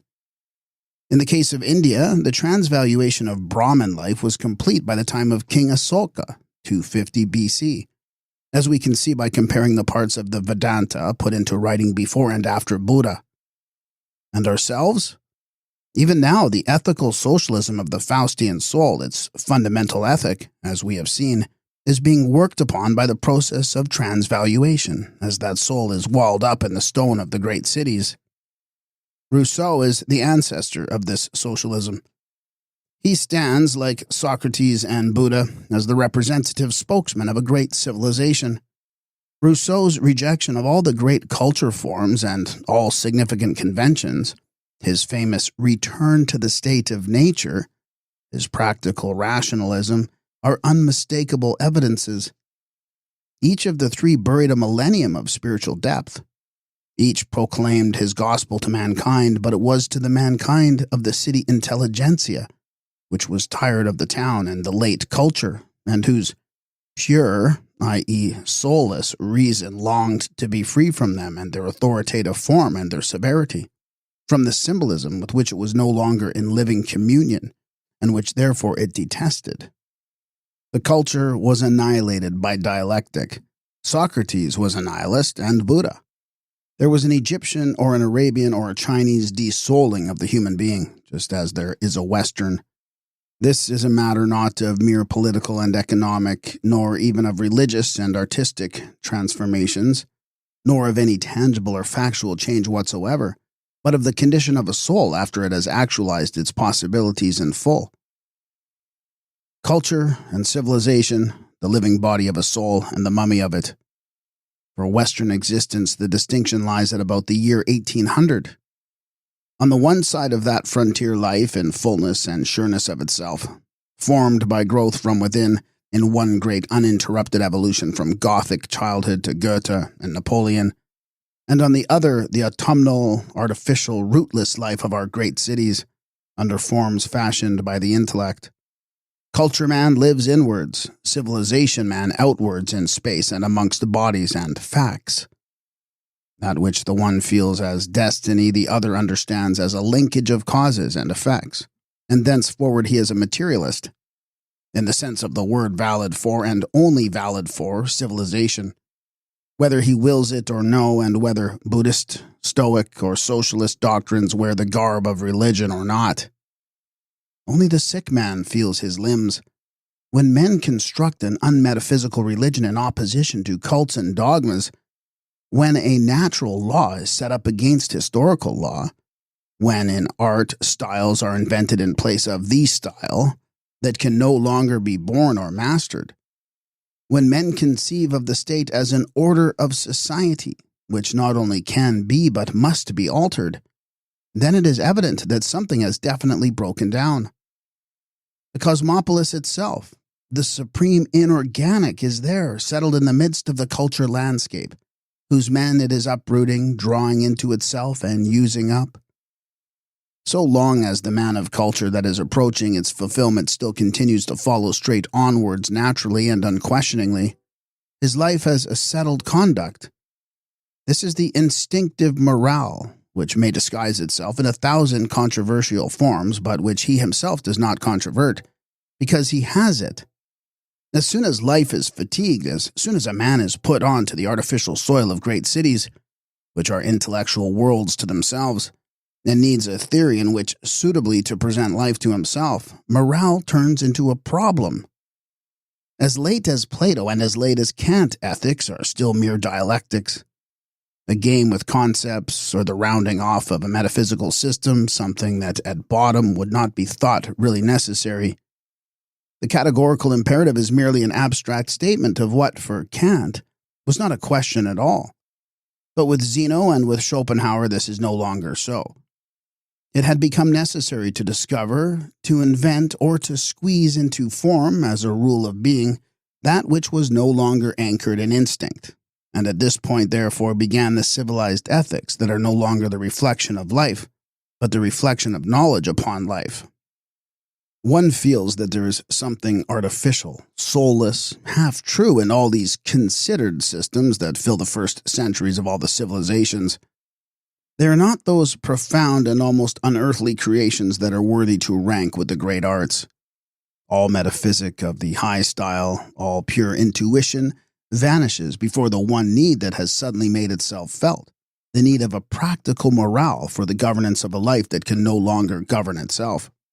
Up to Kant, up to Aristotle, Up to the Yoga and Vedanta doctrines, philosophy had been a sequence of grand world systems in which formal ethics occupied a very modest place.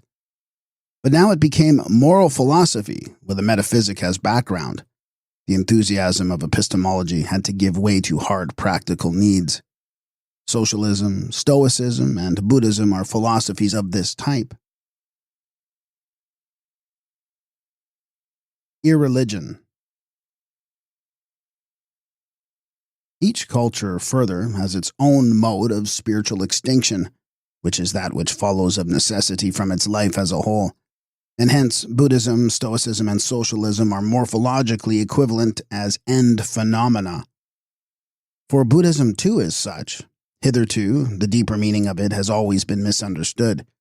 It was not a Puritan movement like, for instance, Islamism and Jansenism, not a reformation as the Dionysiac wave was for the Apollinian world, and, in fact, not a religion at all in the sense of the religions of the Vedas or the religion of the Apostle Paul. Note, it was many centuries later that the Buddhist ethic of life gave rise to a religion for simple peasantry, and it was only enabled to do so by reaching back to the long-stiffened theology of Brahmanism, and further back still to very ancient popular cults.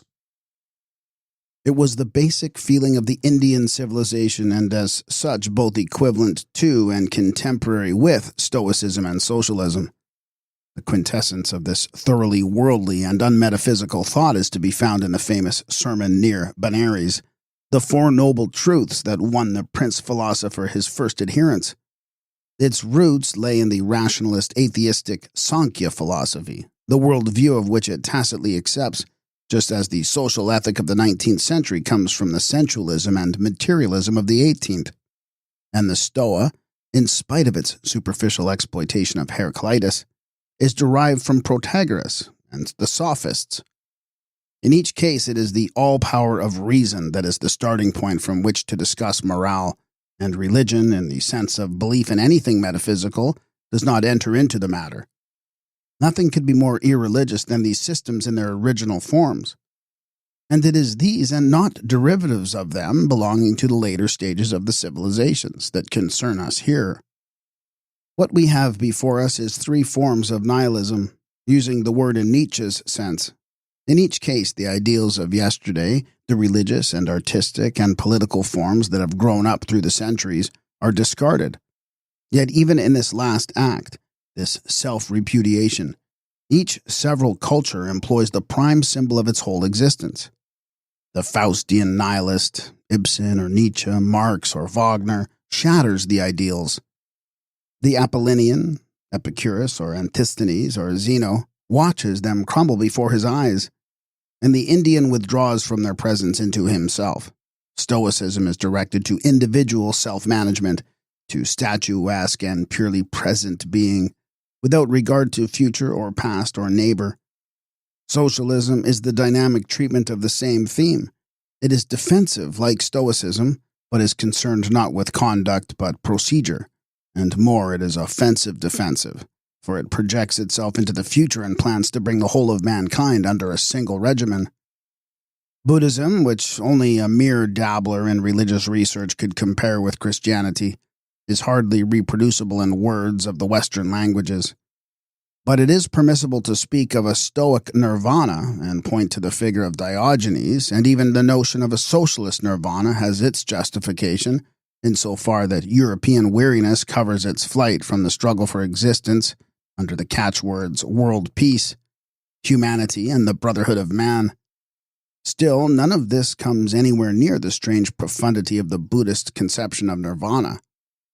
Every soul has religion, which is only another word for its existence, all living forms in which it expresses itself, all arts, doctrines, customs, all metaphysical and mathematical form worlds, all ornament, every column and verse and idea, are ultimately religious and must be so. But from the setting in of civilization, they cannot be so any longer. As the essence of every culture is religion, so, and consequently, the essence of every civilization is irreligion. The two words are synonymous. Megalopolis itself, as against the old culture towns, Alexandria as against Athens, Paris as against Bruges, Berlin as against Nuremberg, is irreligious down to the last detail, down to the look of the streets, the dry intelligence of the faces. Notes: The term must not be confused with anti-religious. Note the striking similarity of many Roman portrait busts to the matter-of-fact modern heads of the American style, and also, though this is not so distinct, to many of the portrait heads of the Egyptian New Empire. And correspondingly, the ethical sentiments belonging to the form language of the megalopolis are irreligious and soulless also. Socialism is the Faustian world feeling become irreligious. Christianity, so-called, and qualified even as true Christianity, is always on the lips of the English socialist, to whom it seems to be something in the nature of a dogmaless morale. Stoicism also was irreligious as compared with Orphic religion, and Buddhism as compared with Vedic. And it is of no importance whatever that the Roman Stoic approved and conformed to emperor worship, that the later Buddhist sincerely denied his atheism, or that the socialist calls himself an earnest free thinker or even goes on believing in God. It is this extinction of living inner religiousness, which gradually tells upon even the most insignificant element in a man's being, that becomes phenomenal in the historical world picture at the turn from culture to civilization. Ethical socialism. Let us once more review socialism, independently of the economic movement of the same name, as the Faustian example of civilization ethics. Its friends regard it as the form of the future, its enemies as a sign of downfall, and both are equally right. We are all socialists, wittingly or unwittingly, willingly or unwillingly. Even resistance to it wears its form. Socialism, in its highest and not its street-corner sense, is, like every other Faustian ideal, exclusive. It owes its popularity only to the fact that it is completely misunderstood even by its exponents, who present it as a sum of rights instead of as one of duties, an abolition instead of an intensification of the Kantian imperative, a slackening instead of a tautening of directional energy. The trivial and superficial tendency towards ideals of welfare, freedom, humanity, the doctrine of the greatest happiness of the greatest number, are mere negations of the Faustian ethic. A very different matter from the tendency of Epicureanism towards the ideal of happiness, for the condition of happiness was the actual sum and substance of the classical ethic. Here precisely is an instance of sentiments, to all outward appearance much the same, but meaning in the one case everything and in the other nothing. Similarly, and equally necessarily, all classical men of the late period were Stoics unawares. The whole Roman people as a body had a Stoic soul. The genuine Roman, the very man who fought Stoicism hardest, was a Stoic of a stricter sort than ever a Greek could be. The directional movement of life that is felt as time and destiny, when it takes the form of an intellectual machinery of means and ends, stiffens in death. Ethical socialism is the most exalted expression possible of life's aims. In spite of its foreground appearances, ethical socialism is not a system of compassion, humanity, peace, and kindly care, but one of will to power. Any other reading of it is illusory. The Stoic takes the world as he finds it, but the socialist wants to organize and recast it in the form and substance, to fill it with his own spirit. The Stoic adapts himself, the socialist commands. He would have the whole world take the shape he desires, thus transferring the idea of the critique of pure reason into the ethical field. This is the ultimate meaning of the categorical imperative, which he brings to bear in political, social, and economic matters alike. Act as though the maxims that you practice were to become by your will the law for all. And this tyrannical tendency is not absent from even the shallowest phenomena of the time. It is not attitude and mien, but activity that is to be given form. As in China and in Egypt, life only counts insofar as it is deed. And it is the mechanicalizing of the organic concept of deed that leads to the concept of work as commonly understood, the civilized form of Faustian affecting. Apollonian man looked back to a golden age. This relieved him of the trouble of thinking upon what was still to come. The socialist feels the future as his task and aim, and accounts the happiness of the moment as worthless in comparison. The classical spirit, with its oracles and its omens, wants only to know the future, but the Westerner would shape it. The third kingdom is the Germanic ideal, from Joachim of Florus to Nietzsche and Ibsen, arrows of yearning to the other bank, as the Zarathustra says. Every great man has linked his life to an eternal morning. And here socialism becomes tragic. It is of the deepest significance that Nietzsche, so completely clear and sure in dealing with what should be destroyed, what transvalued, loses himself in nebulous generalities as soon as he comes to discuss the whither, the aim. His criticism of decadence is unanswerable, but his theory of the Superman is a castle in the air. And therein lies a deep necessity. For, from Rousseau onwards, Faustian man has nothing more to hope for in anything pertaining to the grand style of life. Something has come to an end. The northern soul has exhausted its inner possibilities, and of the dynamic force and insistence that had expressed itself in world historical visions of the future, visions of millennial scope, nothing remains but the mere pressure, the passionate desire to create, the form without the content. This soul was will and nothing but will. It needed an aim for its Columbus longing. It had to give its inherent activity at least the illusion of a meaning and an object. And so the keener critic will find a trace of Hjalmar Ekdal in all modernity, even its highest phenomena. Ibsen called it the lie of life. For deep down beneath it all is the gloomy feeling, not to be repressed, that all this hectic zeal is the despairing self-deception of a soul that may not and cannot rest. This is the tragic situation, the inversion of the Hamlet motive, and a thread of it runs through the entire fabric of socialism, political, economic, and ethical, which forces itself to ignore the annihilating seriousness of its own final implications, so as to keep alive the illusion of the historical necessity of its own existence.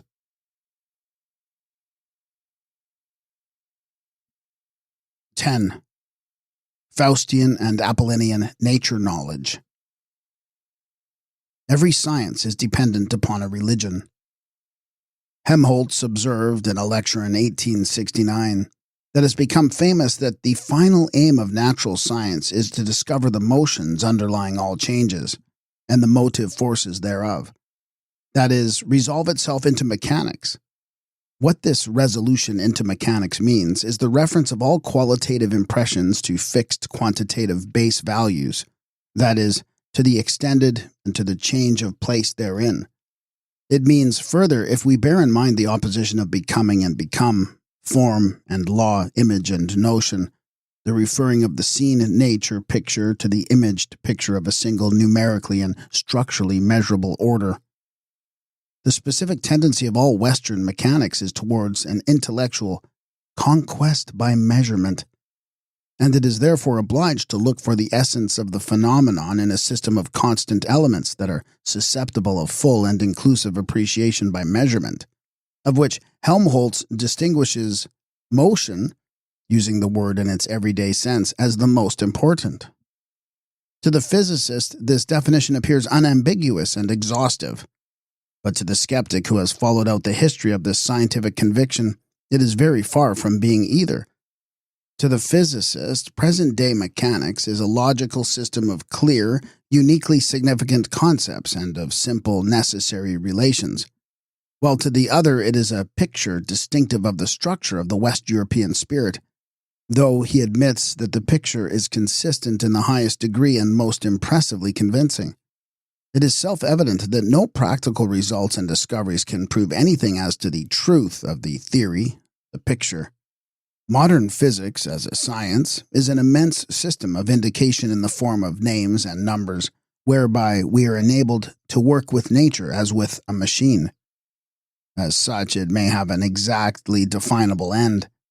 But as a piece of history, all made up of destinies and incidents in the lives of the men who have worked in it, and in the course of research itself, physics is, in point of objects, methods, and results, alike an expression and actualization of culture, an organic and evolving element in the essence of that culture, and every one of its results is a symbol. Its discoveries, in virtue of their imagined content as distinguished from their printable formula, have been of a purely mythic nature, even in minds so prudent as those of J.B. Mayer, Faraday, and Hertz. In every nature law, physically exact as it may be, we are called upon to distinguish between the nameless number and the naming of it, between the plain fixation of limits and their theoretical interpretation. The formulae represent general logical numbers, pure numbers, that is to say, objective space and boundary elements. But formulae are dumb. The expression S equals 1 over 2 gt to the second power means nothing at all unless one is able to mentally connect the letters with particular words and their symbolism. But the moment we clothe the dead signs in such words, give them flesh, body, and life, and in some, a perceptible significance in the world, we have overstepped the limits of a mere order. Theoria means image, vision, and it is this that makes a nature law out of a figure and letter formula. Everything exact is in itself meaningless, and every physical observation is so constituted that it proves the basis of a certain number of imaged presuppositions, and the effect of its successful issue is to make these presuppositions more convincing than ever. Apart from these, the result consists merely of empty figures. But in fact, we do not and cannot get apart from them. Even if an investigator puts on one side every hypothesis that he knows as such, as soon as he sets his thought to work on the supposedly clear task, he is not controlling but being controlled by the unconscious form of it. For in living activity he is always a man of his culture, of his age, of his school, and of his tradition. Faith and knowledge are only two species of inner certitude, but of the two, faith is the older, and it dominates all the conditions of knowing, be they never so exact. And thus it is theories and not pure numbers that are the support of all natural science. The unconscious longing for that genuine knowledge which, be it repeated, is peculiar to the spirit of culture man, sets itself to apprehend, to penetrate, and to compromise within its grasp the world image of nature.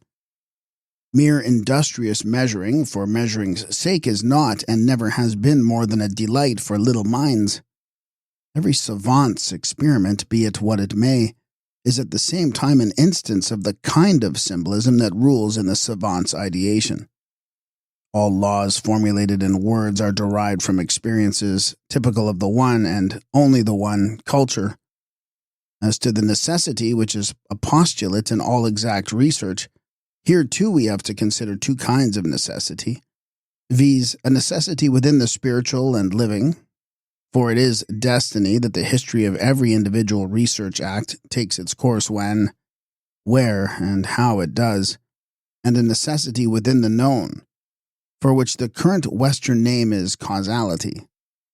If the pure numbers of a physical formula represent a causal necessity, the existence, the birth, and the life duration of a theory are a destiny. The pure mechanics that the physicist has set before himself as the end form to which it is his task, and the purpose of all this imagination machinery, to reduce nature, presupposes a dogma, namely the religious world picture of the Gothic centuries. For it is from this world picture that the physics peculiar to the Western intellect is derived. There is no science that is without unconscious presuppositions of this kind, over which the researcher has no control and which can be traced back to the earliest days of the awakening culture. There is no natural science without a precedent religion. Every critical science, like every myth and every religious belief, rests upon an inner certitude.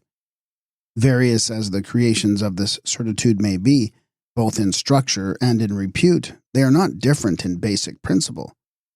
Any reproach, therefore, leveled by natural science at religion is a boomerang.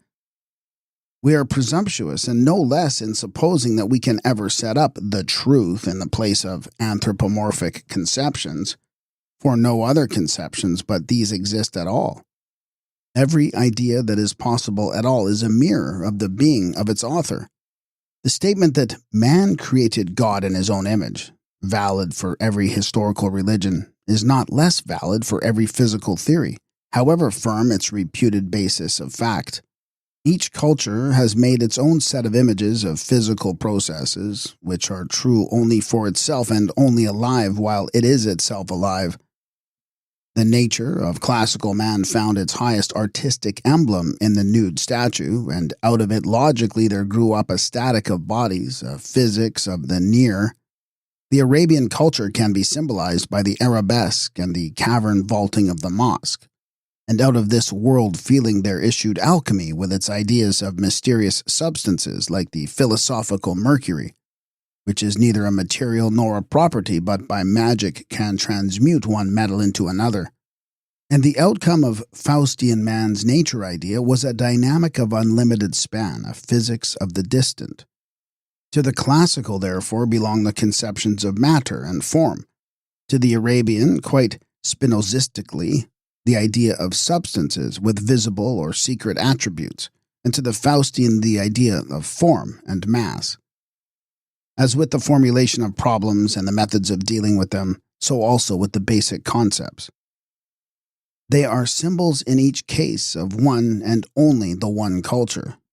The classical root words apiran, archi, morphi, ili are not translatable into our speech. To render archi by prime stuff is to eliminate its Apollinian connotation, to make the hollow shell of the word sound an alien note. That which classical man saw before him as motion in space, he understood as aliosis, change of position of bodies. We, from the way in which we experience motion, have deduced the concept of a process of going forward, thereby expressing and emphasizing that element of directional energy, which our thought necessarily predicates in the courses of nature. In alchemy, there is a deep scientific doubt as to the plastic actuality of things, of the somata of Greek mathematicians, physicists, and poets, and it dissolves and destroys the soma in the hope of finding its essence. The conflict concerning the person of Christ, which manifested itself in all the early councils and led to the Nestorian and Monophysite secessions, is an alchemistic problem. It would never have occurred to a classical physicist to investigate things while at the same time denying or annihilating their perceivable form. And for that very reason, there was no classical chemistry.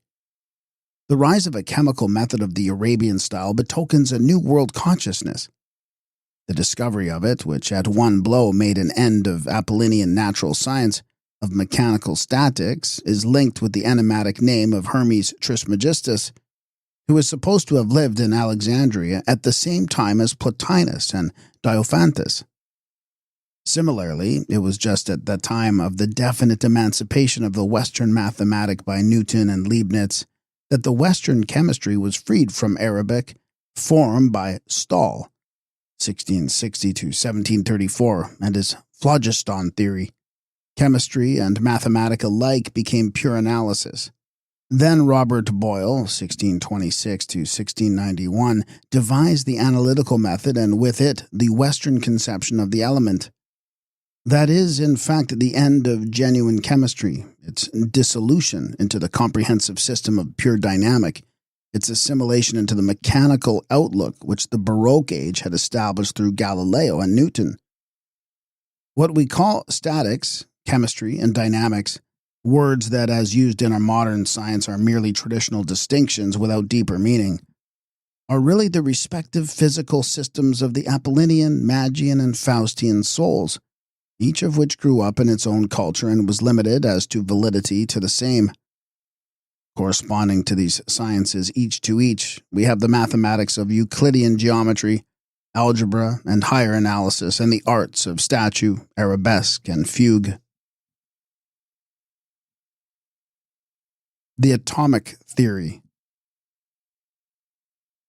Now, the tendency of human thought, which is always causally disposed, to reduce the image of nature to the simplest possible quantitative form units that can be got by causal reasoning, measuring and counting, in a word by mechanical differentiation, leads necessarily in classical, Western, and every other possible physics to an atomic theory. Of the Indian and Chinese theories, we know hardly more than the fact they once existed, and the Arabian is so complicated that even now it seems to defy presentation. But we do know our own and the Apollinian sciences well enough to observe here, too, a deeply symbolical opposition. The classical atoms are miniature forms, the Western minimal quanta, and quanta, too, of energy. The atoms of Leucippus and Democritus were different in form and magnitude, that is to say, they were purely plastic units, indivisible, as their name asserts, but only plastically indivisible. The atoms of Western physics, for which indivisibility has quite another meaning, resemble the figures and themes of music, their being or essence consisting in vibration and radiation, and their relation to the processes of nature being that of the motive to the movement. On the one hand, Democritus's multitude of confused atoms, victims hunted like Oedipus, of blind chance, which he as well as Sophocles called ananke. On the other hand, systems of abstract force points working in unison, aggressive, energetically dominating space as field, overcoming resistances like Macbeth. According to Leucippus, the atoms fly about in the void of themselves. Democritus merely regards shock and countershock as a form of change of place. Aristotle explains individual movements as accidental. Empedocles speaks of love and hate, Anaxagoras of meetings and partings. All these are elements also of classical tragedy. The figures on the Attic stage are related to one another just so. Further and logically, they are the elements of classical politics. But the inner relationship between atom theory and ethic goes further. It has been shown how the Faustian soul, whose being consists in the overcoming of the visible, whose feeling is loneliness and whose yearning is infinity, puts its need of solitude, distance, and abstraction into all its actualities, into its public life, its spiritual and its artistic form worlds alike. This pathos of distance, to use Nietzsche's expression, is peculiarly alien to the classical, in which everything human demanded nearness, support, and community. It is this that distinguishes the spirit of the Baroque from that of the Ionic, the culture of the ancient regime from that of Periclean Athens. And this pathos, which distinguishes the heroic doer from the heroic sufferer, appears also in the picture of Western physics as tension. It is tension that is missing in the science of Democritus. For in the principle of shock and countershock, it is denied by implication that there is a force commanding space and identical with space. And correspondingly, the element of will is absent from the classical soul image, the principle of tension, developed in the potential theory, which is wholly untranslatable into classical tongues and incommunicable to classic minds, has become for Western physics fundamental. Its content follows from the notion of energy, the will to power in nature, and therefore it is for us just as necessary as for the classical thought it is impossible. The problem of motion. Every atomic theory, therefore, is a myth and not an experience. In it, the culture, through the contemplative creative power of its great physicists, reveals its inmost essence and very self. We have already shown the decisive importance of the depth experience, which is identical with the awakening of a soul, and therefore with the creation of the outer world belonging to that soul. The mere sense impression contains only length and breadth, and it is the living and necessary art of interpretation, which, like everything else living, possesses direction, motion, and irreversibility, the qualities that our consciousness synthesizes in the word time. That adds depth and thereby fashions actuality and world. Life itself enters into experience as third dimension. The perfected extension of the classical consciousness is one of sensuous and bodily presence. The Western consciousness achieves extension, after its own fashion, as transcendental space, and as it thinks its space more and more transcendentally, it develops by degrees the abstract polarity of capacity and intensity that so completely contrasts with the classical visual polarity of matter and form.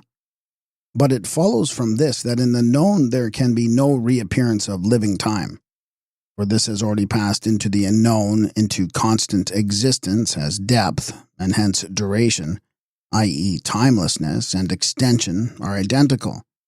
Only knowing possesses the mark of direction. The application of the word time to the imaginary and measurable time dimension of physics is a mistake.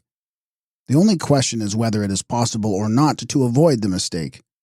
If one substitutes the word destiny for time in any physical enunciation, one feels at once that pure nature does not contain time. The form world of physics extends just as far as the cognate form world of number and notion extend. And we have seen that, notwithstanding Kant, there is not and cannot be the slightest relation of any sort between mathematical number and time. And yet, this is controverted by the fact of motion in the picture of the world around. It is the unsolved and unsolvable problem of the elatics. Being, or thinking, and motion are incompatible. Motion is only apparent. And here, for the second time, natural science becomes dogmatic and mythological. The words time and destiny, for anyone who uses them instinctively, touch life itself in its deepest depths. Life as a whole, which is not to be separated from lived experience. Physics, on the other hand, i.e. the observing reason, must separate them.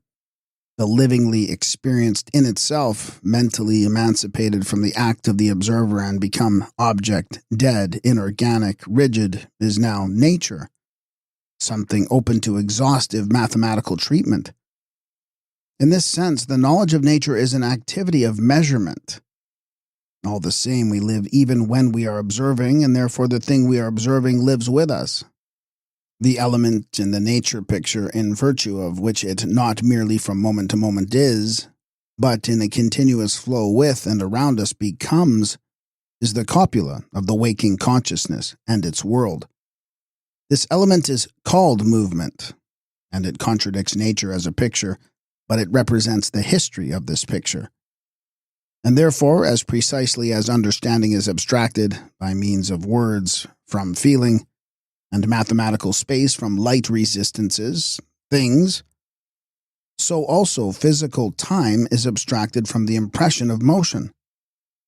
Physics, says Kirchhoff, is the complete and simple description of motions. That indeed has always been its object. But the question is not one of motion in the picture, but of motion of the picture. Motion in the nature of physics is nothing else but that metaphysical something which gives rise to the consciousness of a succession. The known is timeless and alien to motion. Its state of becomeness implies this. It is the organic sequence of knowns that gives the impression of a motion. The physicist receives the word as an impression not upon reason but upon the whole man, and the function of that man is not nature only but the whole world. And that is the world as history. Nature, then, is an expression of the culture in each instance. All physics is treatment of the motion problem, in which the life problem is implicit, not as though it could one day be solved, but in spite of, nay, because of, the fact that it is insoluble. Let the reader conceive of the motion within a physical system as the aging of that system, as in fact it is, as lived experience of the observer. And he will feel at once and distinctly the fatefulness immanent in, the unconquerably organic content of, the word motion and all its derivative ideas. But mechanics, having nothing to do with aging, should have nothing to do with motion either, and consequently, since no scientific system is conceivable without a motion problem in it, a complete and self-contained mechanics is an impossibility.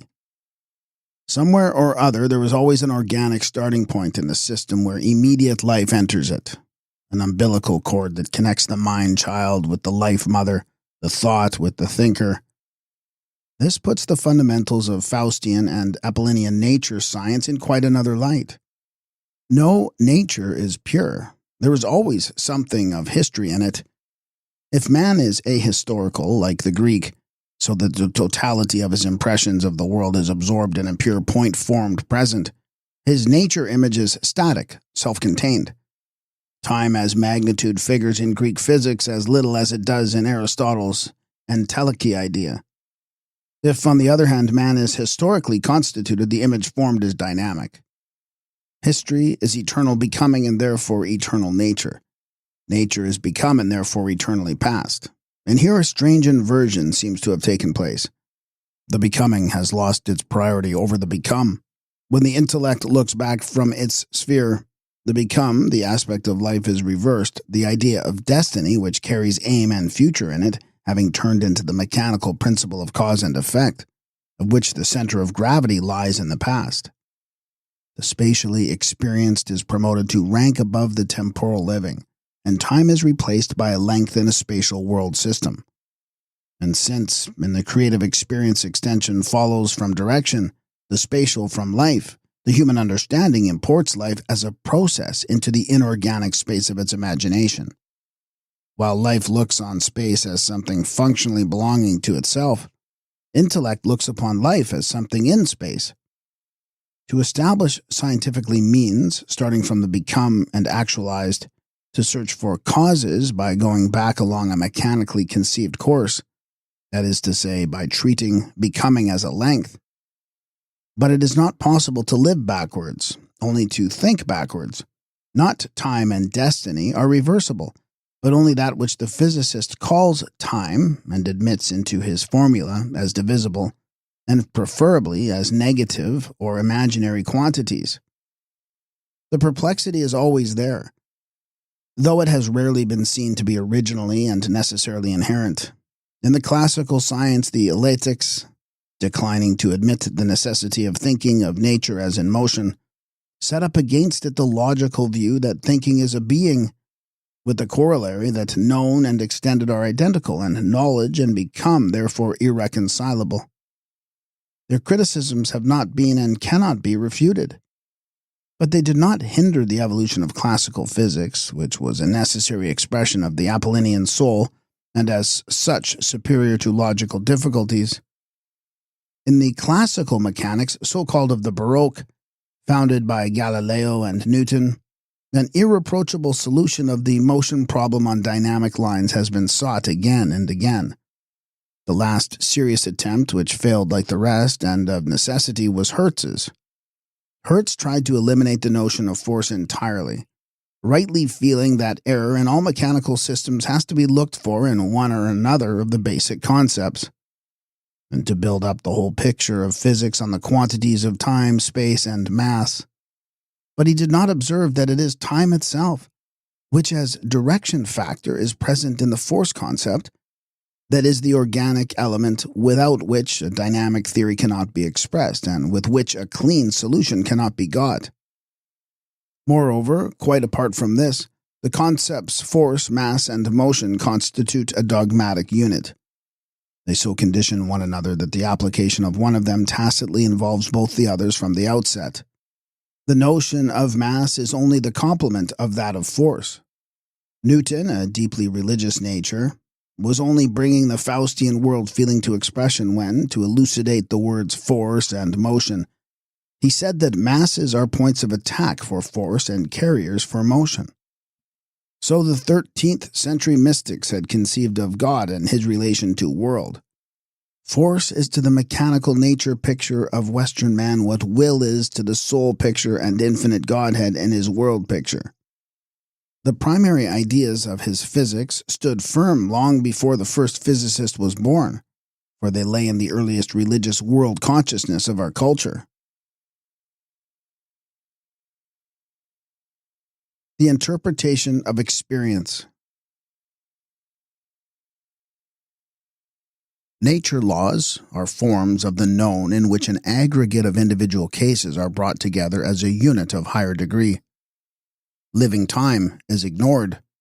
That is, it does not matter whether, when, or how often the case arises, for the question is not of chronological sequence, but of mathematical consequence. But in the consciousness that no power in the world can shake this calculation lies our will to command over nature. That is Faustian. It is only from this standpoint that miracles appear as breaches of the laws of nature. Magian man saw in them merely the exercise of a power that was not common to all, not in any way a contradiction of the laws of nature. And classical man, according to Protagoras, was only the measure and not the creator of things, a view that unconsciously foregoes all conquest of nature through the discovery and application of laws. We see then that the causality principle, in the form in which it is self-evidently necessary for us, the agreed basis of truth for our mathematics, physics, and philosophy, is a Western and, more strictly speaking, a Baroque phenomenon. It cannot be proved, for every proof set forth in a Western language and every experiment conducted by a Western mind presupposes itself. In every problem, the enunciation contains the proof in germ. The method of a science is the science itself. Beyond question, the notion of laws of nature and the conception of physics as scientia experimentalis, which has held ever since Roger Bacon, contains a priori this specific kind of necessity. The classical mode of regarding nature, the alter ego of the classical mode of being, on the contrary, does not contain it. And yet it does not appear that the scientific position is weakened in logic thereby. If we work carefully through the utterances of Democritus, Anaxagoras, and Aristotle, in whom is contained the whole sum of classical nature speculation, and above all, if we examine the connotations of key terms like aliosis, anarchy, and talakia, we look with astonishment into a world image totally unlike our own. This world image is self-sufficing and therefore, for this definite sort of mankind, unconditionally true, and causality in our sense plays no part therein. The principle of the conservation of energy, which since its enunciation by J.R. Mayer, has been regarded in all seriousness as a plain conceptual necessity, is in fact a redescription of the dynamic principle of causality by means of the physical concept of force. The appeal to experience, and the controversy as to whether judgment is necessary or empirical, i.e. in the language of Kant, who greatly deceived himself about the highly fluid boundaries between the two, whether it is a priori or a posteriori, certain, are characteristically Western. But no one has noticed that a whole worldview is implicit in such a concept of experience with its aggressive dynamic connotation, and that there is not and cannot be experience in this pregnant sense for men of other cultures. When we decline to recognize the scientific results of Anaxagoras or Democritus as experiential results, it does not mean that these classical thinkers were incapable of interpreting and merely threw off fancies, but that we miss in their generalizations that causal element, which for us constitutes experience in our sense of the word. Experience means to us an activity of the intellect, which does not resignedly confine itself to receiving, acknowledging, and arranging momentary and purely present impressions, but seeks them out and calls them up in order to overcome them in their sensuous presence and to bring them into an unbounded unity in which their sensuous discreteness is dissolved. Experience in our sense possesses the tendency from particular to infinite, and for that very reason it is in contradiction with the feeling of classical science. What for us is the way to acquire experience is for the Greek the way to lose it, and therefore he kept away from the drastic method of experiment. Our exact natural science is imperative. The classical is theoria, in the literal sense, the result of passive contemplativeness.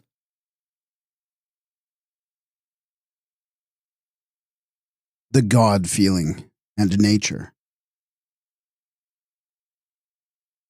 We can now say without any hesitation that the form world of a natural science corresponds to those of the appropriate mathematic, the appropriate religion, the appropriate art. A deep mathematician, by which is meant not a master computer but a man, any man, who feels the spirit of numbers living within him, realizes that through it he knows God. Pythagoras and Plato were as well aware of this as Pascal and Leibniz. The word God has a different sound under the vaulting of Gothic cathedrals or in the cloisters of Maulbronn in St. Gallen and in the basilicas of Syria and the temples of Republican Rome. The character of the Faustian cathedral is that of the forest. It is the architectural actualizing of a world feeling that had found the first of all its symbols in the high forest of the northern plains. The deciduous forest with its mysterious tracery, its whispering of ever-restless foliage high over the watcher's head, its treetops struggling to escape from earth. Think of Romanesque ornamentation and its deep affinity to the sense of the woods. Cypresses and pines with their corporeal and Euclidean effect could never have become symbols of unending space. But the oaks, beeches, and limes with their fitful light flecks playing in their shadow-filled volume are felt as bodiless, boundless, spiritual. The rustle of the woods, a charm that no classical poet ever felt, for it lies beyond the possibilities of Apollinian nature feeling, stands with its secret questions, whence, whither, its merging of presence into eternity, in a deep relation with destiny, with the feeling of history and duration, with a quality of direction that impels the anxious, Faustian soul towards infinitely distant future. And for that reason, the organ that roars deep and high through our churches in tones which, compared with the plain solid notes of Aulus and Cythera, seem to know neither limit nor restraint, is the instrument of instruments in Western devotions. Cathedral and organ form a symbolic unity like temple and statue. Orchestra tones strove tirelessly in the 18th century towards a nearer kinship with the organ tone. The word schwebend, meaningless as applied to classical things, is important alike in the theory of music, in oil painting, in architecture, and in the dynamic physics of the Baroque. Note, it is used in the phrase, the Spirit of God schwebte upon the face of the waters.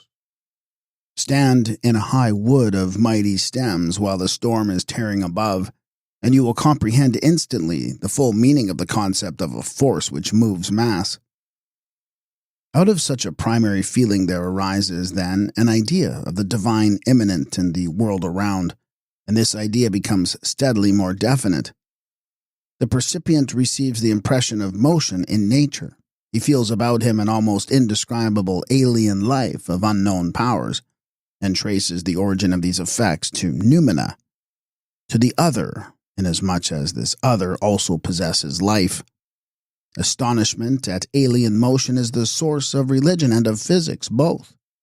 Respectively, they are the elucidations of nature, whirled around by the soul and by the reason. The powers are the first object both of fearful or loving reverence and of critical investigation. There is a religious experience and a scientific experience.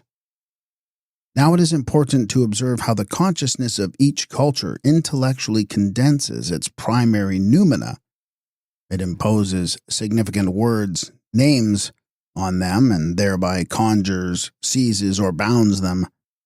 By virtue of the name, they are subject to the intellectual power of the man who possesses the name. The pronouncement of the right name, in physics the right concept, is an incantation. Deities and basic notions of science alike come into being first as invocable names, representing an idea that tends to become more and more sensuously definite. The outcome of a noumen is a deus. The outcome of a notion is an idea.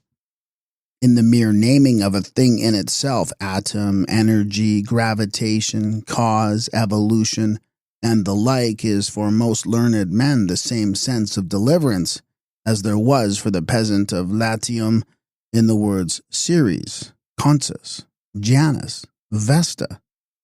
Note, and it may be asserted that the downright faith that Haeckel, for example, pins to the names atom, matter, energy, is not essentially different from the fetishism of Neanderthal man.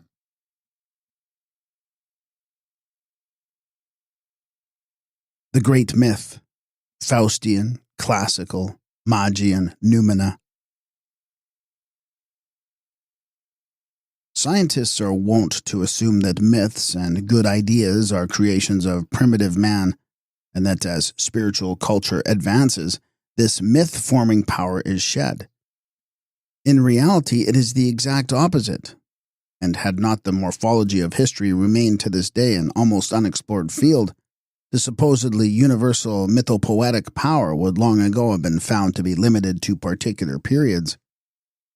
It would have been realized that this ability of a soul to fill its world with shapes, traits, and symbols, like and consistent among themselves, belongs most decidedly not to the world age of the primitives, but exclusively to the springtimes of great cultures. Every myth of the great style stands at the beginning of an awakening spirituality. It is the first formative act of that spirituality. Nowhere else is it to be found. There it must be.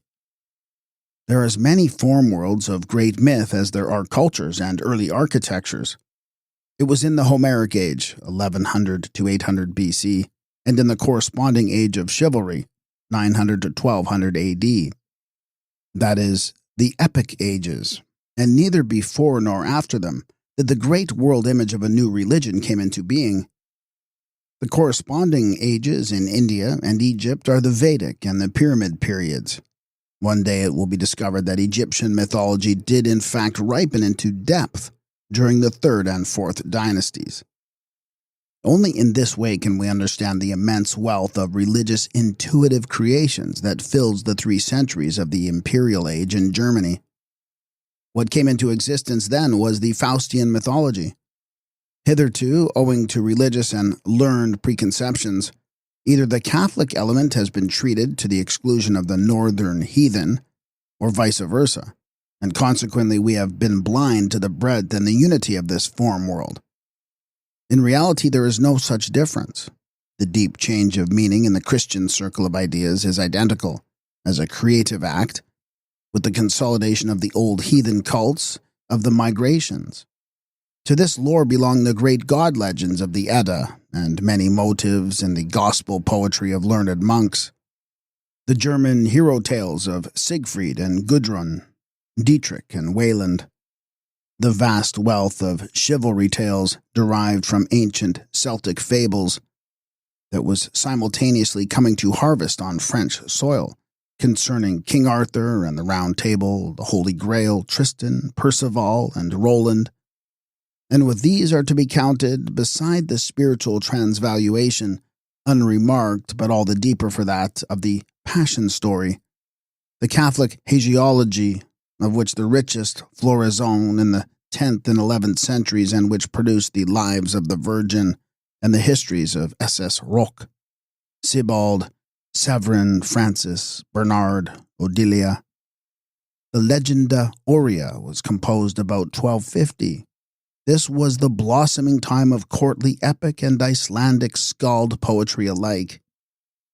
Nowhere is the final meaning of these religious creations more clearly indicated than in the history of Valhalla.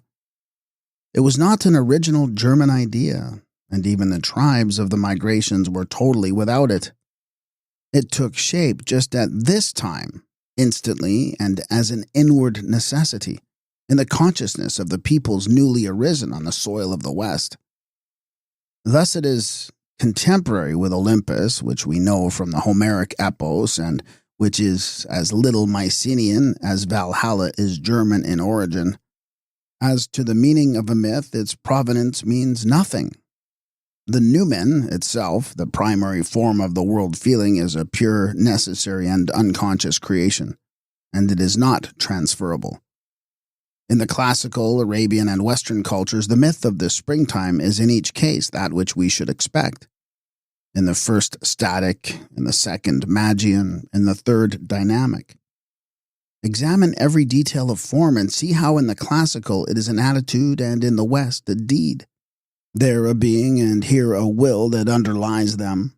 How in the classical the bodily and tangible, the sensuously saturated, prevails, and how therefore in the mode of worshipping the center of gravity lies in the sense-impressive cult, whereas in the North it is space, force, and therefore a religiousness that is predominantly dogmatic in coloring that rule. These very earliest creations of the young soul tell us that there is a relationship between the Olympian figures, the statue, and the corporeal Doric temple, between the domed basilica, the spirit of God and the arabesque, between Valhalla and the merry myth, the soaring nave and instrumental music. Classical polytheism, consequently, has a style of its own, which puts it in a different category from the conceptions of any other world feelings, whatever the superficial affinities may be. This mode of possessing gods without godhead has only existed once, and it was in the one culture that made the statue of naked man the whole sum of its art.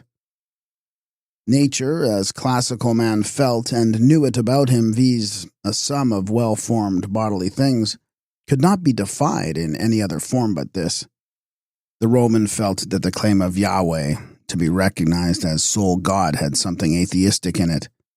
One God for him was no God, and to this may be ascribed the strong dislike of popular feeling, both Greek and Roman, for the philosophers insofar as they were pantheists and godless. Gods are bodies, somata, the highest type of, and plurality was an attribute of bodies alike for mathematicians, lawyers, and poets. The concept of zoon, politikon, was valid for gods as well as for men. It is a deeply significant fact that in Hellas of all countries, star gods, the noumena of the far, are wanting. Helios was worshipped only in half-Oriental Rhodes, and Selene had no cult at all. The old Roman religion, in which the classical world feeling was expressed with special purity, knew neither sun nor moon, neither storm nor cloud as deities. The forest stirrings and the forest solitude, the tempest and the surf, which completely dominated the nature of Faustian man, even that of pre-Faustian Celts and Teutons, and imparted to their mythology its peculiar character, left classical man unmoved. Only concretes, hearth and door, the coppice and the plot field, this particular river and that particular hill, condensed into being for him. The bases of the Apollinian and the Faustian nature images, respectively, are in all contexts the two opposite symbols of individual thing and unitary space. Olympus and Hades are perfectly sense-definite places, while the kingdom of the dwarves, elves, and goblins, and Valhalla and Niflheim are all somewhere or other in the universe of space.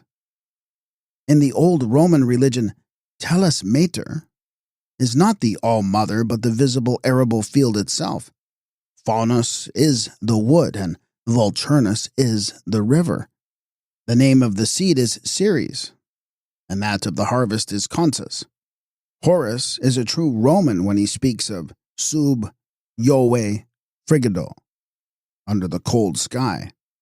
In these cases, there is not even the attempt to reproduce the god in any sort of image at the places of worship, for that would be tantamount to duplicating him. Even in very late times, the instinct not only of the Romans but of the Greeks also is opposed to idols, as is shown by a fact that plastic art, as it became more and more profane, came into conflict more and more with popular beliefs and the devout philosophy. In the house, Janus is the door as god, Vesta the hearth as goddess.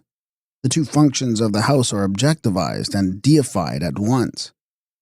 A Hellenic river god like Achelous, who appears as a bull, is definitely understood as being the river and not as, so to say, dwelling in the river. The Pans and Satyrs are the fields and meadows as Noon defines them. Note, the pantheistic idea of Pan, familiar in European poetry, is a conception of later classical ages acquired in principle from Egypt. Dryads and Hamadryads are trees. On the contrary, not a trace of this localized materiality clings to the elves, dwarves, witches, Valkyries, and their kindred, the armies of departed souls that sweep around o' nights. Naiads are sources. Nixies and tree spirits and brownies are souls that are only bound to sources, trees and houses, from which they long to be released into the freedom of roaming. A nymph, a spring, that is, assumes human form when she would visit a handsome shepherd. But a nixie is an enchanted princess, with nenuphars in her hair, who comes up at midnight from the depths of the pool wherein she dwells. Kaiser Barbarossa sits in the Kyffhauser cavern and Frau Venus in the Horselberg. It is as though the Faustian universe abhorred anything material and impenetrable. In things we suspect other worlds. Their hardness and thickness is merely appearance and a trait that would be impossible in classical myth because fatal to it. Some favored mortals are accorded the power to see through cliffs and crags into the depths. But is not just this the secret intent of our physical theories of each new hypothesis? No other culture knows so many fables of treasures lying in mountains and pools, of secret subterranean realms, palaces, gardens, wherein other beings dwell. The whole substantiality of the visible world is denied by the Faustian nature feeling, for which in the end nothing is of earth and the only actual is space. The fairy tale dissolves the matter of nature as the Gothic style dissolves the stone mass of our cathedrals into a ghostly wealth of forms and lines that have shed all weight and acknowledge no bounds. The ever-increasing emphasis with which classical polytheism somatically individualized its deities is peculiarly evident in its attitude to strange gods.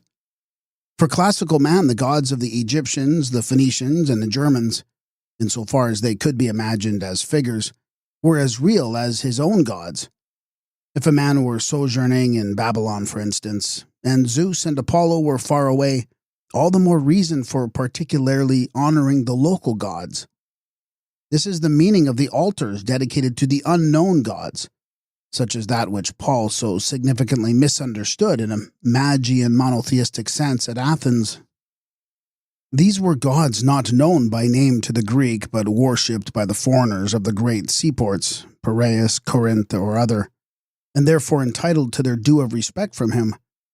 Rome expressed this with classical clearness in her religious law and in carefully preserved formula like, for example, the Generalis Invocatio.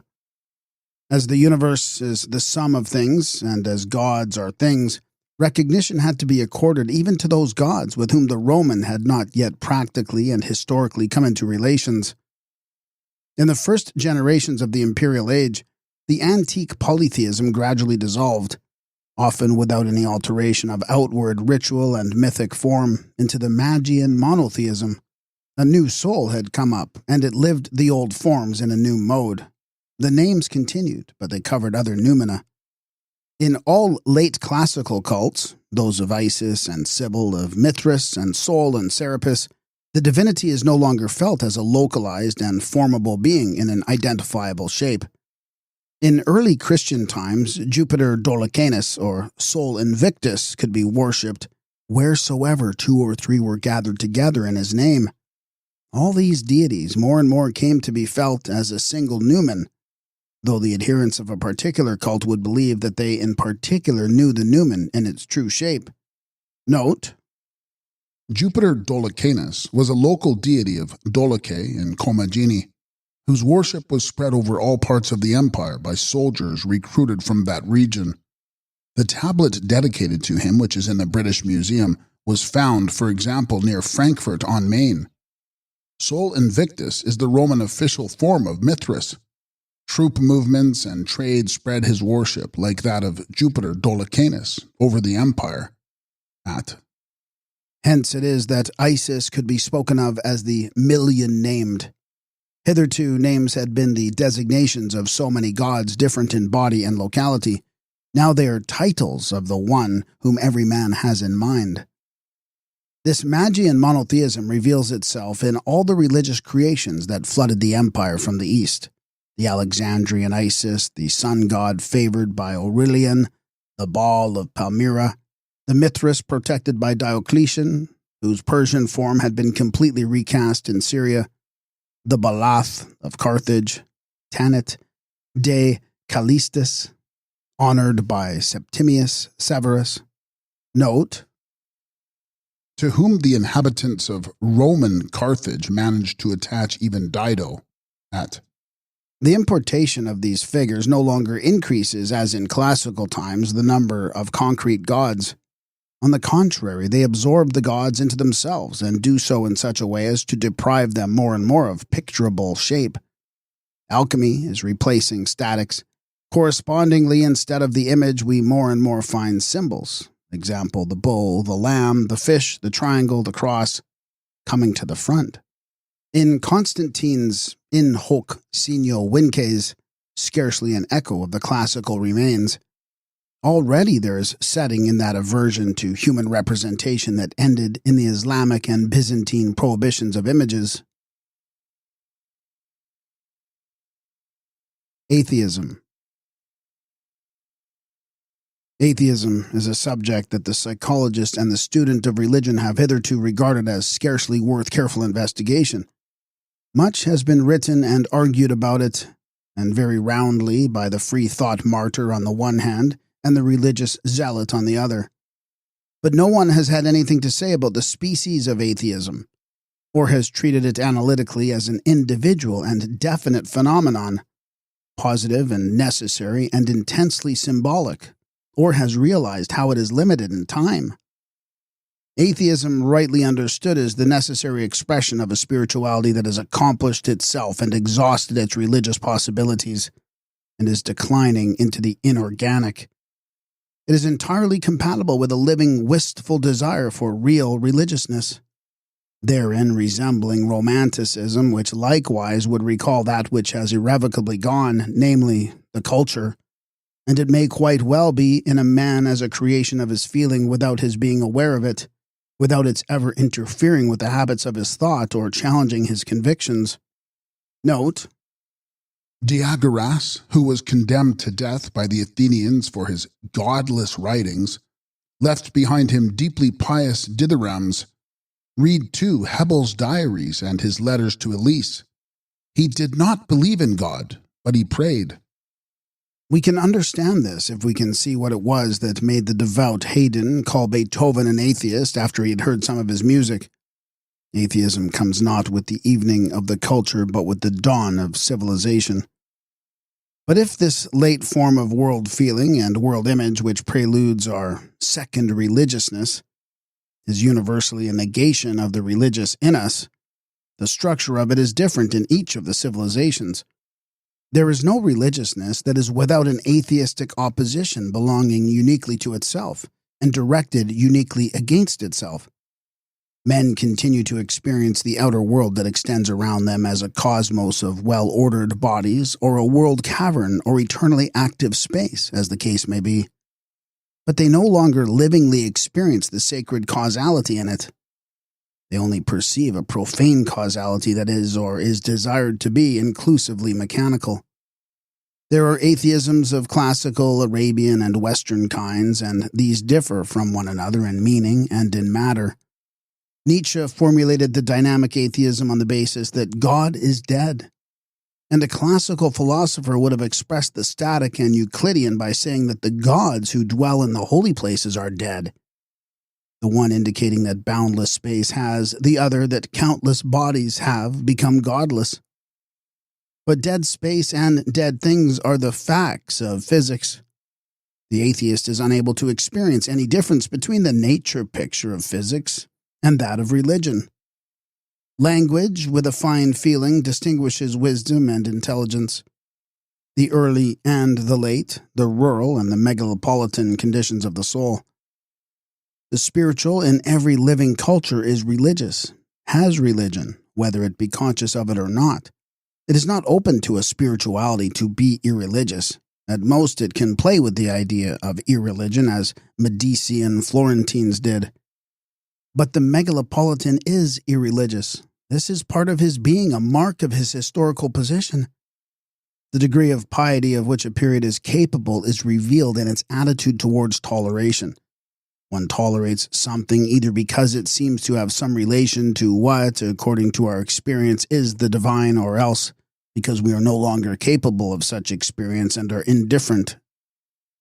What we moderns have called toleration in the classical world is an expression of the contrary of atheism.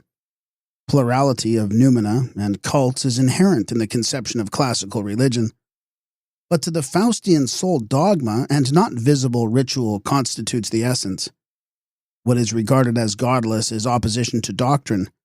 Here begins the spatial spiritual conception of heresy.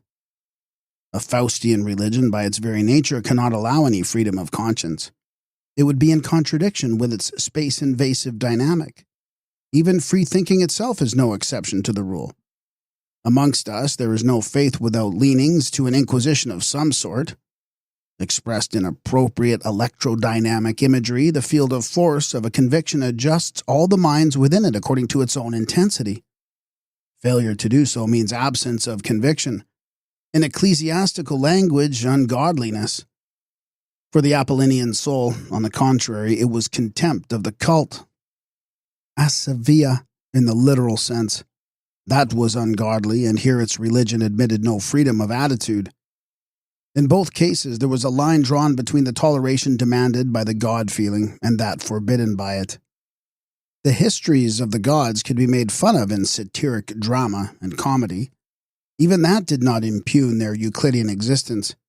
But the statue of the god, the cult, the plastic embodiment of piety, it was not permitted to any man to touch these.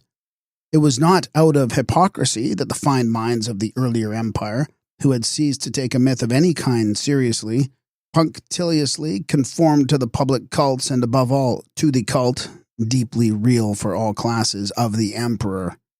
And, on the other hand, the poets and thinkers of the mature Faustian culture were at liberty not to go to church, to avoid confession, to stay at home on procession days, and, in Protestant surroundings, to live without any relations with the church whatever. But they were not free to touch points of dogma, for that would have been dangerous within any confession and any sect, including, once more and expressly, free thought. The Roman Stoic, who without faith in the mythology piously observed the ritual forms, has his counterpart in those men of the Age of Enlightenment, like Lessing and Goethe, who disregarded the rites of the church but never doubted the fundamental truths of faith. Faustian physics as the dogma of force. If we turn back from nature feeling, become form, to nature knowledge, become system, we know God or the gods as the origin of the images which the intellect seeks to make the world around comprehensible to itself. Goethe once remarked to Reimer, "Reason is as old as the world. Even the child has reason. But it is not applied in all times in the same way or to the same objects. The earlier centuries obtained their ideas from imaginative contemplation, but ours reduces them to concepts. Then the productive force was greater. Now the destructive force or art of distinguishing." The strong religiousness of Newton's mechanics and the almost complete atheism of the formulations of modern dynamics are of like color, positive and negative of the same primary feeling. Note, in the famous conclusion of his Optics, 1706, which made a powerful impression and became the starting point of quite new enunciations of theological problems, Newton limits the domain of mechanical causes as against the divine first cause, whose perception organ is necessarily infinite space itself. a physical system of necessity has all the characteristics of the soul to whose world form it belongs. The deism of the Baroque goes together with its dynamics and its analytical geometry. Its three basic principles, God, freedom, and immortality, are in the language of mechanics, the principles of inertia, Galileo, least action, D'Alembert, and the conservation of energy, J.R. Mayer. Western physics is by its inward form dogmatic and not ritualistic, cultish. Its content is the dogma of force, which is identical with space and distance. That this force or energy is really a numen stiffened into a concept, and in no wise the result of scientific experience, is shown by the often overlooked fact that the basic principle known as the first law of thermodynamics says nothing whatever about the nature of energy, and it is properly speaking an incorrect, though psychologically most significant, assumption that the idea of the conservation of energy is part of it. Note, the law of the equivalence of heat and work at experimental measurement can, in the nature of things, only establish a number, which number we have significantly again named work. but the dynamical cast of our thought demanded that this should be conceived as a difference of energy, although the absolute value of energy is only a figment and can never be rendered by a definite number. There always remains, therefore, an undefined additive constant, as we call it. In other words, we always strive to maintain the image of an energy that our inner eye has formed, although actual scientific practice is not concerned with it. This being the provenance of the force concept, it follows that we can no more define it than we can define those other unclassical words will and space. There remains always a felt and intuitively perceived remainder which makes every personal definition an almost religious creed of its author. Laplace called it an unknown of which the workings are all that we know, and Newton imagined immaterial forces at a distance. Leibniz spoke of vis viva as a quantum which together with matter formed the unit that he called the monad, and Descartes, with certain thinkers of the 18th century, was equally unwilling to draw fundamental distinctions between motion and the moved. Besides potentia, virtus, impetus, we find even in Gothic times periphrases such as conatus and nisus, in which the force and the releasing cause are obviously not separated. Spinoza, a Jew and therefore spiritually a member of the Magian culture, could not absorb the Faustian force concept at all, and it has no place in his system. And it is an astounding proof of the secret power of root ideas that Heinrich Hertz, the only Jew amongst the great physicists of the recent past, was also the only one of them who tried to resolve the dilemma of mechanics by eliminating the idea of force. The force dogma is the one and only theme of Faustian physics. There is no Western statics, that is, no interpretation of mechanical facts that is natural to the Western spirit bases itself on the ideas of form and substance, or even, for that matter, on the ideas of space and mass otherwise than in connection with those of time and force. The reader can test this in any department that he pleases. The late Renaissance imagined that it had revived the Archimedean physics just as it believed that it was continuing the classical sculpture. Even Galileo was still under the influence of the Renaissance feeling. He therefore limited the idea of force to contact force, impact, and his formulation did not go beyond the conservation of the momentum, quantity of motion. He held fast to mere movedness and fought shy of any emphasis on space, and it was left to Leibniz to develop, first in the course of controversy and then positively by the application of his mathematical discoveries, the idea of genuine free and directional forces, living force, activum, thema. The notion of conservation of momentum then gave way to that of conservation of living forces, as quantitative number gave way to functional number. Newton it was who first got completely away from Renaissance feeling and formed the notion of distant forces, the attraction and repulsion of bodies across space itself. Distance is already in itself a force. The very idea of it is so free from all sense-perceptible content that Newton himself felt uncomfortable with it. In fact, it mastered him and not he it. To this day, no one has produced an adequate definition of these forces at a distance. No one has ever yet understood what centrifugal force really is. Is the force of the Earth rotating on its axis the cause of this motion, or vice versa? Or are the two identical? This symbolic difficulty of modern mechanics is in no way removed by the potential theory that was founded by Faraday when the center of gravity of physical thought had passed from the dynamics of matter to the electrodynamics of the ether. The famous experimenter, who was a visionary through and through, alone amongst the modern masters of physics, he was not a mathematician, observed in 1846. I assume nothing to be true in any part of space, whether this be empty, as is commonly said, or filled with matter, except forces and the lines in which they are exercised.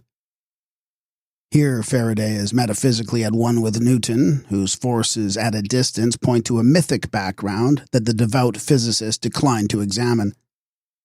The possible alternative way of reaching an unequivocal definition of force, viz., that which starts from world and not God, from the object and not the subject of natural motion state, was leading at the very same time to the formulation of the concept of energy. Now, this concept represents, as distinct from that of force, a quantum of directedness and not a direction, and is in so far akin to Leibniz's conception of living force, unalterable in quantity. It will not escape notice that essential features of the mass concept have been taken over here. Indeed, even the bizarre notion of an atomic structure of energy has been seriously discussed.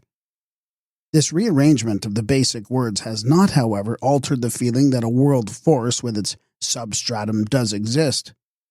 The motion problem is as insoluble as ever. All that has happened on the way from Newton to Faraday, or from Berkeley to Mill, is that the religious deed idea has been replaced by the irreligious work idea. In the nature picture of modern physics, nature is doing work. For every process within the meaning of the first law of thermodynamics is or should be measurable by the expenditure of energy, to which a quantity of work corresponds in the form of bound energy. Naturally, therefore, we find the decisive discovery of J.R. Meyer coinciding in time with the birth of the socialist theory. Even economic systems wield the same concepts. The value problem has been in relation with quantity of work ever since Adam Smith, who, vis-a-vis Quesnay and Turgot, makes the change from an organic to a mechanical structure of the economic field. Phrases could be found in the language of economists which correspond exactly to the physical propositions of conservation of energy, entropy, and least action. If, then, we review the successive stages through which the central idea of force has passed since its birth in the Baroque, and its intimate relations with the form worlds of the great arts and of mathematics, we find that 1. In the 17th century, Galileo, Newton, Leibniz, it is pictorially formed and in unison with the great art of oil painting that died out about 1630. 2. In the 18th century, the classical mechanics of Laplace and Lagrange, it acquires the abstract character of the fugue style and is in unison with Bach. And 3. With the culture at its end and the civilized intelligence victorious over the spiritual, it appears in the domain of pure analysis, and in particular in the theory of functions of several complex variables, without which it is, in its most modern form, scarcely understandable. The limits of further theoretical, not technical development. But with this, it cannot be denied, Western physics is drawing near to the limit of its possibilities. At bottom, its mission as a historical phenomenon has been to transform the Faustian nature feeling into an intellectual knowledge, the faith forms of springtime into the machine forms of exact science. And though for the time being it will continue to quarry more and more practical and even purely theoretical, results as such, whatever their kind, belong to the superficial history of a science. To its deeps belong only the history of its symbolism and its style, and it is almost too evident to be worth the saying that in those deeps the essence and nucleus of our science is in rapid disintegration. Up to the end of the 19th century, every step was in the direction of an inward fulfillment, an increasing purity, rigor, and fullness of the dynamic nature picture, and then that which has brought it to an optimum of theoretical clarity suddenly becomes a solvent. This is not happening intentionally. The high intelligences of modern physics are, in fact, unconscious that it is happening at all, but therein lies an inherent historic necessity. Just so, at the same relative stage, the classical science inwardly fulfilled itself about 200 BC.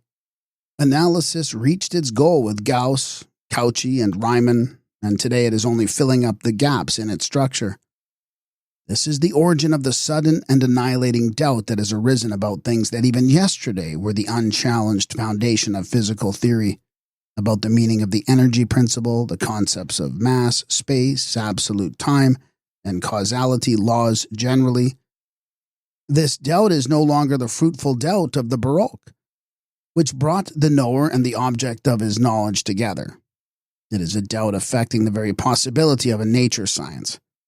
To take one instance alone, what a depth of unconscious skepsis there is in the rapidly increasing use of enumerative and statistical methods, which aim only at probability of results and forego in advance the absolute scientific exactitude that was a creed to the hopeful earlier generations. The moment is at hand now, when the possibility of a self-contained and self-consistent mechanics will be given up for good. Every physics, as I have shown, must break down over the motion problem, in which the living person of the knower methodically intrudes into the inorganic form world of the known. But today, not only is this dilemma still inherent in all the newest theories, but 3 centuries of intellectual work have brought it so sharply to focus that there is no possibility more of ignoring it. The theory of gravitation, which since Newton has been an impregnable truth, has now been recognized as a temporarily limited and shaky hypothesis. The principle of the conservation of energy has no meaning if energy is supposed to be infinite in an infinite space. The acceptance of the principle is incompatible with any 3-dimensional structure of space, whether infinite or Euclidean, or, as the non-Euclidean geometry is presented, spherical and finite yet unbounded volume. Its validity therefore is restricted to a system of bodies, self-contained and not externally influenced, and such a limitation does not and cannot exist in actuality. But symbolic infinity was just what the Faustian world feeling had meant to express in this basic idea, which was simply the mechanical and extensional re-ideation of the idea of immortality of the world soul. In fact, it was a feeling out of which knowledge could never succeed in forming a clear system. The luminiferous ether, again, was an ideal postulate of modern dynamics, whereby every motion required a something to be moved, but every conceivable hypothesis concerning the constitution of this ether has broken down under inner contradictions. More, Lord Kelvin has proved mathematically that there can be no structure of this light transmitter that is not open to objections. As according to the interpretation of Fresnel's experiments, the light waves are transversal. The ether would have to be a rigid body, with truly quaint properties, but then the laws of elasticity would have to apply to it, and in that case the waves would be longitudinal. The Maxwell-Hertz equations of the electromagnetic theory of light, which in fact are pure nameless numbers of indubitable validity, exclude the explanation of the ether by any mechanics whatsoever. Therefore, and having regard also to the consequences of the relativity theory, physicists now regard the ether as pure vacuum, but that, after all, is not very different from demolishing the dynamic picture itself. Since Newton, the assumption of constant mass, the counterpart of constant force, has had uncontested validity, but the quantum theory of Planck and the conclusions of Niels Bohr therefrom as to the fine structure of atoms, which experimental experience had rendered necessary, have destroyed this assumption. Every self-contained system possesses, besides kinetic energy, an energy of radiant heat, which is inseparable from it and therefore cannot be represented purely by the concept of mass. For if mass is defined by living energy, it is ipso facto no longer constant with reference to thermodynamic state. Nevertheless, it is impossible to fit the theory of quanta into the group of hypotheses constituting the classical mechanics of the Baroque. Moreover, along with the principle of causal continuity, the basis of the infinitesimal calculus founded by Newton and Leibniz is threatened. But if these are serious enough doubts, the ruthlessly cynical hypothesis of the relativity theory strikes to the very heart of dynamics. Supported by the experiments of A. Michelson, which showed that the velocity of light remains unaffected by the motion of the medium, and prepared mathematically by Lorentz and Minkowski, its specific tendency is to destroy the notion of absolute time. Astronomical discoveries, and here present-day scientists are seriously deceiving themselves, can neither establish nor refute it. Correct and incorrect are not the criteria whereby such assumptions are to be tested. The question is whether, in the chaos of involved and artificial ideas that has been produced by the innumerable hypotheses of radioactivity and thermodynamics, it can hold its own as a usable hypothesis or not. But however this may be, it has abolished the constancy of those physical quantities into the definition of which time has entered. And unlike the antique statics, the Western dynamics knows only such quantities. Absolute measures of length and rigid bodies are no more. and with this the possibility of absolute quantitative delimitations and therefore the classical concept of mass as the constant ratio between force and acceleration fell to the ground. When the quantum of action, a product of energy and time, had been set up as a new constant, if we make it clear to ourselves that the atomic ideas of Rutherford and Bohr signify nothing but this, that the numerical results of observations have suddenly been provided with a picture of a planetary world within the atom, instead of that of atom swarms hitherto favored, if we observe how rapidly card houses of hypotheses are run up nowadays, every contradiction being immediately covered up by a new hurried hypothesis, if we reflect on how little heed is paid to the fact that these images contradict one another, and the classical Baroque mechanics alike, we cannot but realize that the great style of ideation is at an end, and that, as in architecture and the arts of form, a sort of craft art of hypothesis building has taken its place. Note, which in many cases have led to the supposition that the actual existence of atoms has now at last been proved, a singular throwback to the materialism of the preceding generation. Only our extreme maestria in experimental technique, true child of its century, hides the collapse of the symbolism.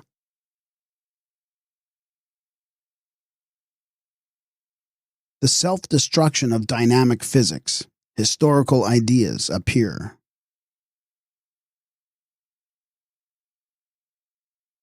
Amongst these symbols of decline, the most conspicuous is the notion of entropy, which forms the subject of the second law of thermodynamics. The first law, that of the conservation of energy, is the plain formulation of the essence of dynamics, not to say of the constitution of the West European soul, to which nature is necessarily visible only in the form of contrapuntal dynamic causality, as against the static plastic causality of Aristotle. The basic element of the Faustian world picture is not the attitude but the deed, and mechanically considered the process.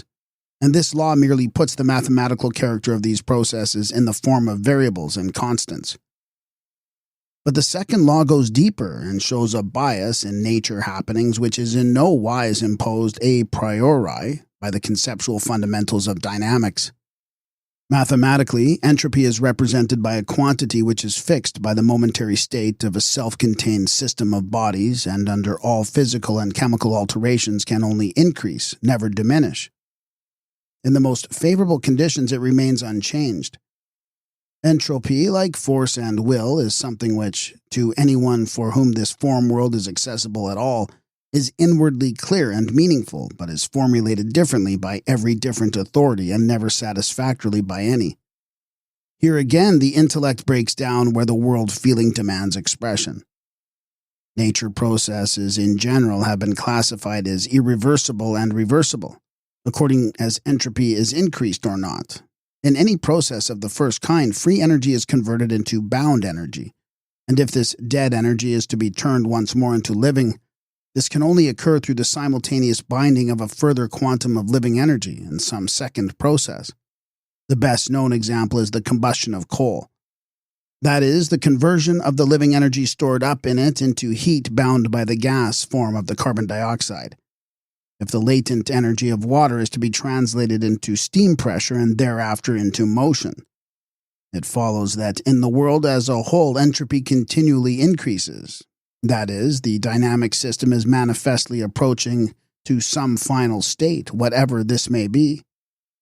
Note, Spengler was severely attacked for this formulation, which is derived from Clausius, one of the founders of the theory of entropy. Up to now, however, it has not been confuted. At least it can be argued that every finite part of the world has a finite supply of energy, and to this extent the second law applies. H.W. Examples of the irreversible processes are conduction of heat, diffusion, friction, emission of light and chemical reactions, of reversible gravitation, electric oscillations, electromagnetic waves, and sound waves. What has never hitherto been fully felt, and what leads me to regard the entropy theory 1850 as the beginning of the destruction of that masterpiece of Western intelligence, the old dynamic physics, is the deep opposition of theory and actuality, which is here for the first time introduced into theory itself. The first law had drawn the strict picture of a causal nature happening, but the second law, by introducing irreversibility, has for the first time brought into the mechanical logical domain a tendency belonging to immediate life, and thus in fundamental contradiction with the very essence of that domain. If the entropy theory is followed out to its conclusion, it results, firstly, that in theory all processes must be reversible, which is one of the basic postulates of dynamics and is reasserted with all rigor in the law of the conservation of energy. But, secondly, that in actuality processes of nature in their entirety are irreversible. Note, as it was conceived by J.R. Mayer, and to this extent the law of energy is a more exact formulation of part of the general principle of causality. The first and second laws do not contradict one another in the modern interpretation of the theory of causality. H.W. Not even under the artificial conditions of laboratory experiment can the simplest process be exactly reversed. That is, a state once passed cannot be re-established. Nothing is more significant of the present condition of systematics than the introduction of the hypothesis of elementary disorder for the purpose of smoothing out the contradiction between intellectual postulate and actual experience. The smallest particles of a body, an image no more, throughout perform reversible processes, but in actual things the smallest particles are in disorder and mutually interfere. And so the irreversible process that alone is experienced by the observer is linked with increase of entropy by taking the mean probabilities of occurrences. And thus theory becomes a chapter of the calculus of probabilities, and in lieu of exact we have statistical methods. Evidently, the significance of this has passed unnoticed. Statistics belong, like chronology, to the domain of the organic, to fluctuating life, to destiny and incident, and not to the world of laws and timeless causality. As everyone knows, statistics serve above all to characterize political and economic, that is, historical developments. In the classical mechanics of Galileo and Newton, there would have been no room for them, and if now, suddenly, the contents of that field are supposed to be understood, and understandable only statistically and under the aspect of probability, instead of under that of the a priori exactitude which the Baroque thinkers unanimously demanded, what does it mean? It means that the object of understanding is ourselves. The nature known in this wise is the nature that we know by the way of living experience, that we live in ourselves. What theory asserts, and being itself must assert, to wit, this ideal irreversibility that never happens in actuality, represents a relic of the old severe intellectual form, the great Baroque tradition that had contrapuntal music for twin sister. But the resort to statistics shows that the force that the tradition regulated and made effective is exhausted. Becoming and become, destiny and causality, historical and natural science elements are beginning to be confused. Formula of life, growth, age, direction, and death are crowding up. That is what, from this point of view, irreversibility in world processes has to mean. It is the expression no longer of the physical T, but of genuine, historical, inwardly experienced time, which is identical with destiny. Note, as entropic loss is regarded only in one sense, that of increase, so this corresponds with the course of time. Thus one can say that our measurement of time is actually a measure of the probability of change of the situation in the direction towards the final state of absolute equilibrium.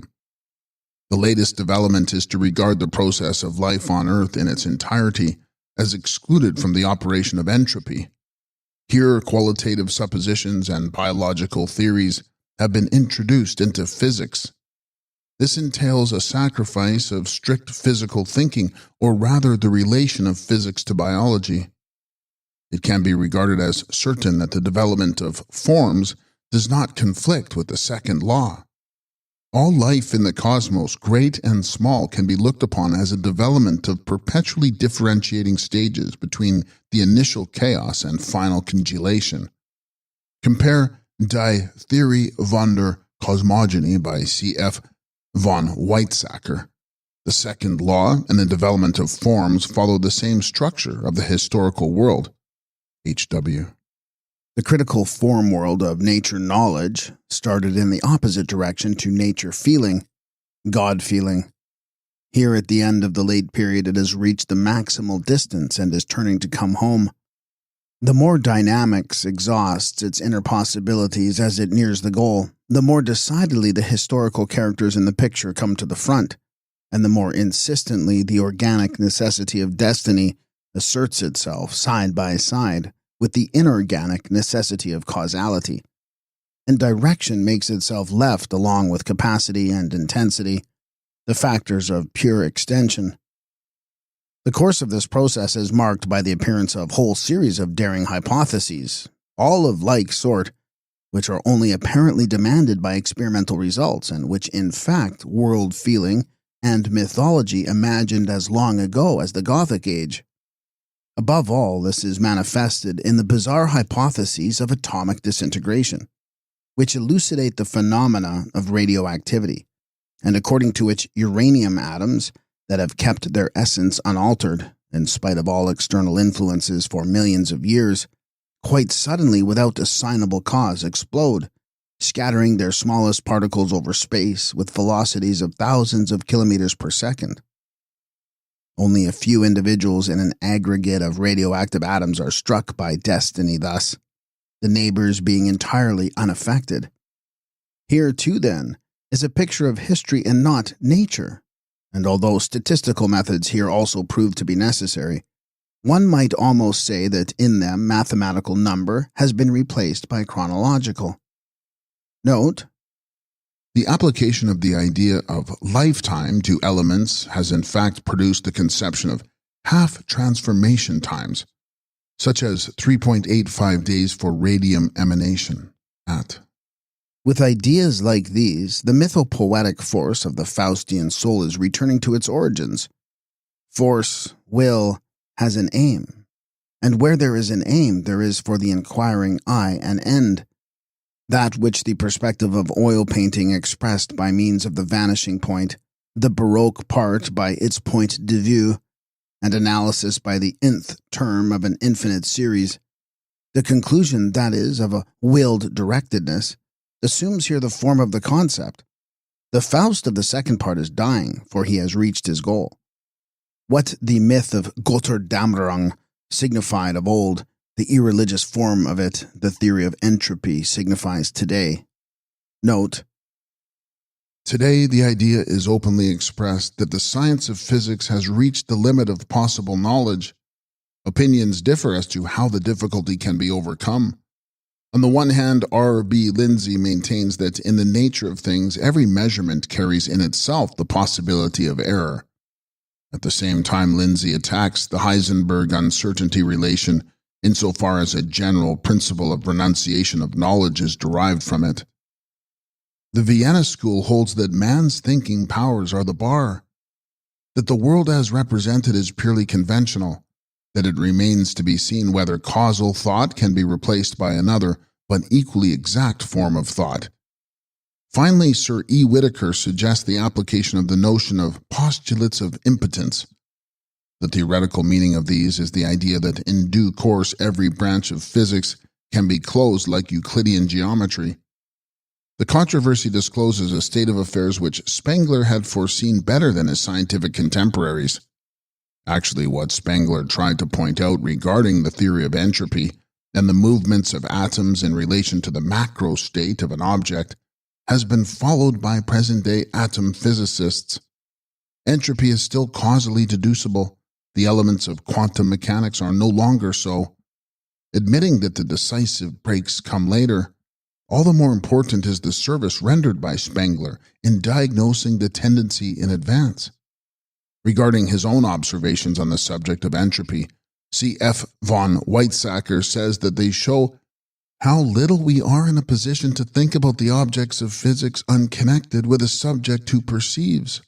This fact is revealed to us by atom physics, 1946, and The metaphysical hope of the classical physicist to obtain a hold over being in itself collapses.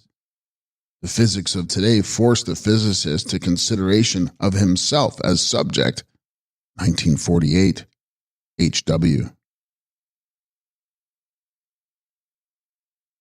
The last stage, dissolution in a system of morphological relationships. It remains now to sketch the last stage of Western science. From our standpoint of today, the gently sloping route of decline is clearly visible. This, too, the power of looking ahead to inevitable destiny, is part of the historical capacity that is the peculiar endowment of the Faustian.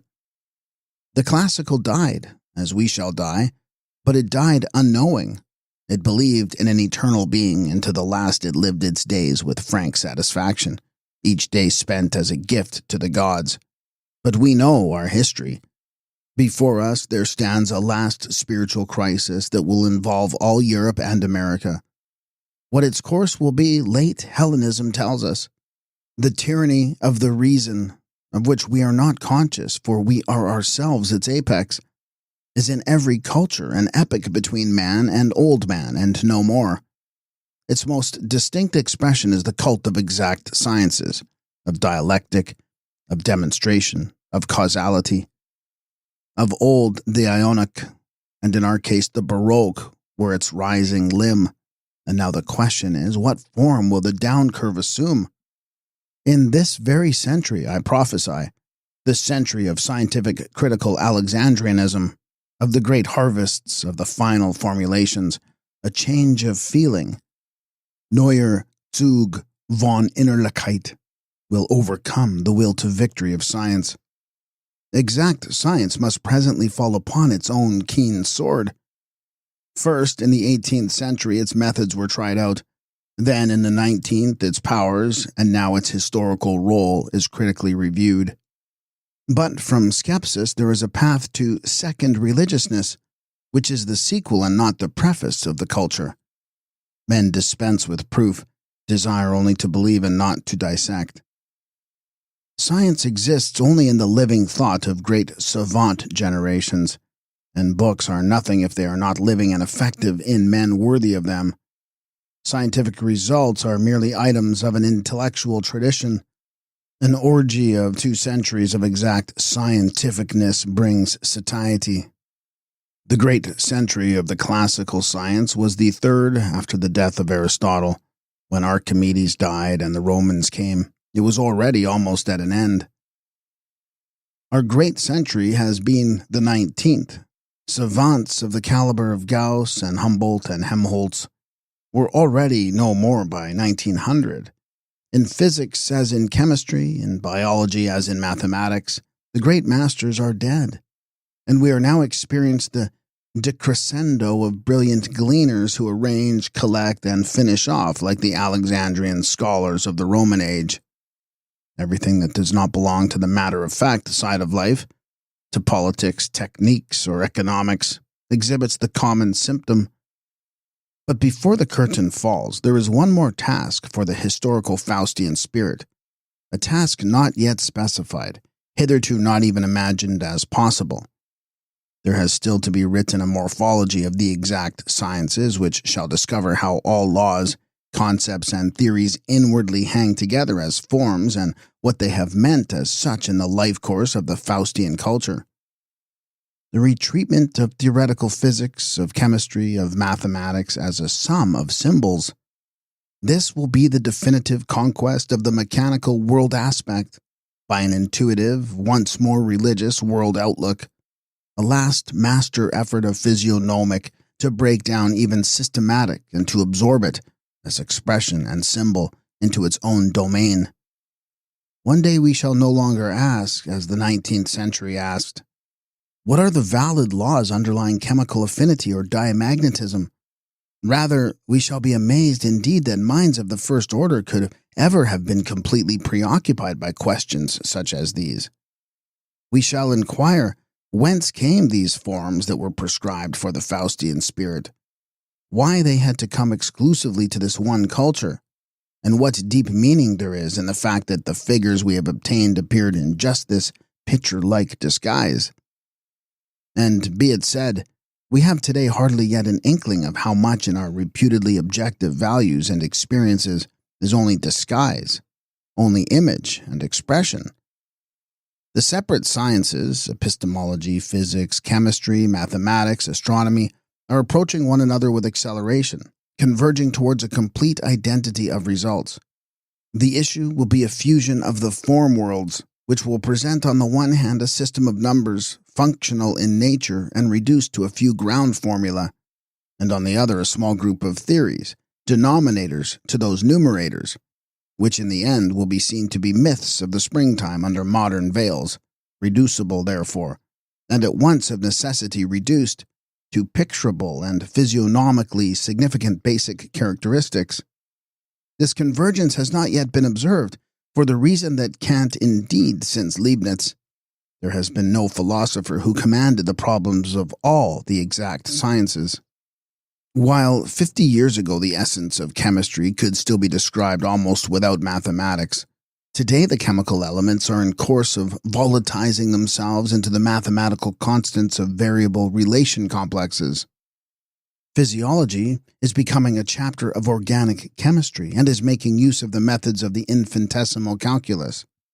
The latest views on epistemology are now associated with those of higher analysis and theoretical physics to occupy an almost inaccessible domain, the domain to which, for example, the theory of relativity belongs or ought to belong.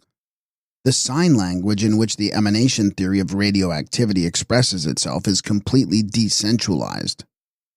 Chemistry, once concerned with defining as sharply as possible the qualities of elements, such as valency, weight, affinity, and reactivity, is setting to work to get rid of these sensible traits. The elements are held to differ in character according to their derivation from this or that compound.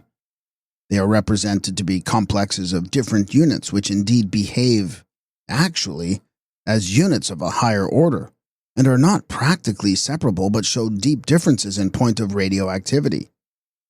Through the emanation of radiant energy, degradation is always going on so that we can speak of the lifetime of an element, in formal contradiction with the original concept of the element and the spirit of modern chemistry as created by Lavoisier.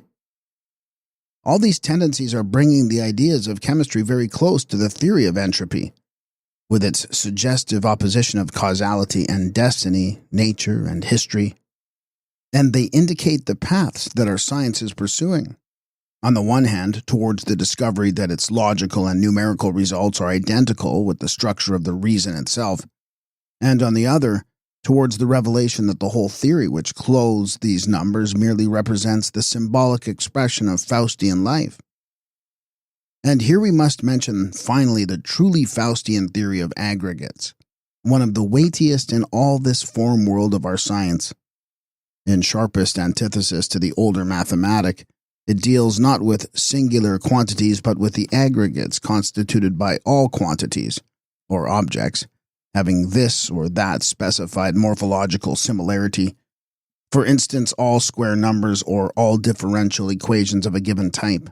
Such an aggregate it conceives as a new unit, a new number of higher order, and subjecting it to the criteria of new and hitherto quite unsuspected kinds, such as potency, order, equivalence, computability, and devising laws and operative methods for it in respect of these criteria. Note, the aggregate of rational numbers is computable, that of real numbers is not. The aggregate of complex numbers is two-dimensional. From this follows the theory of n-dimensional aggregates, which also includes geometrical fields in the aggregate theory. Thus is being actualized a last extension of the function theory. Little by little this absorbed the whole of our mathematic, and now it is dealing with variables by the principles of the theory of groups in respect of the character of the function, and by those of the theory of aggregates in respect of the values of the variables. Mathematical philosophy is well aware that these ultimate meditations on the nature of number are fusing with those upon pure logic, and an algebra of logic is talked of. The study of geometrical axioms has become a chapter of epistemology. Note, the notion of order is carried still further today, particularly in the investigation of infinite aggregates.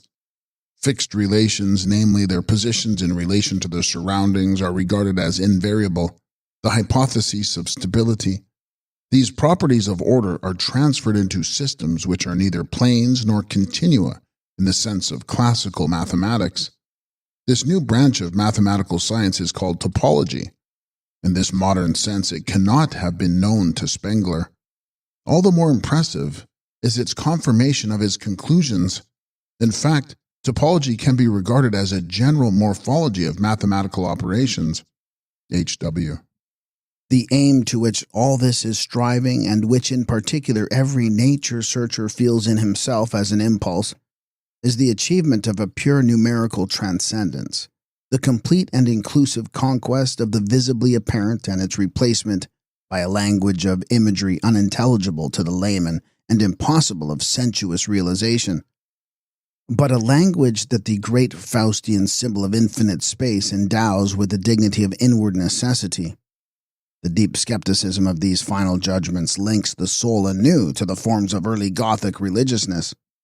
The inorganic, known and dissected world, the world as nature and system, has deepened itself until it is a pure sphere of functional numbers. But as we have seen, number is one of the most primary symbols in every culture. And consequently, the way to pure number is the return of the waking consciousness to its own secret, the revelation of its own formal necessity. The goal reached, the vast and ever more meaningless and threadbare fabric woven around natural science falls apart.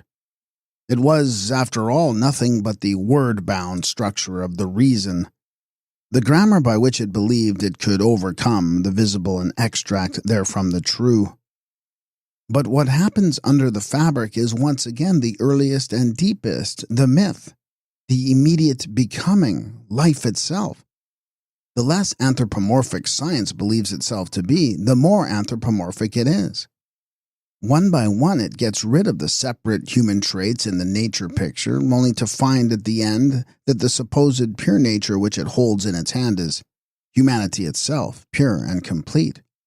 Out of the Gothic soul grew up till it overshadowed the religious world picture, the spirit of the city, the alter ego of irreligious nature science. But now, in the sunset of the scientific epoch and the rise of victorious skepsis, the clouds dissolve and the quiet landscape of the morning reappears in all distinctness. The final issue to which the Faustian wisdom tends, though it is only in the highest moments that it has seen it, is the dissolution of all knowledge into a vast system of morphological relationships. Dynamics and analysis are in respect of meaning, form, language, and substance, identical with Romanesque ornament, Gothic cathedrals, Christian German dogma, and the dynastic state. One and the same world feeling speaks in all of them.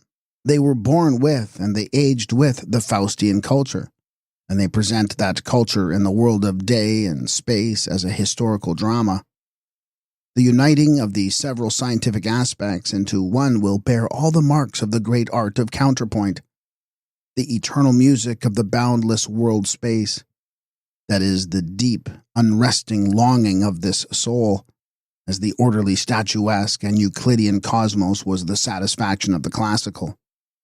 This union, a necessity of the Faustian understanding of the world, following the formula of a dynamic imperative causality, will develop into a single world-transforming science, which will be the grand legacy of the Faustian soul to the souls of cultures yet to be. A bequest of immensely transcendent forms that the heirs will possibly ignore. And then, weary after its striving, Western science returns to its spiritual home. 11. Origin and landscape, the cosmic and the microcosm. Regard the flowers at eventide as, one after the other, they close in the setting sun. Strange is the feeling that then presses in upon you, a feeling of enigmatic fear in the presence of this blind, dreamlike, earthbound existence. The dumb forest, the silent meadows, this bush, that twig, do not stir themselves. It is the wind that plays with them. Only the little gnat is free. He dances still in the evening light. He moves whither he will. A plant is nothing on its own account. It forms a part of the landscape in which a chance made it take root. The twilight, the chill, the closing of every flower, these are not cause and effect, not danger and willed answer to danger. They are a single process of nature which is accomplishing itself near, with, and in the plant. The individual is not free to look out for itself, will for itself, or choose for itself. An animal, on the contrary, can choose. It is emancipated from the servitude of all the rest of the world.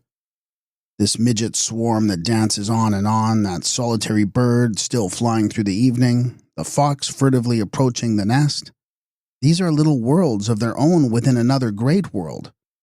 An animalcule in a drop of water, too tiny to be perceived by the human eye, though it lasts but a second and has but a corner of this drop as its field, nevertheless is free and independent in the face of the universe. The giant oak upon one whose leaves the droplet hangs is not. Note, in what follows I have drawn upon a metaphysical work that I hope shortly to be able to publish. Servitude and freedom. This is in last and deepest analysis the differentia by which we distinguish vegetable and animal existence. Note, when in the following passages mention is made of the animal in man, it must be taken in this metaphysical sense. H.W. Yet only the plant is wholly and entirely what it is. In the being of the animal there is something dual. The vegetable is only a vegetable. An animal is a vegetable and something more besides. A herd that huddles together trembling in the presence of danger. A child that clings weeping to its mother. A man desperately striving to force a way into his God. All these are seeking to return out of the life of freedom into the vegetal servitude from which they were emancipated into individuality and loneliness. The plant is something cosmic. The animal has an additional quality. It is a microcosm in relation to a macrocosm. All that is cosmic bears the trademark of periodicity. It has beat rhythm. Everything microcosmic possesses polarity. We talk of tense, thought, but all wakeful states are in their nature tension, subject and object, I and you. To become aware of the cosmic beat, we call to feel. Microcosmic tensions we call perceptions. The ambiguity of the word Sinnlichkeit, sensitive faculty, sensuousness, has obscured the difference between the plant and the animal sides of life. The former always bears the mark of periodicity, beat. The latter consists in tensions, polarity of light and object illuminated, of cognition and that which it cognized. We use the word touch quite generally of contacts. To establish means to fix the position of something relatively to its surroundings. All senses are positive. The blood is for us the symbol of the living. The blood of ancestors flows through the chain of generations and binds them in a great linkage of destiny, beat, and time. The word consciousness is ambiguous. It contains the meaning being Dasein and waking consciousness, Wachsein. Being possesses beat and direction.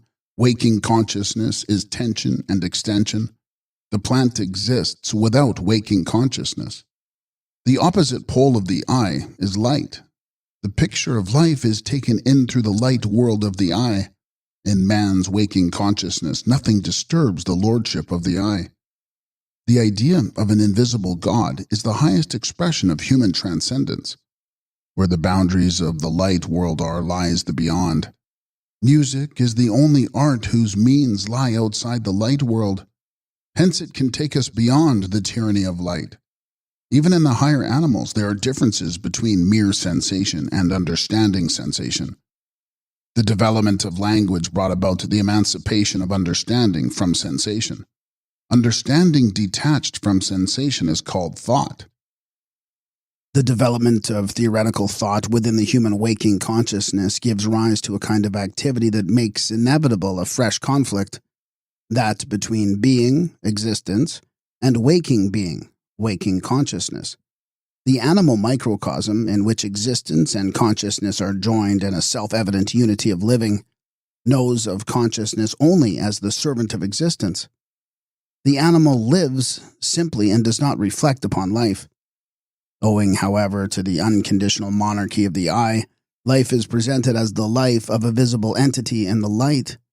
Understanding, then, when it becomes interlocked with speech, promptly forms a concept of thought, and with it a counter-concept of life. And in the end it distinguishes life, as it is, from that which might be. Instead of straight, uncomplicated living, we have the antithesis represented in the phrase thought and action. That which is not possible at all in the beast becomes in every man not merely a possibility, but a fact, and in the end, an alternative. The entire history of mature humanity with all its phenomena has been formed by it, and the higher the form that a culture takes, the more fully this opposition dominates the significant moments of its conscious being. Human waking consciousness consists of sensation and understanding, and to that extent is equivalent to ascertainment. It thus encounters the epistemological problem. Waking consciousness is synonymous with the existence of oppositions, whereas the world of tensions is necessarily rigid and dead, namely eternal truth. Something beyond all time, something that is a state. The actual world of waking consciousness is full of changes. Rest and movement, duration and change, become and becoming are oppositions denoting something that is in its very nature, passeth all understanding, and must therefore from the point of view of the understanding contain an absurdity. If the will to know breaks down on the problem of motion, it may well be because life's purpose has at that point been achieved. In spite of this, and indeed because of this, the motion problem remains the center of gravity of all higher thought. The problem of motion touches at once and immediately the secrets of existence which are alien to the waking consciousness and yet inexorably press upon it. In posing motion as a problem, we affirm our will to comprehend the incomprehensible. The when and wherefore, destiny, blood, all that our intuitive processes touch in our depths. Born to see, we strive to set it before our eyes in the light, so that we may in the literal sense grasp it, assure ourselves of it as of something tangible. For this is the decisive fact of which the observer is unconscious. His whole effort of seeking is aimed not at life, but at the seeing of life, and not at death, but at the seeing of death. That we do not merely live but know about living is a consequence of our bodily existence in the light. But the beast knows only life, not death. Were we pure plant-like beings, we should die unconscious of dying, for to feel death and to die would be identical. But animals, even though they hear the death cry, see the dead body, and scent putrefaction, behold death without comprehending it. Only when understanding has become, through language, detached from visual awareness and pure, does death appear to man as the great enigma of the light world about him. Then, and only then, life becomes the short span of time between birth and death, and it is in relation to death that the other great mystery of generation arises also. Only then does the diffuse animal fear of everything become the definite human fear of death. It is this that makes the love of man and woman, the love of mother and child, the tree of the generations, the family, the people, and so at last world history itself, the infinitely deep facts and problems of destiny that they are. To death, as the common lot of every human being born into the light, adhere the ideas of guilt and punishment, of existence as a penance, of a new life beyond the world of this light, and of a salvation that makes an end of the death fear. In the knowledge of death is originated that world outlook which we possess as being men and not beasts. 12. Origin and landscape. The group of the higher cultures. Man, no matter whether it is for life or thought that he is born, so long as he is acting or thinking, is awake and therefore in focus, adjusted to the one significance that, for the moment, his light world holds for him. In the picture of the world as history, knowledge is simply an auxiliary. In what we call memory, things present themselves as bathed in an inner light swept by the pulsation of our existence. In the nature, or science, World picture, it is the ever-present subjective that is alien and elusive.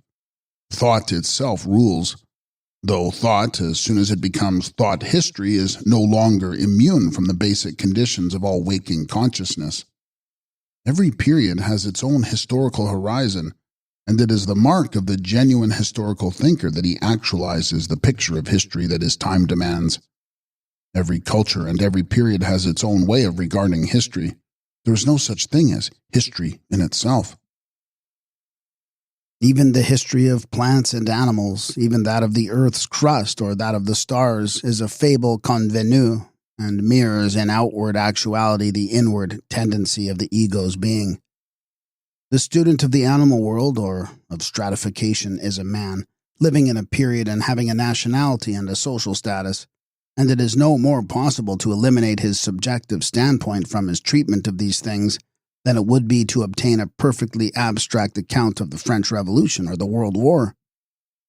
The picture that we possess of the history of the earth's crust and of life is at present still dominated by the ideas which civilized English thought has developed, since the age of enlightenment, out of the English habit of life. Lyell's phlegmatic theory of the formation of the geological strata and Darwin's of the origin of species are actually but derivatives of the development of England herself.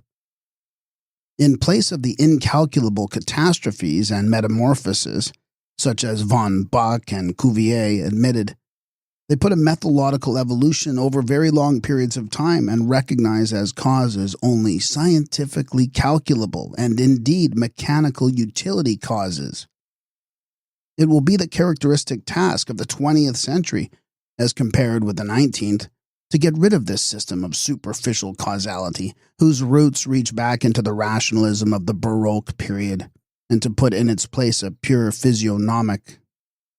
For the 19th century, the word evolution meant progress in the sense of increasing fitness of life to purposes. For Leibniz, whose Protogaea, 1691, a work full of significant thought, outlines on the basis of studies made in the Hartz silver mines a picture of the world's infancy that is Goethean, through and through. And for Goethe himself it meant fulfillment in the sense of increasing connotation of the form. The two concepts, Goethe's form fulfillment and Darwin's evolution, are in as complete opposition as destiny to causality, and, be it added, as German to English thought and German to English history. There is no more conclusive refutation of Darwinism than that furnished by paleontology. Simple probability indicates that fossil hordes can only be test samples. Each sample, then, should represent a different stage of evolution, and there ought to be merely transitional types. No definition and no species. Instead of this, we find perfectly stable and unaltered forms preserving through long ages. Forms that have not developed themselves on the fitness principle but appear suddenly and at once in their definitive shape, that do not thereafter evolve towards better adaptation, but become rarer and finally disappear, while quite different forms crop up again. What unfolds itself is ever-increasing richness of form, is the great classes and kinds of living beings which exist aboriginally and exist still without transition types in the grouping of today. We see how, among fish, the cetaceans with their simple form appear first in the foreground of history and then slowly fade out again, while the teleosteans slowly bring a more perfected fish type to predominance. The same applies to the plant world of the ferns and horsetails, of which only the last species now linger in the fully developed kingdom of the flowering plants. But the assumption of utility causes or other visible causes for these phenomena has no support of actuality. Note, the first proof that the basic forms of plants and animals did not evolve, but were suddenly there, was given by H. de Vries in his Mutation Theory, 1886. In the language of Goethe, we see how the impressed form works itself out in the individual samples, but not how the die was cut for the whole genus. It is a destiny that evoked into the world life as life the ever sharper opposition between plant and animal, each single type, each genus, and each species. And along with this existence, there is given also a definitive energy of the form, by virtue of which in the course of its self-fulfillment it keeps itself pure or, on the contrary, becomes dull and unclear or evasively splits into numerous varieties. And finally, a life duration of this form, which, unless again incident intervenes to shorten it, leads naturally to a senility of the species and finally to its disappearance.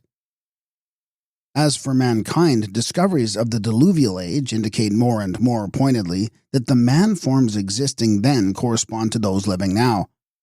There is not the slightest trace of evolution towards a race of greater utilitarian fitness. And the continued failure to find man in the tertiary discoveries indicates more and more clearly that the human life form, like every other, originates in a sudden mutation, a Wandlung, of which the whence, how, and why remain an impenetrable secret. If indeed there were evolution in the English sense of the word, there could be neither defined earth strata nor specific animal classes, but only a single geological mass and a chaos of living singular forms, which we may suppose to have been left over from the struggle for existence. But all that we see about us impels us to the conviction that again and again profound and very sudden changes take place in the being of plants and animals, changes which are of a cosmic kind and no wise restricted to the earth's surface, which are beyond the ken of human sense and understanding in respect of causes, if not indeed in all respects. So, too, we observe that swift and deep changes assert themselves in the history of the great cultures, without assignable causes, influences, or purposes of any kind. The Gothic and the Pyramid styles come into full being as suddenly as do the Chinese imperialism of Shang Huangti and the Romans of Augustus, as Hellenism and Buddhism and Islam. It is exactly the same with the events in the individual life of every person who counts at all, and he who is ignorant of this knows nothing of men and still less of children. Every being, active or contemplative, strides on to its fulfillment by epochs, and we have to assume just such epochs in the history of solar systems and the world of the fixed stars. The origins of the earth, of life, of the free-moving animal are such epochs, and therefore mysteries that we can do no more than accept.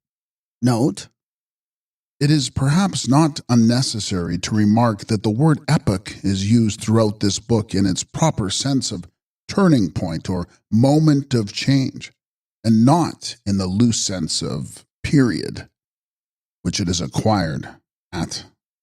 That which we know of man divides clearly into two great ages of his being. The first is, as far as our view is concerned, limited on the one side by that profound fuga of planetary destiny which we call the beginning of the Ice Age, and about which we can, within the picture of world history, say no more than that a cosmic change took place, and on the other by the beginnings of high cultures on Nile and Euphrates, with which the whole meaning of human existence became suddenly different. We discover everywhere the sharp frontier of tertiary and diluvial, and on the hither side of it we see man as a completely formed type, familiar with custom, myth, wit, ornament, and technique, and endowed with a bodily structure that is not materially altered up to the present day. In all primitive existence, the it, the cosmic, is at work with such immediacy of force that all microcosmic utterances, whether in myth, custom, technique, or ornament, obey only the pressures of the very instant. For us, there are no ascertainable rules for the duration, tempo, and course of development of these utterances. No necessary connections come to light between ornament and organization by age classes, or between the cult of a god and the kind of agriculture practiced. Development in these cases means always some development of one or another individual aspect or trait of the primitive culture, never of that culture itself. This, as I have said before, is essentially chaotic. The primitive culture is neither an organism nor a sum of organisms. But with the type of the higher culture, this it gives way to the strong and undiffused tendency. Within the primitive culture, tribes and clans are the only quickened beings, other than the individual men, of course. Here, however, the culture itself is such a being, Every primitive is a sum of the expression forms of primitive groupings. The high culture, on the contrary, is the waking being of a single huge organism which makes not only custom, myths, technique, and art, but the very peoples and classes incorporated in itself, the vessels of one single form language and one single history. It was an incident, the sense of which cannot now be scrutinized, that the type of the higher culture appeared suddenly in the field of human history. Quite possibly, indeed, it was some sudden event in the domain of Earth history that brought forth a new and different form into phenomenal existence. But the fact that we have before us 8 such cultures, all of the same build, the same development, and the same duration, justifies us in looking at them comparatively, and therefore justifies our treating them as comparable, studying them comparatively, and obtaining from our study a knowledge which we can extend backwards over lost periods and forwards over the future, provided always that a destiny of a different order does not replace this form world, suddenly and basically, by another. Our license to produce thus comes from general experience of organic being, as in the history of the raptors or the coniferae. We cannot prophesy whether and when a new species will arise. So in that of cultural history, we cannot say whether and when a new culture shall be. But from the moment when a new being is conceived in the womb or a seed sinks into the earth, we do know the inner form of this new life course, and we know that the quiet course of its development and fulfillment may be disturbed by the pressure of external powers, but never altered. The group of the high cultures is not, as a group, an organic unit. That they have happened in just this number, at just these places and times is, for the human eye, an incident without deeper intelligibility. The ordering of the individual cultures, on the contrary, has stood out so distinctly that the historical technique of the Chinese, the Magian, and the Western worlds, often, indeed, the mere common consent of the educated in these cultures, has been able to fashion a set of names upon which it would be impossible to improve. Note, Goethe, in his little essay Gestezepoen, has characterized the 4 parts of a culture, its preliminary, early, late, and civilized stages, with such a depth of insight that even today there is nothing to add. About 2600 to 3000, after a long Merovingian period which is still distinctly perceptible in Egypt, the 2 oldest cultures began, in exceedingly limited areas on the lower Nile and the lower Euphrates. In these cases, the distinctions between early and late periods have long ago been labeled as Old and Middle Kingdom, Sumer and Akkad. The outcome of the Egyptian feudal period, marked by the establishment of a hereditary nobility and the decline from Dynasty 6 of the older kingship, presents so astounding a similarity with the course of events in the Chinese springtime from I Wang 934 to 909, and that in the Western from the Emperor Henry IV 1056 to 1106, that a unified comparative study of all 3 might well be risked.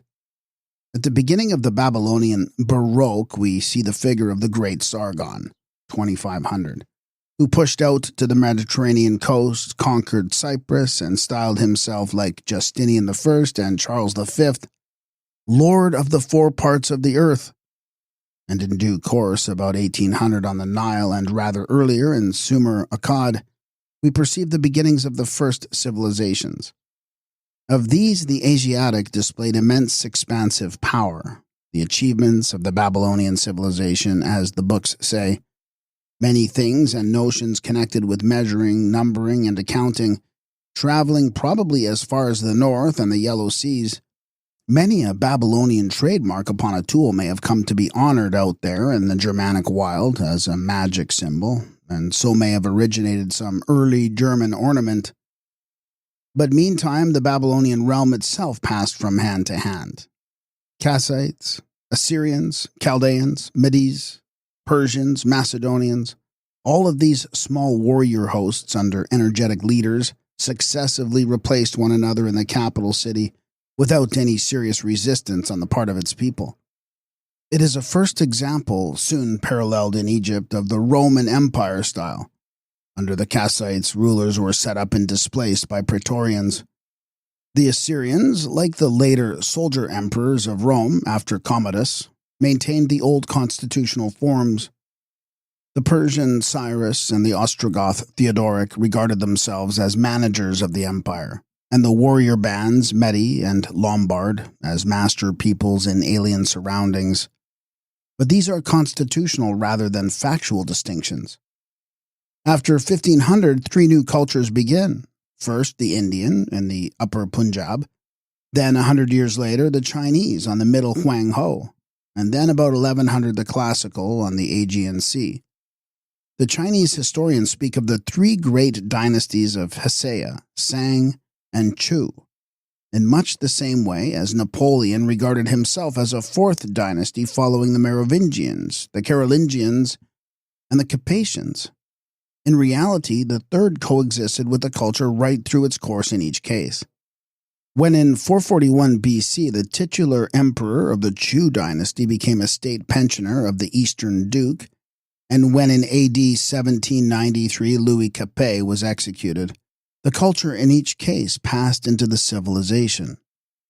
There are some bronzes of very great antiquity preserved from the late Chang times, which stand towards the later part in exactly the same relation as Mycenaean to early classical pottery and Carolingian to Romanesque art. In the Vedic, Homeric, and Chinese springtimes, with their Falzon and Bergen, their knighthood and feudal rulership, can be seen the whole image of our Gothic and the period of the Great Protectors. Ming Chu, 685 to 691, corresponds precisely to the time of Cromwell, Wallenstein, and Richelieu, and to the first tyrannies of the Greek world. The period 480 to 230 is called by the Chinese historians the period of the contending states. It culminated in a century of unbroken warfare between mass armies with frightful social upheavals, and out of it came the Roman state of Xin as founder of a Chinese imperium. This phase Egypt experienced between 1780 and 1580, of which the last century was the Hyksos time. The classical experienced it from Charonia, 338, and at the high pitch of horror from the Gracchi, 133 to Actium, 31 BC, and it is the destiny of the West European-American world for the 19th and 20th centuries. During this period, the center of gravity changes, as from Attica to Latium, so from the Huang Ho at Honanfu to the Yangtze, modern province of Hubei. The Xikang was as vague for the Chinese savants of those days as the Elbe for the Alexandrian geographer, and of the existence of India they had as yet no notion. As on the other side of the globe there arose the principles of the Julian-Claudian house, so here in China there arose the mighty figure of Wang Cheng, who led Xin through the decisive struggle to sole supremacy and in 221 assumed the title of Ti, literally equivalent to Augustus, and the Caesar name Huang Ti. He founded the Pax Syrica, as we may call it, carried out a grand social reform in the exhausted empire, and as promptly as Rome began to build his limes, the famous Great Wall for which in 214 he annexed a part of Mongolia. He was the first, too, to subdue the barbarians south of the Yangtze, in a series of large-scale campaigns followed and confirmed by military roads, castles, and colonies. But Roman, too, was his family history. A Tacitean drama with Louis Tai, chancellor and stepfather of the emperor, and Li Tzu, the great statesman, the Agrippa of his day, and unifier of the Chinese script, playing parts and one that quickly closed in neuronic horrors.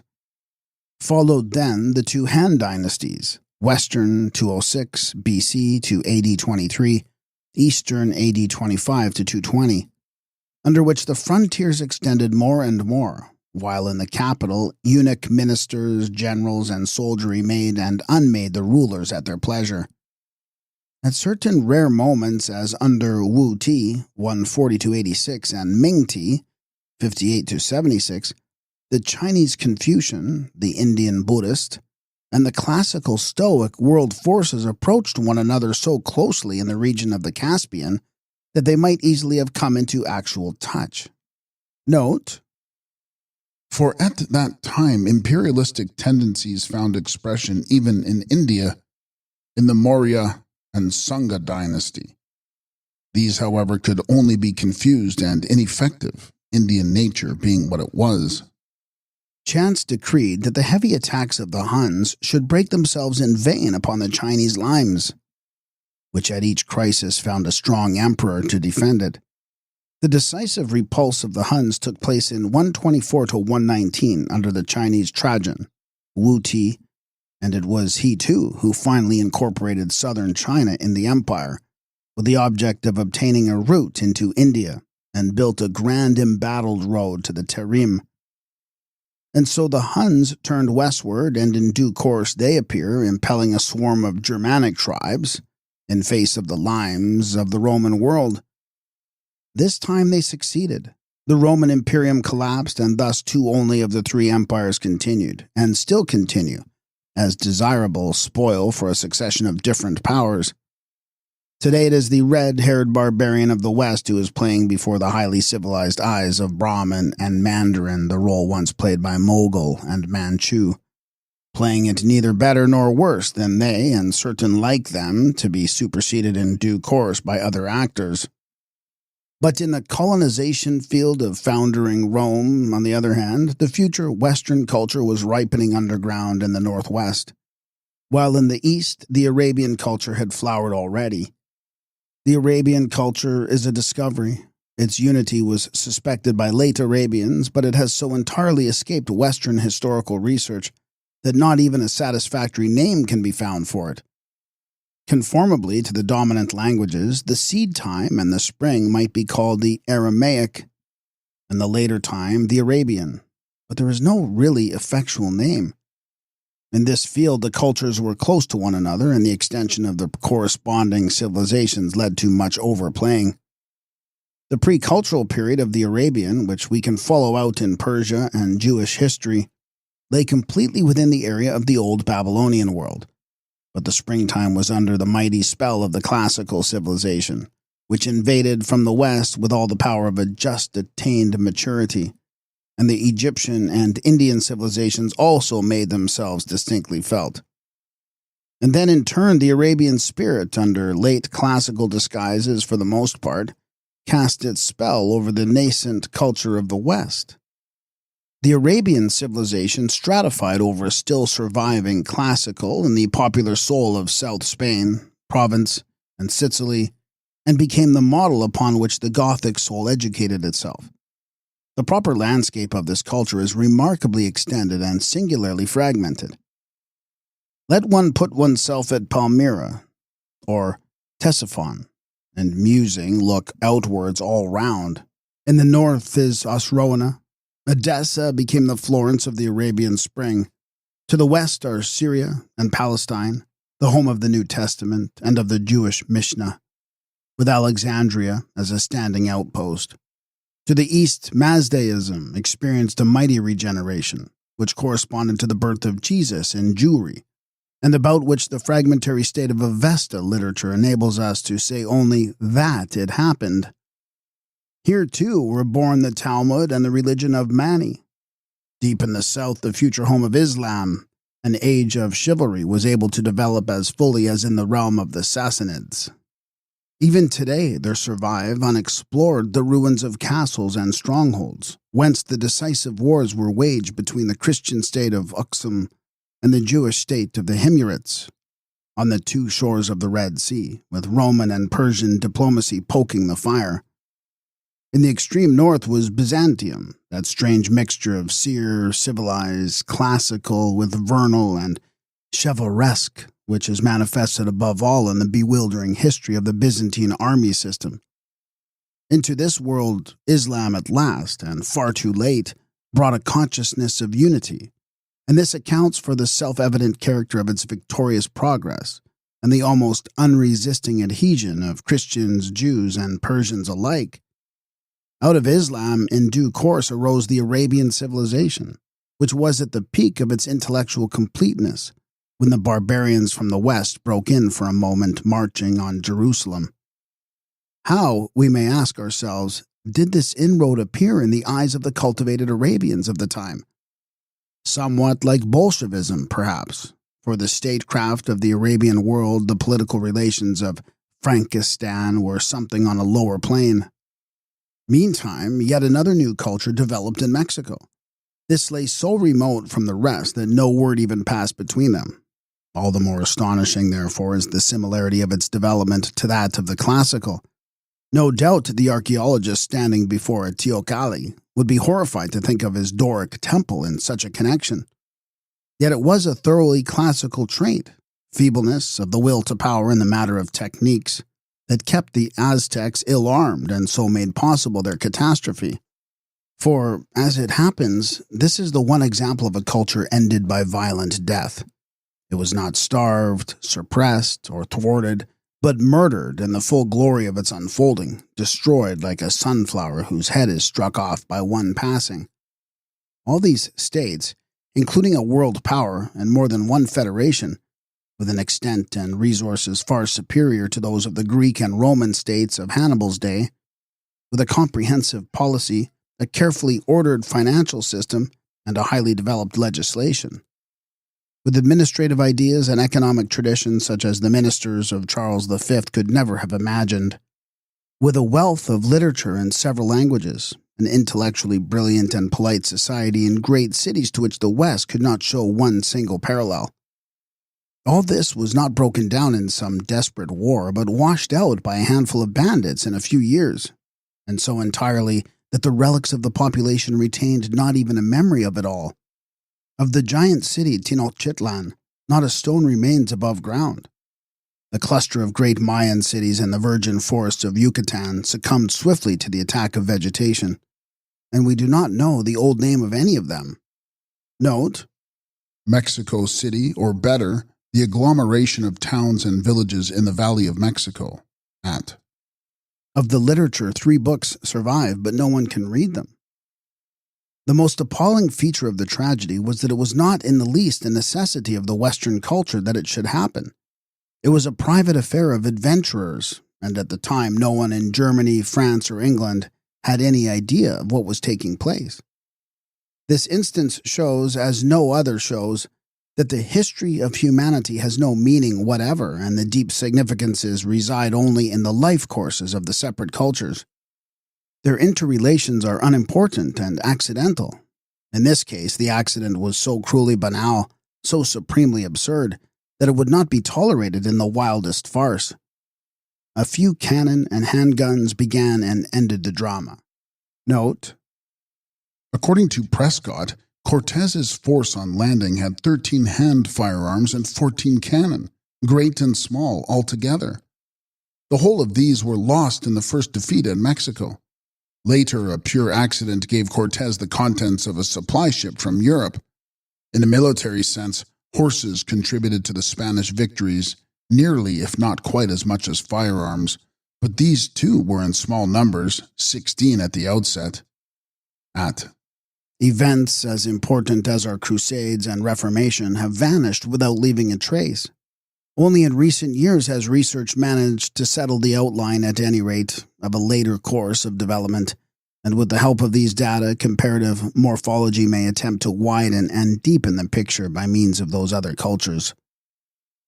On this basis, the epochal points of this culture lie about 200 years later than those of the Arabian and 700 years before those of our own. There was a pre-cultural period which, as in China and Egypt, developed script and calendar, but of this we now know nothing. The time reckoning began with an initial date which lies far behind the birth of Christ, but it is impossible now to fix it with certainty relative to that event. In any case, it shows an extraordinarily strongly developed history sense in Mexican mankind. The springtime of the Hellenic Maya states is evidenced by the date relief pillars of the old cities of Copan in the south, Tikal, and somewhat later Chichen Itza in the north, Naranjo, and Cibal, about 160 to 450. Note, These are the names of nearby villages serving as labels. The true names are lost. At the end of this period, Chichen Itza was a model of architecture that was followed for centuries. The full glory of Palenque and Piedras Negras in the west may correspond to our late Gothic and Renaissance. 450 to 600 equals European 1250 to 1400.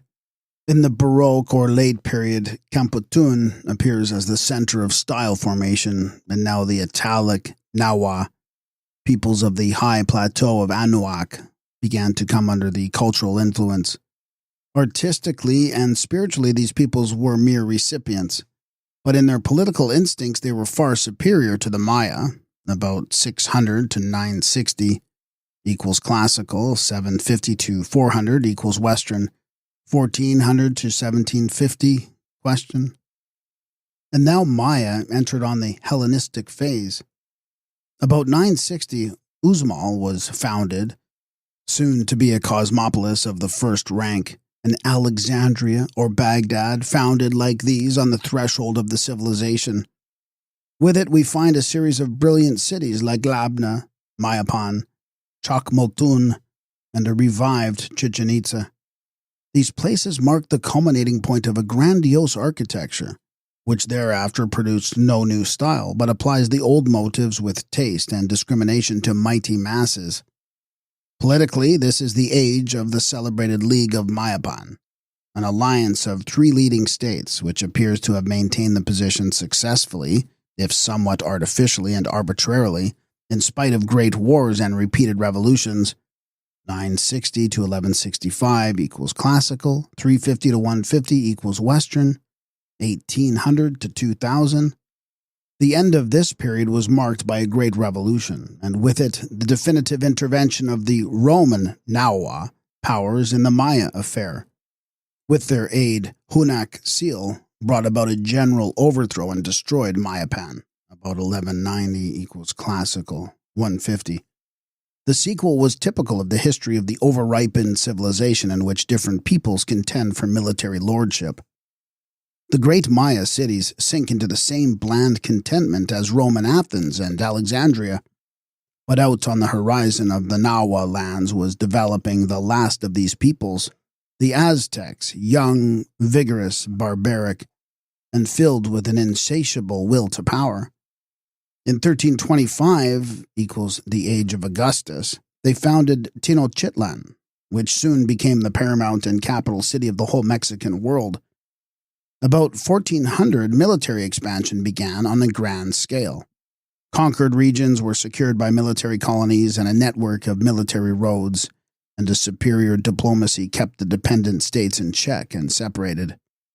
Imperial Tenochtitlan grew enormous and housed a cosmopolitan population speaking every tongue of this world empire. The Nawa provinces were politically and militarily secure. The southward thrust was developing rapidly, and a hand was about to be laid on the Maya states. There was no telling what the course of the next centuries would have been, and suddenly, the end. At that date, the West was at a level which the Maya had already overpassed by 700. Nothing short of the age of Frederick the Great would have been ripe enough to comprehend the politics of the Mayapan League. And what the Aztecs of AD 1500 were organizing lies for us well in the future. But that which distinguished Faustian man even then from the man of any other culture was his irrepressible urge into distance. It was this, in the last resort, that killed and even annihilated the Mexican and Peruvian culture.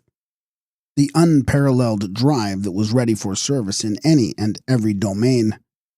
Certainly the Ionic style was imitated in Carthage and in Persepolis, and Hellenistic taste in the Gandhara art of India found admirers. Future investigation will probably find some Chinese in the primitive German wood architecture. The mosque style ruled from farther India to North Russia, to West Africa, and to Spain. But all that amounts to nothing as compared with the expansion power of the Western soul. The true style history of that soul, it need hardly be said, accomplished itself only on the mother soil, but its resultant effects knew no bounds. On the spot where Tenochtitlan had stood, the Spaniards erected a Baroque cathedral adorned with masterpieces of Spanish painting and plastic. Already at that date, the Portuguese had to go to work in Hither India, and late Baroque architects from Spain and Italy in the heart of Poland and Russia. The English Rococo and especially Empire made for themselves a broad province in the plantation states of North America, whose wonderful rooms and furniture are far less well known in Germany than they ought to be. Classicism was at work already in Canada and at the Cape, and presently there were no limits at all. It was just the same in every other domain of form. The relation between this forceful young civilization and the still remaining old ones is that it covers them all alike with ever-thickening layers of West European American life forms under which slowly the ancient native form disappears. What is history? The scheme of ancient medieval modern history as understood by the 19th century contained only a selection of the more obvious relations. But the influence that old Chinese and Mexican history are beginning to exercise on us today is of a subtler and more intellectual kind. There we are sounding the last necessities of life itself. We are learning out of another life course to know ourselves, what we are, what we must be, what we shall be. It is the great school of our future. We who have history still are making history still, find here on the extreme frontiers of historical humanity what history is. A battle between two Negro tribes in the Sudan, or between the Cherusci and Chatti of Caesar's time, or what is substantially the same between anti-communities is merely a drama of living nature.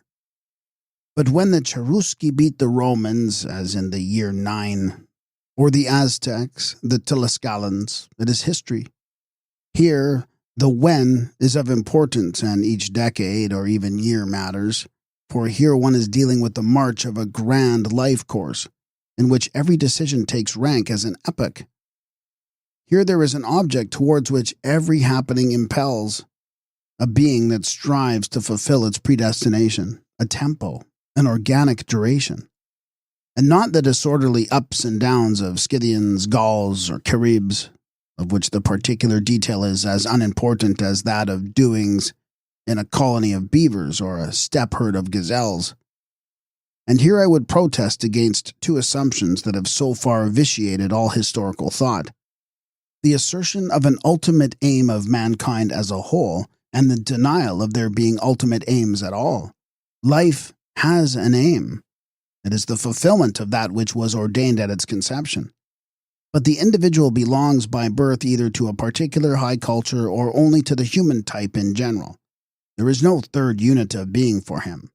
His destiny must lie either in the zoological or in the world historical field.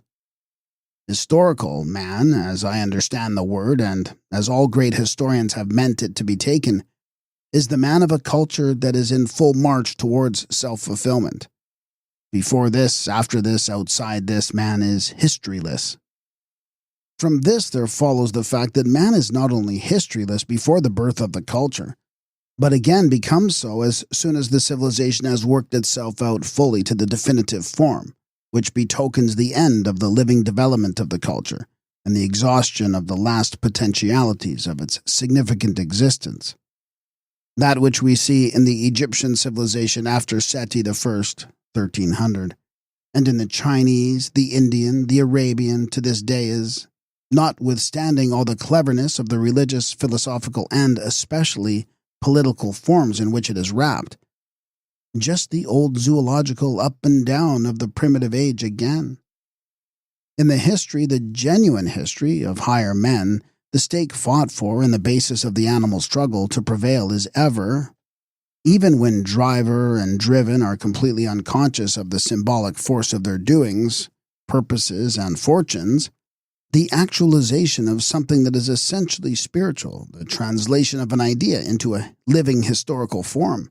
This applies equally to the struggle of big-style tendencies in art, of philosophy, of political ideals, and of economic forms. But the post-history is void of all this. All that remains is the struggle for mere power, for animal advantage per se, whereas previously power, even when to all appearance destitute of any inspiration, was always serving the idea somehow or other. In the late civilization, even the most convincing illusion of an idea is only the mask for purely zoological strivings. The distinction between Indian philosophy before and after Buddha is that the former is a grand movement towards attaining the aim of Indian thought by and in the Indian soul, and the latter the perpetual turning up of a few facets of a now crystallized and undevelopable thought stock.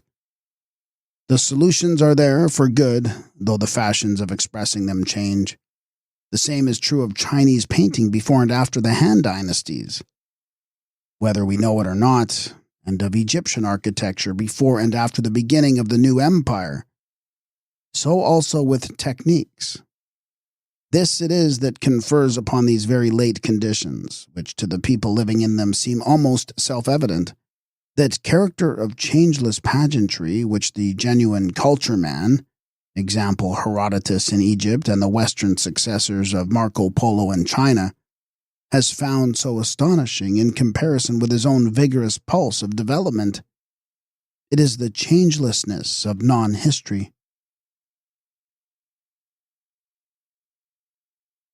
13.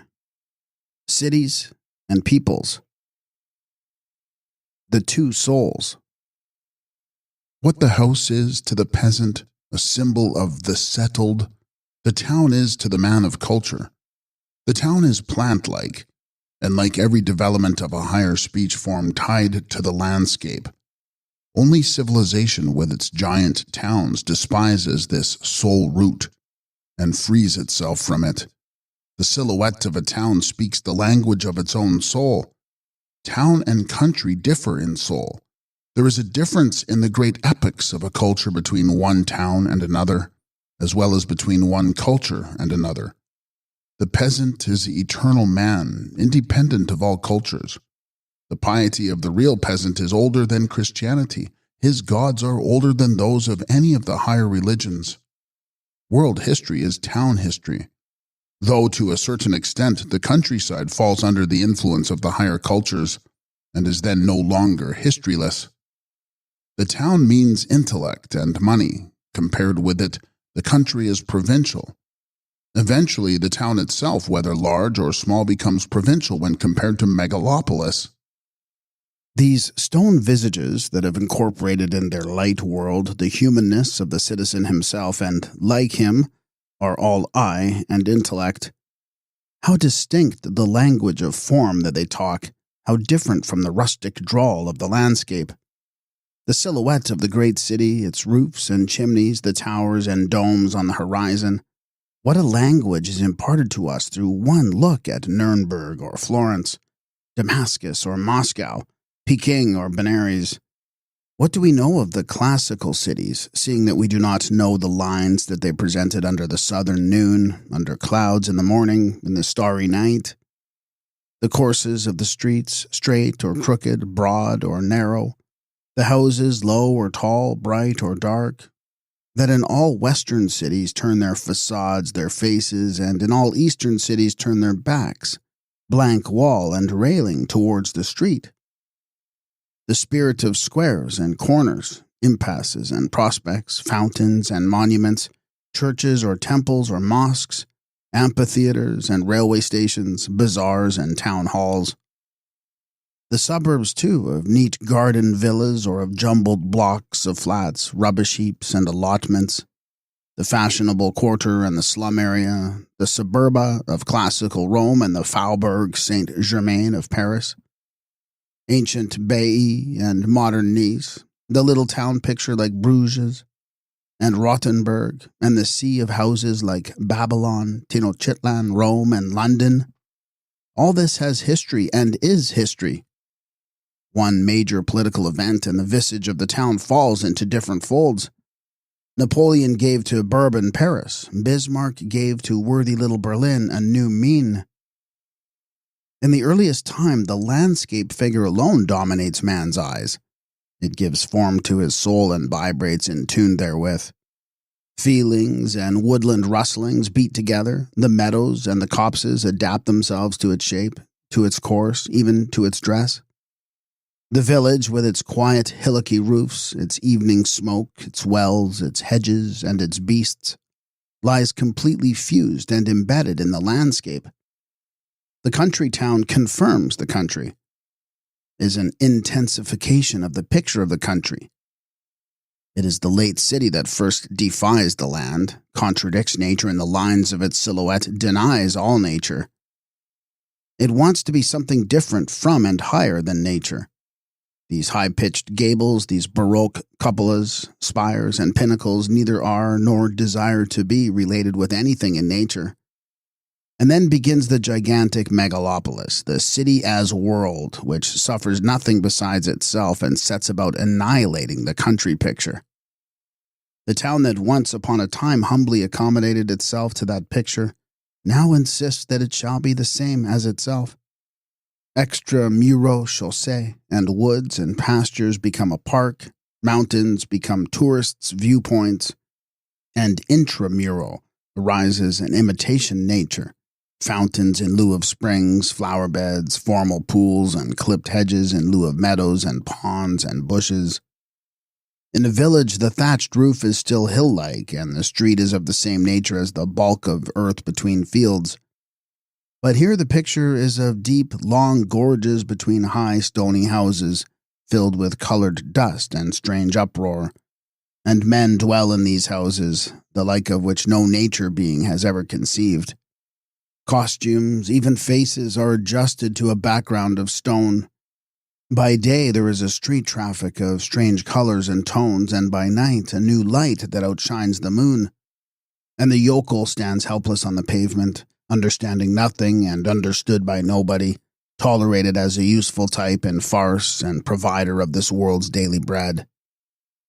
It follows, however, and this is the most essential point of any, that we cannot comprehend political and economic history at all unless we realize that the city, with its gradual detachment from and final bankrupting of the country, is the determinative form to which the course and sense of higher history generally conforms.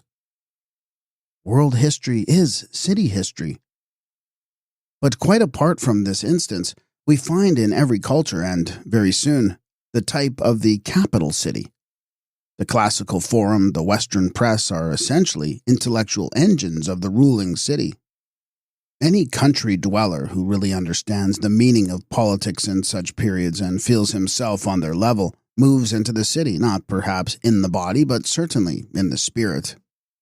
Note, the phenomenon is perhaps too well known in our days to need exemplification. But it is worthwhile recalling that the usual form of disgrace for a minister or courtier of the 17th or 18th century was to be commanded to retire to his estates, and that a student expelled from the university is said to be rusticated at. The sentiment and public opinion of the peasant's countryside, so far as it can be said to exist, is prescribed and guided by the print and speech of the city. Egypt is Thebes, the orbis terrarum is Rome, Islam is Baghdad, France is Paris. Finally, there arises the monstrous symbol and vessel of the completely emancipated intellect, the world city, the center in which the course of a world history ends by winding itself up. The earliest of all the world cities were Babylon and the Thebes of the new empire. The Minoan world of Crete, for all its splendor, belonged to the Egyptian provinces. In the classical, the first example is Alexandria, which reduced old Greece at one stroke to the provincial level, and which even Rome, even the resettled Carthage, even Byzantium could not suppress. In India, the giant cities of Ujjain and Kanauj, and above all Pataliputra, were renowned even in China and Java, and everyone knows the fairy tale reputation of Baghdad and Granada in the West. It should not be forgotten that the word province first appears as a constitutional designation given by the Romans to Sicily. The subjugation of Sicily, in fact, is the first example of a once preeminent cultured landscape sinking so far as to be purely and simply an object. Syracuse, the first real great city of the classical world, had flourished when Rome was still an unimportant country town, but thenceforward, vis-a-vis Rome, it becomes a provincial city. In just the same way Habsburg, Madrid, and Papal Rome, leading cities in the Europe of the 17th century, were from the outset of the 18th depressed to the provincial level by the world cities of Paris and London. And the rise of New York to the position of world city during the Civil War of 1861 to 65 may perhaps prove to have been the most pregnant event of the 19th century. The stone colossus, Cosmopolis, stands at the end of the life's course of every great culture. Its image, as it appears with all its grandiose beauty in the light world of the human eye, contains the whole noble death symbolism of the definitive thing become. The spirit-pervaded stone of Gothic buildings, after a millennium of style evolution, has become the soulless material of this demonic stone desert. Now the old mature cities with their Gothic nucleus of cathedral, town halls, and high-gabled streets, with their old walls, towers, and gates, ringed about by the Baroque growth of brighter and more elegant patricians' houses, palaces, and hall churches, begin to overflow in all directions in formless masses, to eat into the decaying countryside with their multiplied barrack tenements and utility buildings, and to destroy the noble aspect of the old time by clearances and rebuildings. Looking down from one of the old towers upon the sea of houses, we perceive in this petrification of a historic being the exact epoch that marks the end of organic growth, and the beginning of an inorganic and therefore unrestrained process of agglomerations. And now, too, appears that artificial, mathematical, utterly land-alien product of a pure intellectual satisfaction in the appropriate, the city of the city architect. In all civilizations alike, these cities aim at the chessboard form, which is the symbol of the soullessness. Regular rectangle blocks astounded Herodotus in Babylon and Cortez in Tenochtitlan. In the classical world, a series of abstract cities begins with Thurii. In the classical world, a series of abstract cities begins with Thurii, which was planned by Hippodamus of Miletus in 441. Priene, whose chessboard scheme entirely ignores the ups and downs of the site. Rhodes and Alexandria follow and become in turn models for innumerable provincial cities of the imperial age. The Islamic architects laid out Baghdad from 762, and the giant city of Samarra a century later, according to plan. Note, Samarra exhibits, like the imperial fora of Rome and the ruins of Luxor, truly American proportions.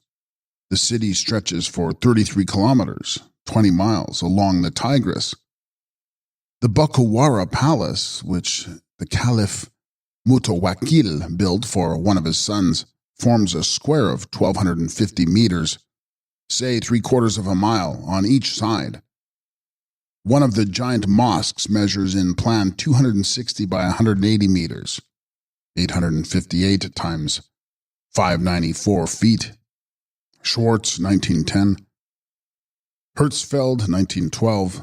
Pataliputra, in the days of Chandragupta and Asoka, measured intramuros 10 miles by 2 miles, equal to Manhattan Island or London along the Thames from Greenwich to Richmond. In the West European and American world, the layout of Washington in 1791 is the first big example. There can be no doubt that the world cities of the Han period in China and the Maurya dynasty in India possess this same geometrical pattern. Even now, the world cities of the Western civilization are far from having reached the peak of their development. I see long after AD 2000 cities laid out for 10 to 20 million inhabitants, spread over enormous areas of countryside, with buildings that will dwarf the biggest of today's and notions of traffic and communications that we should regard as fantastic to the point of madness. Note, in the case of Canada, not merely great regions, but the whole country has been picketed out in equal rectangles for future development. The Stoicism that in the early classical had gradually drawn the land folk into the cities and so created the type of the polis repeated itself at last in absurd form. Everyone wanted to live in the middle of the city, in its densest nucleus, for otherwise he could not feel himself to be the urban man that he was. All these cities are only cities, inner towns. The new Stoicism formed, instead of suburban zones, the world of the upper floors. In the year 74, Rome, in spite of its immense population, had the ridiculously small perimeter of 19.5 kilometers, 12 miles. Note, the late classical city on Arabian soil was unclassical in this respect as in others. The garden suburb of Antioch was renowned throughout the East. Consequently, these city bodies extended in general not in breadth, but more and more upward. The block tenements of Rome, such as the famous Insula Feculae, rose with a street breadth of only 3 to 5 meters, 10 to 17 feet, to heights that have never been seen in Western Europe, and are seen only in a few cities of America. Note, the city which the Egyptian Julian the Apostate, Amenophis IV, Akhenaten, built himself in Tel el Amarna, had streets up to 45 meters, 149 feet wide. Near the capital, the roofs already reach to the level of the hill saddle. What makes the man of the world cities incapable of living on any but this artificial footing is that the cosmic beat in his being is ever decreasing, while the tensions of his waking consciousness become more and more dangerous. It must be remembered that in a microcosm, the animal, waking side supervenes upon the vegetable side, that of being, and not vice versa. Beat and tension, blood and intellect, destiny and causality are to one another as the countryside in bloom is to the city of stone, as something existing per se to something existing dependently. Tension without cosmic pulsation to animate it is the transition to nothingness. But civilization is nothing but tension. The head in all the outstanding men of the civilizations is dominated exclusively by an expression of extreme tension. Intelligence is only the capacity for understanding at high tension, and in every culture these heads are the types of its final men. One has only to compare them with the peasant heads, when such happen to emerge in the swirl of the great city's street life. The advance, too, from peasant wisdom, slimness, mother wit, instinct, based as in other animals upon the sensed beat of life, through the city spirit to the cosmopolitan intelligence, the very word with its sharp ring betraying the disappearance of the old cosmic foundation, can be described as a steady diminution of the destiny feeling and an unrestrained augmentation of needs according to the operation of the causality. Intelligence is the replacement of unconscious living by the exercise of thought, masterly but bloodless and jejune. The intelligent visage is similar in all races. What is recessive in them is precisely race. The abundant proliferation of primitive peoples is a natural phenomenon, which is not even thought about, still less judged as to its utility or the reverse. When reasons have to be put forward at all in a question of life, life itself has become questionable. At that point begins prudent limitation of the number of births. The primary woman, the peasant woman, is mother. The whole vocation towards which she has yearned from childhood is included in that one word. But now emerges the Ibsen woman, the comrade, the heroine of a whole megalopolitan literature from northern drama to Parisian novel. Instead of children, she has soul conflicts. Marriage is a craft art for the achievement of mutual understanding. It is all the same whether the case against children is the American ladies who would not miss a season for anything, or the Parisienne who fears that her lover would leave her, or an Ibsen heroine who belongs to herself. They all belong to themselves, and they are all unfruitful. The same fact in conjunction with the same arguments is to be found in the Alexandrian, in the Roman, and, as a matter of course, in every other civilized society. and conspicuously in that in which Buddha grew up, and in Hellenism and in the 19th century, as in the times of Lao Tzu and the Charvaka doctrine. There is an ethic for childless intelligences and a literature about the inner conflicts of Nora and Nana. At this level, all civilizations enter upon a stage which lasts for centuries of appalling depopulation. The whole pyramid of cultural man vanishes. It crumbles from the summit, first the world cities, then the provincial forms, and finally the land itself, whose best blood has incontinently poured into the towns merely to bolster them up a while. At the last, only the primitive blood remains, alive but robbed of its strongest and most promising elements. This residue is the Fella type. If the Maya population literally vanished within a very short time after the Spanish conquest, and their great empty cities were reabsorbed by the jungle, this does not prove merely the brutality of the conqueror, which in this regard would have been helpless before the self-renewing power of a young and fruitful culture mankind, but an extinction from within that no doubt had long been in progress. And if we turn to our own civilization, we find that the old families of the French noblesse were not, in the great majority of cases, eradicated in the Revolution, but have died out since 1815, and their sterility has spread to the bourgeoisie, and since 1870 to the peasantry, which that very revolution almost recreated. Consequently, we find everywhere in these civilizations that the provincial cities at an early stage, and the giant cities in turn at the end of the evolution, stand empty, harboring in their stone masses a small population of fellahin, who shelter in them as the men of the Stone Age sheltered in caves and pile dwellings. Samara was abandoned by the 10th century. Pataliputra, Asoka's capital, was an immense and completely uninhabited waste of houses when the Chinese traveler Xuanzang visited it about AD 635. And many of the great Maya cities have been in that condition even in Cortez's time.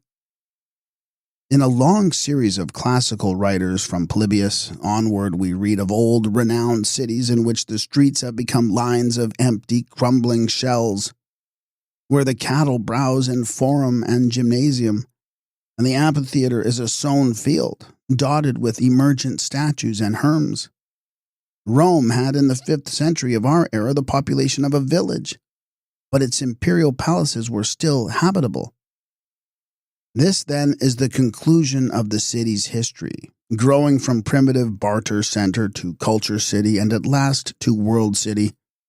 It sacrifices first the blood and soul of its creators to the needs of its majestic evolution, and then the last flower of that growth to the spirit of civilization, and so doomed moves on to final self-destruction. Form languages of civilization. Not now destiny, but causality, not now living direction, but extension, rules. It follows from this that whereas every form language of a culture, together with the history of its evolution, adheres to the original spot, civilized forms are at home anywhere and capable, therefore, of unlimited extension as soon as they appear. It is quite true that the Hansa towns in their North Russian staples built Gothically, and the Spaniards in South America in the Baroque style, but that even the smallest chapter of Gothic-style history should evolve outside the limits of West Europe was impossible. As impossible as that Attic or English drama, or the art of fugue, or the Lutheran or the Orphic religion should be propagated or even inwardly assimilated by men of alien cultures. But the essence of Alexandrianism and of our Romanticism is something which belongs to all urban men without distinction. Romanticism marks the beginning of that which Goethe, with his wide vision, called world literature, the literature of the leading world city against which a provincial literature, native to the soil but negligible, struggles everywhere with difficulty to maintain itself.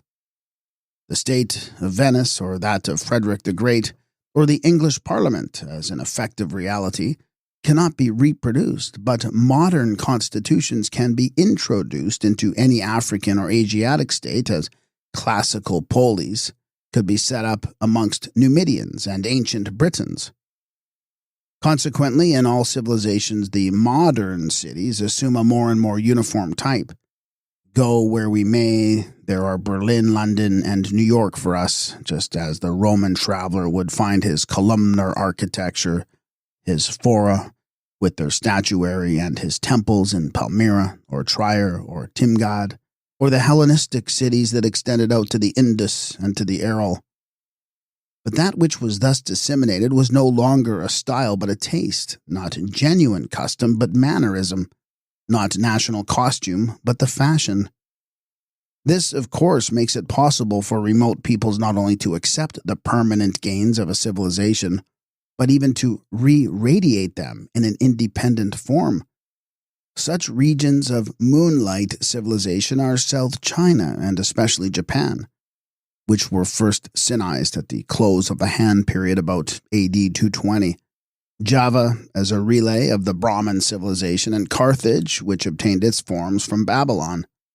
All these are forms of a waking consciousness, now acute to excess, mitigated or limited by no cosmic force, purely intellectual and extensive, but on that very account capable of so powerful an output that their last flickering rays reach out and superpose effects over almost the whole earth.